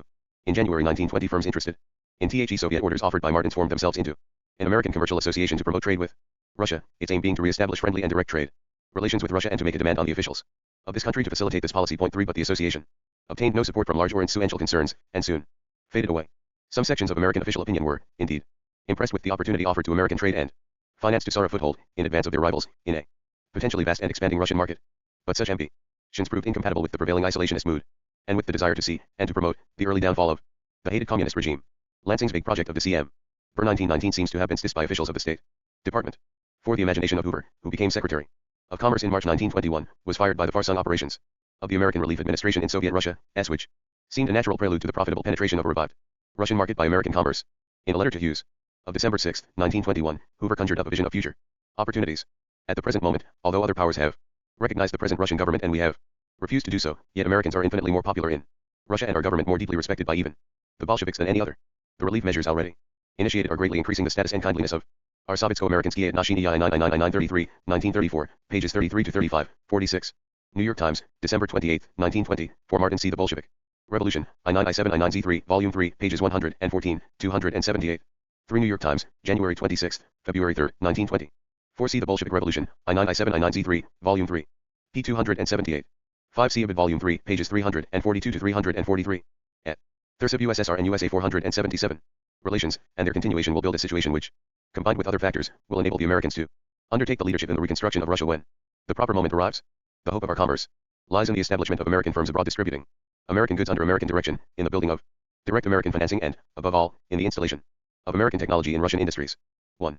In July 1922, after the failure of the Genoa and Hague Conference, Hoover proposed the sending of a strong, technical mission to Russia to study the economic situation, but, though the scheme was at first sympathetically received by Hughes and welcomed by the Soviet authorities, it seems to have foundered on obstruction in the State Department. No effective steps to develop American trade with Soviet Russia were, or could be, taken so long as fear of doing anything that might strengthen or perpetuate a regime assumed to be on the verge of collapse dominated over every other interest. Hoover, who recognized more clearly than anyone the potentialities of the Russian market, but was also the most implacable enemy of the Soviet government, was the personification of this dilemma. Figures of exports to Soviet Russia, which appeared in official American statistics for 1920, had represented mainly supplies to white armies or to territories under their control. Corresponding figures for 1921 and 1922 represented relief supplies. 3 by 1923 even this form of trade had ceased to exist. The ice was finally broken by the arrival in New York in November 1923 of Nogin, the head of the Soviet Textile Trust, probably the largest and certainly the most efficient industrial organization in the Soviet Union. This time, the problem of purchasing raw cotton for the revival of the Russian textile industry had from the first been acute, and orders had hitherto. National Archives, Record Group 59, 661.6215/1. These passages occur in the same letter in which Hoover opposed American financing of German trade with Soviet Russia, CP 432, note 2 above. For the correspondence between Hoover and Hughes, see National Archives, Record Group 59, 861.50, AM 3/25, for subsequent State Department action, C of it 861.50, AM 3/6,7. J for these figures, C. A. Bakoff, SOV, ET Foreign Trade, Princeton, 1946. P 89, for the corresponding Soviet figure, C. V. Neshnaya Torgovlaya SSSR. Z. A 20 let, I9 I8 I9 37, ed. Espikulin and D. Michiston, 1939, P 29. Foreign Relations, PTV. Been placed in Liverpool, Bremen, or Rotterdam. Who first sug? Just a direct approach to the American market is not known. Nogin arrived as the representative of his trust, but apparently without any mandate from V. Neshterg or Narkomindel. L. He seems to have behaved, throughout his visit, with teeth and vigor. Soviet contacts in the United States were virtually non-existent, and Nogin addressed himself to two former members of the American Red Cross mission of 1917, Thatcher and Gummerg. Thatcher, who broadly shared Robinson's views, was a member of a large New York law firm. From T. Thatcher Nogin obtained legal advice and his first introductions to the American business world. Gummerg, who had been Robinson's secretary and interpreter in 1917, 1918, and had since been an active advocate of American trade with Soviet Russia, now became general factotum and business manager for Nogin's mission, accompanying Nogin on a tour of the cotton-growing states. TB cotton market was passing through a lean period, and the resumption of direct sales to Russia for the first time since the revolution was an attractive prospect. Z. The results of the mission were a contract with Anderson, Clayton & Co., one of the largest American cotton exporters, for Soviet purchases of cotton, an agreement with the Chase National Bank to finance the Pure Hazes III, and the establishment in New York of an American e-company, the All-Russian Textile Syndicate Incorporated, to carry on the business. Gummerg was the general manager of the company, Thatcher one of the directors. For during the period from December 13, 1923, when the All-Russian Textile Syndicate was incorporated, to September 30, 1924, the syndicate shipped J.C. Volume I, p. 448. 6 months later, Clayton, in a letter of July 2, 1924, wrote that we have found a sorely needed outlet in Russia, which has materially served to sustain the cotton market. Gummerg Archives. 3C. The Interregnum, I-91L3 I-91L4, p. 246, the Chase National Bank opened a credit of $2 million. Payment had, however, to be made on arrival of the cargoes in Bergen, since there was no United States consul in any Soviet port to certify bills of lading. Morovo Hozyastvo I Mirovai Politika, no. 5-6, 1926, p. 61, it was impossible to discount Soviet bills in the United States. For a letter from Thatcher to Gummerg of October 22, 1925, Gummerg Archives recalled how he had advised Nogin, instead of looking for an expert American cotton man to manage the business in the United States, to choose the man he could more implicitly trust, regardless of experience. This was the origin of Gummerg's appointment. Ch. Thursib USSR and USA 479. Cotton to the Soviet Union to the value of over $39 million. Almost all purchased in the United States from 13 American cotton firms. Payment had been made from Moscow in the form of remittances or letters of credit. L. In the financial year 1923 to 1924, imports to the Soviet Union from the United States rose to the substantial figure of 223 million rubles, as compared with 346 million in 1913. In this year, cotton accounted for 171 million rubles, or 77% of the total. In succeeding years, for more than a half. Z. The Columbus who discovered America for the Soviet Union, wrote a Soviet commentator 2 years later, was the Textile Syndicate. 3. Early Soviet-American trade was carried entirely in American or foreign ships. In March 1925, the experiment was made of sending a Soviet ship, the Vutsala LJ or LJSKY, direct to Galveston to load cotton, but prohibited port dues were levied on the ship of a country not having a commercial treaty with the United States, and the experiment was not repeated. 4. The breach thus opened was restricted to a single commodity, the entry of American manufactures into the Soviet Union, and the development of general trade was a slower process. The Allied American Corporation, organized in the summer of 19,235, was concerned mainly with small business. In September 1923, a New York group formed a committee on foreign trade, which issued a manifesto on the danger of being permanently ousted from the Russian market by British, German and other firms already active there. 6. Shortly before or after Nogin's visit, Kurgin arrived in New York as de facto representative of These particulars are given in 2 letters from Gummerg to Wardwell of March 11, 1925, Gummerg Archives. Vineshnaya Torgovlaya SSSR Lila 30 let, I9 I8 I9 37, ed. Espikulin N.D. Michiston, 1939, pages 29, 246. 3. Morovo Kolyasvo I Mirovai Politika, no 5-6, 1926, p. 65. 4. Ibid p. 61. The ship sailed from Kiel on February 1925, on a voyage which took her to the United States, Brazil, Uruguay, Cuba, Barbados and Trinidad. Pravda, October 10, 1925. J. The visit to Havana provoked a mass strike and demonstration of dock workers, Einjar Arbeit UND Camp, 1926. 5. See the Interregnum, I-933 I-934, p. 246. In 1925, Hammer, the director of the Allied American Corporation, secured a concession for a factory pro. Duchesne pens, pencils and office supplies, which enjoyed a great, though short, Lib. Success, A. Barmine, one who survived, 1945, p. 157, J. It was said to have made a profit of I-25% in 1926, New York Times, June 9, 1928. p.21. 6 Lbid. October 7, 1923 J. A copy of manifesto is in the Gummerg archives. Foreign Relations PTV. V. Neshterg, though in public he disclaimed that or any other official function. I at the beginning of 1924, Arcos America was established in New York as branch of the London Arcos, but was quickly transformed, in July 1924, into an independent trading organization under the name of Amtergzentrusoyos, the Union of Consumer Cooperatives, and Selskosoyos, the Union of Agricultural Cooperatives, set up offices in New York in 1924. But these were soon incorporated in Amterg. Thanks to these moves, Soviet-American trade began to expand rapidly, but predominantly in one direction. In the years before 1914, Russian imports from the United States had been slightly higher than Russian exports to the United States. 3. In the 1920s, this disparity enormously increased. In the financial year 1924 to 1925, Soviet imports from the United States amounted to 883 million rubles, or almost 4 times the total of the preceding year, and 2.5 times the total for 1913.4. In this year, the United States provided 27% of Soviet imports, or nearly twice as much as any other country. In the year 1925 to 1926, the United States ran third to Germany and Great Britain as a supplier of the Soviet Union, and for the next 3 years second only to Germany. 5 Cotton remained in these years the major American export to the Soviet Union. Otherwise, apart from an exceptional Soviet purchase of grain in 1924 to 1925, due to the harvest failure, 6 the largest items were machinery and spare parts, agricultural machinery and implements and tractors. 7. I.W. Reswick, I Dreamt Revolution, Chicago, 1952, p. So, places Kurgan's arrival in the summer of 1923, but there is no evidence of his activity before 1924. According to the same source, Kurgan secured an American visa as representative of Diritra, the Soviet-German transport company. See sources quoted in W. A. Williams, Russian-American Relations. I-78 IL 947, 1952, p. 212, note 114. The formation of Amterg was announced in Russian Review, Washington, July 1924, p. 19, where Kurgan was named as chairman of the board of directors. 3 For the figures from official American sources, C. A. Bakoff, Soviet Foreign Trade, Princeton, 1946, p. 89, where import and export figures have been accidentally reversed. 4 V. Nashnaya Torgovlaya SSSRZA 20 let, I9 I8 I9 37, ed. Espikulin and D. Michiston, 1939, p. 29. 5 A. Bakoff, Soviet Foreign Trade, Princeton, 1946, Appendix, Table 7. 6 C. Volume I, p. 193. 7 Morovo Hozyastvo Amirovi Politika, No 5-6, 1926, p. 66, CD. Martin, Foreign Markets for Agricultural Implements, Washington, 1927, p. 14. The latter source, a Department of Commerce publication, gives the following. Et. Thirsiv USSR and USA. During the same period, Soviet exports to the United States, though they rose by slow degrees, failed to reach the pre-1914 level. Furs were the largest item, followed by manganese ore.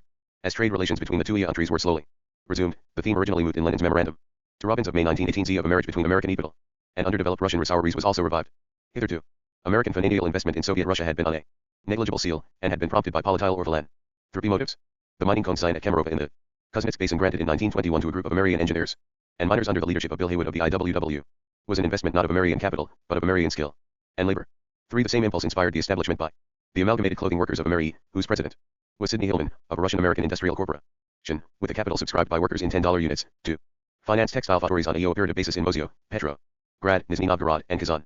Machinery, raw materials, and some specialized workers were sent to Soviet Russia. Part of the output of the factories was to be exported to discharge the debt. 4 In 1923 an American named Ware, a former member of the IWW, representing a group of American radicals interested. Figures of Soviet purchases of tractors from THC United Stacks, in number and value. 1924 361 82 degree 7,416. 1925 6,760 83,259,893.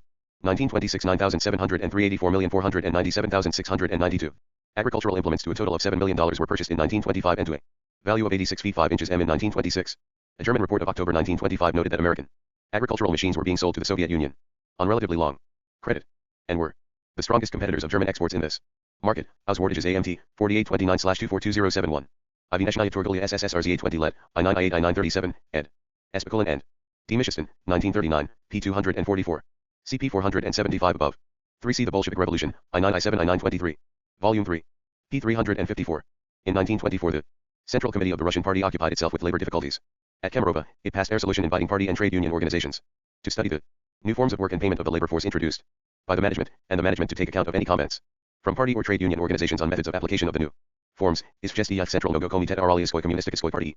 Bolshevikov number 10, 15, December 8, 1924. p4. 4C The Interregnum, I923 I924, p246 and the sources here cited. Foreign Relations PTV. In the Soviet Union, including Roger Baldwin, Paxton Hibben, and Stuart Chase, was granted a concession to operate model farms in the North Caucasian region. The purpose of the concession was to train Russian peasants in American farming methods, and to obviate the danger of future famines. Tractors were imported from the United States and instruction given in their use. It was also intended to import pedigree sheep and cat. The concession was to be exploited by a joint company formed by Ware and his associates, who were to subscribe a capital of 200,000 rubles, and by the Agricultural Trust of the North Caucasian region, which was to subscribe 210,000 rubles, mainly in kind. 3 Sovkhazi were included in the area of the concession.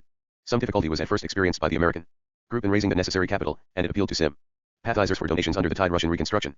Farms. 1. The concession agreement was not finally signed till July 10, 1925, though the concession was apparently in operation in that year.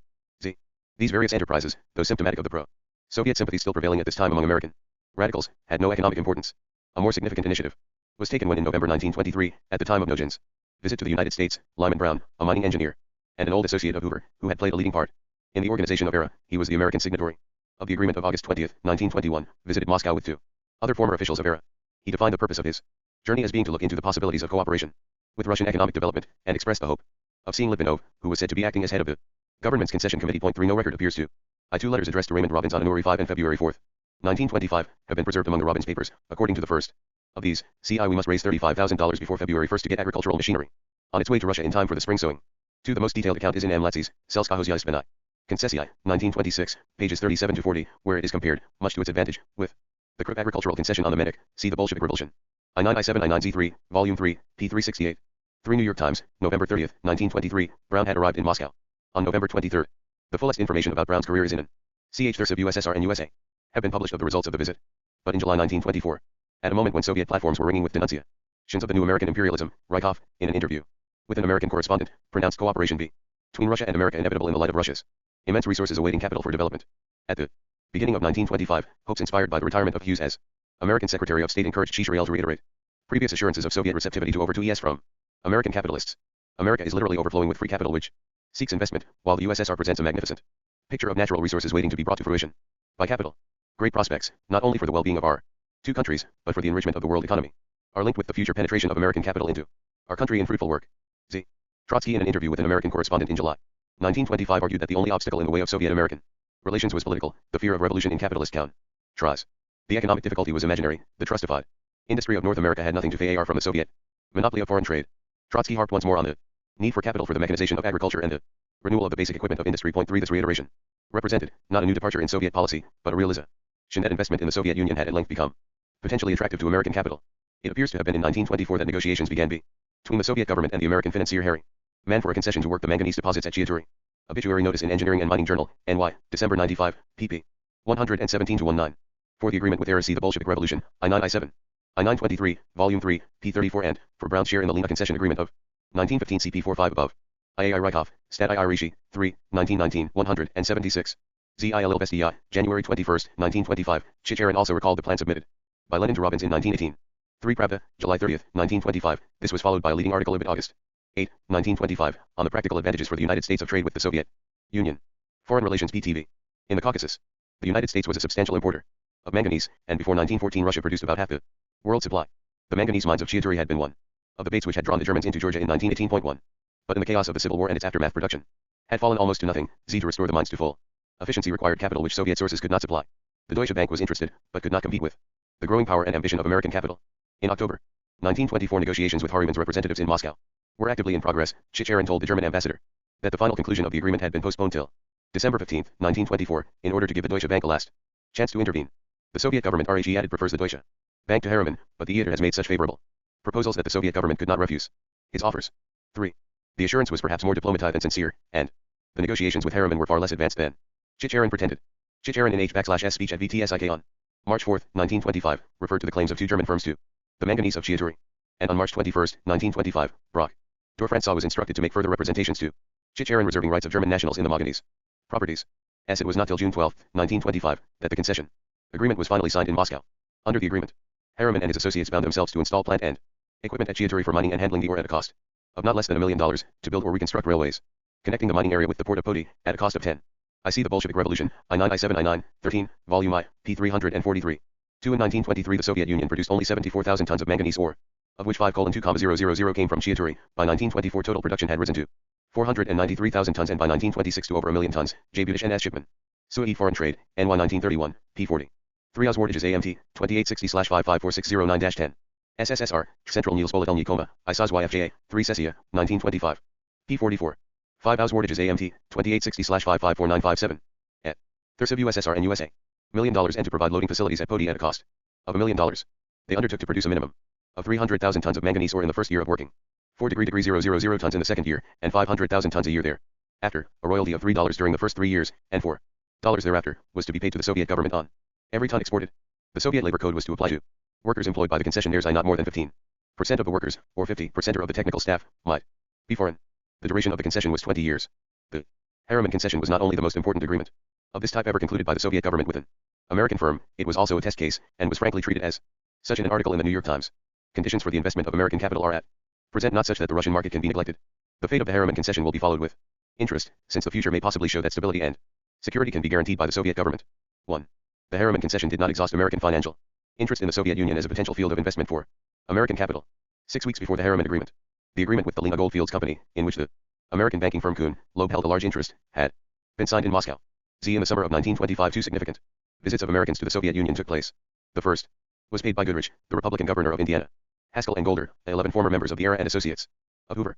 The Soviet authorities welcomed them as advisors of Hoover and of the American government on the Russian question, and this impression was apparently so widespread that Hoover issued a statement disowning responsibility for their trip. 3. The other visit was that of Gommard, who returned to Moscow for the first time since 1918, accompanied by Reeve.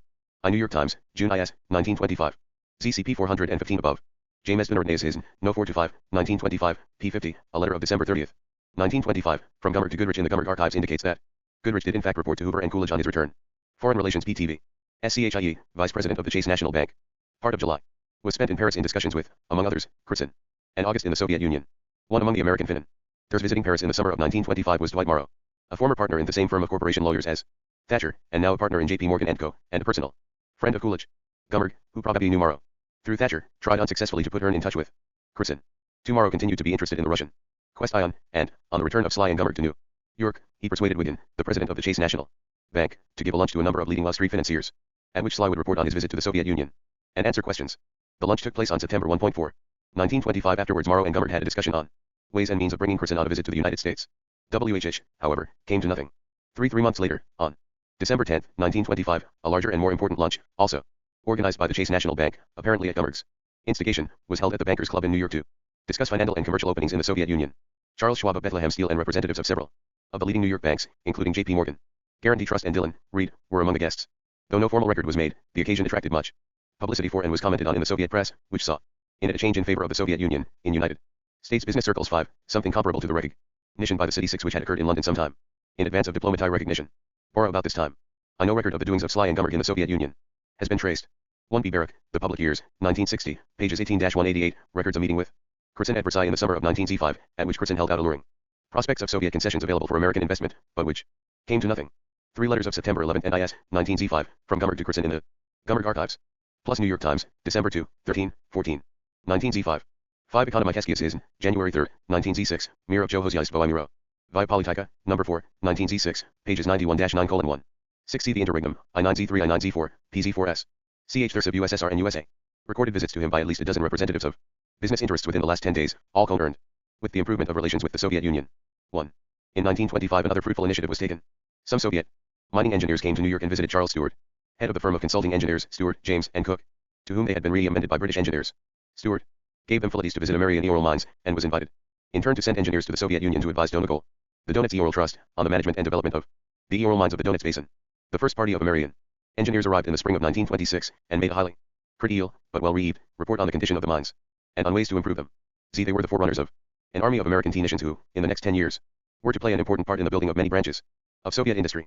Though the initiative came from the Soviet side and was taken up by private American citizens, it was to move in line with the ambition expressed many years earlier by Hoover for the installation of American technology in Russian industries. 3 And with the growing belief of American financiers in the profitability of the Soviet market for American investment, to have lacked support in Washington and in Wall Street, it was part of a prolonged pro-East by we, in the middle and later 1920s, American industrialists, financiers, officials and politicians combined to make it clear that the American Regidion of the Versailles Treaty and of the League of Nations did not portend a retreat into isolation, and that the American Eolossus, strengthened by the war, was eager to reassert and continue the drive for expansion we had begun in the 1890s, and which would ultimately win for it commanding positions of 1L over the world.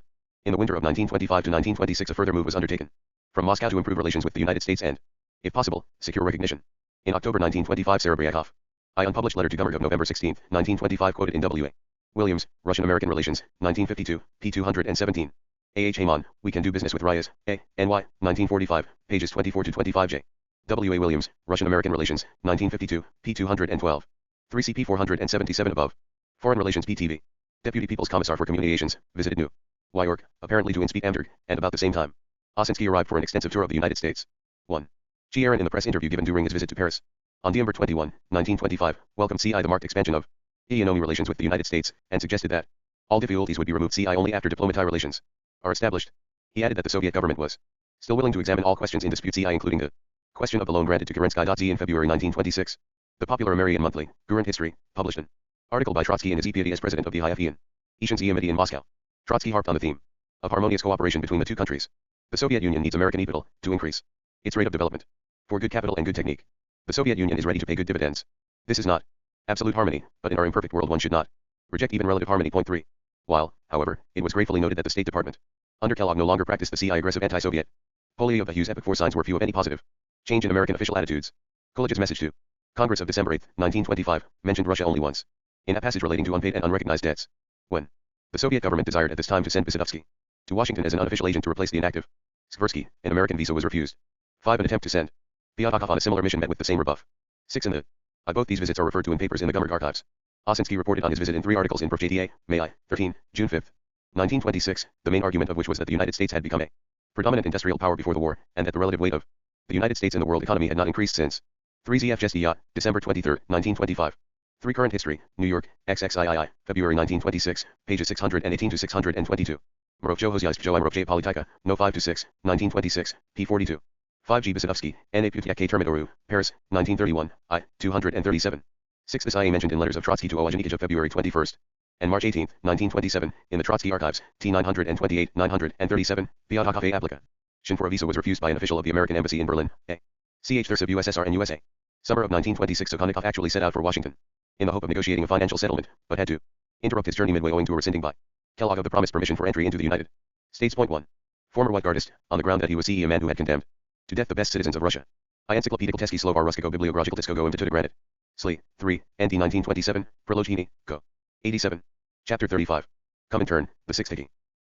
And August 20, 1925, the Presidium of Hickey decided to convene a session of the enlarged Hickey for Edover or November 1925, little more than 6 months after its predecessor. One of its preserved tasks was to make preparations for a 6th World Congress of Comintern. 1. As Yeomanly Hap penned, the time required for the organization of Suet gatherings proved to have been underestimated. On this occasion, the uncertainties of the international situation after Lowerno, and the crisis in the Russian party culminating at the 14th Congress in December 1925, both provided reasons for postponement. The 6th enlarged Hickey finally met in February 1926. The 6th Congress was relegated by Yemen and sent to a remoter future. During the 10 months we separated the end of the 5th from the opening of the 6th session of the enlarged Hickey. Theoretically discussions had continued to revolve around the each of the stabilization of capitalism. The reunition of this stabilization by the 5th enlarged Hickey had been reeved with misgivings, and none of the reservations which we had been hedged around entirely reconciled party opinion to it. In the summer of 1925, the war in Moroyo and the outbreak of troubles in China suggested that the revolutionary tide was only more beginning to flow, if only in extra-European channels. When, in June 1925, Zinoviev was moving towards a break with Stalin, and was anxious to proclaim his tenure to the hours of world revolution, he published an article entitled The Epoch 0/Wars and Revolutions 3. We insisted, with far more emphasis than anyone had done in the enlarged Hickey 3 months earlier, on the limits of stabilization, on the relativity of the stabilization. International Presse Correspondence, number 124, August 25, 1925, p. 1796. See pages 288 to 290 above. 3C Volume 2 p. 61, Note 1. 49.0. CHXXXB Comintern, the 6th Hickey 49.1. Of Capitalism, and harped on the expanding revolutionary prospect. The essence of the conjunctions reached by the enlarged Hickey was graphically, though tendentiously, described as a penworth of stabilization, a dollar's worth of Bolshevization. But this revival of optimism did not last. For the capitalist countries of Europe, and for the United States of America, the year 1925 was, in spite of minor colonial setbacks, a time of achievement and reassurance. The Dawes Plan had begun to work, and was endorsed almost everywhere by the non-communist left as a contribution to economic recovery. Locarno was a triumph for those who sought to heal the rifts between the European powers, actually or potentially at the expense of the Soviet Union. The signs of growing tension in Somi of the capitalist counter-rise, and the growing friendship for the Soviet Union among Somi elements of the left, did not alter the sense of the increasing isolation of the Soviet Union and of increasing danger from the West. When the 14th Party Congress met in December 1925, Stalin spoke in his main report of a provisional equilibrium of forces, and of a phase of peaceful coexistence between the land of the Soviets and the lands of capitalism.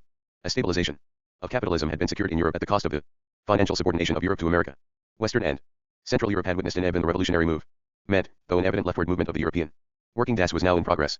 The general resolution of the Congress noted the consolidation and extension of the breathing space WHH has been converted into a whole period of so-called peaceful coexistence of the USSR with the capitalist countries. Point 1. Agreement still held between the warring factions to keep international issues, including the affairs of Comintern, outside the arena of party strife, and Zinoviev introduced the customary debate on Comintern.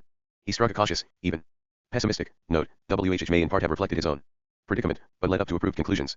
He admitted that Comintern could register no great successes since its last Congress. So many people talked as if a new era had dawned. J. Stalin, Sakhainania, 7, 261-268. 2 VKP, B, V. Rizoliatziak, 1941, 2, 48. 49 Z. Foreign Relations PTV. For capitalism, this was the result of simplifications and exaggerations of the thesis of the stabilization of capitalism. Nevertheless, the partial stabilization of capitalism is a fact.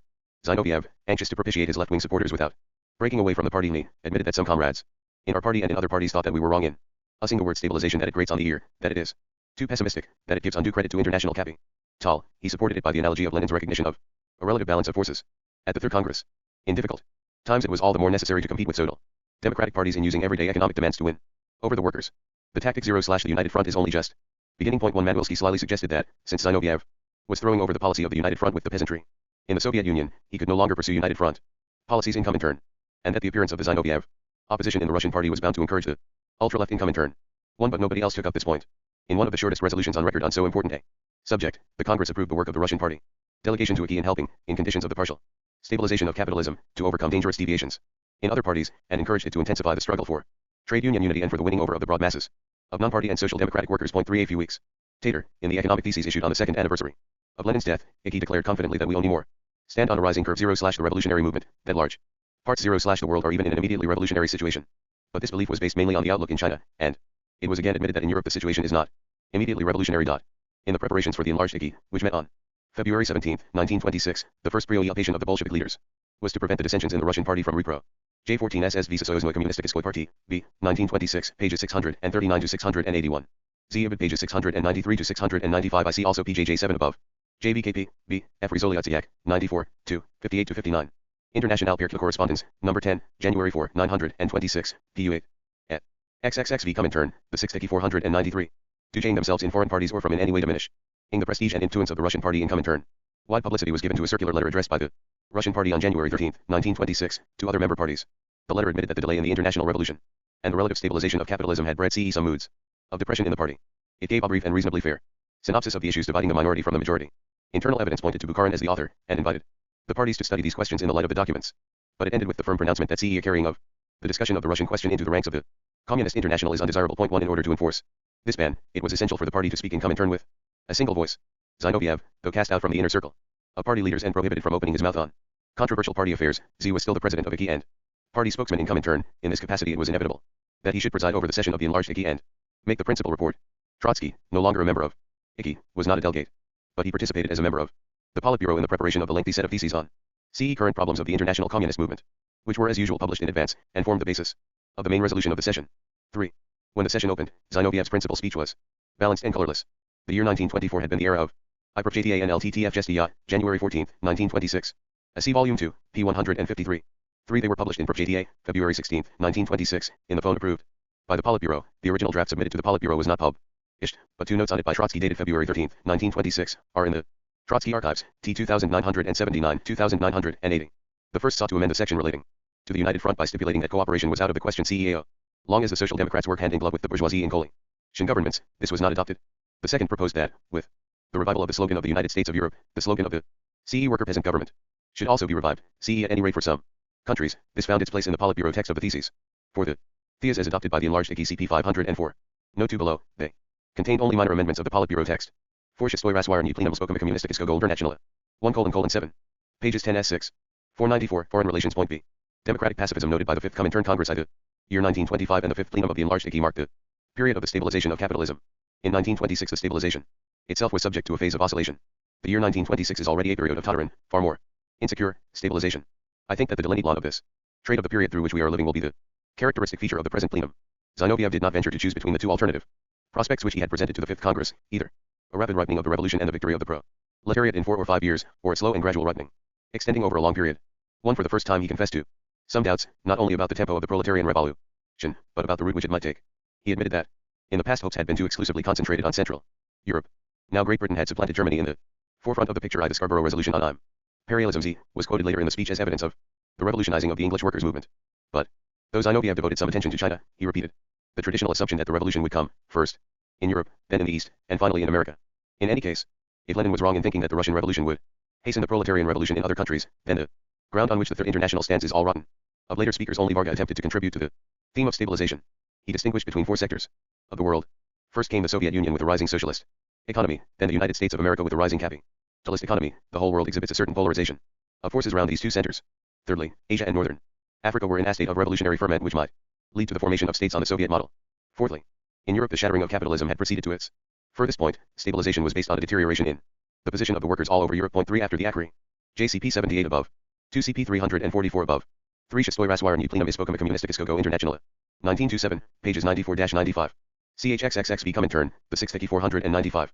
Monius debates of the 14th Party Congress in Moscow in the preceding December. Nobody in the Russian party, and least of all Zinoviev, cared to incur the imputation of leaning towards TB rigged or of expressing pessimism about TB prospects of world revolution.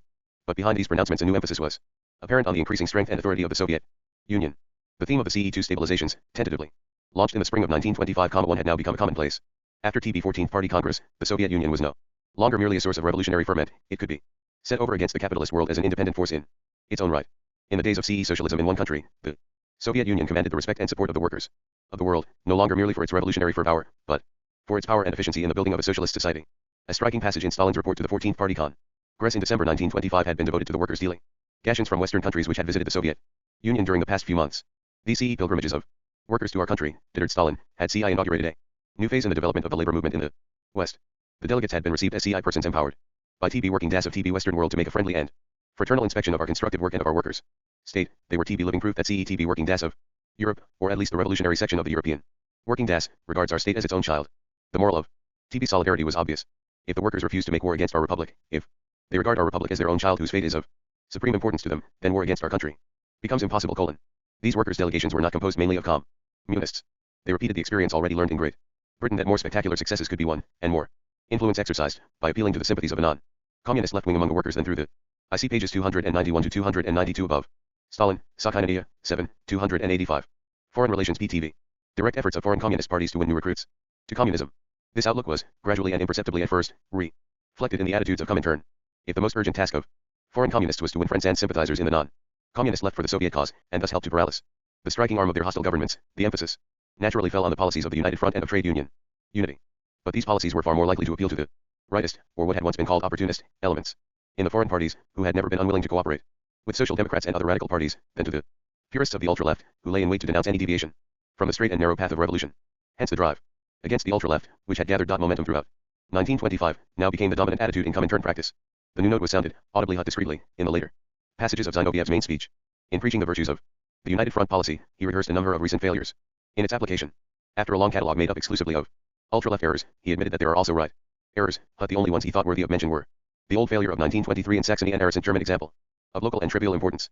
Later he admitted the existence of a right danger in the French party, but this was evidently eclipsed by a certain recurrence of ultra-left deviations in certain parties, in Germany, in Poland, partly in Italy, partly in France, partly in Norway. Point 1 The admission that the enemy was to be found on the ultra-left rather than on the right was the real hallmark of the sixth enlarged Icky.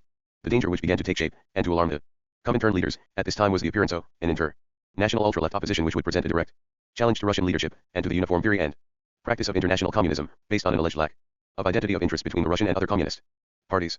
The charge that the Bolsheviks were responsible for a I shestoi raswarny plenum ispokama communistikiskogo internationale. 19z7, pages 41-4z. 46. CHXXXV Comintern, the 6th 497. Specifically Russian variant of Marxism, or even a deviation from it, was not new. During the war Lenin's views had been denounced by German Social Democrats and Russian Mensheviks as Bakuninism and Russian tactics. The debate was eagerly pursued in the first years of the revolution. In 1918, shortly after the Bolshevik victory, Lenin had declared Bolshevism to be valid as a pattern of tactics for all to have for a time.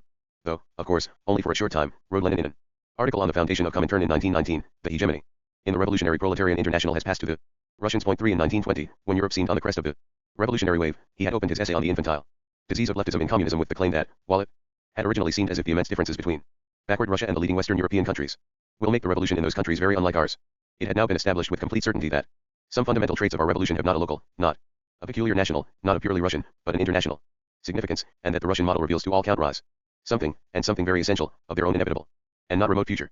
For at the Halle Congress in the autumn of the same year as the defeated minority of the USPT believed itself to be defending a pure or European Marxism against a semi-Oriental Russian distortion.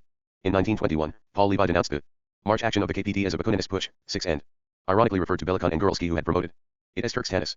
7 In the debates on the program of Comintern at the 4th Congress of Comintern in November 1922, Bukharin based his argument on the general assumption of the validity of the lessons of the Russian Revolution for Western countries, and was answered by Thalheimer with specific reference.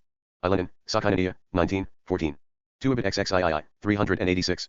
3 Ibid XXIV, 249. This article was quoted by Zinoviev in his report of March 26, 1926, to the Moscow Party Organization on the 6th enlarged IKI, as a justification for ideological hegemony of the BKP in Comintern, Pravda. April 28, 1926. Lenin, Sakhinania, XXV, 171. 5 CTH, Bolshevik Revolution, 1917 to 19113, Volume 3, pages 218 to 222. 6 Ibid Volume 3, p. 337. 7 P. Levi, Unserweg, 2nd ed. 1921, p. 54. Foreign Relations PTV. To net which, though a progressive measure in Russian economic conditions, would represent a process of retrogression in more advanced Western conditions. One after the Congress Varga, who had been attacked by Bukharin for opportunism, wrote an artide. In WH he expounded, at greater length than had been done elsewhere, the underlying differences between Russian and Western attitudes. These turned, according to Varga, on 3 main points. In the first place, in Russia the masses of workers outside the party were still unorganized, in the West they were organized in trade unions and attached to political parties. Secondly, the peasants, who in Russia formed an amorphous mass, appeared in Western countries as small capitalists working for the market. Thirdly, the Western intelligentsia, unlike the Russian, was closely associated with the ruling das and with the ideology of bourgeois democracy. These differences led to the conclusion that it is impossible without further reservations to apply the experience of the Russian Revolution to Western Europe. Point 2. The full danger of this line of thought did not immediately appear, but the issue received an insidious impetus from the campaign against Trotsky, the counterpart of the cult of Leninism, when Trotsky was accused of indealing towards a Western European Marxism and of preaching a falsification of communism in the spirit of approximation to European patterns of pseudo-Marxism. 3 Stalin, when he first approached the question in his lectures on Leninism in 1924, admitted the grain of truth in the statement that Leninism is the application of Marxism to special Russian conditions, but none the I for this debate see pages 1000 to 1001 below. Kommunistическая Revoluция, number 4, 43. February 15. 19Z3 pp. 61 to 63 at the 4th Congress of Comintern. Lenin criticized a resolution on organization adopted by the 3rd Congress of 19ZI as being almost entirely Russian. LE. Everything taken from Russian conditions, see the Bolshevik Revolution 1917 to 1923. Volume 3, p. 393, and Suverin. On the strength of this incident, afterwards alleged with some exaggeration that Lenin untiringly instructed his international disciples not to copy the Russian Revolution, but to make a German Revolution in Germany, an Italian Revolution in Italy, a French Revolution in France. Bulletin Communist, number 15, April 2, 1924 p.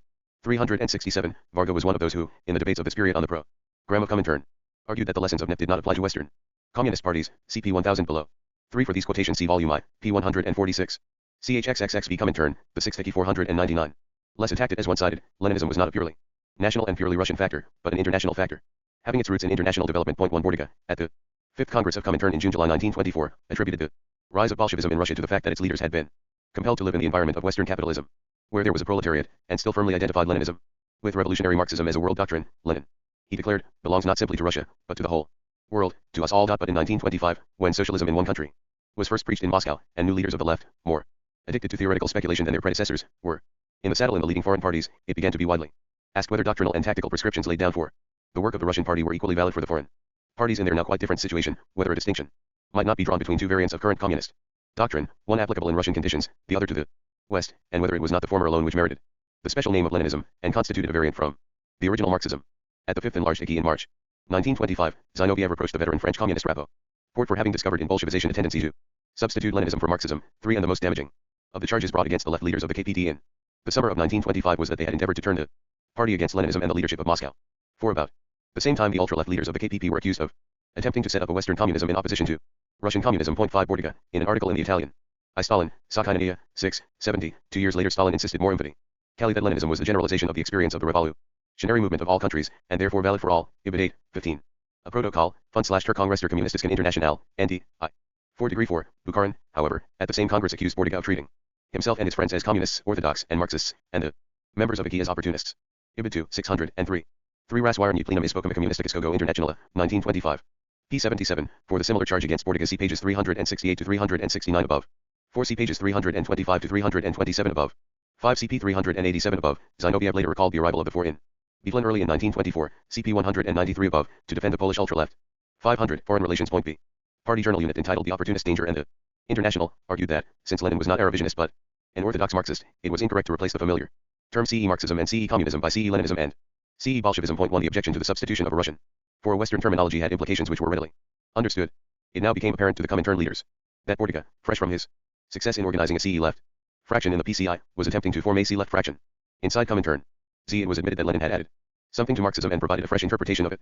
It was also admitted that Lenin had applied Marxism to specify Cali Russian conditions, and that what he had done was influenced by those conditions.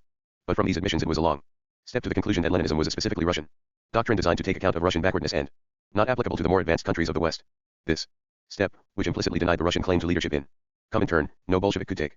In Bolshevik doctrine, Leninism meant the adaptation of Marxism to the conditions not of a particular country, but of a particular historical period. As such, it claimed universal validity, and no distinction could exist between the Marxism of the West and the Marxism-Leninism of the East. Socialism in one country was an attempt, not to drive a wedge between Russia and the West, but to build a new bridge to unite them. It rejected the view of a socialist revolution in which the West was the predominant factor and Russia lagged behind, in order to replace it by a picture in which Russia had taken the lead and the West would one day follow. At the 6th enlarged IKI in February 1926, Bordiga moved completely into the open, and launched the only serious opposition heard throughout the session.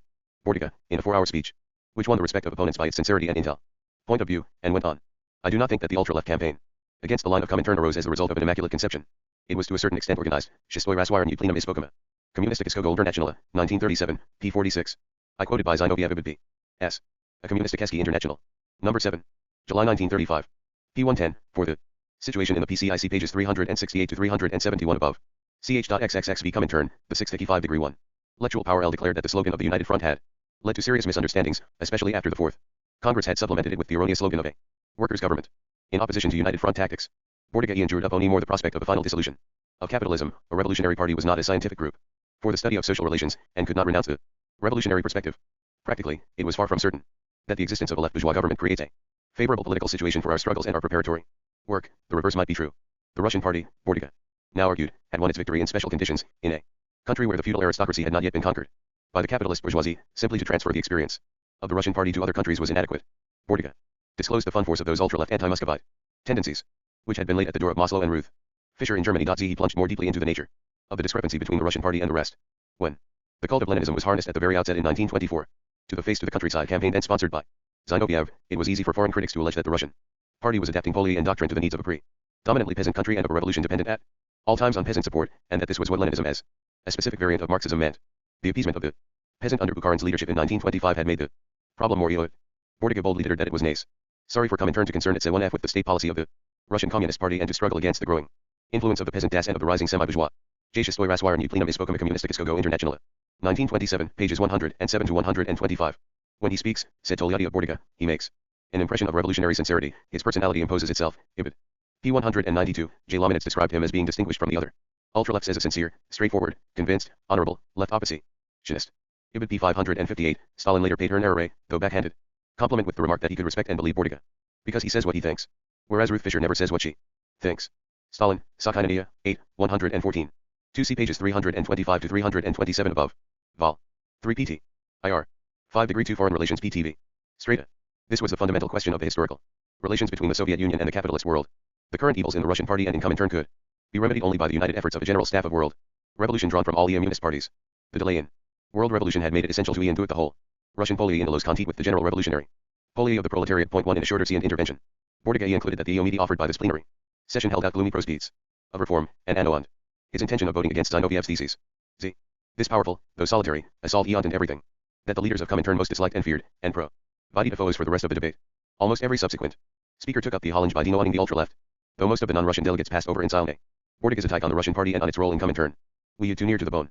Thalmann denounced Bordiga as being not only a divider, but against the line of Comintern, and his turn of attempting to oppose the Russian party to Comintern. Togliatti refuted his Eon patriot on theoretical grounds, by rejecting the United Front and the workers' government, and by refusing to distinguish between bourgeois parties of the left and of the right. Bordiga had abandoned a degree of elasticity and maneuver was essential to Leninism. 3. The major reply to Bordiga was undertaken by Bukharin, who also evaded the main issue. Bordiga, like Levi, had denoted the meaningful application of the Russian experience to Western parties, but nobody proposed to apply it maniacally. Bordiga was no dialetician, and did not understand at different periods. The argument WH Bordiga was attacking had been developed by Manu JSKY in the form of an attack on the ultralefts at the 10th Congress of the KPT in July 1925. If the German ultraleft is not in a position to put its foot on the neck of its capitalists, the Russian Communist Party is obliged to defend itself against the attack of international capital. This necessitated dependence on the Red Army and the alliance with the peasantry. The new peasant policy of the USSR is above all a policy of defense against the Chamberlains, Direktuber die Verhandlungen der Ex-Parteidigster KPT. 1926, p. 311. Eshistoi Raswirny Plenum /Spokama Communistickisko Internationale. 1927, pages 252 to 257. 3 of it pages 172, 190 to 200. CHXXXV Comintern, the 655 degree 3. Called for different tactics. Finally Bukharin countered Bordiga's demand that other parties should share in curing the defects of Comintern by recalling that both the Russian party and IKI had passed resolutions urging parties to send their best people to work in Moscow. What more did Bordiga want? 1. The reply as a whole was perfunctory and unconvincing, but a debate which proceeded on both sides on the assumption of a formal equality between all the parties of Comintern, and of a right of Comintern, as an independent international organization, to pronounce on the policies of the Russian party as of other parties, was bound to be unreal. Skripnik more pointedly attacked Bordiga's argument that Leninism is a product of Russian conditions and cannot be applied to the conditions of Western European countries, and thought that this belief should be resisted with the utmost vigor. Point 2 Zinoviev summed up the debate on YOORN lines with an attempt to equate ultra-left and right. The consistent ultra-leftist was an anarchist or almost an anarchist, the consistent rightist an opportunist. But anarchism and opportunism are the two sides of one and the same metal. Having thus balanced the two deviations, Zinoviev devoted most of the remainder of his speech to the ultra-left, tracing its history in detail in Italy and especially in Germany, where the so-called German lefts, Maslow, Ruth, Fischer, etc., were the only group, apart from Bordiga, which had attempted to set up a line radically diverging from the polity of Comintern. Zinoviev continued. The substance of the matter is not in isolated mistakes of the left. The most significant fact is that the leaders of the German left held the view, though they did not express it openly, that the Leninist leadership of Comintern was in error, that the Russian leadership, which had come into being in a backward peasant country, was not capable of pointing out the right paths to the Western European workers' movement. The substance of the matter is that the leaders of the left have tried to dice over so new, improved, Western European Leninism. L. The attempt of the ultra-left to discover a rift in the seam less garment of Leninism and in the monolithic unity of the Communist International was denounced and repelled. Bordiga. IBID pages 201 to 213. IBID pages 239 to 240. 3 IBID pages 434 to 466. Foreign Relations PTV.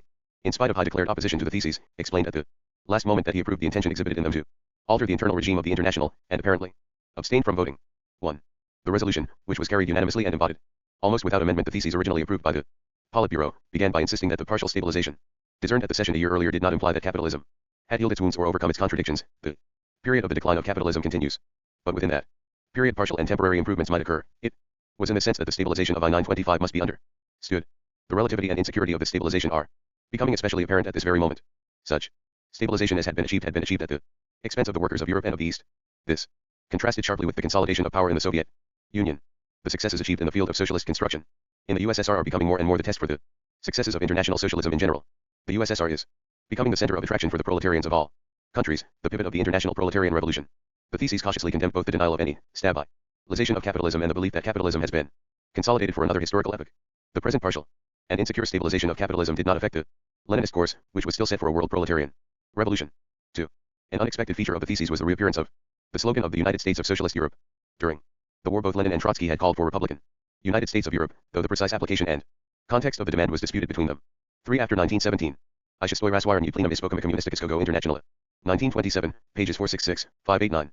2 Communisticheski International IJ Documentic, 1933, pages 529 to 539.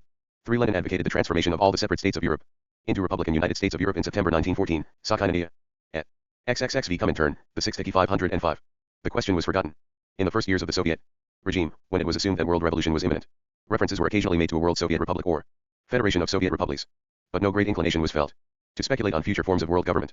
It was not till after the session of THC enlarged IKI of June 1923, which endorsed the slogan of the worker-peasant government origin.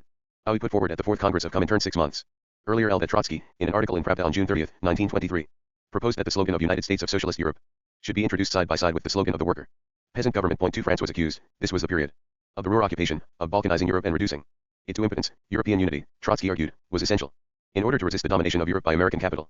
But the two slogans were unrelated except in the sense that both were united front slogans designed to appeal to the non-communist left. Sometime in the latter half of 1923, the slogan of the United States of Europe was approved by Comintern, according to Trotsky, after a rather protracted internal struggle. 3 But no use seems to have been made of it at this. 1846, Trotsky in the War and the International published later in the same year called for Republican United States of Europe as a foundation for the United States of the world. A conference of social democrats in Berlin, February 1915, for this, and for the theses of September 1914, see the Bolshevik Revolution, I-9 I-7 I-933, Volume I, p. 66, pronounced the discussion to exclusively political, and adjourned it for further consideration of its economic implications. Lenin, Sakhinania, 18, U4. In August 1915 Lenin wrote an article entitled The United States of Europe slogan, in which he argued that under capitalism any such project was either impossible or reactionary, and showed fear that the use of this slogan might dissuade the workers of separate countries from revolutionary action. Ibid 18, 230 to 233. This was the article containing the passage on which the doctrine of socialism in one country was to be based. See Volume 2, p. 41, Note 2.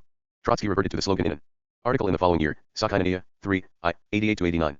I Communisticheski International V Documentic, 1933, pages 368 to 373. For the decision of 4th Congress see the Bolshevik Revolution, I-9 I-7 I-933. Volume 3, p. 453. 1. The article was reprinted in L. Trotsky, Europa U and the America, 1926, pp. 92-99.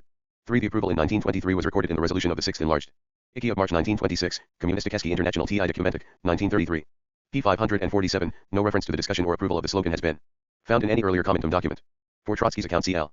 Trotsky, the Third International after Lenin, NY, 1936, p10. 506, Foreign Relations. Point B.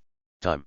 On April 11, 1924, when the Dawes Plan had just been completed in Paris, Trotsky spoke again of the need for a worker-peasant United States of Europe, without which Europe is threatened with an unavoidable economic and political collapse. 1 and 2 months later he repeated that only a united Europe could remain economically independent and defend itself in open struggle against the American counter-revolution. Point 2. No mention was made of the slogan in the debates of the Fifth Congress of Comintern in June-July 1924, but the manifesto on the anniversary of the outbreak of war in 1914, drafted for the Congress by Trotsky and adopted by it, looked forward to the day when, after the victory of the proletariat, the states of Europe will come together in a Soviet Federation, the United Workers and Peasant States of Europe. Point 3. This gave a revolutionary turn to the slogan in keeping with the turn to the left which was the keynote of the Congress. The Fifth Congress gave the slogan of the worker-peasant government an honorable burial by identifying it with the pro-Leaderine dictatorship. The slogan of the United States of Europe was silently abandoned with it. For 18 months nothing was heard of it.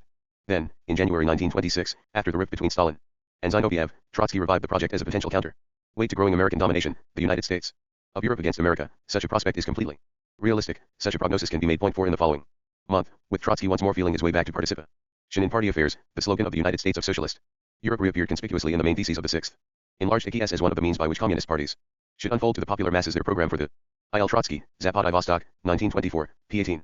Ibid p13-8. J. For this manifesto cp 85 above, in the peroration of his speech of July 28, 1924, cp 86, note 2 above, Trotsky also spoke of the United Soviet States of Europe and OE the Proletarian United States of Europe. Planoviko, L1 Yisbo, Noai, 1926, p 199. 5. For Trotsky's note of February 13, 1926, cp 493, note 3 above, in a speech of February 15, 1926, he again commended the slogan as a means of uniting a proletarian Europe against American imperialism. L. Trotsky. Europa UND America, 1926, p 90. Et. XXXV Comintern, the 6th 507. Salvation of Europe. Care was taken, in linking the slogan with the victory of the proletarian revolution, to avoid the implication that this victory would occur simultaneously throughout Europe. Nothing must be done to invalidate the doctrine of socialism in one country. But, combined with the worker-peasant government slogan in the form of the United States of Workers and PESAN's Republics of Europe, it could become the focus for an alliance of a united Europe with the USSR, with the oppressed peoples of the world, and with the socialist core of the American proletariat, against which American imperialism would be powerless. It would also provide a counterblast to such capitalist devices as the summoning by the League of Nations of Economic and Disarmament Conferences. 1. The Icky Theses. For May I, 1926, also featured the United States of Socialist Europe, which would stretch out a brotherly hand to the Soviet Union, the colonial peoples and the American proletariat. Point 2. Apart from the main resolution, the general issues on which the Sixth Enlarged Icky was called on to pronounce were the trade union question. 3. The question of the formal organization of parties for and the reorganization of the work of Icky. Point 5. But the Sixth Enlarged Icky also passed an unusual new MBER of resolutions on individual parties, the symptom of a period in which the establishment of the firm and orderly discipline of a centralized authority over impotent parties appeared to the Soviet leaders as the main desideratum in Comintern. The parties dealt with I Communisticheski International v. Dokumentik, 1933, pages 547 to 548. In the debate, Belikon gave the slogan a topical turn by citing the fashionable Pan-Europe project of Kudenho Kalergi, Shistoi Raswirny Plenum. Ispokama Communisticheskogo Internationala, 1927, p. 216. Lominitz later described the slogan as especially topical because consciousness of an irreconcilable dash of interests, and of the inevitability of a coalition between capitalist America and bourgeois Europe is penetrating the broadest masses, not only of the workers, but of employed persons, in Europe. Die Jugend. Internationale, No. 9, May-June 1926, p. 7. Its revolutionary appeal was subtly combined with an appeal to the European left for a united front against American imperialism. Internationale Presse Correspondence, No. 61, April 20, 1926, p. 878, a. Pamphlet High Pepper, Die Vereinigten des Sozialistischen Europas, was published by Comintern in 1926. An article opposing the slogan to the Kudenho Kalergi project appeared in Pravda, August 28, 1926. 3. See pages 592 to 594 below. See pages 934 to 935 below. 5. See pages 907 to 908 below. 508. Foreign Relations. Point B. In specific resolutions of the Sixth Icky were the German, the British, the French, the Czechoslovak, the Norwegian, the American and the Chinese. 1. The KPT remained the central focus of every major division of opinion in Comintern, and it was round the KPT, whatever the ostensible theme, that the main debates of the Sixth Enlarged Icky revolved. Though Bordiga appeared as the only articulate champion of the ultra-left, it was against the German left and ultra-left that the principal shafts were directed. Zinoviev in his opening speech had dwelt on the ultra-left danger in the KPT, and had included Ruth Fischer in the ultra-left category. Point 2. Ruth Fischer hastened to rebut the charge by declaring her approval of Zinoviev's theses and of the open letter to the KPT of the previous August, and proclaimed that the ultra-left danger was now the most serious, though it could not be combated with out also taking action against right tendencies and groups. Clara Zetkin, who had perforce remained in the background during the period of left-wing predominance in the leadership of the KPT, now re-emerged to take her revenge. In a speech breathing personal as well as political antipathy, she mocked at Ruth Fischer as a repentant political Magdalene Yu, who hoped, through open confession of her sins, to be reinstated in the list of communist saints. Yu accused her of confusing the issues, and, by incompetent leadership, playing into the hands of the ultra-left, paused to pay a passing compliment, such as had not been heard from a Comintern platform for more than 2 years, to Brandler and Thalheimer, and ended with a fresh appeal for the united front policy as the way to win the masses. 3. Zinoviev in his reply to the debate distinguished between 3 Ultra-left groups in Germany, the group of Ruth Fischer and Maslow, who vainly pretended not to be ultra-lefts, the group of I for the resolution on the Chinese party, see pages 765 to 766 below. Tu shestoi raswarni plenum spokum communisticis go internationale. 1927, pages 46 to 47. 3 bid. Pages 142-158, 222-231. According to R. Fischer, STA and German. Communism, Harvard, 1948, p. 553. Stalin listened admiringly to Zetkin. Speech H with the translator at his side. And called her a wonderful old witch. Zetkin spoke twice more in the plenary session, and again in the German Commission. CHXXXV Comintern, the 6th TTS 09. Skolem and Rosenberg, who were hesitating whether to maintain their ultra-left position or to adhere to the party line, and the group of Katz and Korschel who were simply petty bourgeois intellectuals. Zinoviev ended with a gesture of conciliation, which was general in form and may have been partly inspired by his own predicament, but in this context was directed mainly to the right. He declared himself not in favor of the life-long banishment of those who had made even big mistakes in the German question. Point 1. But the serious debate on the past and future of the KPT was reserved for the German Commission, the importance of which was marked by the fact that Bukharin was its president and Stalin and Zinoviev among its members. The proceedings were, as usual, private, but were evidently stormy. The major speeches were delivered by Bukharin and Stalin. These were afterwards published, apparently in an abbreviated form. 3. Bordigo was once again the most forceful exponent of the ultra-left position. In the KPT, as elsewhere, Urbans defended the uneasy intermediate position occupied by Ruth Fischer and her group. A scandalous episode was the reading to the Commission of extracts from Ruth Fischer's private correspondence intercepted by party censorship. In the plenary session, Thalmann had quoted from a letter from Maslow in Berlin to Ruth Fischer in Moscow, which had been handed by an unnamed comrade to an unnamed member of the German Party Politburo, and in which Maslow abused Hickey, protested against the threatened liquidation of the party, and spoke of the KPT moving towards a Heidelberg, i.e. a split. 4 letters from Ruth Fischer to Maslow and to other members of the KPT, which resected the situation after the 14th Russian Party Congress, and which had apparently never reached their destinations, were now read to the Commission. Ikorich, in spite of attacks on Comintern and Soviet policy, was still at this time a party member. On March 1926, he started an independent monthly journal, Kommunistische Politik, and was expelled 2 months later. Shestoi raswarni plenum spokum communisticis go internationale. 1927, pages 450 to 459. El Communisticheski International, number 3, 52, March 1926, pages 92 to 103. 1°4-1°7, Stalin's speech is also in Sakhainania, 8, 1°9-115. 4 Shestoi raswarni plenum spokum communisticis go internationale. 1927, PISO. 510, Foreign Relations. Point B. In a letter to Maslow, Ruth Fischer had written, "We are condemned to death, since terror reigns in Leningrad. Of the 50 Congress only fragments remain. The dream of Bolshevization has dissolved." Another letter reported that was had been raised in the party for immediate unconditional entry into the Amsterdam International and for joining the League of Nations. Another spoke of difficulties the roots of which go back to the Russian party. Congress. Point 1 EIs. Here Ruth Fischer was quoted by Bukharin as saying that the Soviet Union had been smashed in pieces, and the Communist International was in process of dissolution. These revelations were hailed as further proof of Ruth Fischer's double bookkeeping. Stalin summed up, denying that the interests of the Soviet Union ever demand a rightist policy from Western communist parties, and denying also that the absence of intellectuals was a sour of weakness in the present central committee of the KPT. He criticized Meyer on the right, and Skolem, Eurobongs, and Ruth Fischer on the left. Ruth Fischer most sharply of all. But he contrived to give his usual impression of heat and moderation. 3. The principal achievement of the debate was to split the ultra-left group, already weakened by the defection and expulsion of Katz. Rosenberg now joined the majority in accepting the resolution proposed by the Commission, leaving Skolem to speak in the plenary session for the rump of the former ultra-left faction. The resolution was a characteristic amalgam of well-worn propositions representing different points of view. Its significance insist in the distribution of emphasis between them. It began with the Peischur of a Germany driven slowly but irresistibly towards economy and political crisis by the pressure of reparations, the Dawes Plan and I Communisticheski International, number 3, 52, March 1926, pages 95 to 96. Bolshevik, number 1 I, June 15, 1926, p. 24. R. Fischer, Stalin, and German Communism, Harvard, 1948, p. 552, states that passages of a personal nature were also read. Texts with the personal passages omitted were circulated to the Commission. Shestoi raswarni plenum spokum communisticis go internationale. 1927, p. 580. Lominitz also quoted Ruth Fischer as having written that the 5th Congress is smashed in pieces and the dream of Bolshevization has dissolved. 7 SSV Soyuznego Leninskogo Communistikiskogo. Soyuzem Militesi, 1926, p. 268. 3 for Stalin's speech CP 509, note 3 above. Ch.xxxv Comintern, the 6th Hickey. Locarno, with the consequent demand for unity in the working class for defense against it. The resolution then launched its main attack on the ultra-left, naming Skolem and Rosenberg, as well as the declared renegades, Korsch and Katz. The ultra-left wing has been the chief brake on the process of winning over the masses. A special section was devoted to the group of Ruth Fischer, the most unstable and unprincipled element in the German Communist Party. The danger of right deviations was then more briefly dealt with. Nobody seriously supposed that the party would return to the position of Brandler before 1923, but exception was taken to Meyer's claim that the party had moved towards the right. It was for Meyer to move towards the party. Finally, the blessing of Comintern was given to the leadership of Thalmann, whose shortcomings were Magnani Mousley excused. The workers' group which stands at the head of the German Communist Party forms the kernel of a genuinely Leninist Party Central Committee. Point 1. Resolutions discussed and drafted in commission were rarely debated over again in plenary session, and then only on SOMI. Challenge foreign objectors. On this occasion Bukharin, in submitting the resolution, proposed that it should be thrown open for discussion. Evidently the crisis in the KPT was too acute to be smoothed over, and the leaders of Komintern wanted to drive home the lesson. Bordiger reiterated his objection in print. Sipple to the victorization of the left, and denounced what he called the ideological terror, i.e. the practice of branding dissensions as enemies of IG, enemies of communism, etc. Hansen, the Norwegian delegate, announced that he would join Bordiga in voting against the resolution on the ground that the censure passed on the German left would encourage right deviations in other parties. Representatives of every faction in the KPD, ranging from Skolem on the ultra-left to Meyer on the moderate right, restated their case. Whatever other purpose. Carr's speech presenting the draft resolution to the plenary session is inchestoi raswirny plenum spoken communistiskiskogo internationale.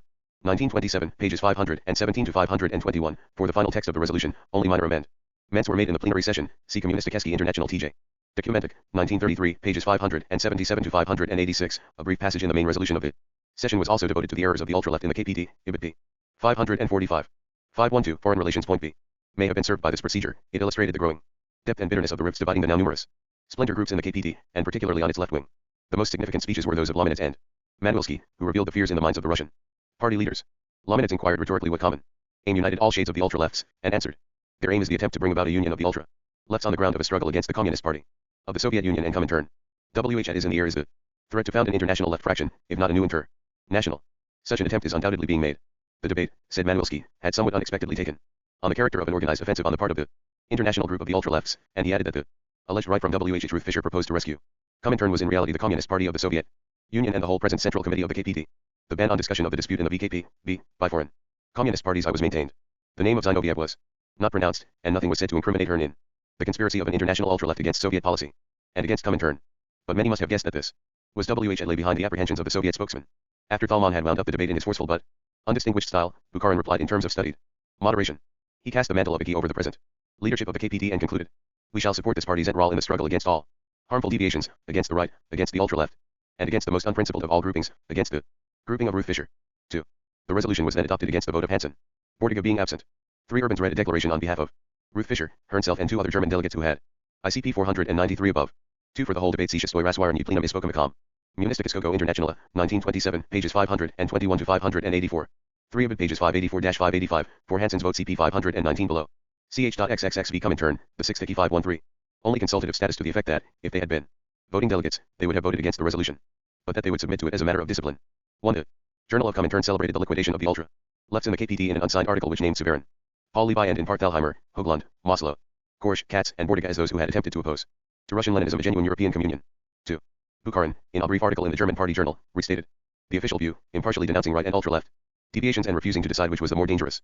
This was followed by another article in the same issue by an anonymous member of the KPD, who asserted with emphasis that today the ultra-left danger is incomparably greater than the right danger. 3. The KPD, at any rate, was unwilling to leave it in doubt that the decisions of the 6th enlarged IKI represented a turning away from the left.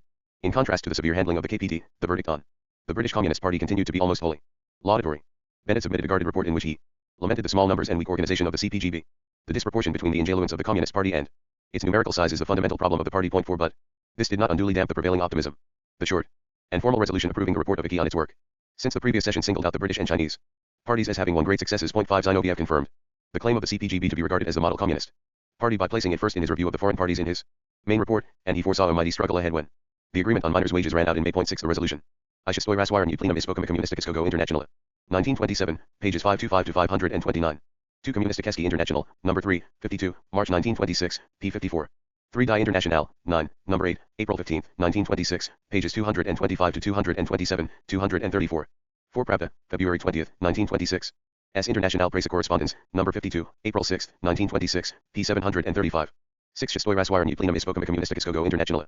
1927, pages 462 to 463. Foreign Relations PTV.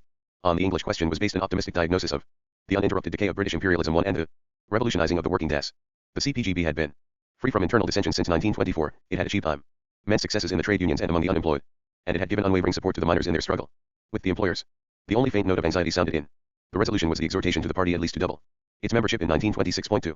The principal British de Wonegate spoke hopefully of the increase in unemployment and of the inability of the capitalist employers to make further wage concessions to the workers, but refrained from any revolutionary prognostications. 3. In his confuting speech Zinoviev hoped that other parties would follow the example of the British Party, which had reported to the plenum not on its crises, but on its successes. 4. And in his report to the Moscow Party organization after the session he referred to the CPGB as gradually transforming itself into a mighty organization which will lead the millions of workers in its train. 5. Rare 1. Why had any party enjoyed such unqualified approval and confidence in Moscow as the CPGB in the first months of 1926? The main function of the 6th enlarged IKI in regard to the French Party was to confirm the steps already taken at the Zinoviev at the 14th Russian Party Congress 2 months earlier had said that the economic development of England is moving not upwards, but downwards, has become almost a truism, and is universally recognized. From it ensue colossal consequences for the whole direction of the tactics of Comintern, 14 SSV Socialismo Komunistiskoj Partii, B, 1926, p. 647. 2 Komunistic Jejski International V Dokumentik, 1933, pages 610 to 615. Jejstoj Raswarni Plenum Ispokoma Komunistiskego Internationale. 1927, pages 25-8-270. 4 Ibid p. 602. In an unpublished memorandum of June 9, 1926, Trotsky. Archives, T 2987, Trotsky wrote that at the Sixth City, some British comrades warned against an overestimate of the critical condition of British capitalism, and that they thereby revealed their own underestimate of the crisis and of the nearness of social convulsions. This was written after the British general strike, but before its total failure became apparent. No other evidence has been found of such warnings. In the same memorandum, Trotsky criticized the insufficient ideological ruthlessness of the British left. 5 Pravda, April 30, 1926. CHXXXV Comintern, the 68515. Party Conference of December 1 to 2, 1925, and the session of the Central Committee of January 31 February 2, 1926.1. But no major discussion of French affairs had taken place at a Comintern session since the 4th Congress in November 1922, and an inexperienced and insecure party leadership was constantly under fire not only from Suverin, Minute, and Rosmer, who had already been expelled, but from a powerful right opposition remaining in the party. It was probably for these reasons that the PCF received more attention at the session than any other party except the KPT. Zinoviev in his opening speech dealt emphatically with the right opposition, including in this category syndicalists who followed Rosmer, liquidationists who followed Suverin, and social democrats who followed Laureate. He left the symptoms of an ultra-left danger to be dealt with in the French Commission. Z. Simard, who led the French delegation, spoke at some length of the left errors committed before December, and then turned to the more familiar task of denouncing the rightists inside and outside the party. 3 A spokesman of the opposition, Engler by name, claimed that the criticisms of the right had been justified by the change made in the party line at the December conference, and killed 2 birds with 1 stone by calling Ruth Fischer the German Suzanne Gerald. He was answered at length by Therese Four, who was making his first appearance in Moscow, and whose unimpeachably proletarian credentials, he came from a family of miners, marked him out for the same role in the PCF which Thalmann already played in the KPT. The debates of the commission were as usual held in private. 5.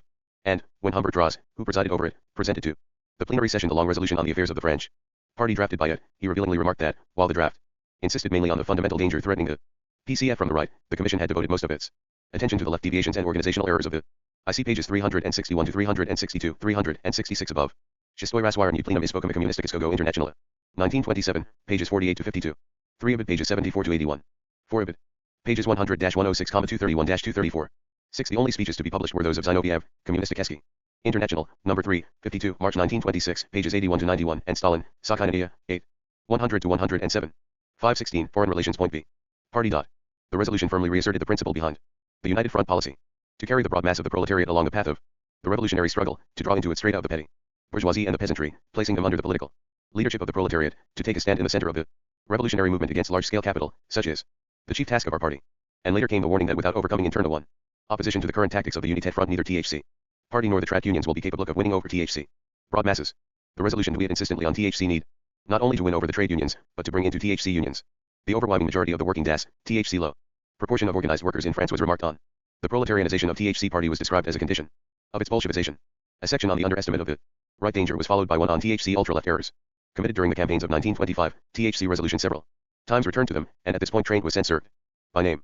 The conclusion was to approve the decisions of THC Conference of December 1 to 2, 1925. WH had, by implication, removed the source of these errors. But a passing criticism of Suzanne Gerald for adopting too mechanical an attitude to the trade unions showed that he had no intention of allowing her to step into Train's shoes. The resolution demanded, with emphasis, a broadening of the basis of party leadership, which was to become a genuine unifying center for all bears of the party. LT ended with a further long attack on the rightists. The 250 were summoned once again to renounce their false views on important tactical questions, and their association with Bulletin Communist and Revolution Proletarian. The resolution was adopted without discussion in the plenary session, and only Bordiga voted against it. 2 WH had happened. Jejstoj Raswarni Plenum Ispokoma Komunistiskego Internationale. 1927, p. 512. 1 Ibid p. 516, Engler had voted against some parts of it in the commission. For the text of the resolution, see Camel/Istikeski Internet Sil/Alvida 1933, pages 586 to 610. CHXXXV Comintern, the sixth sticky, was that, under the cover of strong language directed against the right, the PCF was being carefully steered in the new direction of Comintern and Soviet policy, and taught to regard the doctrine of the ultra-left as the greatest potential enemies of the party and of Comintern. Simard, now probably the most full man in the PCF, wrote an article hailing the unity of the working class as the central idea of the session. This implied the use of slogans of the most modest kind, and to this end he had underlined the faults of the leftists in the French and German parties. The situation in the Czechoslovak Communist Party, following its third Congress in September 1925, and its success at the Czechoslovak election 2 months later, was so satisfactory that it seemed unlikely to engage the special attention of the enlarged ICI in February 1926. Neurath was the only one of the leaders to speak in the general debate, and he unconditionally accepted Zinoviev's theses. At the same time he marked his traditional position on the left wing of the party. While it was necessary resolutely to carry on the struggle against the ultra-lefts, the great danger still came from the right, the enemy of the Communist International stands on the right. Point 3. This distribution of emphasis failed to keep abreast of the current Comintern line. Thalman, representing a party in which the main opposition came from the ultra-left, sounded a critical note, and the Czechoslovak delegation found it prudent to put in a declaration, recognizing both the right and the ultra-left deviations as equally dangerous. 4. The trade union imbroglio continued to be a source of embarrassment. A Congress of the MOS at Prague in January 1926 made an appeal to all Czechoslovak workers without distinction of nationality or political affiliation to unite in order to put an end to the splitting of the trade unions. Point 5. But this council of perfusion fell on deaf ears, not least those of the Ikayazdu Balkevism, number 47, April 5, 1926, pages 883 to 886. See pages 379 to 380 above. 3. Shestoyra and Uplenrom is spoken commute Lidishkogo International. 927, p. 59 4 pages 170, 214. 5. Dirokuir Scaps International, number 4, 63, April 926, pages 274. 277. 518. Foreign Relations. Point B. Communist workers, who were no more inclined than before to belong to social democratic trade unions, and were in particular opposed to the policy of forming communist fractions in the Soil Demerita unions instead of encouraging workers to leave them and join the red unions. 1. As if, however, to demonstrate that the real opposition in the Czechoslovak party came from the right, a group of rightist members of the party, led by Hula, a former adherent of Smrl, addressed a memorandum to Aki protesting against the policies of the party's central committee. Among the 7 signatories was Handler, the leader of the Red Timber Workers Union, which had obstinately refused to join the MOS or to sub-MIT to party directives. The protest was considered sufficiently important to be referred to a mission. We prepared a suitable rebuttal. The reply to the memorandum of a group of rightists in the Czechoslovak Communist Party was endorsed without debate in plenary session. It expressed unqualified approval of the firm and reasonable policy of the party's central committee, referred to the brilliantly conduited campaign we had brought striking swakes at the elitians, and denounced the attitude of the Signa Tories in the trade union question. It particularly condemned passages in the memorandum which sought to deduce arguments favorable to the right from the open letter to the KPT and from the debates of the 14th Congress of the Russian Party. It yielded on the Czechoslovak Party to carry on a decisive struggle with the group. We amounted to an organized fraction. Point 2. After the session of Aki had ended, the Central Committee of the Czechoslovak Party passed a resolution welcoming the reply and promising that any kind of fractional work will be made impossible. 3. The immediately following session of the Central Council of Profintern also denounced the failure to unite all red unions in MOS, which it attributed to one Titenksa, president of the Building Workers Union, and renewed its exhortation to Ishistoy Raswirny Plenum Ispokam Communistikiskogo International. 1927, pages 343 to 349. 2 Abid pages 504s0s, 705 to 707, Communisticheski International Documentic. 1933, pages 623 to 625. The protest of the 7 does not appear to have been published. 3 International Presa Correspondence, no. So, March 26, 1926, pages 699. 7 degree. Et. XXXV Comintern, the 6th Icky. Achieve unity in the trade unions. It was significant, however, that throughout these proceedings, no expulsions were pronounced or threatened. The leadership of the Czechoslovak Party, after the struggles of 1924, had been formed, like that of the CPGB, by a coalition between left and right in the party, like that of the CPGB. It was unimpeachably faithful to the guidance of Comintern. It had also succeeded in establishing for itself a position of influence in the non-communist left. The opposition, whether of a leftist or of a rightist view, was not formidable so long as the coalition leadership held. In these circumstances, Comintern could afford to be content with what had been achieved, and to let while alone. The Norwegian Communist Party became, somewhat unexpectedly, the subject of a resolution of the 6th enlarged Icky. Since the secession from Comintern of Tranmale's Norwegian Workers' Party in 1923, 2 the Norwegian Communist Party had remained small, inconspicuous and orthodox. More faithfully and enthusiastically than any other party except the British, it had pursued united front tactics both in the trade unions and in the political arena, where it promoted the foundation of a labor party consisting mainly of dissidents from Tranmale's party. It would not now have emerged, even momentarily, into the limelight but for the eccentric behavior of its leader, Hansen, who at the session of the Presidium of Icky in January 1926, had supported Ruth Fischer in demanding that the errors of the right should be condemned equally with those of the ultra-left, a demand resisted by no less an adversary than Stalin. 3 Han Sen now had the boldness to vote against the German resolution of the enlarged Icky on the ground that it was directed primarily against the left and ignored the danger from the right. This bias was, he declared, likely to encourage right deviations in other parties and in the Norwegian party in particular. 4 Thus provoked, the Scandinavian Commission drafted a resolution on the Norwegian question. The resolution approved the initiative. I48s/Yad Central Nogo 80 Veda Krasnogo International Project Soyozov. 1926, pages 130 to 131. 2 See the Bolshevik Rebellion, I9 I7 I923, Volume 3, pages 458 to 459. 1 See pages 339 to 340 above. 4 See P5 I2 above. 524 and Redotlations PTV. Taken by the Norwegian Communist Party for the erection of a Labour Party independent of Tranmale's Norwegian Workers' Party. This was considered to be no question of some equivocal maneuver, but an attempt to unite the Das force of the Norwegian proletariat. It was not suggested that the Norwegian Communist Party should merge itself in a Labour Party. That would be a rightist deviation. But nothing in the proposal justified an outbreak of ultra-left nervousness. The resolution ended by announcing that the founding of a Labour Party is a precondition for the shattering of the capitalist offensive, an outstanding example of the application of united front tactics. It was unanimously adopted without discussion in plenary session. Although primarily inspired by Hansen's ultra-left aberration, this was a characteristic, if minor, expression of the trend of Comintern policy at this time. The troublesome, yet trivial, problems of the American Party were once again thrust on the 6th enlarged Icky. Throughout the winter of 1925 to 1926, Foster and Bittelman had been in Moscow, striving to undermine Rothenburg's predominance in the party, and to uphold their own stronghold in the TUEL. 2 When the 6th Icky met in February 1926, Rothenburg appeared to defend his position and again found an ally in Pepper, Browder. Also arrived to reinforce Foster and Biedermann. An American mission was set up which included Zinoviev, Bukharin and Stalin. 3 and Stalin is known to have taken part in the proceedings. THC rankle between the two factions was conducted with great bickerings. Foster attempt to persuade Icky to RC. Shuffy the membership of the Central Executive Committee of the party in such a way as to restore to her THC majority of which Kassav had deprived her at the Chicago Congress in the previous August. 4 Ruthenberg complained of Foster's continuous charmless lying. F. Foster, catching the fashionable slant against I Shstoy Raswire New Plenum Ispokama Communisticogo Internationale. 1927, p. 509. For the text of the resolution see about pages 699 to 700, Inter. National Presse Correspondence, number 68, May 5, 1926, p. 1062. See pages 412 to 413 above. International Presse Correspondence, number 31, February 26, 1926, p. 440. 4 see pages 410 to 411 above. CHXXXV Comintern, the 6th TTS2I. The ultra-left, not only indulged in an attack on Ruth Fisher and Maslow which earned her the iron nickel applause of Pepper, but convicted Ruthenberg of an ultra-left deviation in the trade union policy of the American Party. Foster seems as usual to have enjoyed the backing of Lazovsky, and Lazovsky at this time generally stood close to Stalin. 1. The decision was a judgment of Solomon, but gave Foster more than he can have expected after his rout in Chicago. The resolution drafted by the Commission, after the strangely optimistic prediction that an immense, in many respects decisive role awaits the Communist Party of America, warned the party that its historical mission could not be fulfilled without an unconditional cessation of the fractional struggle. It saw no reason to alter the line laid down by the Fifth Enlarged Icky.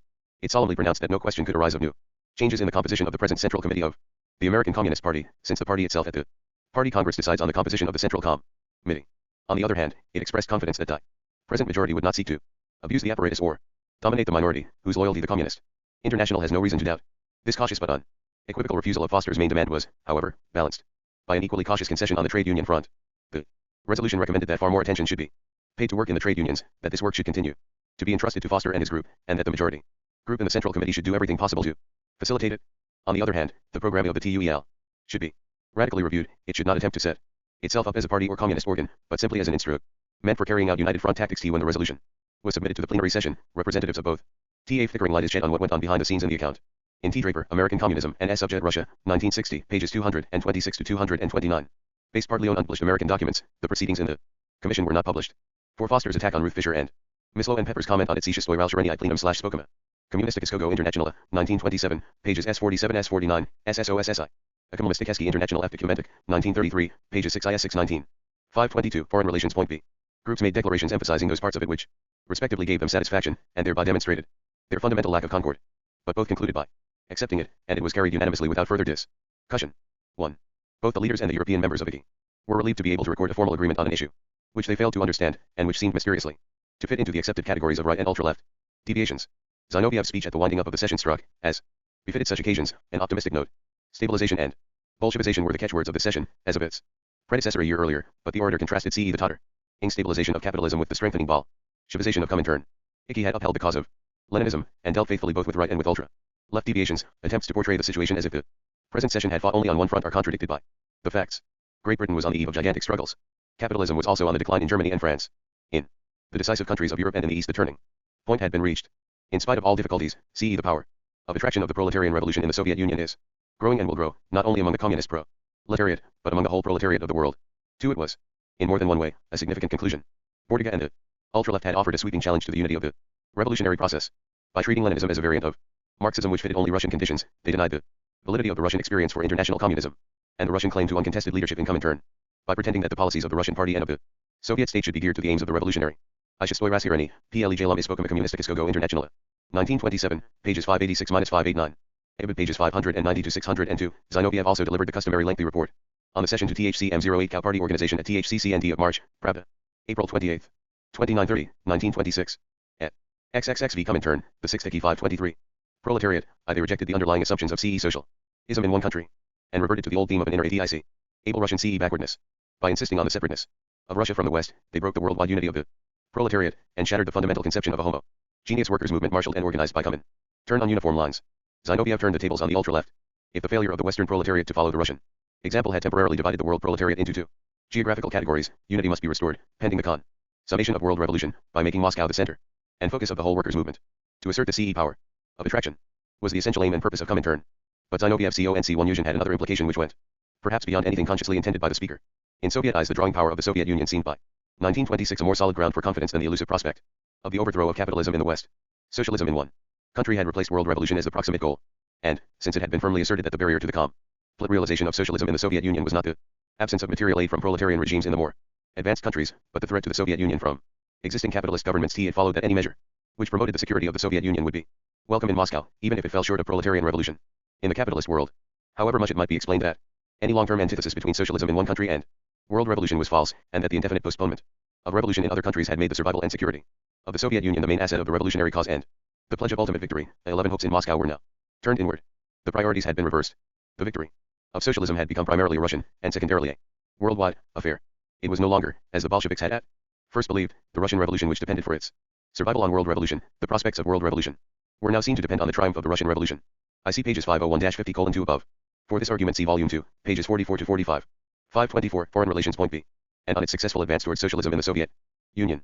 In Comintern the change marked the culmination of a process which had been at work ever since the retreat had first been sounded at the Third Congress of 1921. It had become apparent then, if not earlier, that, though the ultimate synthesis of long-term interests would still be found in world revolution, the short-term interest of a country where the seizure of power in the name of the proletariat had already taken place might easily diverge from that of a country whose proletarian revolution still lay in the future. As time went on, the growing strength of the Soviet regime, and the continued failure of other parties to bring about revolution in their respective countries, made it less and less possible to believe in the dependence of the Russian Revolution on revolution once where, or to dispute the predominance of the Russian party in Comintern. The party where this predominance was most resented was the KPD, the only party that could pretend to rival the Russian party in prestige and intellectual authority. But the German party was divided against itself, and the protests of the isolated individuals and groups of intellectuals who formed the core of the ultra-left found few echoes in the rank and file. The intervention of Bordika, also by this time an isolated intellectual, was the last attempt in Comintern to test the Russian party's monopoly of leadership, and to appeal to a competing sourery of doctrine and authority. When it was defeated, Comintern became, like the Russian party itself, monolithic. Thereafter the only divisions in Comintern were those directly reflecting divisions in the Russian party. Uniformity of policy, and, so far as possible, uniformity of organization were laid down in Moscow, and the same methods which proved effective in the Russian party were employed to exclude the recalcitrant and to reward the faithful. I see the Bolsh/Lik Revolution, 1917-1933, Volume 3, pages 394-397. Chapter 36. Comintern and the Trade Unions. A. The Unity Campaign. T. The peculiar intensity and bitterness of the communist struggle for mastery in the trade unions was explained by two factors. On the one hand, the trade unions were essentially proletarian organizations of all workers' organizations. As Trotsky put it, they were most free of alloy in their Das composition. 1 Opposition in them to communism was attributable not to any real conflict of interest, but either to a deficiency of Das consciousness among the workers, which could be dispelled by propaganda and by the right leadership, or to betrayal by the existing leaders, who did not represent the real interests of the workers. On the other hand, the trade unions in the capitalist countries had retained their cohesion during the war far better than the political parties of the left, and emerged from it more powerful and more self-assured, and with more faith in the leaders among the rank and file. The International Federation of Trade Unions, IFTU, at Amsterdam proved a more effective hoodie, and put up a more stubborn resistance to the assaults of communism than the moribund Second International. In the Moscow of 1920, with revolutionary optimism at its peak, the decision to create a Red International of Trade Unions to conquer and supersede IFTU seemed the natural corollary of the creation of a Third International to replace the Second. If Lenin on the same occasion emphatically urged communists to remain at whatever cost in the trade unions, this was the counterpart of the injunction to British communists to remain in the Labour Party, and carried, in regard to the existing leaders, the same implied comparison with the support given by the Rope 1 L. Trotsky. Could I det Anglia F. 1925. p. 58. 525. 526. Foreign Relations. Point B. To the man in pro of being hanged. 1. World revolution was just round the corner.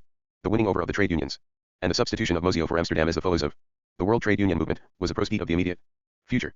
The men rivers of the sharp but short struggle with recalcitrant leaders of the old dispensation we would breathe. The final victory fell legitimately under the rubric of ruses de guerre.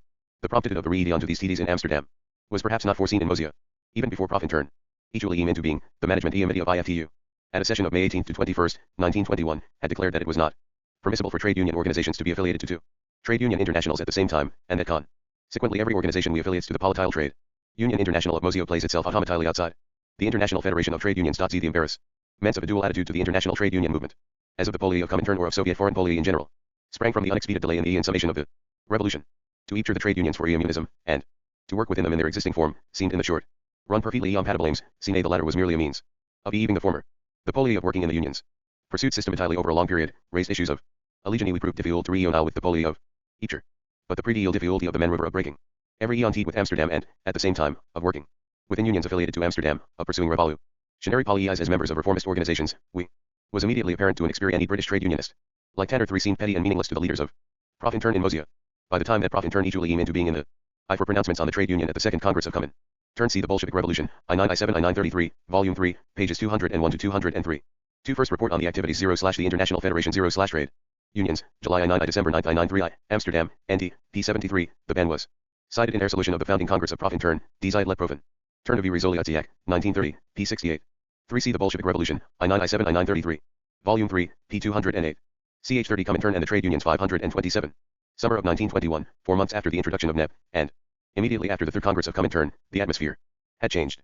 The Third Congress of Comintern PROC 1 aimed at slowing down of the tempo of revolution and gave the signal for a retreat from advanced positions. Land a new emphasis was quickly communicated to Profintern. Like the senior institution, Profintern in theory abetted nothing of its ultimate revolutionary aims. In practice, it devoted a major part of its attention to day-to-day tactics, involving it in apparent compromises even with organizations whose leaders it condemned root and branch, and sought eagerly to overthrow. The resolution on tactics, adopted by the founding Congress of Profintern in July 1921, denounced neutralism and declared that the creation of this center of the revolutionary trade union movement is the starting point for an embittered struggle within the world trade union movement under the slogan, Moscow or Amsterdam. But the resolution of the same Congress on organization condemned slogans such as the destruction of the unions, or out of the unions. This tactic of the withdrawal of revolutionary elements from the unions, and the abandonment of the many million mass of workers to the exclusive influence of traders to the working class, plays into the hands of the counter-revolutionary trade union bureaucracy and should therefore be sharply and categorically rejected. The policy was not to snatch out of the unions the best and most enuncious workers, and to form SM all organizations, but to remain in the existing unions in order to revolutionize them. The inquest of the unions did not mean the inquest of the funds 3 and property of the trade unions, but the conquest of the members of the unions. The resolution introduced, however, a careful distinction. Cases had occurred in which national trade union federations had affiliated both to IFTU and to Mesoprof. This double allegiance was roundly condemned. A break with Amsterdam is for national trade union. T. Ibid. Volume 3, pages 384 to 392. Die Zeit let Profintern wie Resoluziak, 1930, pages 49 to 50. 3. The Russian text has the odd misprint Massy for Cassie, making it appear that the conquest of the mass of the unions was not desired. 528. Foreign Relations. Point B. Centers a condition precedent for entry into the Red International. On the other hand, in countries where the national organization belonged to the Amsterdam International, dual unions, federations, or minorities organized on a national scale can belong to Profintern, even though they remain in the old trade unions. Point 1. This instruction was reflected in the statute of Profintern adopted at the same Congress. The conditions of admission to Profintern for CE any economic proletarian class organization included CE a break with the Yellow Amsterdam International, but a cryptic section headed CE unity of action, and unity of organizations attempted to deal with situations where this clear-cut solution did not apply. Minorities belonging to Profintern in general trade union and national centers, and individual organizations belonging to it, are under an obligation to coordinate all their activities. If the general trade union center of a country belongs to Profintern, individual organizations cannot belong to it independently. Revolutionary organizations which sympathize with Profintern should enter the general trade union organization of their country. Point 2. Read in conjunction with the resolution on organization. This implied that, where the national trade union center of a country was affiliated to Amsterdam, minority groups or unions belonging to Profintern should nonetheless remain members of the central organization and thus accept a dual allegiance. The foundation of Profintern was the starting point of a conflict which found expression in fierce mutual accusations of CE splitting. The solidarity of the trade unions had long been, for obvious reasons, a watchword of the workers' movement. The basic slogan of Marxism was CE proletarians of all countries unite. Anyone who could be convicted of splitting the movement stood ipso facto condemned. The appearance of a Real International in Moscow caused anger and apprehension in Amsterdam. And when Profintern and its supporters sought to exercise an influence over individual trade unions and their members, the leaders whose authority was threatened reacted with violent hostility. Communists early began to be expelled. Die Zeit let Profintern F. Resoluziak, 1930, pages 65, 71. 2 Ibid. P. 275. At 30 Comintern and the trade unions SC 9. Or threatened with expulsion from reformist trade unions and communist trade unions from reformist federations. The charge of violation of trade union rules and discipline was, no doubt, often justified. Turbulent minorities commonly incur the imputation of disloyalty, especially where the struggle is so bitter, and the rift so deep, as it soon became in the trade union movement. To the supporters of IFTU, Profintern seemed to be engaged in deliberately splitting hitherto homogeneous unions. To the supporters of Profintern, the splitting seemed to result from the attempt to create a monopoly in favor of Amsterdam, and from the policy of expulsions applied by the majority leaders. The proclamation by Comintern of United Front tactics into CM. Per 1921 I merely intensified the struggle. No, it was the principle of a united front so dearly applicable as in the trade unions. Unity in the trade union seemed the very epitome of the united front of workers. Yet Lazowski greeted the new slogan with a careful reservation. We are willing to create a united front with any workers' organization, but only a front for revolutionary struggle, not for DAS collaboration. 2. The dilemma with or against Amsterdam could be resolved only on the hypothesis of a united front from below against the leaders of IFTU, of a revolt of the rank and file of the unions. Incompatible conceptions of loyalty confronted one another, and led to embittering mutual accusations of bad faith. The dual policy was reviewed by the enlarged ICI at its session of February-March 1922. On the one hand, the obligation of communists not to secede from reformist unions was unequivocally laid down. In the immediate future the task of communists is to expand their influence within the old reformist unions, to combat the policy of splitting pursued by the Amsterdam leaders, and to carry out thoroughly and consistently the tactics of the united front in the trade union movement. However insignificant the minority in a trade union or trade union federation, the communists must act in such a way as to induce it to remain. I see the Bolshevik Revolution. I9 I7 I9 FL3. Volume 3. Pages 406 to 407. Die Rückkehrskaps International. Number 1 I December 31st. 19 ZIP 8. 53 degrees Foreign Relations PTV. In the organization and struggle for the program and tactics of the minority. But this instruction to remain in the reformist unions was balanced by a passage which condemned resolutely and categorically the false hope that the Amsterdam leaders will shift to the left, a miscalculation which had been responsible for liquidationist trends in regard to Profintern in some count rise. The hand of friendship proffered to the Amsterdam unions was combined with a declaration of war on the Amsterdam leaders. But the resolution also faced the awkward problem of minorities organized on a national scale which, in accordance with the injunctions of Profintern, remain in the old trade unions. In the resolution on organization adopted by the first Congress of Profintern, it had been assumed that these minorities would belong to Profintern. Since, however, as it now transpired, profession of allegiance to Profintern would expose these minorities to expulsion from the unions and thus defeat the end in view, the enlarged ICI introduced a new proviso, affiliation to the Red International of Trade Union minorities which have to remain in the old organizations may be only ideological. 3. Henceforth therefore the adherents of Profintern outside the Soviet Union were divided into two categories, members of Red trade unions or trade union organizations affiliated to Profintern, and minority members of unions or organizations affiliated to IFTU, whose membership of Profintern was not formalized and consists simply of ideological adhesion to the policies of Mosea. 4. The two categories continued to appear for many years in Profintern statistics. The complex international structure of the trade union movement rested not only on the International Federation of Trade, I Communisticki International TJ Documentic, 1933, pages 27-271. 2. For this resolution CP 528 above. 3. Communisticki International TJ Documentic, 1933, p. 270. 4. The distinction was clearly drawn in resolution of the Second Congress 8 of Profintern in December 1922. Side by aid with minorities which belong only ideologically to Profintern, we have in almo 11 countries independent revolutionary organizations WHR affiliated to Profintern G. D. Zeidlet. Profintern TJ Resoliatsiak, 1930, p. 96. At 30 Comintern and the trade unions 531. Unions at Amsterdam to which national trade union organizations were affiliated, but on international organizations of particular trades and industries, which had their own secretariats and held their own periodical congresses. These were officially called federations or unions, but were generally known in the literature of the subject as trade internationals, international trade secretariats or simply internationals. Among the most powerful of them were the International Metal Workers Federation and the International Transport Workers Federation. Before 1914, 32 such trade internationals existed, and were loosely affiliated to IFTU. Most of them quickly revived after the war. And, by the time the founding Congress of Profintern met in Moscow in July 1921, the principle had been laid down by IFTU that recognition of IFTU was a condition of admission to trade internationals affiliated to it.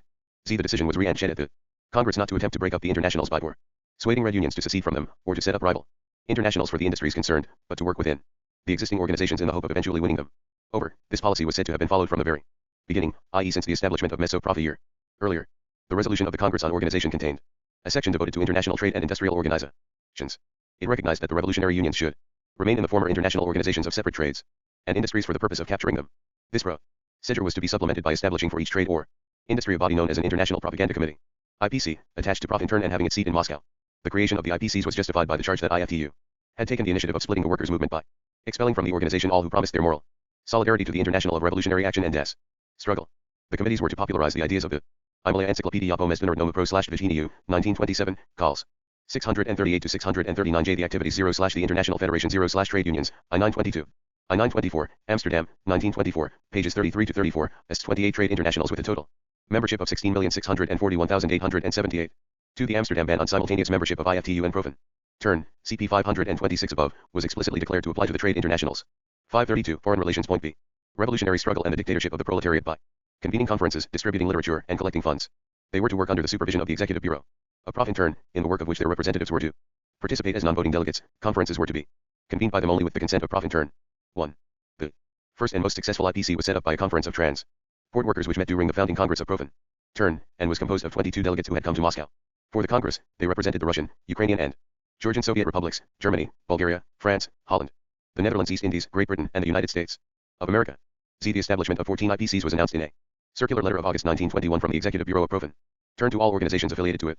3. The Executive Bureau did not propose directly to subsidize the committees, but undertook to finance their publications. 4. A department of the Secretariat of Profintern was set up to deal with the IPCs, but this was soon absorbed in the General Organization Department. 5. The importance attached in Moscow at this time to the IPCs was shown by Lazovsky in his speech at the second session of the Central Council of Profintern in February 1922, when he bracketed them with the Executive Bureau as the two channels through which Profintern could influence and guide workers' organizations. 6. ID Zeidlet Profintima Resoliatsiak, 1930, pages 67 to 68. Further instructions were issued to the IPCs by the Central Council of Profintern at its session in February-March 1922, ibid pages 79 to 81. Krasny International Profsoyuzov, Noai, August 30, 1921, P.S. The conference contained no representatives of Siemens unions, as Siemens Conference met in Moscow on August 10 to 12, 1921, and split on the question whether to join the Transport Workers IPC or to set up a special organization for Siemens. Ibid pages 8-2. On August 15, 1921, a joint session of the Executive Bureau of Profintern and the Transport Workers IPC was held in Moscow to draw up instructions for the work of the IPC in different countries. This meeting also issued an appeal to the Siemens to join with other transport workers in the IPC and not set up a separate organization. Ibid number 2, September 10, 1921, pp. 27 to 28, 35 to 36. 3. Ibid. Noai, August 30, 1921, pages 37 to 39. 2 months later 15 committees were named with list of their members. Ibid number 5, October 10, 1921, pp. 189-19 degrees. Ibid number 2, September 10, 1921, pages 27 to 28. 5 Ichit Ispolitelnogo Bureau Profintimal Mesbenard Noma Congressu. ND 1922, p. 119. 6 Rod, February 22, 1922. Et. 30 Comintern and the Trade Unions 533. The foundation of the IPCs made little impact on the pre-dominant influence of IFTU and the trade internationals. The Executive Committee of the Metal Workers International, meeting at Bern on August 27, 1921, rejected an application from the Russian Metal Workers Trade Union for affiliation, and brought the countercharge of splitting. The Metal Workers International is not to blame for the fact that the Russians do not belong to it. The Russians themselves have broken off relations, in the first instance by giving the word for separation, but principally through the founding of the Red Trade Union International, in accordance with the rule that simultaneous membership of the two internationals, Amsterdam and Moscow, was inadmissible. The Executive Committee resolved that the Russian Metal Workers Union could not be admitted to the Federation so long as it remained affiliated to Profintern. In October 1921, the General Council of the Transport Workers International went a step further by pronouncing membership of the Transport Workers IPC incompatible with membership of the International. The Dutch Transport Workers Federation, which had participated in the founding both of Profintern and of the IPC, was expelled. In April 1922, the Bulgarian and Finnish transport workers were expelled on similar grounds. Protests by the IPC against these expulsions and disclaimers of any desire to weaken or split the International were ignored. 2. No answer was returned to an application from the Russian Transport Workers Union for admission to the International. 3. The only trade international to prove at this time more receptive to Russian overtures was the newly founded International Union of Organizations of Workers in the Food and Drink Trades, commonly called the Food Trade Workers International, which, by a decision of its executive of March 27, 1922, admitted the Russian Food Trade Workers Union. The decisions are quoted in the Activities 0/the International Federation 0/Trade Unions, I9FLFL I9FL4, Amsterdam, 1924, p. 42. 2-3 VG Mesbenordnayakon/Ermtsy Revalyachnik Transportnikov. 1923, pages 16 to 18, Die Rotuerkskeshts International, no 5-6, 16 to 17, May. June 1922, p. 381. In August 1922, the Dutch Transport Workers Federation voted by a large majority to join Profintern, Ibid number 9, September 20, 1922, p. 590. 3 Ibid number 7, 18, July 1922, p. 483. Vol. 21 pt. Is. 534, Foreign Relations. Point B. To membership. Point 1. A Russian delegate attended a session of the Executive in Vienna on May 27 to 29, 1922. But the debates, entered round in application for admission from a Red CD on of the Front of Food Trade Workers Union, were stormy, and the only result was to postpone a decision of principle to the Congress of the International to be held in 1923.2. Besides the Food Trade Workers International, no other trade international was prepared at this time to admit trade unions affiliated to Profintern to membership, and the issuance of IFTU and its supporters was regularly exercised to bar such applications. At the Congress of IFTU in Rome in April 1922, it was only more laid down, after discussions with representatives of the trade internationals, that only trade unions affiliated through their national leaders to IFTU could become members of their respective trade internationals. 3. The systematization of United Front tactics at the 4th Congress of Comintern in November 1922 played fresh emphasis on the cause of trade union unity. Lazowski once more threw the onus of this unity on Amsterdam. The split in the trade union movement has not been provoked by us communists. During the last few years we have attempted to fight in the ranks of the trade unions, to guide the trade unions into new channels, to revolutionize the workers' organizations, but we have systematically advocated the conquest of the trade unions rather than their destruction. The expulsion of communists has become an everyday occurrence. Each country has its own method of persecuting the communists. 4. The Congress reverted to the question in 3 separate resolutions. The tactics of the Communist International, the United Workers' Front, and the tasks of communists in the trade union movement. Nothing weakens the strength of pro-Leaderine resistance to the capitalist offensive so much as the splitting. I die Rotuerkskeshts International, number 4, 15, April 1922, p. 301. 2 Ibid number 7, 18, July 1922, pages 472, 474, 483 to 484. 3 The Activities 0/the International Federation 0/Trade Unions, I9IGJ I9IJ4. Amsterdam, 1924, pages 35 to 36. 4 Protocol de Bayerton Congresses der Kommunistischen International, 1923. p. 47 I. Et. 30 Comintern and the Trade Unions 535. Of the trade unions. On the other hand, in supporting the slogan of maximum unity of all workers' organizations in every practical action against the capitalist front, communists can in no case renounce the expression of their own views. The United Front must be understood to mean the unity of all workers who desire to struggle against capitalism. The campaign against expulsions of communists must be carried on unceasingly. The reformist leaders, retreating under the pressure of the bourgeoisie on the whole front, have nonetheless started an offensive against the revolutionary workers. Point 1. The same note was struck at the immediately following Second Congress of Profintern itself. In the first place, membership of a trade union was an absolute obligation for party members. No worker, male or female, must be outside the trade unions. On the other hand, the great mass of supporters of Comintern is found within the reformist unions. The need for dose collaboration and continuous mutual help between revolutionary organizations and revolutionary minorities in reformist organizations was imperative. But neither the founding of new revolutionary unions nor the abandonment of the reformist unions was to be tolerated. Any splitting of the workers' movement is tantamount to strengthening the capitalists. Any tactic which leads to a splitting of the trade unions must be rejected. No concessions must be made to those impatient comrades to whom the process of conquest seems long, and who deem it necessary to found new organizations. We must struggle just as decisively against the movement to withdraw from the trade unions. The campaign for trade union unity conducted on these lines had less embarrassing implications in Countrise, such as Great Britain and Germany, where the initial successes of Profintern had been small, than in Countrise, where a substantial part of the trade unions had joined Profintern. The Fourth Congress of Comintern for the first time directly faced this problem. In those countries where two parallel trade union centers are in existence, Spain, France, Czechoslovakia, etc., communists must begin a systematic struggle for the reunion of I Komunistické International v. Dokumentik, 1933, pages 299, 308, 310, 311, 316-317. 2 Die Zeit let Profintern wie Resoliatiak, 1930, p. 107. Foreign Relations PTV. These parallel organizations, having in view the reunion of the split trade union federations, it would be unpractical to withdraw individual communists and workers from reformist unions in order to enroll them in their own revolutionary unions. Not one reformist union should be left without a certain leaven, without a communist ferment. The only country where the whole trade union movement had been won over at the outset, and had affiliated en masse, first to Mesoprof, and then to Profintern, was Bulgaria, and even here a split occurred in 1922 which set up a free federation of trade unions in opposition to the All-Bulgarian Federation. 2. In France, the split in the trade union movement which led to the creation of the CGTU at a congress in Paris on December 22 to 24, 1921, though generally hailed as a triumph for communism, had been received with misgivings in Moscow. 3. The CGTU was a powerful body which, at the Fourth Congress of Comintern, had been strong enough to insist on the dissolution of the formal link between Comintern and Profintern. 4. The resolution of the Congress on the United Workers' Front admitted that this question presented itself in France somewhat otherwise than in other countries. Nevertheless, it was essential that the whole responsibility for the split in the united camp of the workers should rest on our opponents. The slogan of the political as while as the economic unity of the movement was essential, and 1 Komunistické International t Dokumentik, 1933, p. 315. The Second Congress of Comintern in 1920, not in its special resolution on the trade union movement, but in its general resolution on the tasks of THC proletariat, had laid down the principle that CEE communists do not in the least remain aloof from non-party mass organizations of workers, even in Irrtainserumstandes, where they have a plainly reactionary, like 100 harder, yellow unions, Christian unions. The purpose was to CE demonstrate to the workers that the idea of non-party status as a principle is insidiously promoted among the workers by the bourgeoisie and its hangers-on in order to divert proletarians from the organizational struggle for socialism, Ibid p. 107. But the issue of parallel trade unions had not arisen at this time. 2 Internationale Presse Correspondence, number 11, January 15, 1923, p. 183j. A total of 35,000 workers in the All-Bulgarian Federation was claimed in 1923, as against 10,000 in the Free Federation, Komunistické International, no. 26 to 27, August 24, 1923, EO. 7,297. 3 Lazovsky afterwards stated that a telegram was sent to the Congress by Profintern mamming it against a split, HUD was ignored or even too late. Protocol, Funkter Kongress der Kommunistischen International, ND, 2, 931. 4 See the Bolshevik Revolution, I9 I7 I9 23, Volume 3, pages 460 to 461. At 30 Comintern and the Trade Unions 537. Before the beginning of any mass strike or revolutionary demonstration or any other kind of direct action by the masses, a request for collaboration should be made to the reformist unions, and every refusal by them to support the revolutionary struggle denounced. When the Czechoslovak trade union movement split in October 1900, the Red Unions formed a federation of their own which affiliated to Profintern, but, though in Czechoslovakia members of Red Unions outnumbered the members of the Amsterdam Unions, Lazovsky, speaking at the Fourth Congress of Comintern in November 1900, tempered his approval of this step with a cautious warning. A unitary trade union movement is our watchword, and the communists should not therefore pull their members out of the reformist trade unions, for, if we take them out of these and transfer them to the revolutionary trade unions, we cannot influence the reformist organizations in the way we desire and force them into union with the revolutionary organizations. 2.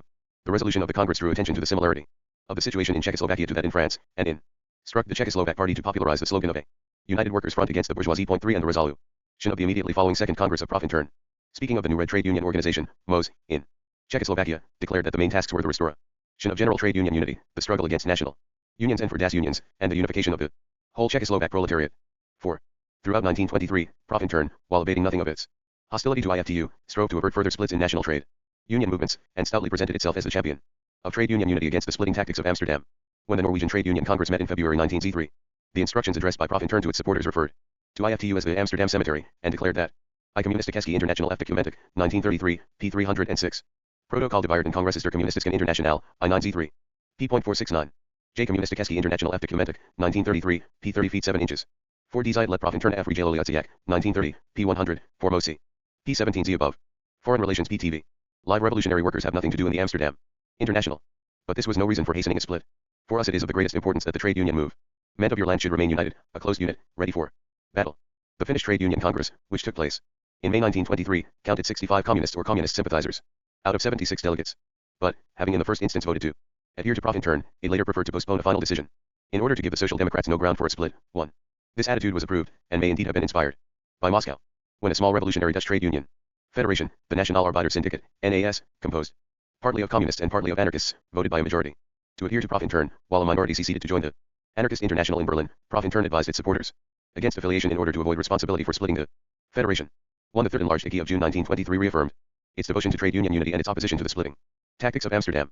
In countries such as France, Czechoslovakia and Spain, where two parallel trade union organizations existed, it conceded that unions excluded by the reformist federation must join the Red Federation, but at the same time individual Members and groups, even in these countries, must struggle for their readmission to the reformist unions, insofar as this is practicable, in the interest of the international workers' movement.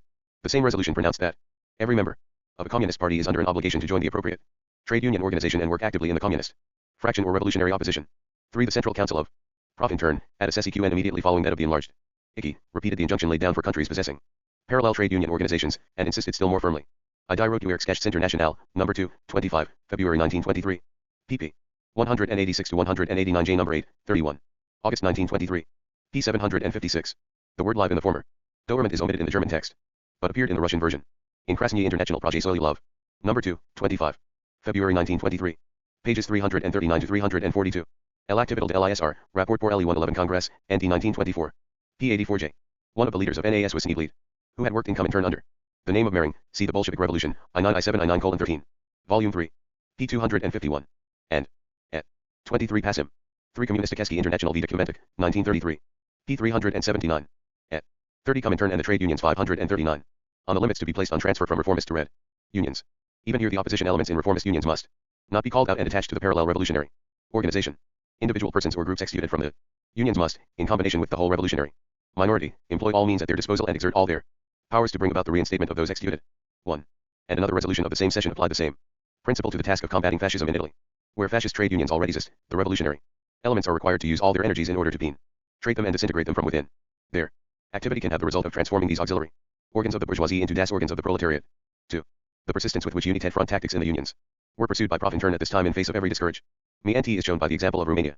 In preparation for a Romanian Trade Union Congress which was to meet on September 15, 1923, an open letter was addressed to Romanian adherents of Profintern exhorting them to remain at the Congress and in the unions irrespective of the decision to which the Congress comes.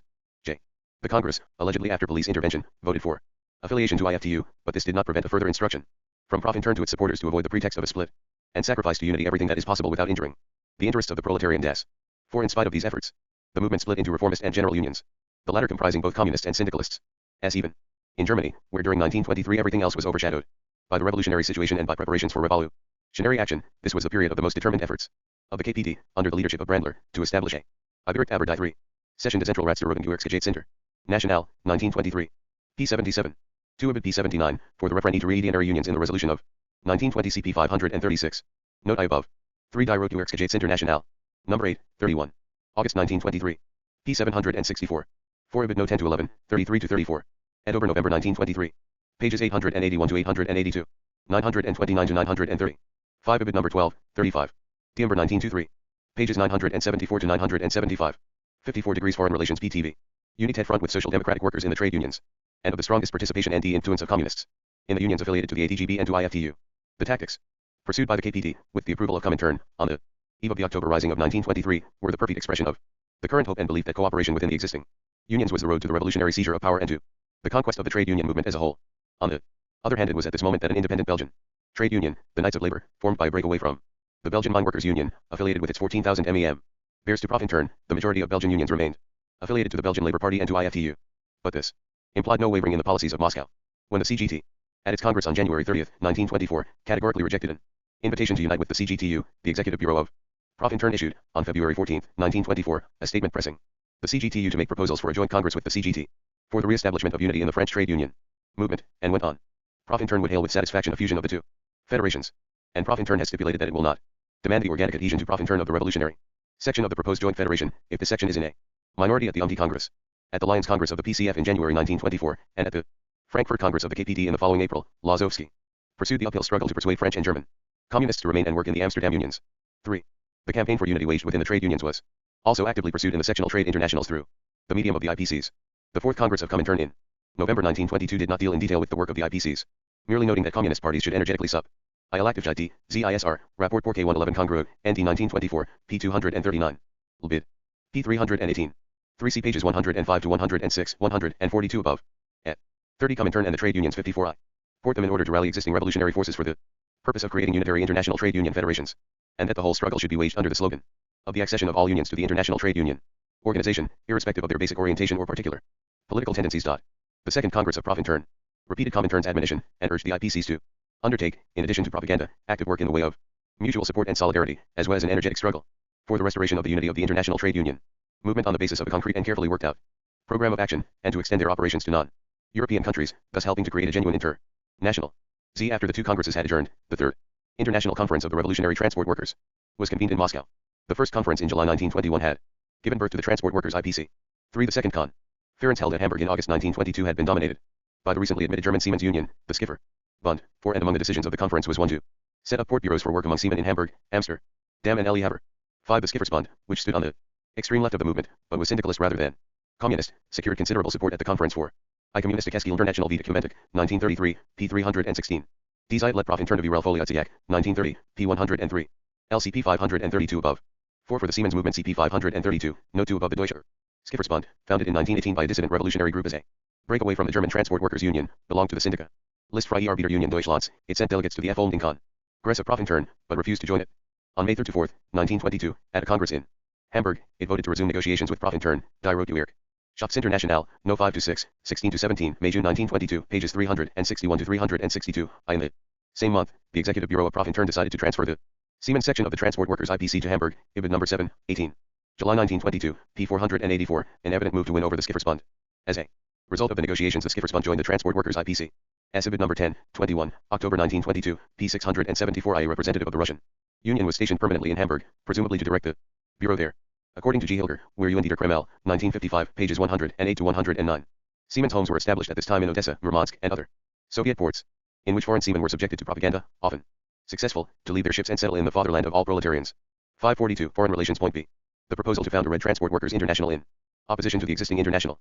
But this was decisively vetoed by Profintern as contrary to Comintern policy. Point 1. The same issue arose again at the third conference of the IPC in December 1922 in the form of a proposal that the IPC should be transformed into a new Transport Workers International, and was again rejected on the ground that it would merely give the Amsterdammers a pretext to accuse us of establishing a parallel organization and of splitting the trade union movement. Point 2. The conference attempted, however, to meet the opposition by stressing the active role of the IPC, which was renamed the International Committee for Action and Propaganda, and was given an elaborate new statute. 3. The statute provided for a separate Siemens section which would draw up a statute of its own. It also made regulations for the port bureaus for propaganda among seamen. 4. Railway agencies were to perform similar functions at frontier points. 5. But there seems to be no evidence that these ever materialized. A decision was taken by the Executive Committee of Profintern on January 5, 1923 to set up port bureaus in Rotterdam and Vladivostok. 6. And the session of the Central Council of Profintern in June-July 1923 described work among seamen as the most important task of Profintern. The qualified success achieved by the Transport Workers IPC both encouraged imitation and sharpened the resistance of IFTU and its sub-porters elsewhere. In December 1922 the Russian Metal Workers Union again applied for membership of the International Metal Workers Federation. On May 18, 1923 on the eve of the Transport Workers Berlin Conference, 3 representatives of the Metal Workers Federation and 2 of the Russian Union met at I 3 feet 0 inches Melvdinordnaya Kodoferency Revalyachnik Transportnikov. 1923, pages 18 to 19, Die Rote-International. Number 9, 20, September. 1922, pages 588 to 589. 2 3 feet 0 inches Melvdinordnaya/Erency Revalyachnik Transportnikov. 1923, p. 55. 3 1 bid. Pages 80 to 82. Representatives of port bureaus in Hamburg, Archangel, Petrograd and Sebastopol attended the conference, Ibid p. 7. 5 1 bid. p. 70. 6 Die Rote-International, no 5 to 6, 28 to 29, May June 1923. p. 579, number 8, 31, August 1923, p. 743. Special importance was attached to the bureau in Vladivostok. WHH issued a bulletin in Chinese, L. Activital 11 SR, Rapport pour LE111 Congress, NDI 924, PISS. 7 Direct Gilbert Die 3. Session des Central Rats der Roten-Sinter. National, I 923, p. 85. CP 548 below. CH 30 Comintern and the trade unions 543. Friedrichshafen and reached an agreement recommending the Central Committee of the Federation to admit the Russian Union to membership. 1. The Russian Union was now invited to send delegates as guests to the session of the Executive of the Federation, which was to meet in Bern on August 15, 1923, to consider the terms of its admission. The Union replied that, owing to the dispute with Switzerland resulting from Borowski's murder, its delegates could not attend a meeting on Swiss soil, and asked that the session should be held elsewhere. This request was refused. And when the Executive met to consider the Friedrichshafen agreement, a chillier mood prevailed.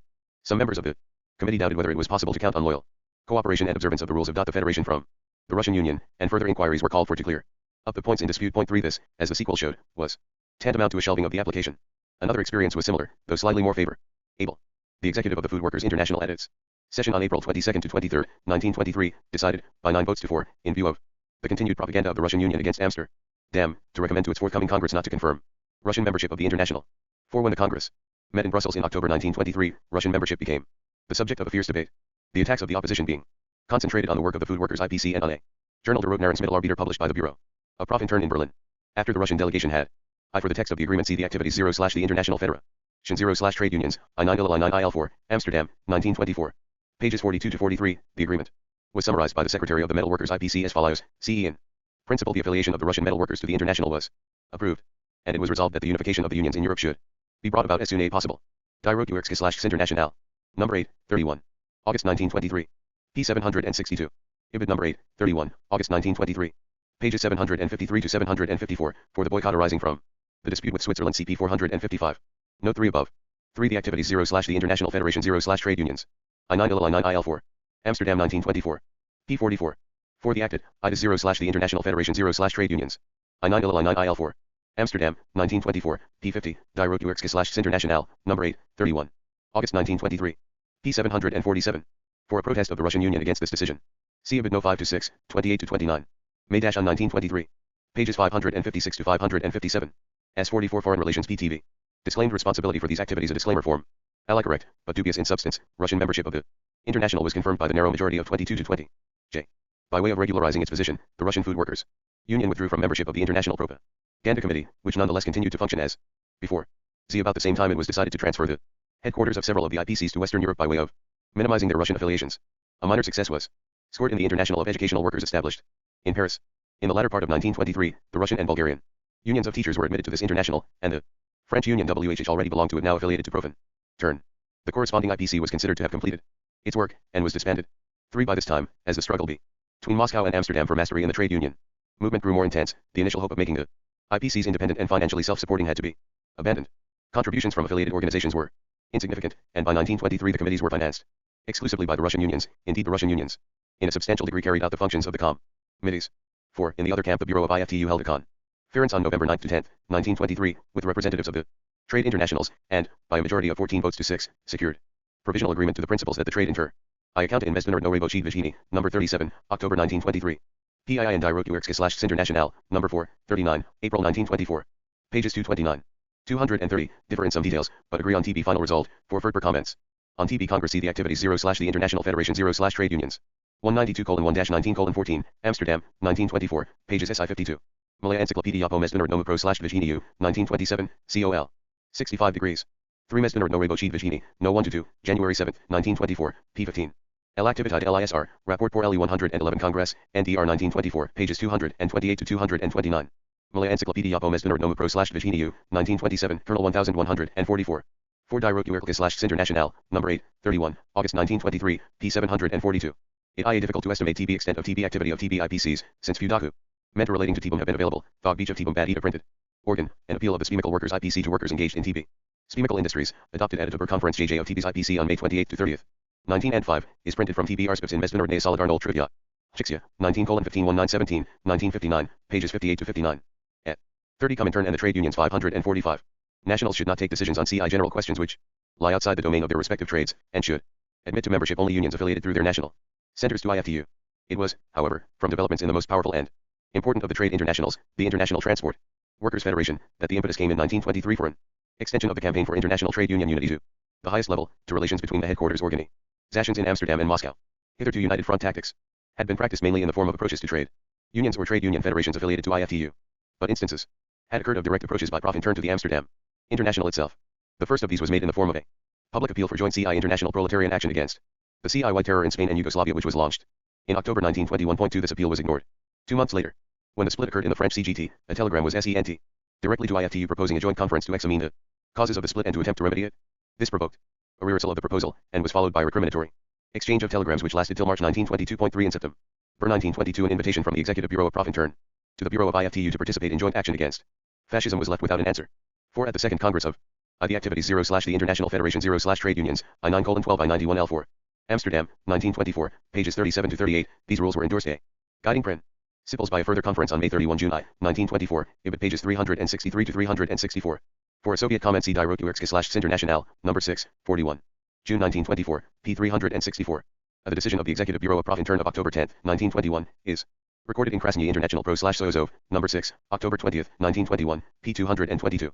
For the text of the appeal, see Ibid number 7, October 29, pages 254 to 255, Inter. National Presa Correspondence, number 15, October 27, 1921, p. 132. 3. Agit Ispolit no go Bureau Profinterna, EOLI 9 ZI Yubra 921L, ND, pp. 23 to 27, report on the activities 0 / the International Federation 0 / Trade Unions. During the years I91L1L and I923, Amsterdam, ND, p. 85. For a Norwegian Proposal for a joint conference of the two internationals. See the Bolshevik Revolution, I9I7 I923, Volume 3, p. 459. 4 L active de L/SR, Rapport pour LE/2 Congress, ND 1924, p. 95. Foreign Relations PTV. Prof. Intern in December 1922. Approval was recorded of the numerous appeals of the Executive Bureau to the Amsterdam International for Common Action Against the Bourgeoisie. 1 In general, however, relations at the highest level between IFTU and Prof. Intern had been limited to a display of mutual non-recognition, tempered by occasional exchanges of public abuse. Z. After the end of 1922, any such limitation on the tactics of the United Front as pursued in Moscow disappeared. The Unity campaign was extended to embrace not only unity on a national plane between Red and Amsterdam unions or unity within the trade internationals, but unity at the top level between the two internationals themselves. The Abortive Peace Conference at The Hague in December 1922, at which both Prof. Intern and IFTU were represented, 3 and at which the Prof. Intern delegates advocated common action with IFTU on a broad front, was followed by a burst of activity in Moscow. On January 12, 1923, Prof. Intern addressed an appeal to the Second International and the Amsterdam International to discuss common action to avert the danger of war. 3 days later, Comintern and Prof. Intern together sent a further appeal to the same recipients for joint action against Italian fascism, and on January 23, 1923, ICI and the Executive Bureau of Prof. Intern decided to set up a joint action committee to conduct campaigns of common concern. The first IDZ let Prof. Intern at Risoliatsiak, 1930, p. 91. A curious correspondence took place in October 1922. IFTU, stung by constant taunts from Moscow that it was the hireling of the capitalists, addressed a communication to the secretary of the so-called Red International of Trade Unions in Moscow intensing the accounts of IFTU for 1919 to 1921, showing that its whole revenue was derived from members' contributions. The reply, signed by Lazovsky, pointed out that substantial numbers of trade unionists of Czechoslovakia, France, Great Britain, and Germany /Beer affiliated to Profintum, and requested that corresponding percentages of contributions received from these countries should be paid to Profintum. The debt was meticulously calculated at 110,000 gulden and 240,000 German marks at the average rate of exchange for 1919 to 1921. Lazovsky added, if the statement is correct that the Amsterdam International lives exc1 usably on the contributions of trade unions affiliated to it, we note with satisfaction that you render to the bourgeoisie gratis services for which large sums are customarily paid. Die Rotuerkske/International, number 1 I, 22, November 1922, pp. 792 to 793. 3 See the Bolshevik Revolution, I9I7 I933, Volume 3, pages 460 to 462. 4 All these documents are in Die Rotuerkske/International, no I. 24, January 1923, pages 80, 84 to 85, Joint Appeals of January 13, 1923, to workers, peasant 8 and soldiers, and of January 16, 1923, to the second, 2.5. CH30 Comintern and the trade unions 547. Of these appeals provoked an argumentative reply dated January 30, 1923, and addressed to the secretary of the so-called Red Trade Union International, rejecting the proposal, and adding that any further such appeals, being made for propagandist purposes, and not honestly and seriously meant, would be left unanswered. 1. This course was, in fact, pursued. The letter of January 30, 1923, appears to have been the last ever addressed to Prof. Intern by the Amsterdam International. A more successful venture was an international conference at Frankfurt sponsored by Prof. Intern on March 18, 1923. Its 250 delegates comprised representatives of red trade unions from most European countries, and a sprinkling of dissident social democrats and members of left-wing groups. It passed a resolution denouncing the occupation of the Ruhr, the Versailles Treaty and the threat of war, and proposing common action by the workers to avert the danger of war. Z. While, however, these measures seemed ineffectual, the occupation of the Ruhr, following Mussolini's coup, had created widespread indignation and apprehension of war in left circles throughout Europe, and evoked spontaneous sympathy for the only power, and the only international organization, which unequivocally and unceasingly protested against these evils. These sentiments were now especially strong in the International Transport Workers' Federation, which, though affiliated to IFTU, had a strong left bias both in its rank and file and in its leadership. Faced with an appeal from the Transport Workers IPC in Moscow for a joint conference to consider measures against fascism and Amsterdam Internationals on the invasion of the Ruhr will be found in International Presse Correspondence, number 11, January 15, 1923, p. 75, no. Is January 16, 1923, pages 83 to 84. El active de LISR, Rapport pour LE3. Congress, ND 1924, p. 96, mentions an anti-fascist and anti-war committee set up in the autumn of 1922. The activities 0/the International Federation 0/Trade Unions, I922 I924. Amsterdam, 1924, p. 88. 2 For the resolutions of the conference see El active de LISR, Rapport pour LE 111 Congress, ND 1924, pages 98 to 102. Lazovsky's account, with the text of the resolutions, is in Die Rotuerkske/International, number 4, 27. April 1923, pages 443 to 464. Among the members of an action committee appointed by it to carry on the campaign were Clara Zetkin and Barbusse. In June 1923, the third enlarged ICI in Moscow again called for the creation of an international committee in order to organize international action to be directed, first of all at present, against Italian fascism, Communistic Eschi. International V. Documentic, 1933, p. 382. Foreign Relations PTV.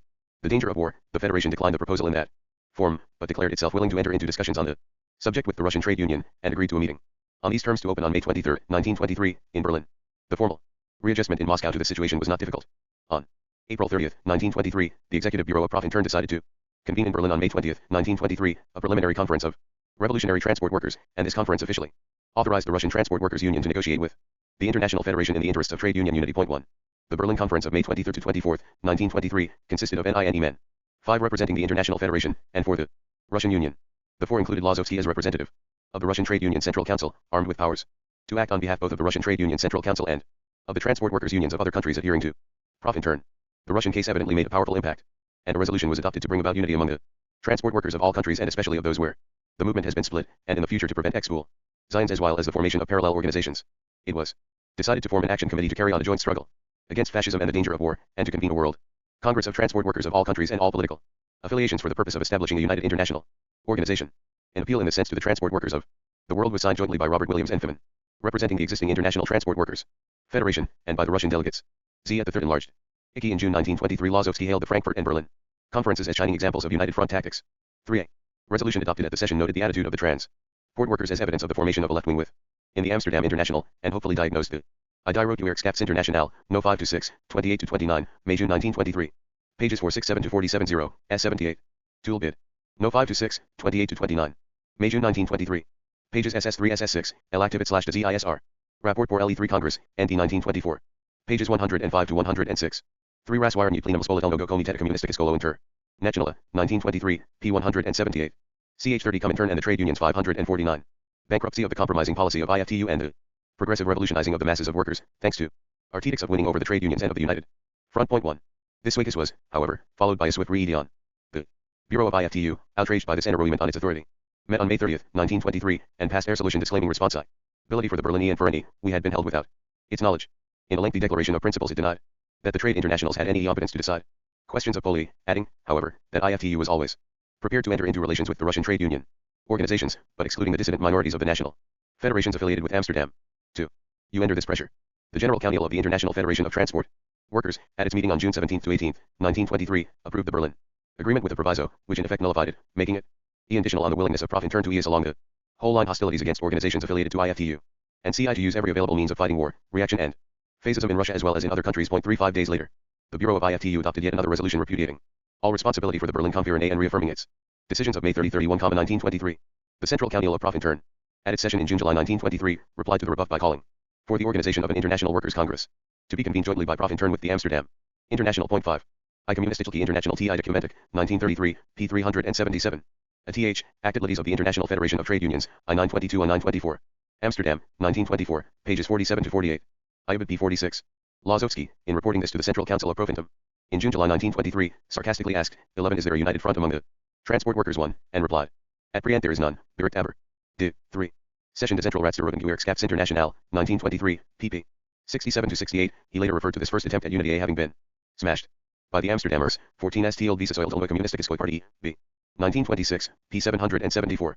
4 Th, Activitil of Th, International Federation of Trade Unions, I 9 TLTL I 924. Amsterdam, 1924, p. 48. 5 Direct aber die 3. Session de Central Ratsverwirrung Gewerkschafts International, 1923, p. 28. 55-0, Foreign Relations. Point B. In spite of its apparent failure, the transport workers' conference had opened a loophole for fresh developments. The precedent had been created at Berlin for a meeting of delegates of trade unions affiliated to IFTU with delegates not of Profintern, but of the Russian trade unions. Even IFTU had appeared anxious to underline this distinction, and expressed its willingness to enter into relations with the Russian trade union organizations. The Berlin precedent and the offer of IFTU now inspired a decision in Moscow to substitute the Russian trade unions for Profintern as principles for the negotiations with IFTU. If this decision caused any qualms in Profintern circles, they have not been recorded.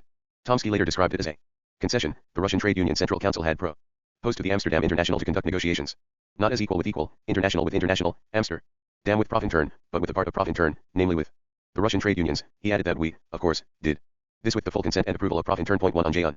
10, 1923, a letter signed by all the members of the Presidium of the Russian Trade Union Central Council, including Tomsky its president, Dogadov its secretary and Lazovsky, was dispatched to IFTU to it noted the willingness of IFTU, expressed in its resolution on the Transport Workers' Conference, to enter into relations with the Russian trade unions, deplored the rebuffs incurred by the Russian transport workers in their quest for a united front, and by the Russian delegates at the International Conference at The Hague, and begged IFTU to convene a Ishistoi Raswire New Plenum Ispokam Communistico International.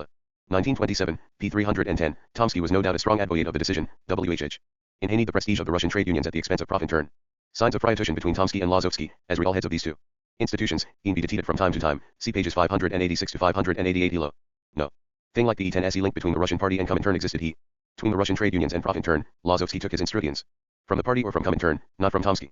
Bukharin at the 15th Party and Ferrani in October 1926 argued that our trade unions should aim at playing in Profintern who have the same role as the VKP plays in Comintern. 15 Conferencia visa Socialism Communistic Party, B. 1927, p. 38. But this never happened, or yelled have happened. 2. The letter appeared in Trud, June 10, 1923, and in International Presa. Correspondence, number 100, June 16, 1923, p. 844. The letter is sometimes cited. Under the date June Lee, 1923. Ch 30 Comintern and the trade unions 55I. Ference of representatives both of trade union federations affiliated to it and of those affiliated to Profintern in order to draw up a program of joint action against war and against fascism. It was suggested that a preliminary conference should be held in Berlin early in July. This appeal, no longer from the Real International, but from the official Russian trade union organization, was more difficult to reject out of hand.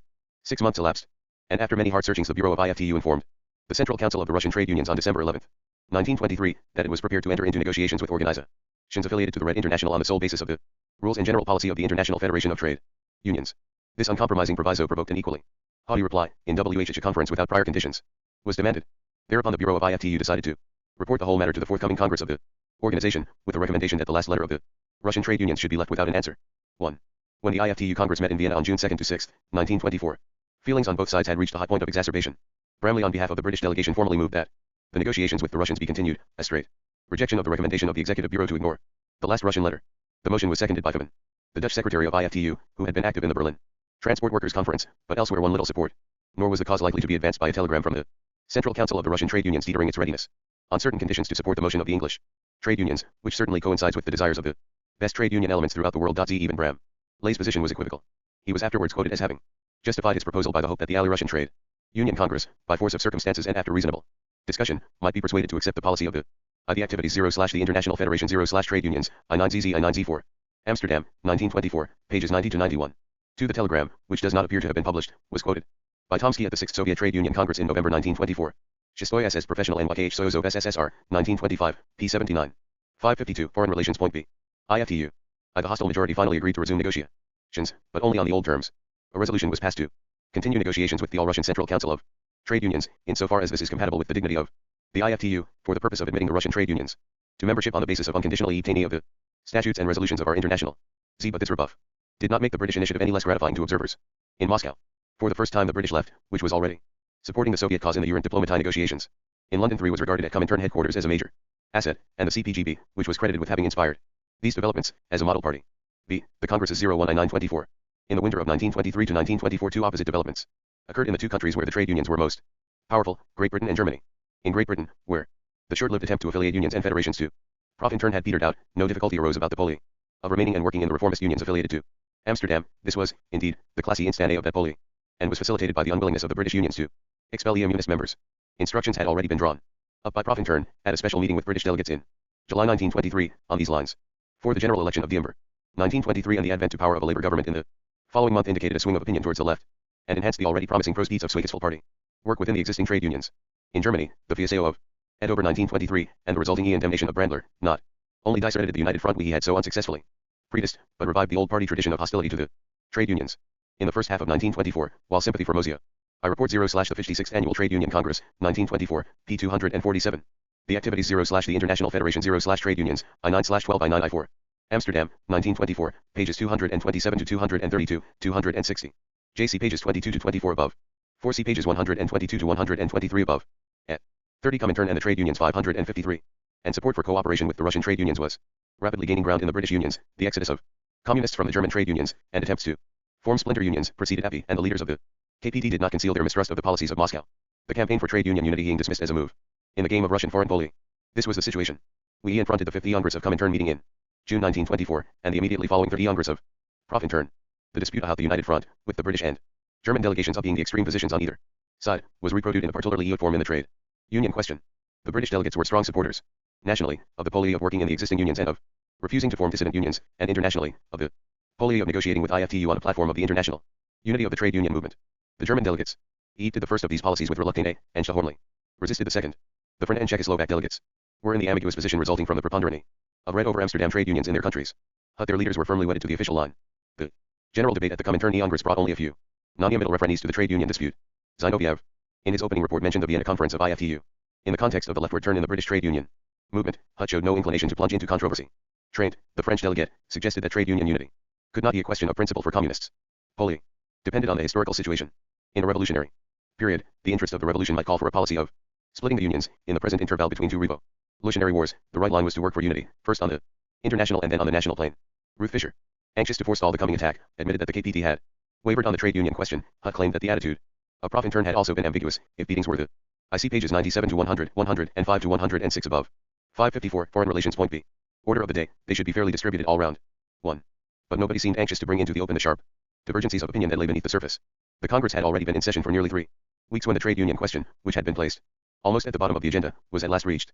The Presidium now proposed that, in order to hasten and shorten the labors of the Congress, the issue of the trade unions should be referred forthwith to a. This proposal was regarded, no doubt rightly, as an attempt to evade a contentious debate. The German and Italian delegations protested, and were supported by the British delegation, whose point of view was the opposite of their own, and the debate proceeded, occupying 3 full sittings of the Congress and a part of the 4th. At the last moment, agreement was apparently reached to exclude from the discussion the most controversial issue of all, the approach of the Russian trade unions to the Amsterdam International. Lazowski, in presenting his report to the Congress, omitted altogether the section relating to this question, merely remarking that it was to be discussed at the ensuing session of IKI and at the forthcoming through Congress of Profintern. 3. But the pledge of silence was ignored by later speakers in the debate, including Zinoviev, and Lazowski returned to the question in his final speech. Lazowski's report was evidently intended to serve as a basis of theses to be adopted by the Congress. For he started by dwelling J. Protocol, Fund/ter Kongress der Kommunistischen Internationale, ND, I. 76, 135, 206 to 207. In order to save its face, the Presidium put forward a compromise proposal that the Congress should decide about the debate after having heard the main reports, and this was carried by a large majority against the votes of the German, Italian, and a few minor delegations, IBID 2, 828 to 829. After the reports had been delivered, the question was not raised again, and the debate followed automatically. IBID H, 844. Lazowski specifically mentioned the agreement in TB. Opening passage of his final speech. This passage was omitted from the official record, IBID 2, 934, but appeared in the text of the speech in a contemporary pamphlet, A. Lazowski, Nasha Taktika Ti Pro/Dichinii, 1924, p. 46, together with an editorial note stating that, in view of this agreement, the entire 4th section of the theses on the unity of the world trade union movement was omitted from Lazowski's report. For the report, Protocol, Fund/ter Kongress der Kommunistischen Internationale, ND, 2, 832 to 858, was originally divided into 9 numbered sections. Of these, CH 30 Comintern and the trade unions 555. On the importance of the trade unions as a mass movement, and a means to win the masses for the social revolution.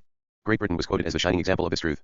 By passing the discussion at an earlier stage of the Congress about the offensive of capital, R. Lazowski boldly declared that the general retreat of the workers has come to a stop and that, in many countries, the working class has passed over to a counterattack. Once more the British example seemed decisive, though he admitted that the formation of the British Labour government had brought about a relapse into reformist illusions.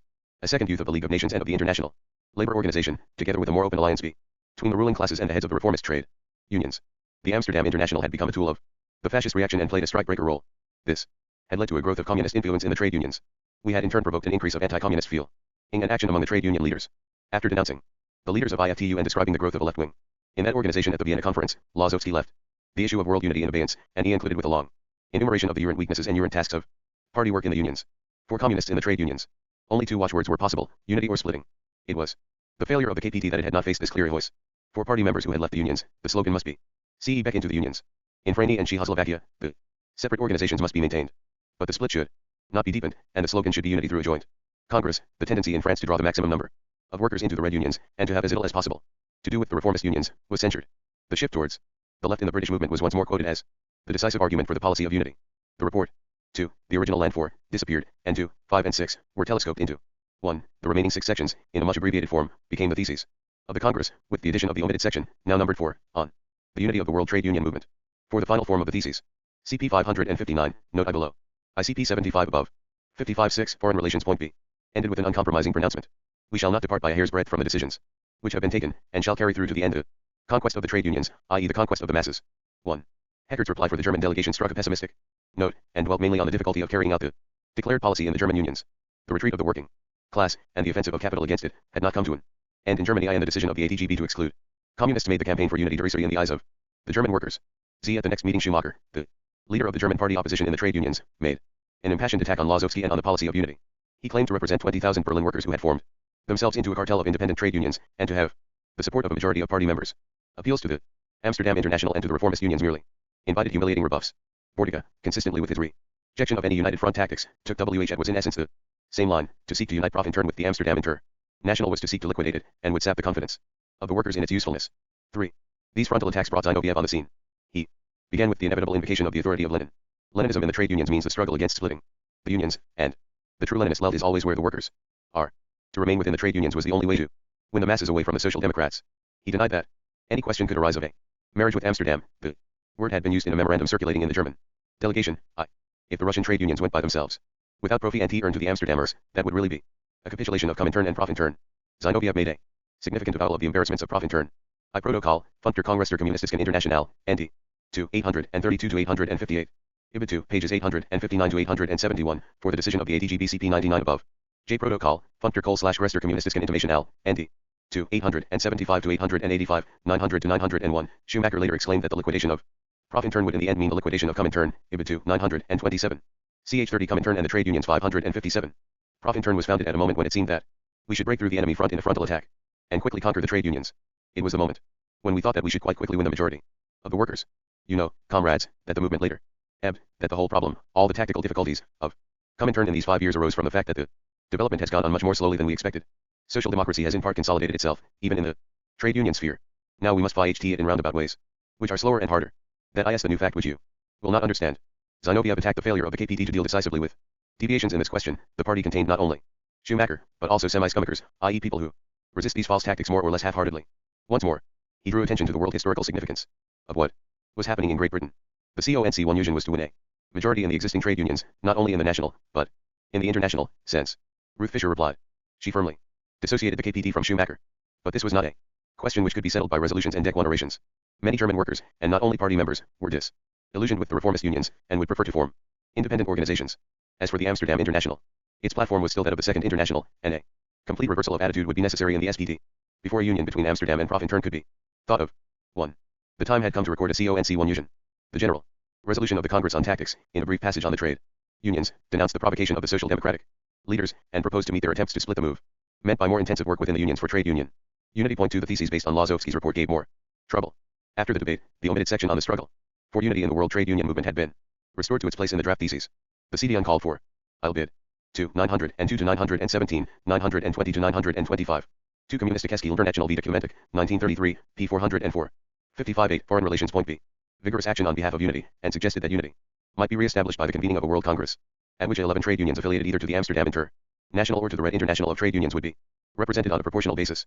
This section was, however, still resisted by the German delegation, which continued to maintain that the moment was not opportune for a further approach to Amsterdam, and that time was required to educate mass opinion on the subject. The Congress, on a proposal of the other principal delegations, approved the theses as a whole, and referred them to a drafting commission to complete the final text. The fourth section was, however, referred separately to a key for detailed consideration, and on the strength of this concession, the German delegation voted for the theses, which were carried unanimously. When Icky met after the end of the Congress, further discussions took place behind the scenes, and Zinoviev was able to announce that differences of opinion had been almost completely overcome. He proceeded to read extracts from an agreed document, which was referred to as a decision or a CI resolution. HUD was not included in the resolutions of the Congress or of Icky, and was apparently never published in FUD. Satisfaction was given to the German point of view by the usual jugglery with the conception of the united front from above and from below. We are against the united front EXC1 usibly from above. We are for the united front from below, and admit negotiations at the summit only where there is simultaneous preparation from below. In this we recognize that right is on the side of the German comrades. A new word, if not a new concept, was introduced to denote the proposed union between the internationals. I protocol, Functor Kongress Ester Kommunistisken Internationak, ND. 2. 1015 to 1016, for final text of the resolution CP 559, note I below. The penultimate section of the resolution, 6 in the German, 5 in the Russian version, contained the following clause: 6 where the trade union movement is split. Systematic work must be carried on among the masses for the re-establishment of unity by convening a unity congress on the basis of proportional representation and freedom of the ideological struggle. This was not challenged by the German delegates, presumably because it applied only to national trade union movements. CH30 Comintern and the trade unions 559. The enlarged IKI is in principle for the desired fusion of the two trade union internationals on definite conditions. The fusion of the two internationals will be possible only if this question is brought into the inter of the attention of the working masses, i.e. if Swiss is in eradicating a serious movement from below. Zinoviev read further extracts laying down the conditions of being pain for unity, and emphatically repeated the assurance that the Russian trade unions, in entering into separate negotiations with IFTU, either themselves simply as agents of Profintern. The Russian trade unions are a part of Profintern, and will carry out the TDs of Profintern, not pursue any kind of independent policy. He proposed the appointment of an international mission. We would visit England and Amsterdam in order to study the position of the trade union movement, and, if this seems necessary, to begin negotiations with Amsterdam.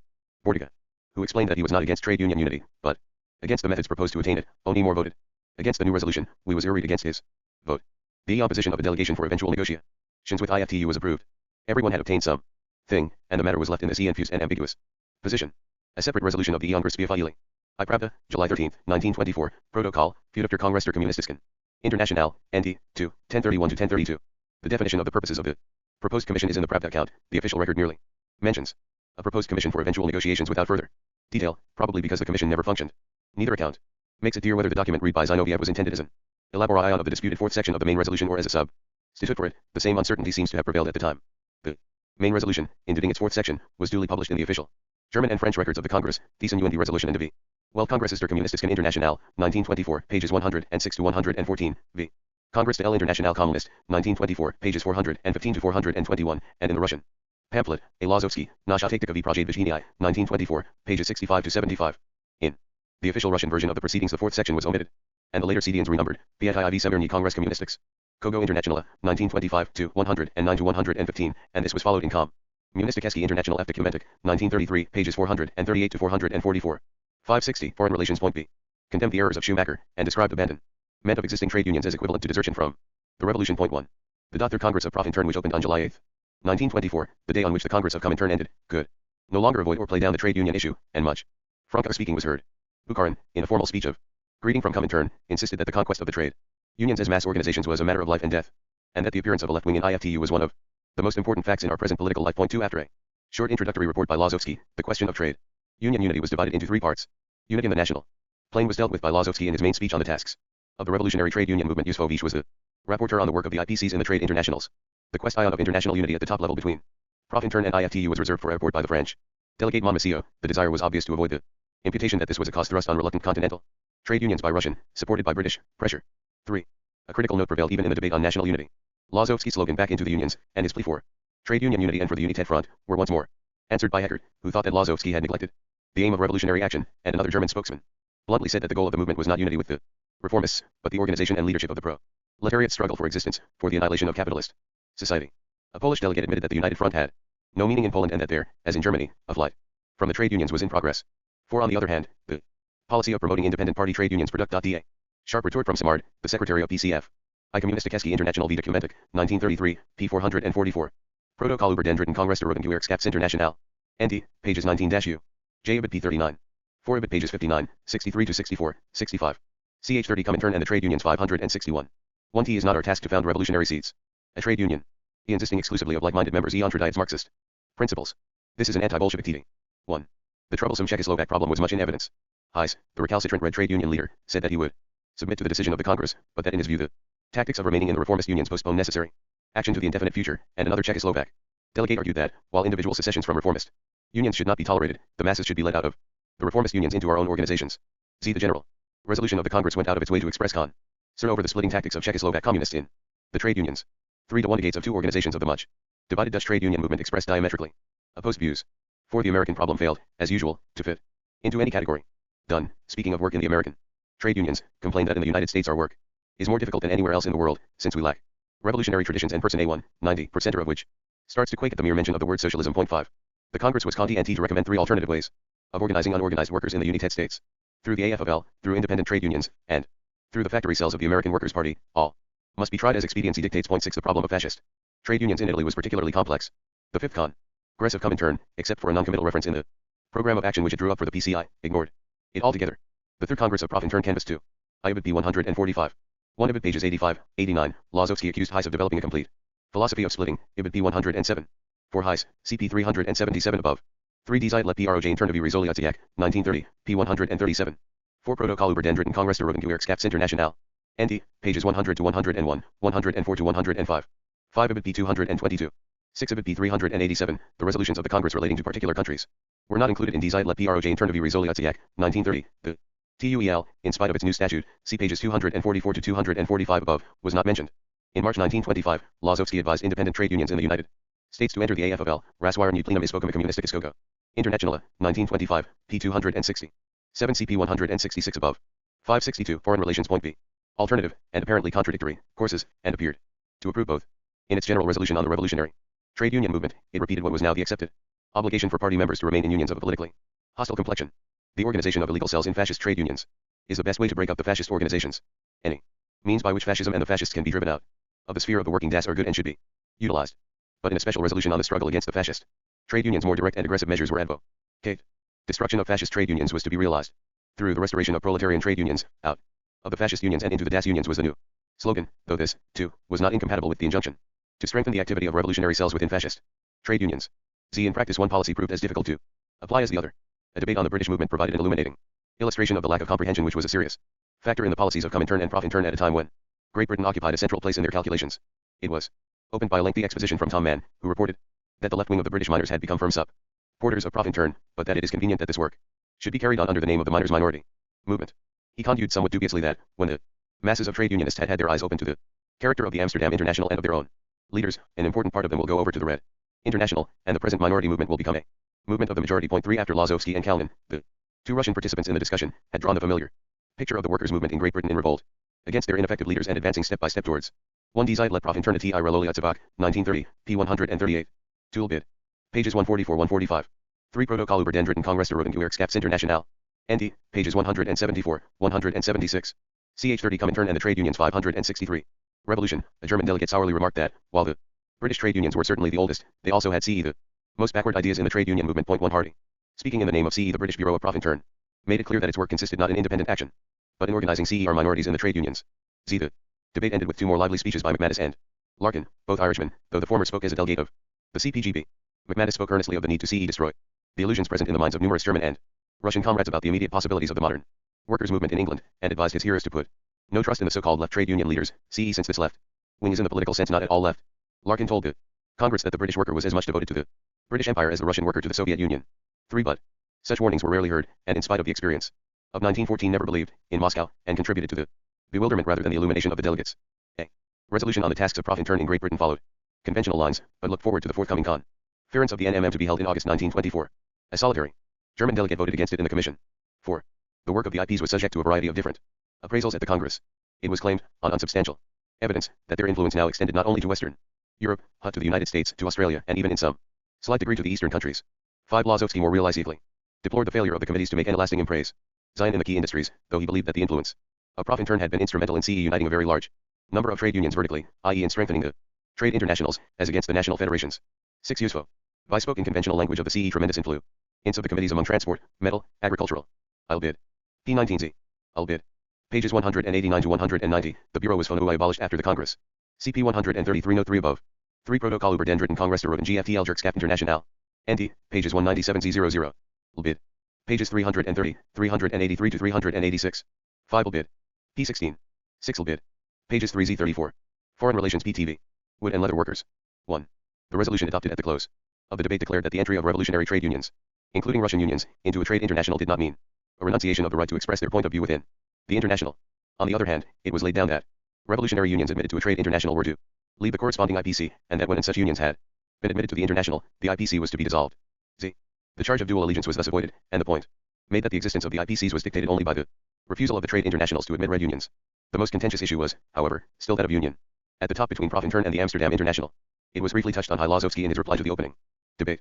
Those who urged that negotiations should take place with the Amsterdammers only if they accepted our platform were saying nothing. On that hypothesis, there would be no need for negotiations, everything would have been settled. What was now proposed was not the entry of the Russian trade unions into IFTU or the liquidation of Profintern, but unity which can be established only through a fusion of the two internationals, only through an international conference, and not otherwise. Point 3. Monmasio's report on the subject came almost at the end of the agenda, the place reserved for either awkward or unimportant questions. For it was a tactful and well-balanced performance. Unity was necessary because unity is 101 the greatest actors in the power 01 the workers of Gement. This did not, however, mean unity attained by sacrificing our program, our tactics, our ideas on the altar of reformism, but the penetration of our ideas into the whole trade union movement. Monmasio put forward the favorite proposal of the French delegation, a World Unity Congress of the Red and Amsterdam internationals with representation proportional to the number of J. Protocol über den dritten Kongress der Roten Gewerkschafts International. ND, p. 152. A Die Zeit let Profintern wie Resoliatiak, 1930, p. 152. 3 P. Protocol über den dritten Kongress der Roten Gewerkschafts International. ND, pages 111 to 112. It took last place but 1 2. The tasks of Profintern in colonies and semi-colonies, for the latter subject, which the leaders had only just begun to take seriously, see pages 620, 623 below. Ch 30 Comintern and the trade unions 565. Trade union members affiliated to each, and he ended with a firm assurance that the Russian trade unions, like the CGTU, had no intention of going to Amsterdam and would remain faithful to Profintern. 1. The only other speaker was Tomsky, who normally did not concern herself with Profintern affairs, and professed himself no authority on the international movement, but had recently spent 2 months in Great Britain. The purpose of his intervention was to reassure any who might still suspect the Russian unions of a desire to come to terms with Amsterdam on their own account and abandon Profintern, and he made an emphatic declaration that so long as Profintern exists, the Russian trade unions would, exactly as hitherto, undertake no single step without the approval 0/Profintern and Comintern. Point 3. Intentionally or unintentionally, he failed to dispel the suspicion lurking in the minds of so many delegates that Profintern might, at the instigation of the Russian trade unions, dissolve itself. After Tomsky's speech, the draft resolution proposed by Mon Musso was referred to a commission of 3 members, and the Congress itself did not sit on the following day while the COM Mission thrashed out the contentious issue. When the Congress reassembled 2 days later, the ubiquitous Lazowski, who acted as rapporteur for the commission, was able to announce complete agreement with only one adverse vote. This was cast by Schumacher, who in a final speech of protest argued that willingness to negotiate with Amsterdam meant willingness to abandon the old principles, and amounted to the liquidation of Profintern, with all its consequences. For in fact, the concessions made to the doubters had been few. The proposal for a unity Congress between the two internationals was put, as in the resolution of Comintern a few days earlier, in a permissive instead of a mandatory form. One of the next steps might, after suitable preparation of the masses, be the convocation of an international unity Congress of the trade unions. It was specified that any negotiations with Amsterdam undertaken by organizations belonging to Profintern and with the approval of Profintern should be I Protocol über den Dritt il Congress der Organisatie/International. ND, pages 265 to 272. 2 for this visit see pages 22, 130 above. 3 Protocol über den Dritten Kongress der Organisatie/International. ND, pages 280 to 281. 4 Ibid P 283. Vol. Lupt. IT. 566 Foreign Relations Point B. Restricted to negotiations about the realization of unity and of the United Front. Finally, a proposal to erect a standing mission under Profintern auspices for the unification of the trade union movements of the world, which had originally been presented as a separate resolution, was to be embodied in the main unity resolution. In his concluding speech at the last session of the Congress, on July 22, 1924, Lazowski only more declared that the chief point on the agenda had been the struggle for trade union unity. He reported the read by the Intralia Ukil of the Russian trade unions on the previous day of a belated letter from IFTU, announcing the decision of the Vienna Conference 6 weeks earlier / and inviting the Russian trade unions to send a delegation of 6 to negotiate on the basis of this decision and of the statutes of IFTU. Lazowski assured the Congress that a reply would be sent in the spirit of its decisions. 3. The reply dispatched a few days later was to the effect that the proposed negotiations were for the purpose of determining the conditions on which the Russian trade unions might associate themselves with IFTU, and should not be prejudiced by an attempt to lay down conditions in advance. 4. Lazowski once more attempted to reply to the critics in an article in the Profintern journal. So many of our comrades are so afraid of reformism that they inquire cautiously, and what will happen if Amsterdam accepts your proposal and agrees to an international unity Congress? Our answer is, excellent. We shall be the first to rejoice that the Amsterdam International has accepted our proposal, inasmuch as our resolution on unity has been designed to realize unity. And suppose we should be in a minority at the unity in Gress. Our emrads inquire. If we are in a minority, we shall struggle so as to gain a majority, and we hope to gain it. You are ready to go to the International Unity Congress with a preliminary CO auditions of any kind? Those comrades who I Protocol über den Dreifel and Congress der Organisationsinternational. ND, p. 232, for the final text of the resolution see about pages 351 to 352. 4. The resolution of Comintern see pages 557 SS9 above. 2 CPSS2 above. 3 Protocol über den Dritten Kongress der Organisationsinternational. N.cl, pages 334 to 355.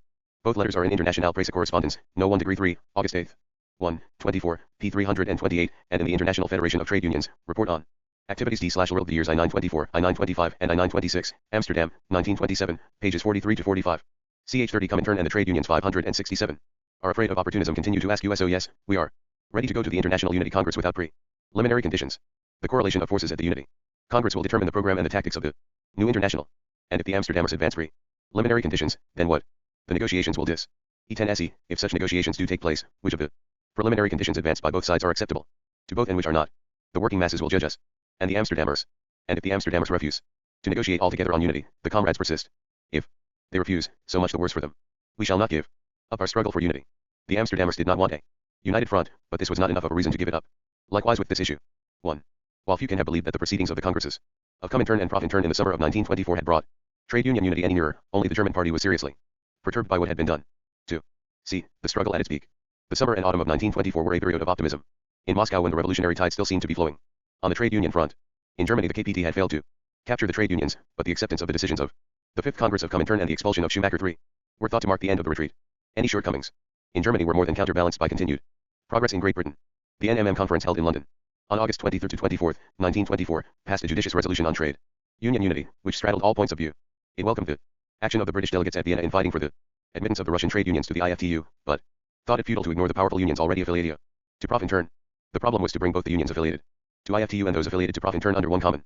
I Krasny International Profsoyozov, No 7-8, 42-43, July-August 1924. P8, Die Rote International, No 7-8, 42-43, 1924, P.S. For reactions in the KPTC pages 113 to 115 above. 3 CPIIS above. Vol. 3 PT. IT2. 568, Foreign Relations Point B. Leadership expressed by one International Trade Union Center. Point 1. Tomsky's triumphant reception at the Trade Union Congress in Hull in September 19,242 was the occasion for much and discerning enthusiasm in Soviet circles. But among the more experienced leaders elements of doubt persisted. Tomsky is said to have returned from Great Britain so much impressed with the standard of living of the British and Western European worker that he doubted the possibility of revolution in the West. 3. Trotsky, never a great believer in the revolutionary efficacy of the trade unions, struck a frankly skeptical note. In Lessons O/October, written at the moment of the Hull Congress, he referred to the question recently asked through which door the proletarian revolution in England will come, through the Communist Party or through the trade unions. This way of putting the question he described as basically false and dangerous. At the end of the war, no victorious revolution had occurred outside Russia, not because there were no trade unions, but because there were no parties. And this conclusion applies to Europe as a whole. Point 4. Stalin offered a characteristically cautious assessment of the prospects of United Front tactics in the trade union movement, having noted that many revolutionary unions, not wishing to cause a split in the trade union movement, still remained faithful to Amsterdam. He subscribed to the view that the situation was in course of modification owing to the decline in the material prosperity and industrial predominance of Europe, and of Great Britain in particular. The proceedings at Vienna and at Hull were a reflection of the growing pressure of the masses on a reactionary trade union bureaucracy. The conclusion was, however, that while it was necessary to support the left elements within the existing unions, the action of these elements would not be effective unless it were directed against the reactionary leaders of Amsterdam and the hesitancy of the left leaders in their struggle with the reactionary leaders. 5. Madwilski noted a danger of rigidity and stagnation in the workers' movement, which I report 0/national minority con/Ahrens, ND, pages 21 to 22J for this con. Ferenc CPJ 34 above. CP 135 above. 3. I Deutscher, Stalin, 1949, p. 402, note I. Trotsky, Sakhainidia, 3, I, pages 99. 5. Stalin, Sakhainidia, 6, 294 to 298. At 30. Comintern and the trade unions 569. Would work in favor of the Amsterdam leaders. 1. In fact, except in Great Britain, the cause of trade union unity was everywhere losing momentum. Since the days of the Berlin Conference, the Transport Workers International had moved to the right. Its Congress in Hamburg on August 7 to 12, 1924, ignored the question of unity in spite of mild British and Swedish attempts to place it on the agenda.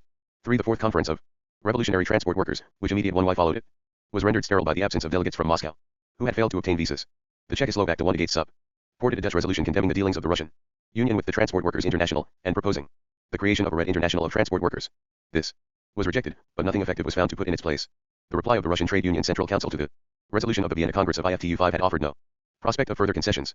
On September 11, 1924, IFTU reiterated its view that something in writing as a basis of discussion was desirable before negotiations could begin, and invited the Russian Council to put forward written proposals. Finally, on October 23, 1924, the Russian Central Council returned a firm reply that unity could come only on the basis of the Das struggle, and of recognition of the irreconcilable contradiction in interests between labor and capital. 6. About the same time in the Spanish member of the Secretariat of Profintern wrote with disarming frankness that the day on which we reach this goal, trade union unity, will be regarded by us as the day 0/the victory, 0/Profintern and 0/the October Revolution. 7. I Internationale Presse Correspondence. Number 133. September 19, 1934 p. 1613. A CP 548 above. 3. Die Rokuerkske/Internationale. No 9 to 10, 44 to 45. September. October 1934. Pages 28-29. 4 of it pages 119 to 130. The account described the Russian delegation A. CE Parsha who I prevented from attending, but mentioned no Russian delegate A. Actually present. JCP 566 above. 6 for these letters. See the International Federation 0/Trade Unions. Report on acti-itis during the years I9FL4, I9FL5 and I9FL6, Amsterdam 1937. Pages 43 to 47, Internationale Presse Correspondent number 149. November 18, 1934. p.3013. 7 Ibid number 143. November 3, 1934. p. 1927. 57 degrees Foreign Relations PTV. But the deadlock with Amsterdam seemed less important than the goodwill generated between the Russian and British trade unions by the common quest for unity. Before leaving Hull, Tomsky had invited a British trade union delegation to pay a return visit to the Soviet Union, and to attend the Soviet Trade Union Congress to be held in the following November. On November 11, 1924, a large and distinguished delegation, headed by Purcell, arrived in Moscow, and the Executive Bureau of Profintern heralded their arrival by passing a resolution to see I lend every support to the trade union minority in England. 1 In opening the Congress, Zinoviev devoted his highest flight of eloquence to the theme of unity. The new stage 0/blockist reaction is enough to make every honest fighter 0/the working class say that with things in this state the international unity 0/the trade union movement is as necessary to us as air to man. We stand firmly on our positions. The workers 0/the whole world will come to USO, and while remaining at our fighting posts, we stretch out a helping hand. Without any kind 0/diplomatic calculation to the organized trade unions 0/the whole world, we offer an alliance to the workers organized in the Amsterdam unions, and we say, come let us unite on the elementary point, on the ABC 0/opposition to the bourgeoisie which is advancing to the attack with unprecedented audacity. Point 2. Purcell, Bramley, and Bentelet Onimore exchanged complimentary speeches with Tomsky. The need for trade union unity was duly emphasized, though Purail involuntarily revealed the equivocal nature of the British position when, speaking in the name of the British working Das, he expressed the hope that the Generalia Unkil of the Tuesday would use all its efforts to bring about the admission of the Russian trade union movement into the ranks of the international movement, and described the British role as that of middlemen. 3. Tomsky in his main speech compared the correspondence of the Russian Trade Union Central Council with IFTU to a very bad and cheap love story, in which the parties see I love each other and at the same time abuse. I tried, November 12, 1924. Tu stoy SS Progetio, IQ/NYKH Soyozov SSSR, 1925, pages 22, 28, 29. 3. The speeches were reported at pages 48 to 58. Ch 30 Comintern and the trade unions 571. Each other. He attacked Lippert and other SPD leaders who de facto directed the policy of IFTU, and tactfully excused Purcell, who, though one of the Amsterdam leaders, was in a minority, and was obliged to sign documents not always to his liking. 1. The attitude adopted to IFTU was criticized by many delegates, several of whom expressed distaste for the romance with Amsterdam. What good, asked one, could Comey from an alliance with an organization led by such notorious traitors to the working class as Lippert and Joho? Another protested that the hands of the leaders of German social democracy are not yet dry from the blood of the workers. But these rank and file discontents were drowned in the general acclaim accorded to the visitors. Pollitt, the EPG band NMM leader who was a member of the British delegation, defended communists against the charge of trying to split the trade unions through the minority movement. 3. Lazowski ingeniously restored Profit turn to a picture from WHH. It seemed completely remote by explaining that, since the trade unions of the USSR are the basis and foundation of Profit turn, and the English trade unions are the foundation and basis of the Amsterdam International, an Anglo-Soviet agreement would pave the way for an agreement between the two internationals. 4. On November 17, 1924, an agreement was reached behind the scenes for joint action by the General Council of the Tuesday and the Central Council of the Soviet Trade Unions to request IFTU to convene a free and unconditional immediate conference with representatives of the Russian trade union movement. 5. And the Congress, informed by Tomsky of the agreement, welcomed this step towards trade union unity, and instructed the Central Council to hasten the formation of an Anglo-Russian joint trade union committee to give effect to it. 6. The main resolution of the Congress described international trade union unity as a sure guarantee against the continuing threat of a new world war and a bulwark in the struggle against fascist reaction and the offensive of capital. 7. The order in which the objectives were named was not without significance. The Congress over the British delegates. J. Ibid pages 78 to 81. 1. Ibid pages I2s 133. 3. Ibid pages 405 to 406. 4. Ibid p 386. 5. Report 0/57th Annual Trades Union Congress, 1925, p 296. 6. Shestoy SS Projetional NYKH Sozo Flow SSSR, 1925, p 440. 7. Ibid p 439. 572. Foreign Relations Point B. Toured different parts of the country, and were lavishly entertained with full press publicity, spending a month in the Soviet Union. The farewells on their departure for Horn from Leningrad were marked high intensive displays of enthusiasm.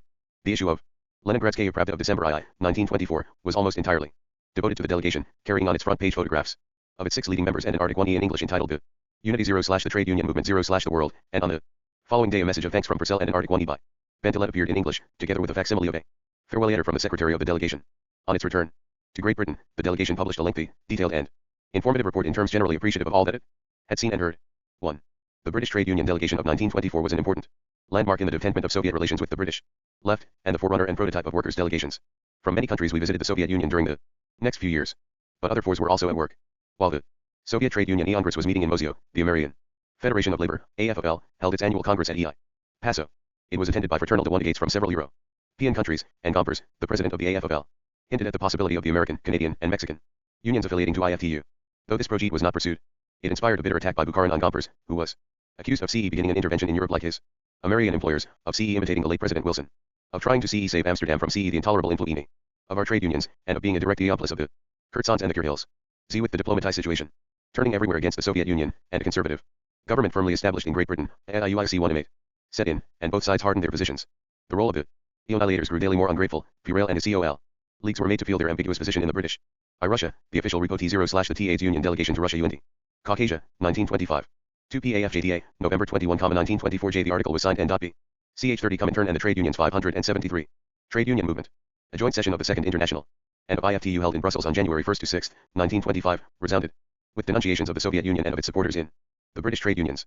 On January 25, 1925, another national conference of the NMM met in Battersea to support the delegation returned from Russia, and lasted for 3 days. It mustered 591 delegates claiming to represent 600,000 workers, and 40 important trade unions, a prominent part being played by Tom Mann, who presided, and by Cook, the miners' leader. Its oratory was devoted to the twin causes of Anglo-Soviet friendship and trade union unity, and an appropriate resolution was adopted. Z. But opinion in Amsterdam was less favorably pressed. At a meeting of the Bureau of IFTU on February 6 to 9, 1925, the British delegates mustered only 6 votes in favor of a proposal for an unconditional conference with the Russian trade unions against an adverse vote of 13, and their solution was carried by 14 votes to 5, declining to take any further action unless the Central Council of the Soviet Trade Unions expressed its desire to be admitted to IFTU. 3, a demand for unconditional surrender which was certain to be refused. The deadlock was unbroken. Meanwhile, impatience increased at the failure of other communist parties to make any visible progress towards the capture of the trade unions themselves. Even the promise of the NMM in Great Britain had no counterpart elsewhere. The uphill struggle waged since the year Hess days of Profit turned to halt the secession of communists from reformist, i.e. non-communist trade unions continued relentlessly. The issue underlay the hotly contested trade union debate at the 5th Congress of Comintern in June-July 1924. 3 months later, Madwilski, as Comintern delegate at the Czechoslovak Party Congress, was J. International Press Correspondence. Number 8. January 9, 1925, pages 91 to 92. The attack was led by the Belgian Vandervelde and the Russian Menshevik Dan. A Dirotuerskis International. No 2 to 3, 49 to 50. February-March 1925, pages 127 to 129. Where the resolution is given in FA, for further accounts. See International Press Correspondence. Number 19. Anuri 30. 1925, pages 251 to 252. Number 25. February 13. 1925, pages 363 to 364. The conference was welcomed in Pravda. Anuri 29. 1924. 3. The International Federation 0/Trade Unions, report on activities during the years I-934, I-935 and I-936, Amsterdam 1927. p. 48. 4. See pages 544 to 557 above. 574. Foreign Relations. Point B. Endeavoring to dissuade Czechoslovak communists from dunning the Social Democratic Unions. 1. At the conference of the Orgberoviki on December 15, 1924, Piatnitsky brought the matter to a head by complaining of the failure of the French, Czechoslovak and German parties to form fractions in non-party institutions, and, in particular, in the trade unions. The drive for communists to form fractions in non-communist unions was a sore point in the discussions of the organization conference held in advance of the session of the Fifth Enlarged IKI in March 1925.3. Piatnitsky circulated to the conference an article in which he had expounded in uncompromising terms the obligation of communists to work in trade unions even of the most hostile political complexion. For in his speech to the conference, he complained that so far it is impossible to speak of any regular fraction work. There were no communists in the Christian unions in Germany, or in the CGT unions in France, or in the reformist unions in Czechoslovakia, so that work in these unions could not be carried on. He ended by begging the delegates to study his article. 5. The ensuing discussion did little but confirm Piatnitsky's charges. Zapotocki, the Czechoslovak delegate, admitted that, after the split in the movement, the view prevailed that we, having our own trade unions, did not need to organize fractions in the Amsterdam trade unions. The German delegate cautiously hinted at the opposition aroused even by the slogan into the free trade unions, and thought that the slogan into the Christian trade unions could remain only a pious wish. Suzanne Gerald, speaking for the PCF, blamed the old rightist leaders for calling party members out of the CGT unions at the time of the split, and sourly observed that, in order to make possible the creation of new fractions, we are now obliged to transfer comrades from the CGTU to the CGT. Nevertheless, she claimed that communist fractions had been formed in 47 CGT unions. An Italian delegate claimed that members of the PCI were working in half fascist and Christian unions. 6. The ICP 182 above. 2. For this conference, CP 924 below. 3. For this conference, see pages 925 to 928 below. 4. International Presse Correspondence. Number 41. March 27, 1925, pages 600. 623. 5. Der Organisatorische Aufbau der Kommunistischen Partei, 1925. Pages 22 to 23. 6 Abit, pages 43. 85, 89 to 90. 93. Ch 30 Comintern and the Trade Unions 575. Conference adopted no SPFI resolution on the trade union question. But in its general resolution, we was subsequently confirmed by the Fifth Enlarged IKI. It noted the extraordinary importance of the organization of Immunist in trade union federations of all tendinees. 1. The word unity was the keynote of all decisions of trade union poly at the Fifth Enlarged IKI. But the question fell into two separate parts: unity in the unions themselves to high the swageful work of party fractions within them, and international unity to achieved through negotiations with Amsterdam or with the trade internationals affiliated to IFTU. The former aspect of the question was dealt with under the rubric of Bolshevization. Lazovsky made the point unambiguously in his report on the trade unions. The Bolshevization of the parties means a whole earfully thought out Marxist-Leninist approach to the trade unions for the purpose of enquiring the masses through the unity slogan. We shall anchor the masses, and the inquest of the masses is the first and principal amendment of Bolshevism. 2. And the main pronoun of the session on this issue was reserved for the monster resolution on Bolshevization. This comprised hot warnings and exhortations. Deviations in the Kukshan of THC work of Immunist in THC. Trade unions are fraught with the greatest dangers for the cause of the real Bolshevization of our parties. Throughout the capitalist world, the trade unions are the most important form of the mass, to the last man, organization of the proletariat. One of the most important elements of the teaching of Leninism is its teaching about the work of Immunist even in the most reactionary trade unions. The most important element of Bolshevization insists in paying 100 times more attention than hitherto to work in existing social democratic and other yellow, national socialist, Christian, and fascist trade unions. Only thus in the monopoly of the reformist upper strata, workers aristora and workers bureaucracy, in the trade unions really broken. Only thus can the trade unions he freed in practic from the erupting influence of reformism. 1 Ibid P23. 2 Ras Witeni plenum spoken communisticogo internationale, 1925. P302. The German text of this passage, Protocol der Erweiterten Executive der Kommunistischen Internationale, 1925, P22s, is shorter and vaguer. Foreign Relations PTV. Refusal to apply the tactics of the United Front in T1 is matter was inconsistent with Bolshevization. 1 But international unity occupied a more conspicuous place in the proceedings. Nothing had yet occurred to weaken the conviction of Moscow that the British labor movement was in process of making a decisive turn to the left, which provided the best antidote to the growing hostility of a British conservative government, and the most promising field for the activities of Comintern. Zinoviev claimed that Comintern had launched the most popular slogan, that of the struggle for the unity of the international trade union move, and welcomed the prospective formation of the Anglo-Russian Committee. Historically, he declared, our whole trade union campaign arose out of the situation existing in the British labor movement. He boasted that 600,000 British trade unionists had now adhered to the minority movement, and that, thanks to Lenin, Comintern had found the key to the enigma of the British labor movement, which had eluded both the first and the second internationals. 2 Lazovsky in his report also detected a significant shift in the British proletariat, a profound process of movement to the left. The IE is breaking up. 3 A brief resolution was adopted on the struggle for the unity of trade union movement, enthusiastically endorsing the rapprochement between the English and Soviet trade unions, and calling on the workers of all countries to support resolutely and energetically the formation of the Anglo-Soviet trade union bloc. 4. The session of IKI had scarcely ended when action was taken to carry out this policy. Early in April 1925, at the invitation of the General Council of the British Tuesday, a strong Soviet trade union delegation led by Tomsky proceeded to London to give effect to THC decision taken in Moscow in November 1924, to create an Anglo-Russian trade union committee for the promotion of trade union unity. The discussions brought to light Jacob Mysticeski 11 International Vita Documentical, 1933, pages 482 to 483. For the resolution as a whole see pages 297 to 298 above. Raswire New Plenum Ispokam Communisticus Go 11 Edirlatzi Lela, 1925. Pages 59 to 61, the greatest achievement of the CPGB, said the British delegate. Later in the session, is the organization of the minority movement, IBID. P 263. 3 IBID P 300. 4 IBID P 545, this resolution does not appear in Communisticus Inter. National Vita 1 Real TAC, 1933. CH 30 Comintern and the Trade Unions 577. The carefully concealed incompatibilities between the Soviet and British points of view. The Soviet leaders regarded the approach to Amsterdam by the Soviet trade unions as being made on behalf of Profintern, with the declared aim of bringing about a fusion between the two internationals, and with the unspoken premise that this would end by swinging the Amsterdam unions into the orbit of Profintern. The British leaders had legal interest in Profintern, which they secretly regarded, from the experience of the British movement, either as a nuisance or as a sham, and wished, by reconciling the Soviet trade unions with the existing international, to strengthen it and give it a turn to the left. The British delegates probably shocked their Soviet colleagues by coming out openly in favor of the affiliation of the Russian unions to IFTU. 1 Tomsky, in a conciliatory speech which once more blurred the differences, rejected the proposal of unconditional surrender to Amsterdam as a repetition of the dictated peace of Brest-Litovsk, and pleaded for British support in continuing to press for a conference with IFTU without prior conditions. 2. The discussions, which lasted from April 6 to April 8, ended in the issue of separate British and Soviet statements, as well as of a joint declaration on international trade union unity and a resolution which provided for the setting up of a joint advisory council representing the Russian and British trade union movements. The joint declaration called for the international unity of the workers of all countries, which could alone serve as an impregnable force against capitalist oppression and an unbreakable pledge of peace and economic security. It confirmed the agreement reached in Moscow in November 1924, and noted that common steps have been taken, on the proposal of the British delegation, to induce the Amsterdam International to give its sincere assent to the convening of a conference, free of preliminary conditions, with the representatives of the trade unions of the USSR. 3. 1. The best account of what happened was given in a public speech by Lazovsky in Moscow on April 25, 1925, Pravda, April 28, 1925. Lazovsky described the setting up of the Joint Advisory Council as a compromise between this British proposal and the Soviet desire for an Anglo-Russian unity committee. Zetrod, April 24, 1925, a translation of the speech is in M. Tomsky. Getting Together, ND, 1925, pages 91 to 111. 3 Tuesday, Russia and International Unity, 1925, pages 13 to 21, Izvestia, April 16, 1925. Foreign Relations PTV. The proceedings in London were reported by Tomsky on April 30, 1925, to the trade union Intralia Ukil in Mosio. We approved the joint declaration and appointed 5 of the leading Soviet trade unionists, Tomsky, Dogatov, Melnihansky, Andreev and Leps, to serve on the joint advisory Unil. L. Further letters to IFTU from the Soviet and British trade unions. In May and June 1925, the sequel of the April meeting continued to fall on stony ground. Z. But, if the Obdura of IFTU was still a barrier to relations between the Soviet trade unions and the representative international organ of Western trade unionism, a direct link had now been established with the most powerful of the national trade union organs of the West. Zinoviev.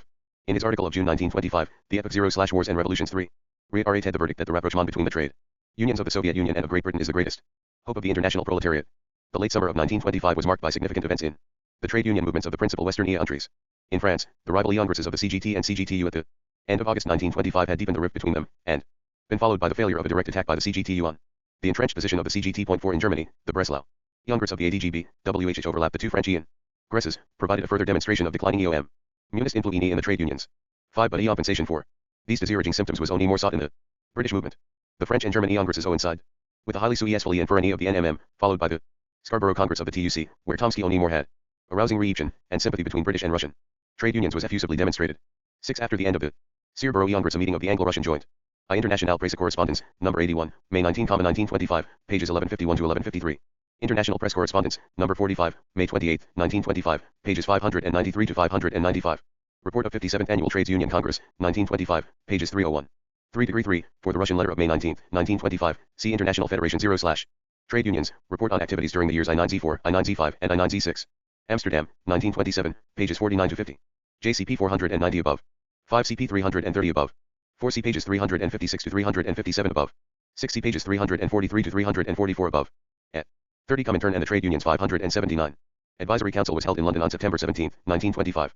Referring to itself as the Anglo-Russian Unity Committee, it diagnosed a danger of war, of WHH events in Morocco, Syria, and China were the symptoms, condemned the Locarno Pact, the object of which was to draw Germany into the military alliance against the Soviet republics, and deduced that the creation of an all-embracing World Trade Union International was more urgent than ever. 1. When Tomsky returned, Horn Hicks, a member of the General Council of the TUC, and Citron, its assistant secretary, accompanied her on a visit to the Soviet Union. 2. Next to the blossoming of Anglo-Soviet friendship, the most encouraging feature of the summer of 1925 was the influx into Moscow of enthusiastic workers' delegations from other foreign countries, the successors of the British delegation of November 1924. The first visit was paid by 11 officials of the French and Belgian reformist trade unions, who toured the Soviet Union in June and July 1925. On the conclusion of their tour, they praised all they had seen, and declared that trade union unity in the whole world was essential, and that they could NFJ longer share the responsibility with those who cornered at the Great Kern 0/A. splitting policy, though they cautiously added that there had been mistakes on both sides. Tomsky made a suitable reply, asking only for an unconditional meeting with the Amsterdam International on equal terms. 3. But the most spectacular welcome was reserved for a delegation of 53 German workers elected in the factories to make the trip, 2/3 of them Social Democrats. 4. The delegates arrived in Leningrad by sea on July 14, 1925, went on to Moscow 6 days later, and thereafter spent 6 weeks touring different parts of the Soviet Union. On the eve of their arrival in Moscow, both Pravda and Izvestia carried articles of greeting in German, and Pravda also published letters of welcome from Krupskaya, Trotsky and Lunacharsky. In Moscow, the delegates. I. Pravda, September 24, 1925. 2. International Presse Correspondence, number 136, September 29, 1925, pp. 1997-1998. 3. Ibid number 111, July 21, 1925, p. 1531, number 116, August 4, 1925, p. 1616. 4. These particulars are given in Die Rotfahne, July 10, 1925, which reported a large demonstration in Berlin on the eve of the departure of the delegates. 5. Pravda and Izvestia, July 19, 1925. 580. Foreign Relations PTV. Attended a session of the Moscow Council of Trade Unions, at which Tomsky made a speech recounting the recent dealings of the Russian unions with the Amsterdam International and pleading the cause of trade union unity. J. Landay later had interviews with Trotsky, who spoke of the desire of the Soviet government to attract foreign capital by way of concessions to and with Zinoviev, who, in making a plea for a united front of communist and social democratic workers, admitted that the communists had made mistakes in the past, but thought these counted for nothing in comparison with the monstrous error of the social democrats. In 1914.3, Zinoviev's speech at a farewell reception to the delegation in Leningrad on August 26, 1925, was devoted to the struggle for unity in the trade unions and the United Front of the toilers of the whole world. J. And the delegation signalized its departure by publishing a lengthy address to the workers and peasants of the Soviet Union, expressing admiration of all that it had seen during the visit, and concluding that the sacred duty of every conscious worker is to fight against the splitting of the workers' movement and to struggle for the fusion of the two trade union internationals. 5. In the period from July to October 1925, delegations of workers from Sweden, Czechoslovakia, Norway, and Denmark visited the Soviet Union, as well as a parliamentary delegation of the British Labour Party. These visits of workers' delegations were hailed by Zinoviev at the session of IKI in the following February as one of the outstanding successes of united front tactics. 6. This was the period when the Soviet leaders. I. International Presse Correspondence. Number 113, July 28, 1925, pages 1563, 1564. Ibid. Number 115. July 31, 1925, p. 1600. The meeting took place L in Trotsky's office at the Chief Commission's Committee of WHH. He was president. 3. Bid. Number 124, August 25, 1925, p. 1793. 4. Ibid. Number 129, September 8, 1925, pages 1875 to 1878. Izvestia, September 2, 1925. 5. Propjta and IZF Gestia. August 28, 1925. 6. Shastoy Raswarny Pymum Ispokomicum Mystikiskogo Internationala. 1927, p. 44. Tomsky, according to a C2 Czechoslovak delegate at the same session, complained that the Czechoslovak workers' delegation had been carelessly selected for a party stamp, and could not therefore be utilized in the appropriate manner. Ibid. p. 347. A comment on the results expected from these delegations was contained in a subsequent Comintern report on the Swedish delegation, which comprised 300 workers, 2/3 of them non-communist. After their return to Sweden, a considerable number of the delegates were utilized, Auschwitz, for lectures throughout the country, whereby the link between the party and the working masses and between the CH30 Comintern and the trade unions S8X seemed most concerned to make their appeal for friendship and unity direct to the workers of other count rise and to relegate loyal communist parties to a subordinate place in their calculations. It was also the period of the maximum colonialization of the peasant and muffing of the class issue in domestic poli. D. Fading hopes. The Searborough Trade Union Congress of September 1925 and the meeting of the Anglo-Russian Joint Unkil Fall loaded represented the high watermark in Anglo-Soviet trade union cooperation and in faith in the successful penetration of the trade union movement by a left-wing sympathy to Soviet policies. The snub administered to the CPGB by the Liverpool Congress of the Labour Party in the following month won though only a repetition of the pro-eatings of previous years, stood in marked contrast to the sympathetic attitude of the Scarborough Congress of the TUC, and seemed to reflect a weakening of the pro-Soviet left. Within the TUC itself the balance shifted. In automati, though in one sense anomalous, decision of the Scarborough Congress had been to really to the general appeal to influential right-wing leaders, Kleins and Thomas, who had resigned their trade union posts in 1924 to be home ministers in the Labour government. Bevan, formerly regarded as a leftist, but now rapidly making a transition to the right, was elected to the General Council for the first time. Shortly after the Congress, Bramley, the General Secretary, who had been throughout a champion of Anglo-Soviet cooperation and a protagonist in the Swedish working class and the Russian Revolution, was more docilely met. Die Comintern Flor Dem 6. World Congress, 1928, p. 215, the Russia, text of this passage in Kommunisticheski International Pierchestim Kongressum, 1928. p. 159 is slightly toned down. Bukharin at the 15th Party Conference in October 1926 quoted the visits of CE dozens of workers' delegations as proof of a CE turn to the left in the working das, 15 Visa Soistloy. Kommunistikiskoi Party, B, 1927, p. 36. I see pages 344 to 345 above. Bevan, who had been a stalwart champion of non-intervention against Soviet Russia in 1920, see the Bolshevik Revolution, I9 I7 I9 Z3, Volume 3, p. 212. Note 4, incurred communist enmity on the occasion of CE Black Friday in 1921, A. Bullock, The Life and Times 0/Ernest Bevan, I, 1960, 182, and was again singled out for communist attack in July 1923 at the time of the Dockers strike, Ibid I, 217, he remained aloof from the left pro-Soviet wing of the trade unions in 1924 and 1925. Foreign Relations PTV. Battle with IFTU, died, and was succeeded by his more cautious and conservative deputy, Citron. Attempts to discredit the pro-Soviet enthusiasm of the left began to tell. Even in the trade unions, the unqualified enthusiasm for Anglo-Soviet friendship evaporated in the winter of 1925 to 1926. The campaign against the Dawes Plan and the Locarno treaties had fallen flat. Outside the CPGB, they were accepted by the greater part of the British left, almost without reservation and without regard to their real or supposed implications for the Soviet Union, as a serious contribution to the pacification of Europe. One for nearly 2 years. Hopes in Moscow had been built on the growing influence of a powerful left wing in the British trade union leadership. Before the end of 1925, foundations on which these hopes rested were beginning to crumble. Two events, which attracted much notice at this time, seemed to herald a counteroffensive from the right throughout the workers' movement. The first was a Congress of the revived Second International held at Marseilles in August 1925. The Congress, which included large Russian Menshevik and SR delegations, as well as delegates purporting to speak for Armenia, Georgia and the Ukraine, was sympathetic to the proposed Western Security Pact, supported the League of Nations, and desired to further Germany's admission to it. In their solution, inspired by keen hostility to the Bolsheviks, it Dino-Yurik turned for fostering the illusion that the emancipation of the workers can be won at the point of the bayonet by the victorious Red Armies, and that a new world war may be necessary to bring about world revolution, and for encouraging revolutionary movements in Asia and Africa, it demanded the right of self-determination for nations of the Soviet Union, such as Armenia, Georgia, the Ukraine, and others. The second event was the convention of the AF held in Atlantic City in. The significance of this attitude, which was shared by the non-communist left throughout Europe, was only gradually realized in Moscow. Rakovsky, in a speech of January 13, 1926, complained of the failure of a certain part of the workers to recognize that Locarno was a threat to peace. Nd directly to us, Miracho Hozyaistv Amir of J. Politika, Noai, 1926. P46J for the speech CP 422, Note 5 above. Second Congress 0/The Labor and Socialist International, ND 1925, pp. 287 to 288J at the Menshevik trial in Moscow in 1931. Sukhanov alleged that the Marseilles Congress had been the starting point of an international campaign. Ch 30 Comintern and the Trade Unions 583. October 1925. When Purcell, who attended the convention as a fraternal delegate of the British trade unions, invited the AF of L to join IFTU, to enter into relations with the Soviet trade unions and to work with them for the cause of trade union unity. He had an openly hostile reception, and was ridiculed in the American press. Our solution advocating recognition of the Soviet Union was defeated. Only 2 votes are said to have been cast for it.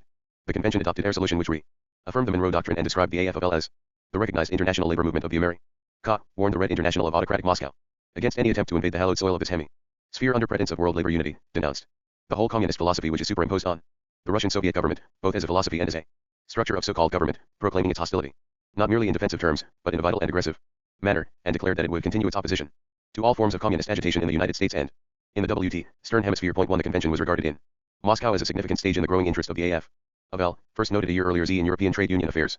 This was the counterpart of the intervention of the American government and of American capital in Europe following the Dawes Plan. Lazovsky at the 14th Russian Party Congress in December 1925 referred to the attempt of Amsterdam to find support in America against England. 3. Trotsky about the intervention against the Soviet Union, Proces kontrrevolutionnoy organizatsiy Menshevиков, 1931, p. 131. Preobrazhensky, in an article in Pravda, September 24, 1925, distinguished between the extreme anti-Soviet wing of the CN International represented by Koskaya and a more moderate wing, consisting of Bauer and the British CDON. 1 New York Times, October 16, 1925, p. 5. For Soviet eons of the Convention, see International Presse Correspondence, number 157, November 24, 1925, pages 2361 to 2362, Die Rote Werkskapps International, number 12, 59, Diem. For 1925, pages 323 to 337, articles by Lazovsky and Foster, Morovo Hozyaistvo. I Mirovi Politika, no 5 to 6, 1926, pages 57 to 58. Purail after the invention. Toured the United States, and spoke in a dozen important industrial centers. Einjar by UND Camp, 1926, p. 262. CP 572 above. 314 SSV Soyuznoy Kommunistiskoi Party, b. 1926, p. 777, at the enlarged IKI in February 1926. Lazovsky dwelt at some length on the Foreign Relations PTV. Same time reproached the AFL with having organized only 2,800,000 of the 25 million industrial workers in the United States, and spoke of a complete parallelism in the work of Coolidge and of the successors of Gompers, Lanzinoviev. Quoting the Atlantic City resolution at a party meeting some months later, noted that this fascist reformism is already being exported to Europe. 1. Meanwhile, the stubbornness of IFTU placed the British trade union leaders who had espoused the cause of unity in an increasingly unenviable position. No weapon remained in their hands except the threat to secede from IFTU, and this would have defeated their own ends, and was not desired even by the communists themselves. At a meeting on December 5 to 6, 1925, the General Council of IFTU by a majority of 14 to 7 reaffirmed its previous position. A few days later the Anglo-Russian Council met in Berlin. By this time, the Russians had exhausted their patience, and wished to revert to open polemics against IFTU, but were persuaded by the British contingent to wait a little longer. For in fact the council was helpless. It could do no more than protest against the intransigence of the majority of IFTU, against the continued and unprovoked attacks upon the Russian trade union movement, and against the gross misrepresentation of the work of the Anglo-Russian Joint Advisory Council. 5. An unexpected feature of the meeting was the arrival in Berlin of delegates of the Norwegian and Finnish trade unions with an inquiry as to the possibility of their adhesion to the Anglo-Russian Council. The inquiry met with a negative response. Growing influence of the AFL in unions affiliated to Amsterdam, Shistoy. Raswire Plenum Ispokum Kommunistikiskogo Internationala, 1927, pp. 289 to 290. 1 L. Trotsky, Europa UND America, 1926, p. 52. A P. Arita, April 28, 1926. 3 International Federation 0/Trade Unions, report on ACTIID during the years I9L4, I9LS and I9L6, Amsterdam, 1927, PSI. Lazowski Gavin. Account of the session in Internationale Presse Correspondence, number 164, to cm. Per 15, 1925, pages 2456 to 2457, even CE conciliatory, 11 to conciliatory, Riso. Lucian proposed by Hicks, the British delegate, was rejected. For this account was given by Tomsky to the 6th enlarged Icky in February 1926 by way of excuse for the weak attitude adopted, Shistoy Ralhai. Reni plenum ispokum communisticogo internationale, 1927, pages 310. 312. 5 Tuesday, Russia and International Unity, 1926, pages SI 52. Et. 30 Comintern and the Trade Unions 585. Since its acceptance would have been treated politically as an attempt to create a third trade union international, and thus, presumably to make Profintern superfluous. But this tentative approach enabled Tomsky, at the 14th Russian Party Congress later in the same month, to claim a potential fourfold alliance in support of the program of the Anglo-Russian Council. L. The latter stages of the proceedings of the Anglo-Russian Joint Council provoked a recrudescence of the dispute in Russian party surrealies between a majority which firmly believed in close relations with the left wing of the British trade union movement as the key to the ultimate conquest of the movement as a whole, and a minority which was rendered increasingly uneasy by the fruitless concessions of principle involved in this policy. The difference finally came to a head round the proposal of the British delegates to the Anglo-Russian Council that the Russian trade unions should accede to the Amsterdam invitation and join IFTU. Circumstantial evidence shows that some support for this proposal was forthcoming in Soviet trade unions surrealies, which had always been jealous of the role of Profintern. Such a step would indeed have been tantamount to a liquidation of Profintern, which could hardly have continued to exist once its Russian backbone had been removed. Trotsky recorded that in the latter part of 1925 and at the beginning of 1926 no less than 23 Soviet trade unions represented in the Soviet Trade Union General Council changed their statutes in the sense of omitting the reference to their membership of the Red Profintern and substituting a reference to membership of an international federation of trade unions. Point to the entry of the Russian trade unions into IFTU is said by Trotsky to have been advocated in 1925, conditionally by Tomsky, unconditionally and categorically by Kaganovich. 3. I14 SSV Socialismo Komunistickoj Partii, B. 1926, pages 745.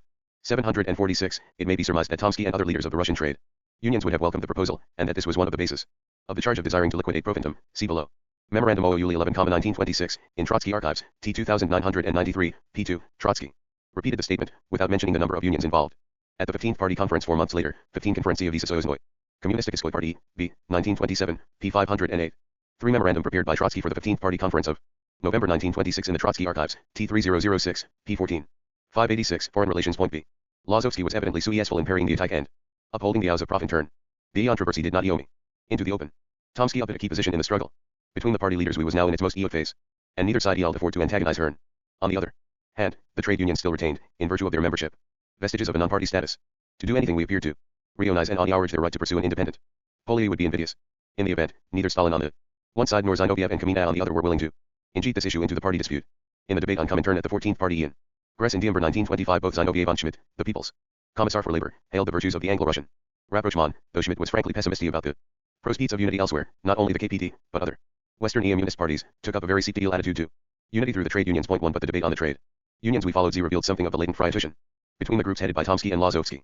Tomsky, who opened the debate, claimed that the whole policy of the Russian trade unions in their negotiations with Amsterdam had been agreed with Comintern and Profintern, and was the logical corollary of the campaign for the United Front. It had heaved a irritating Swiss in promoting the turn to the left of the trade union movement in Great Britain and in other countries.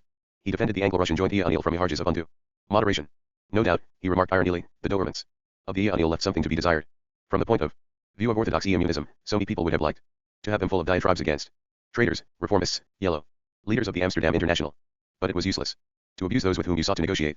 He named the 3 purposes of the joint Union: the struggle against war, the struggle against the economic offensive of people, and the unity of the international workers' movement, the priority given. I14 SSV Socialismo Komunistickoj Partii, B. 1926, pages 702. 706. For the part of the debate relating to the domestic policy of the Russian trade union, see volume I, pages 399 to 402. Ch 30 Comintern and the trade unions 587. To the political objective was significant. In speaking of the forms which a united trade union international might take, Tomsky asked the question, can we define how far we shall 11 go and how far we shall 11 not go? And he replied that it would be a mistake to do so in advance, and that what was important was not to conduct a mere propaganda maneuver. 1. Lazowski's speech, unlike Tomsky's, put great emphasis on the East. At one point he described the inclusion in Profintern of a fairly large number of Eastern workers as a fundamental difference between Profintern and the Amsterdam International. Lazowski rounded on Tomsky's reference to the unity campaign, retorting sententiously that we ought to know how far we shall 11 not go. The Soviet trade unions must in no circumstances enter the Amsterdam International. This would not only split Profintern, but would weaken the communist parties in a number of countries and disorganize Comintern. In the inclusion, Lazowski only more straddled 2 complementary, or perhaps incompatible, policies when he exhorted his audience, both gradually to broaden the Anglo-Russian Union by drawing into it more and more new organizations and systematize 11y, to strengthen Profintern, and, when he spoke of broadening The Anglo-Russian Ia Anil Melnichinsky, a supporter of Tomsky. Iron Turgy, the New International. To Ryazanov. Mischievously expressed his agreement with the opportunist. Polyoy Tomsky, and warned Lazovsky that he often repeat in Profintern the mistakes of Comintern. 3 Tomsky. Winding up the debate, he asked Lazovsky of Irtain Duelistern.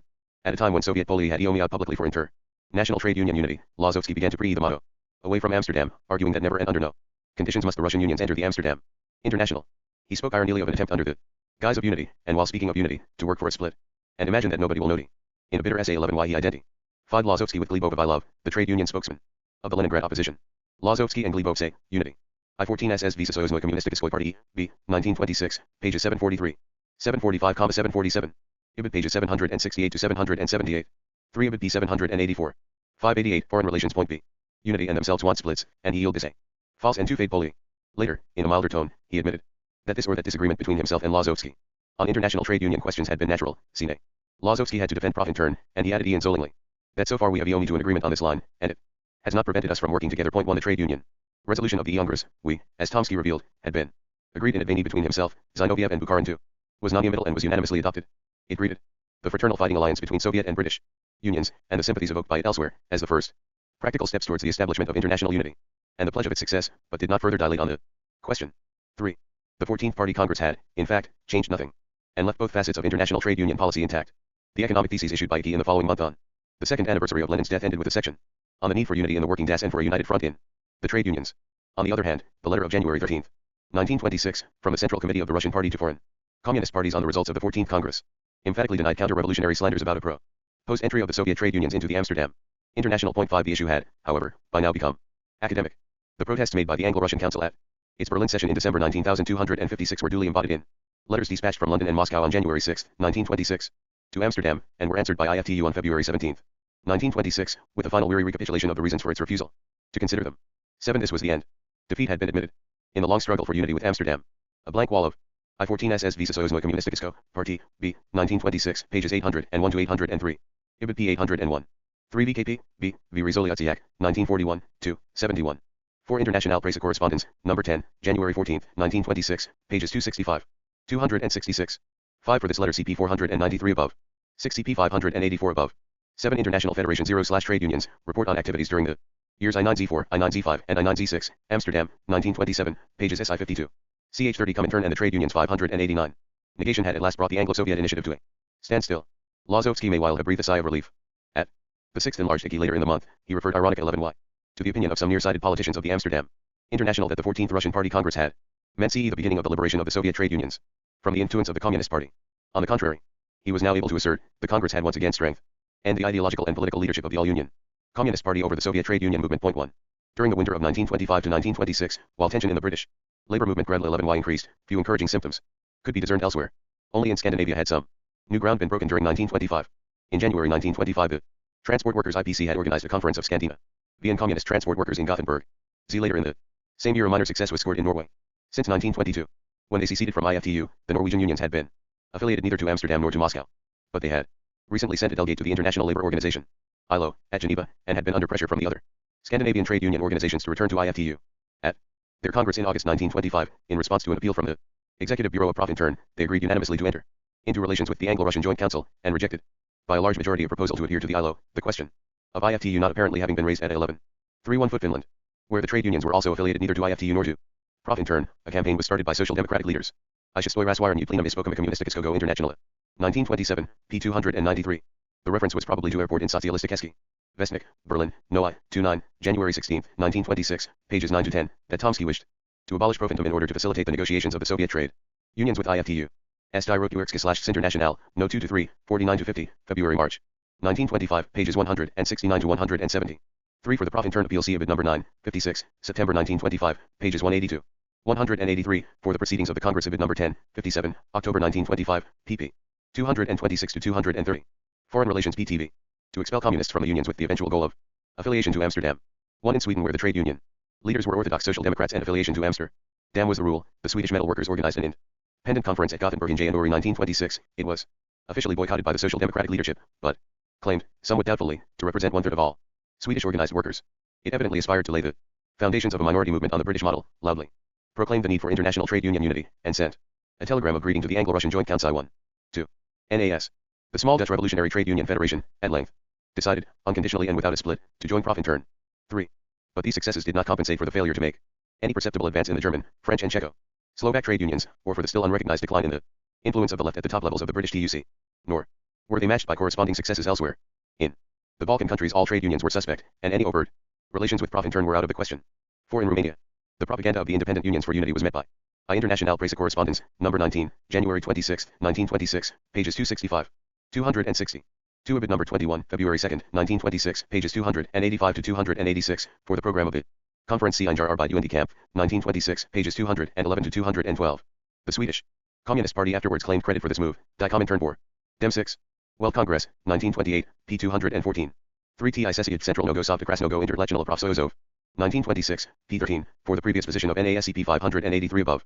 When the leadership of the Dute Communist Party moved to the left with the backing of Iki in May 1925, it adopted a policy of one-sided reliance on NAS and neglected the left wing in the reformist trade unions, Einjar by UND Camp. 1926, p. 12, Schmidt at the 14th Russian Party Congress in Diember.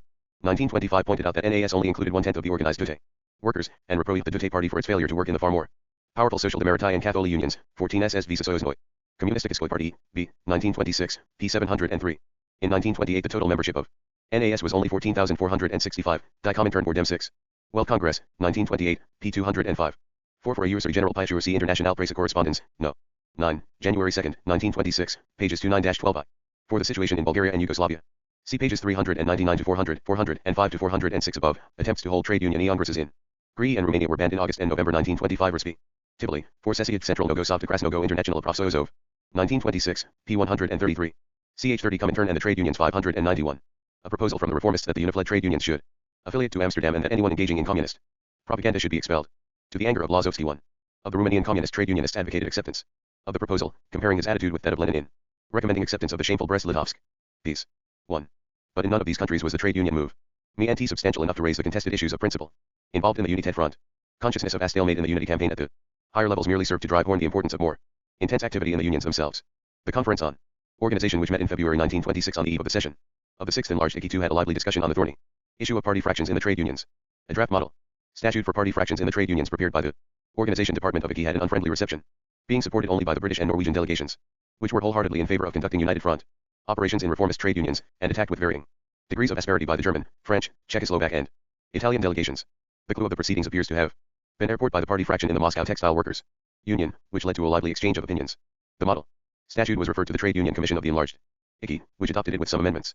The final text, while admitting the necessity of adaptation to the special conditions of different countries, laid down the principles that fractions in trade unions were earned not with party poli in general, but only with trade union questions, that they were not party organs and were subordinate to the leaders of party eels, and that their primary function was to maintain entente with opposition elements in trade unions not belonging to the Communist Party. The vexed question of membership of trade. I shall raswire new plenum ispokam communistikiskogo internationale. 1927, p. 3-1. For this conference see pages 932 to 934 below. 592 Foreign Relations Point B. Unions of 11 political complexions was dealt with more categorically than ever before. If in one industry unions of different affiliations, red, Amsterdam, syndicalist, exist, a fraction should be formed in each appropriate to its structure. It is also necessary to organize fractions in Christian, Hirschdunker, fascist, employers, and other trade unions. To this end party organizations must seek to recruit members of these unions as party members. 1. When the 6th Enlarged IKI met in February 1926, Lazowski introduced the trade union question in an immensely long report. He detected grounds for optimism in the declining standard of living of the workers in Western Europe, in the development of left-wing movements in the trade unions and of the campaign for unity, and in the flow of enthusiastic delegations of Western European workers to the Soviet Union. He once more vigorously denied the legend that the Soviet trade unions wished to leave Profintern. The Soviet unions were an organic part of Profintern, and do not pursue any poli other than the poli of Profintern and Komintern. If Profintern had stepped aside and left the negotiations with Amsterdam to the Russian trade unions, this is because none of us is willing, for the sake of formal considerations, for the sake of prestige, to impede the rapprochement between the workers of different countries. Lazowski did not comment on the collapse of the negotiations, or draw any conclusions from it for future policy. He was on firmer ground when, devoting a long passage in his speech to the development of trade unions in the Far East, he contrasted the attention paid to them by Profi and Earn with their neglect by Amsterdam, and rhetorically boasted that, if Komintern had 2 million members, Profintern had 6 times as many. The moral was not drawn, but was obvious enough. If Profintern, for Biatnitsky's account of the preceding Seek-Spite organizations. Conference to EKKI, 1926, pages 8, 22 to 23, the text of the model attached is printed as an annex, Ibid pages I-12. For a more guarded report of that discussion, in the plenary session of the Conference see International Press Correspondence. Number 65, April 29, 1926, pages 954 to 964. The note attached to the statute that it was confirmed by the 6th Enlarged IKI may be formally incorrect, like the similar statement about the resolution of the Organization Conference of March 1925, CP 927, note 2 below, but the general resolution of the conference on its work was duly confirmed. CH 30 Comintern and the trade unions 593. Was no asset in Europe, it paid dividends in Asia. Lazowski, in submitting a set of theses on the current tasks of communists in the trade union movement, explained rather apologetically that the program of action for a common front with which they concluded contained no mention of the campaigns against the Dawes Plan and Locarno, or for fraternization of the troops with the insurgents in European colonial wars. Since these questions can form no basis for common action. Point 1. This was plain appeasement of the reformists, and sounded, though the implication was disclaimed by Lazowski in a second speech, like a policy of a united front at all costs. Tomsky followed Lazowski with a slight change of emphasis, speaking in the name of the Russian trade unions rather than a PLF intern. He made a desperate attempt to maintain that the campaign for unity was still alive. The situation of this struggle, the whole history of the development of this movement, turns not on the fact that we want unity and the other side does not want unity, but on the fact that, in spite of their not wanting unity, we are obliging them, and must oblige them, to accept it. But he foresaw that the situation might last for a long period. At the same time, Tomsky agreed that it was out of the question to leave to its fate the international which we created and the unions which we brought into it, and declared that the act of the entry of the trade unions of the USSR into Amsterdam without the unions of other countries which are with us in profit turn would be an act of betrayal in regard to them. Point 3. In the debate, Bordiga, true to his role as a one-man opposition, accepted the principle of a united front within the national organizations, had attacked the policy of unity on the international level. Once the national organizations had been won over, the international organizations would follow. Till then, any approach to Amsterdam was futile, and there was no point in abandoning the slogan Moscow against Amsterdam or ceasing to denounce IFTU as an organization tied to the League of Nations and the Ishistoy Raswirny Plenum Ispokam Communistikiskogo International. 1927, pages 271-309. Ibid pages 4 is .p6. 3 Ibid p 312. 594, Foreign Relations. Point b. ILO.I Nobody else Holland the Poli propounded by Lazowski, or raised awkward questions about the role of profit turn. Zinoviev stoutly denied that the slogan Moscow or Amsterdam had been given up. If a congress of the two trade union internationals were convened tomorrow, the fight under the slogan Moscow 01, Amsterdam would begin in earnest. Lazowski's theses were then duly adopted. They cited the slogan put out by the 5th Congress of Comintern and the 3rd Congress of Profintern of the fusion of Profintern and Amsterdam by way of an international unity congress, and Sarib the formation of the Anglo-Russian Joint Council as the express sign of the new moods of the broad masses and of the majority of the organized working class of England. The trade union movement was considered to be the center of gravity in carrying out united front tactics at the present time, and Maslow and Ruth Fisher were denounced for a CE formal and mechanical approach to the united front which spelled the bankruptcy of a 1L trade union activity.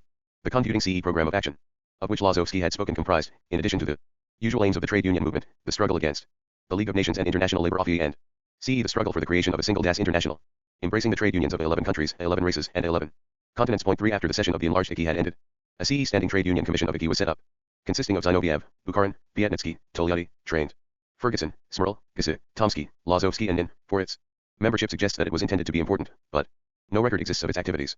The 4th session of the Central Council of Profintern, which immediately followed the 6th enlarged IKI, and sat from March 9 to 15, 1926, was dominated by Lazowski, and Tomsky was not present.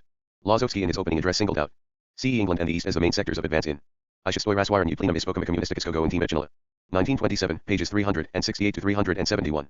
Z Ibid p 450.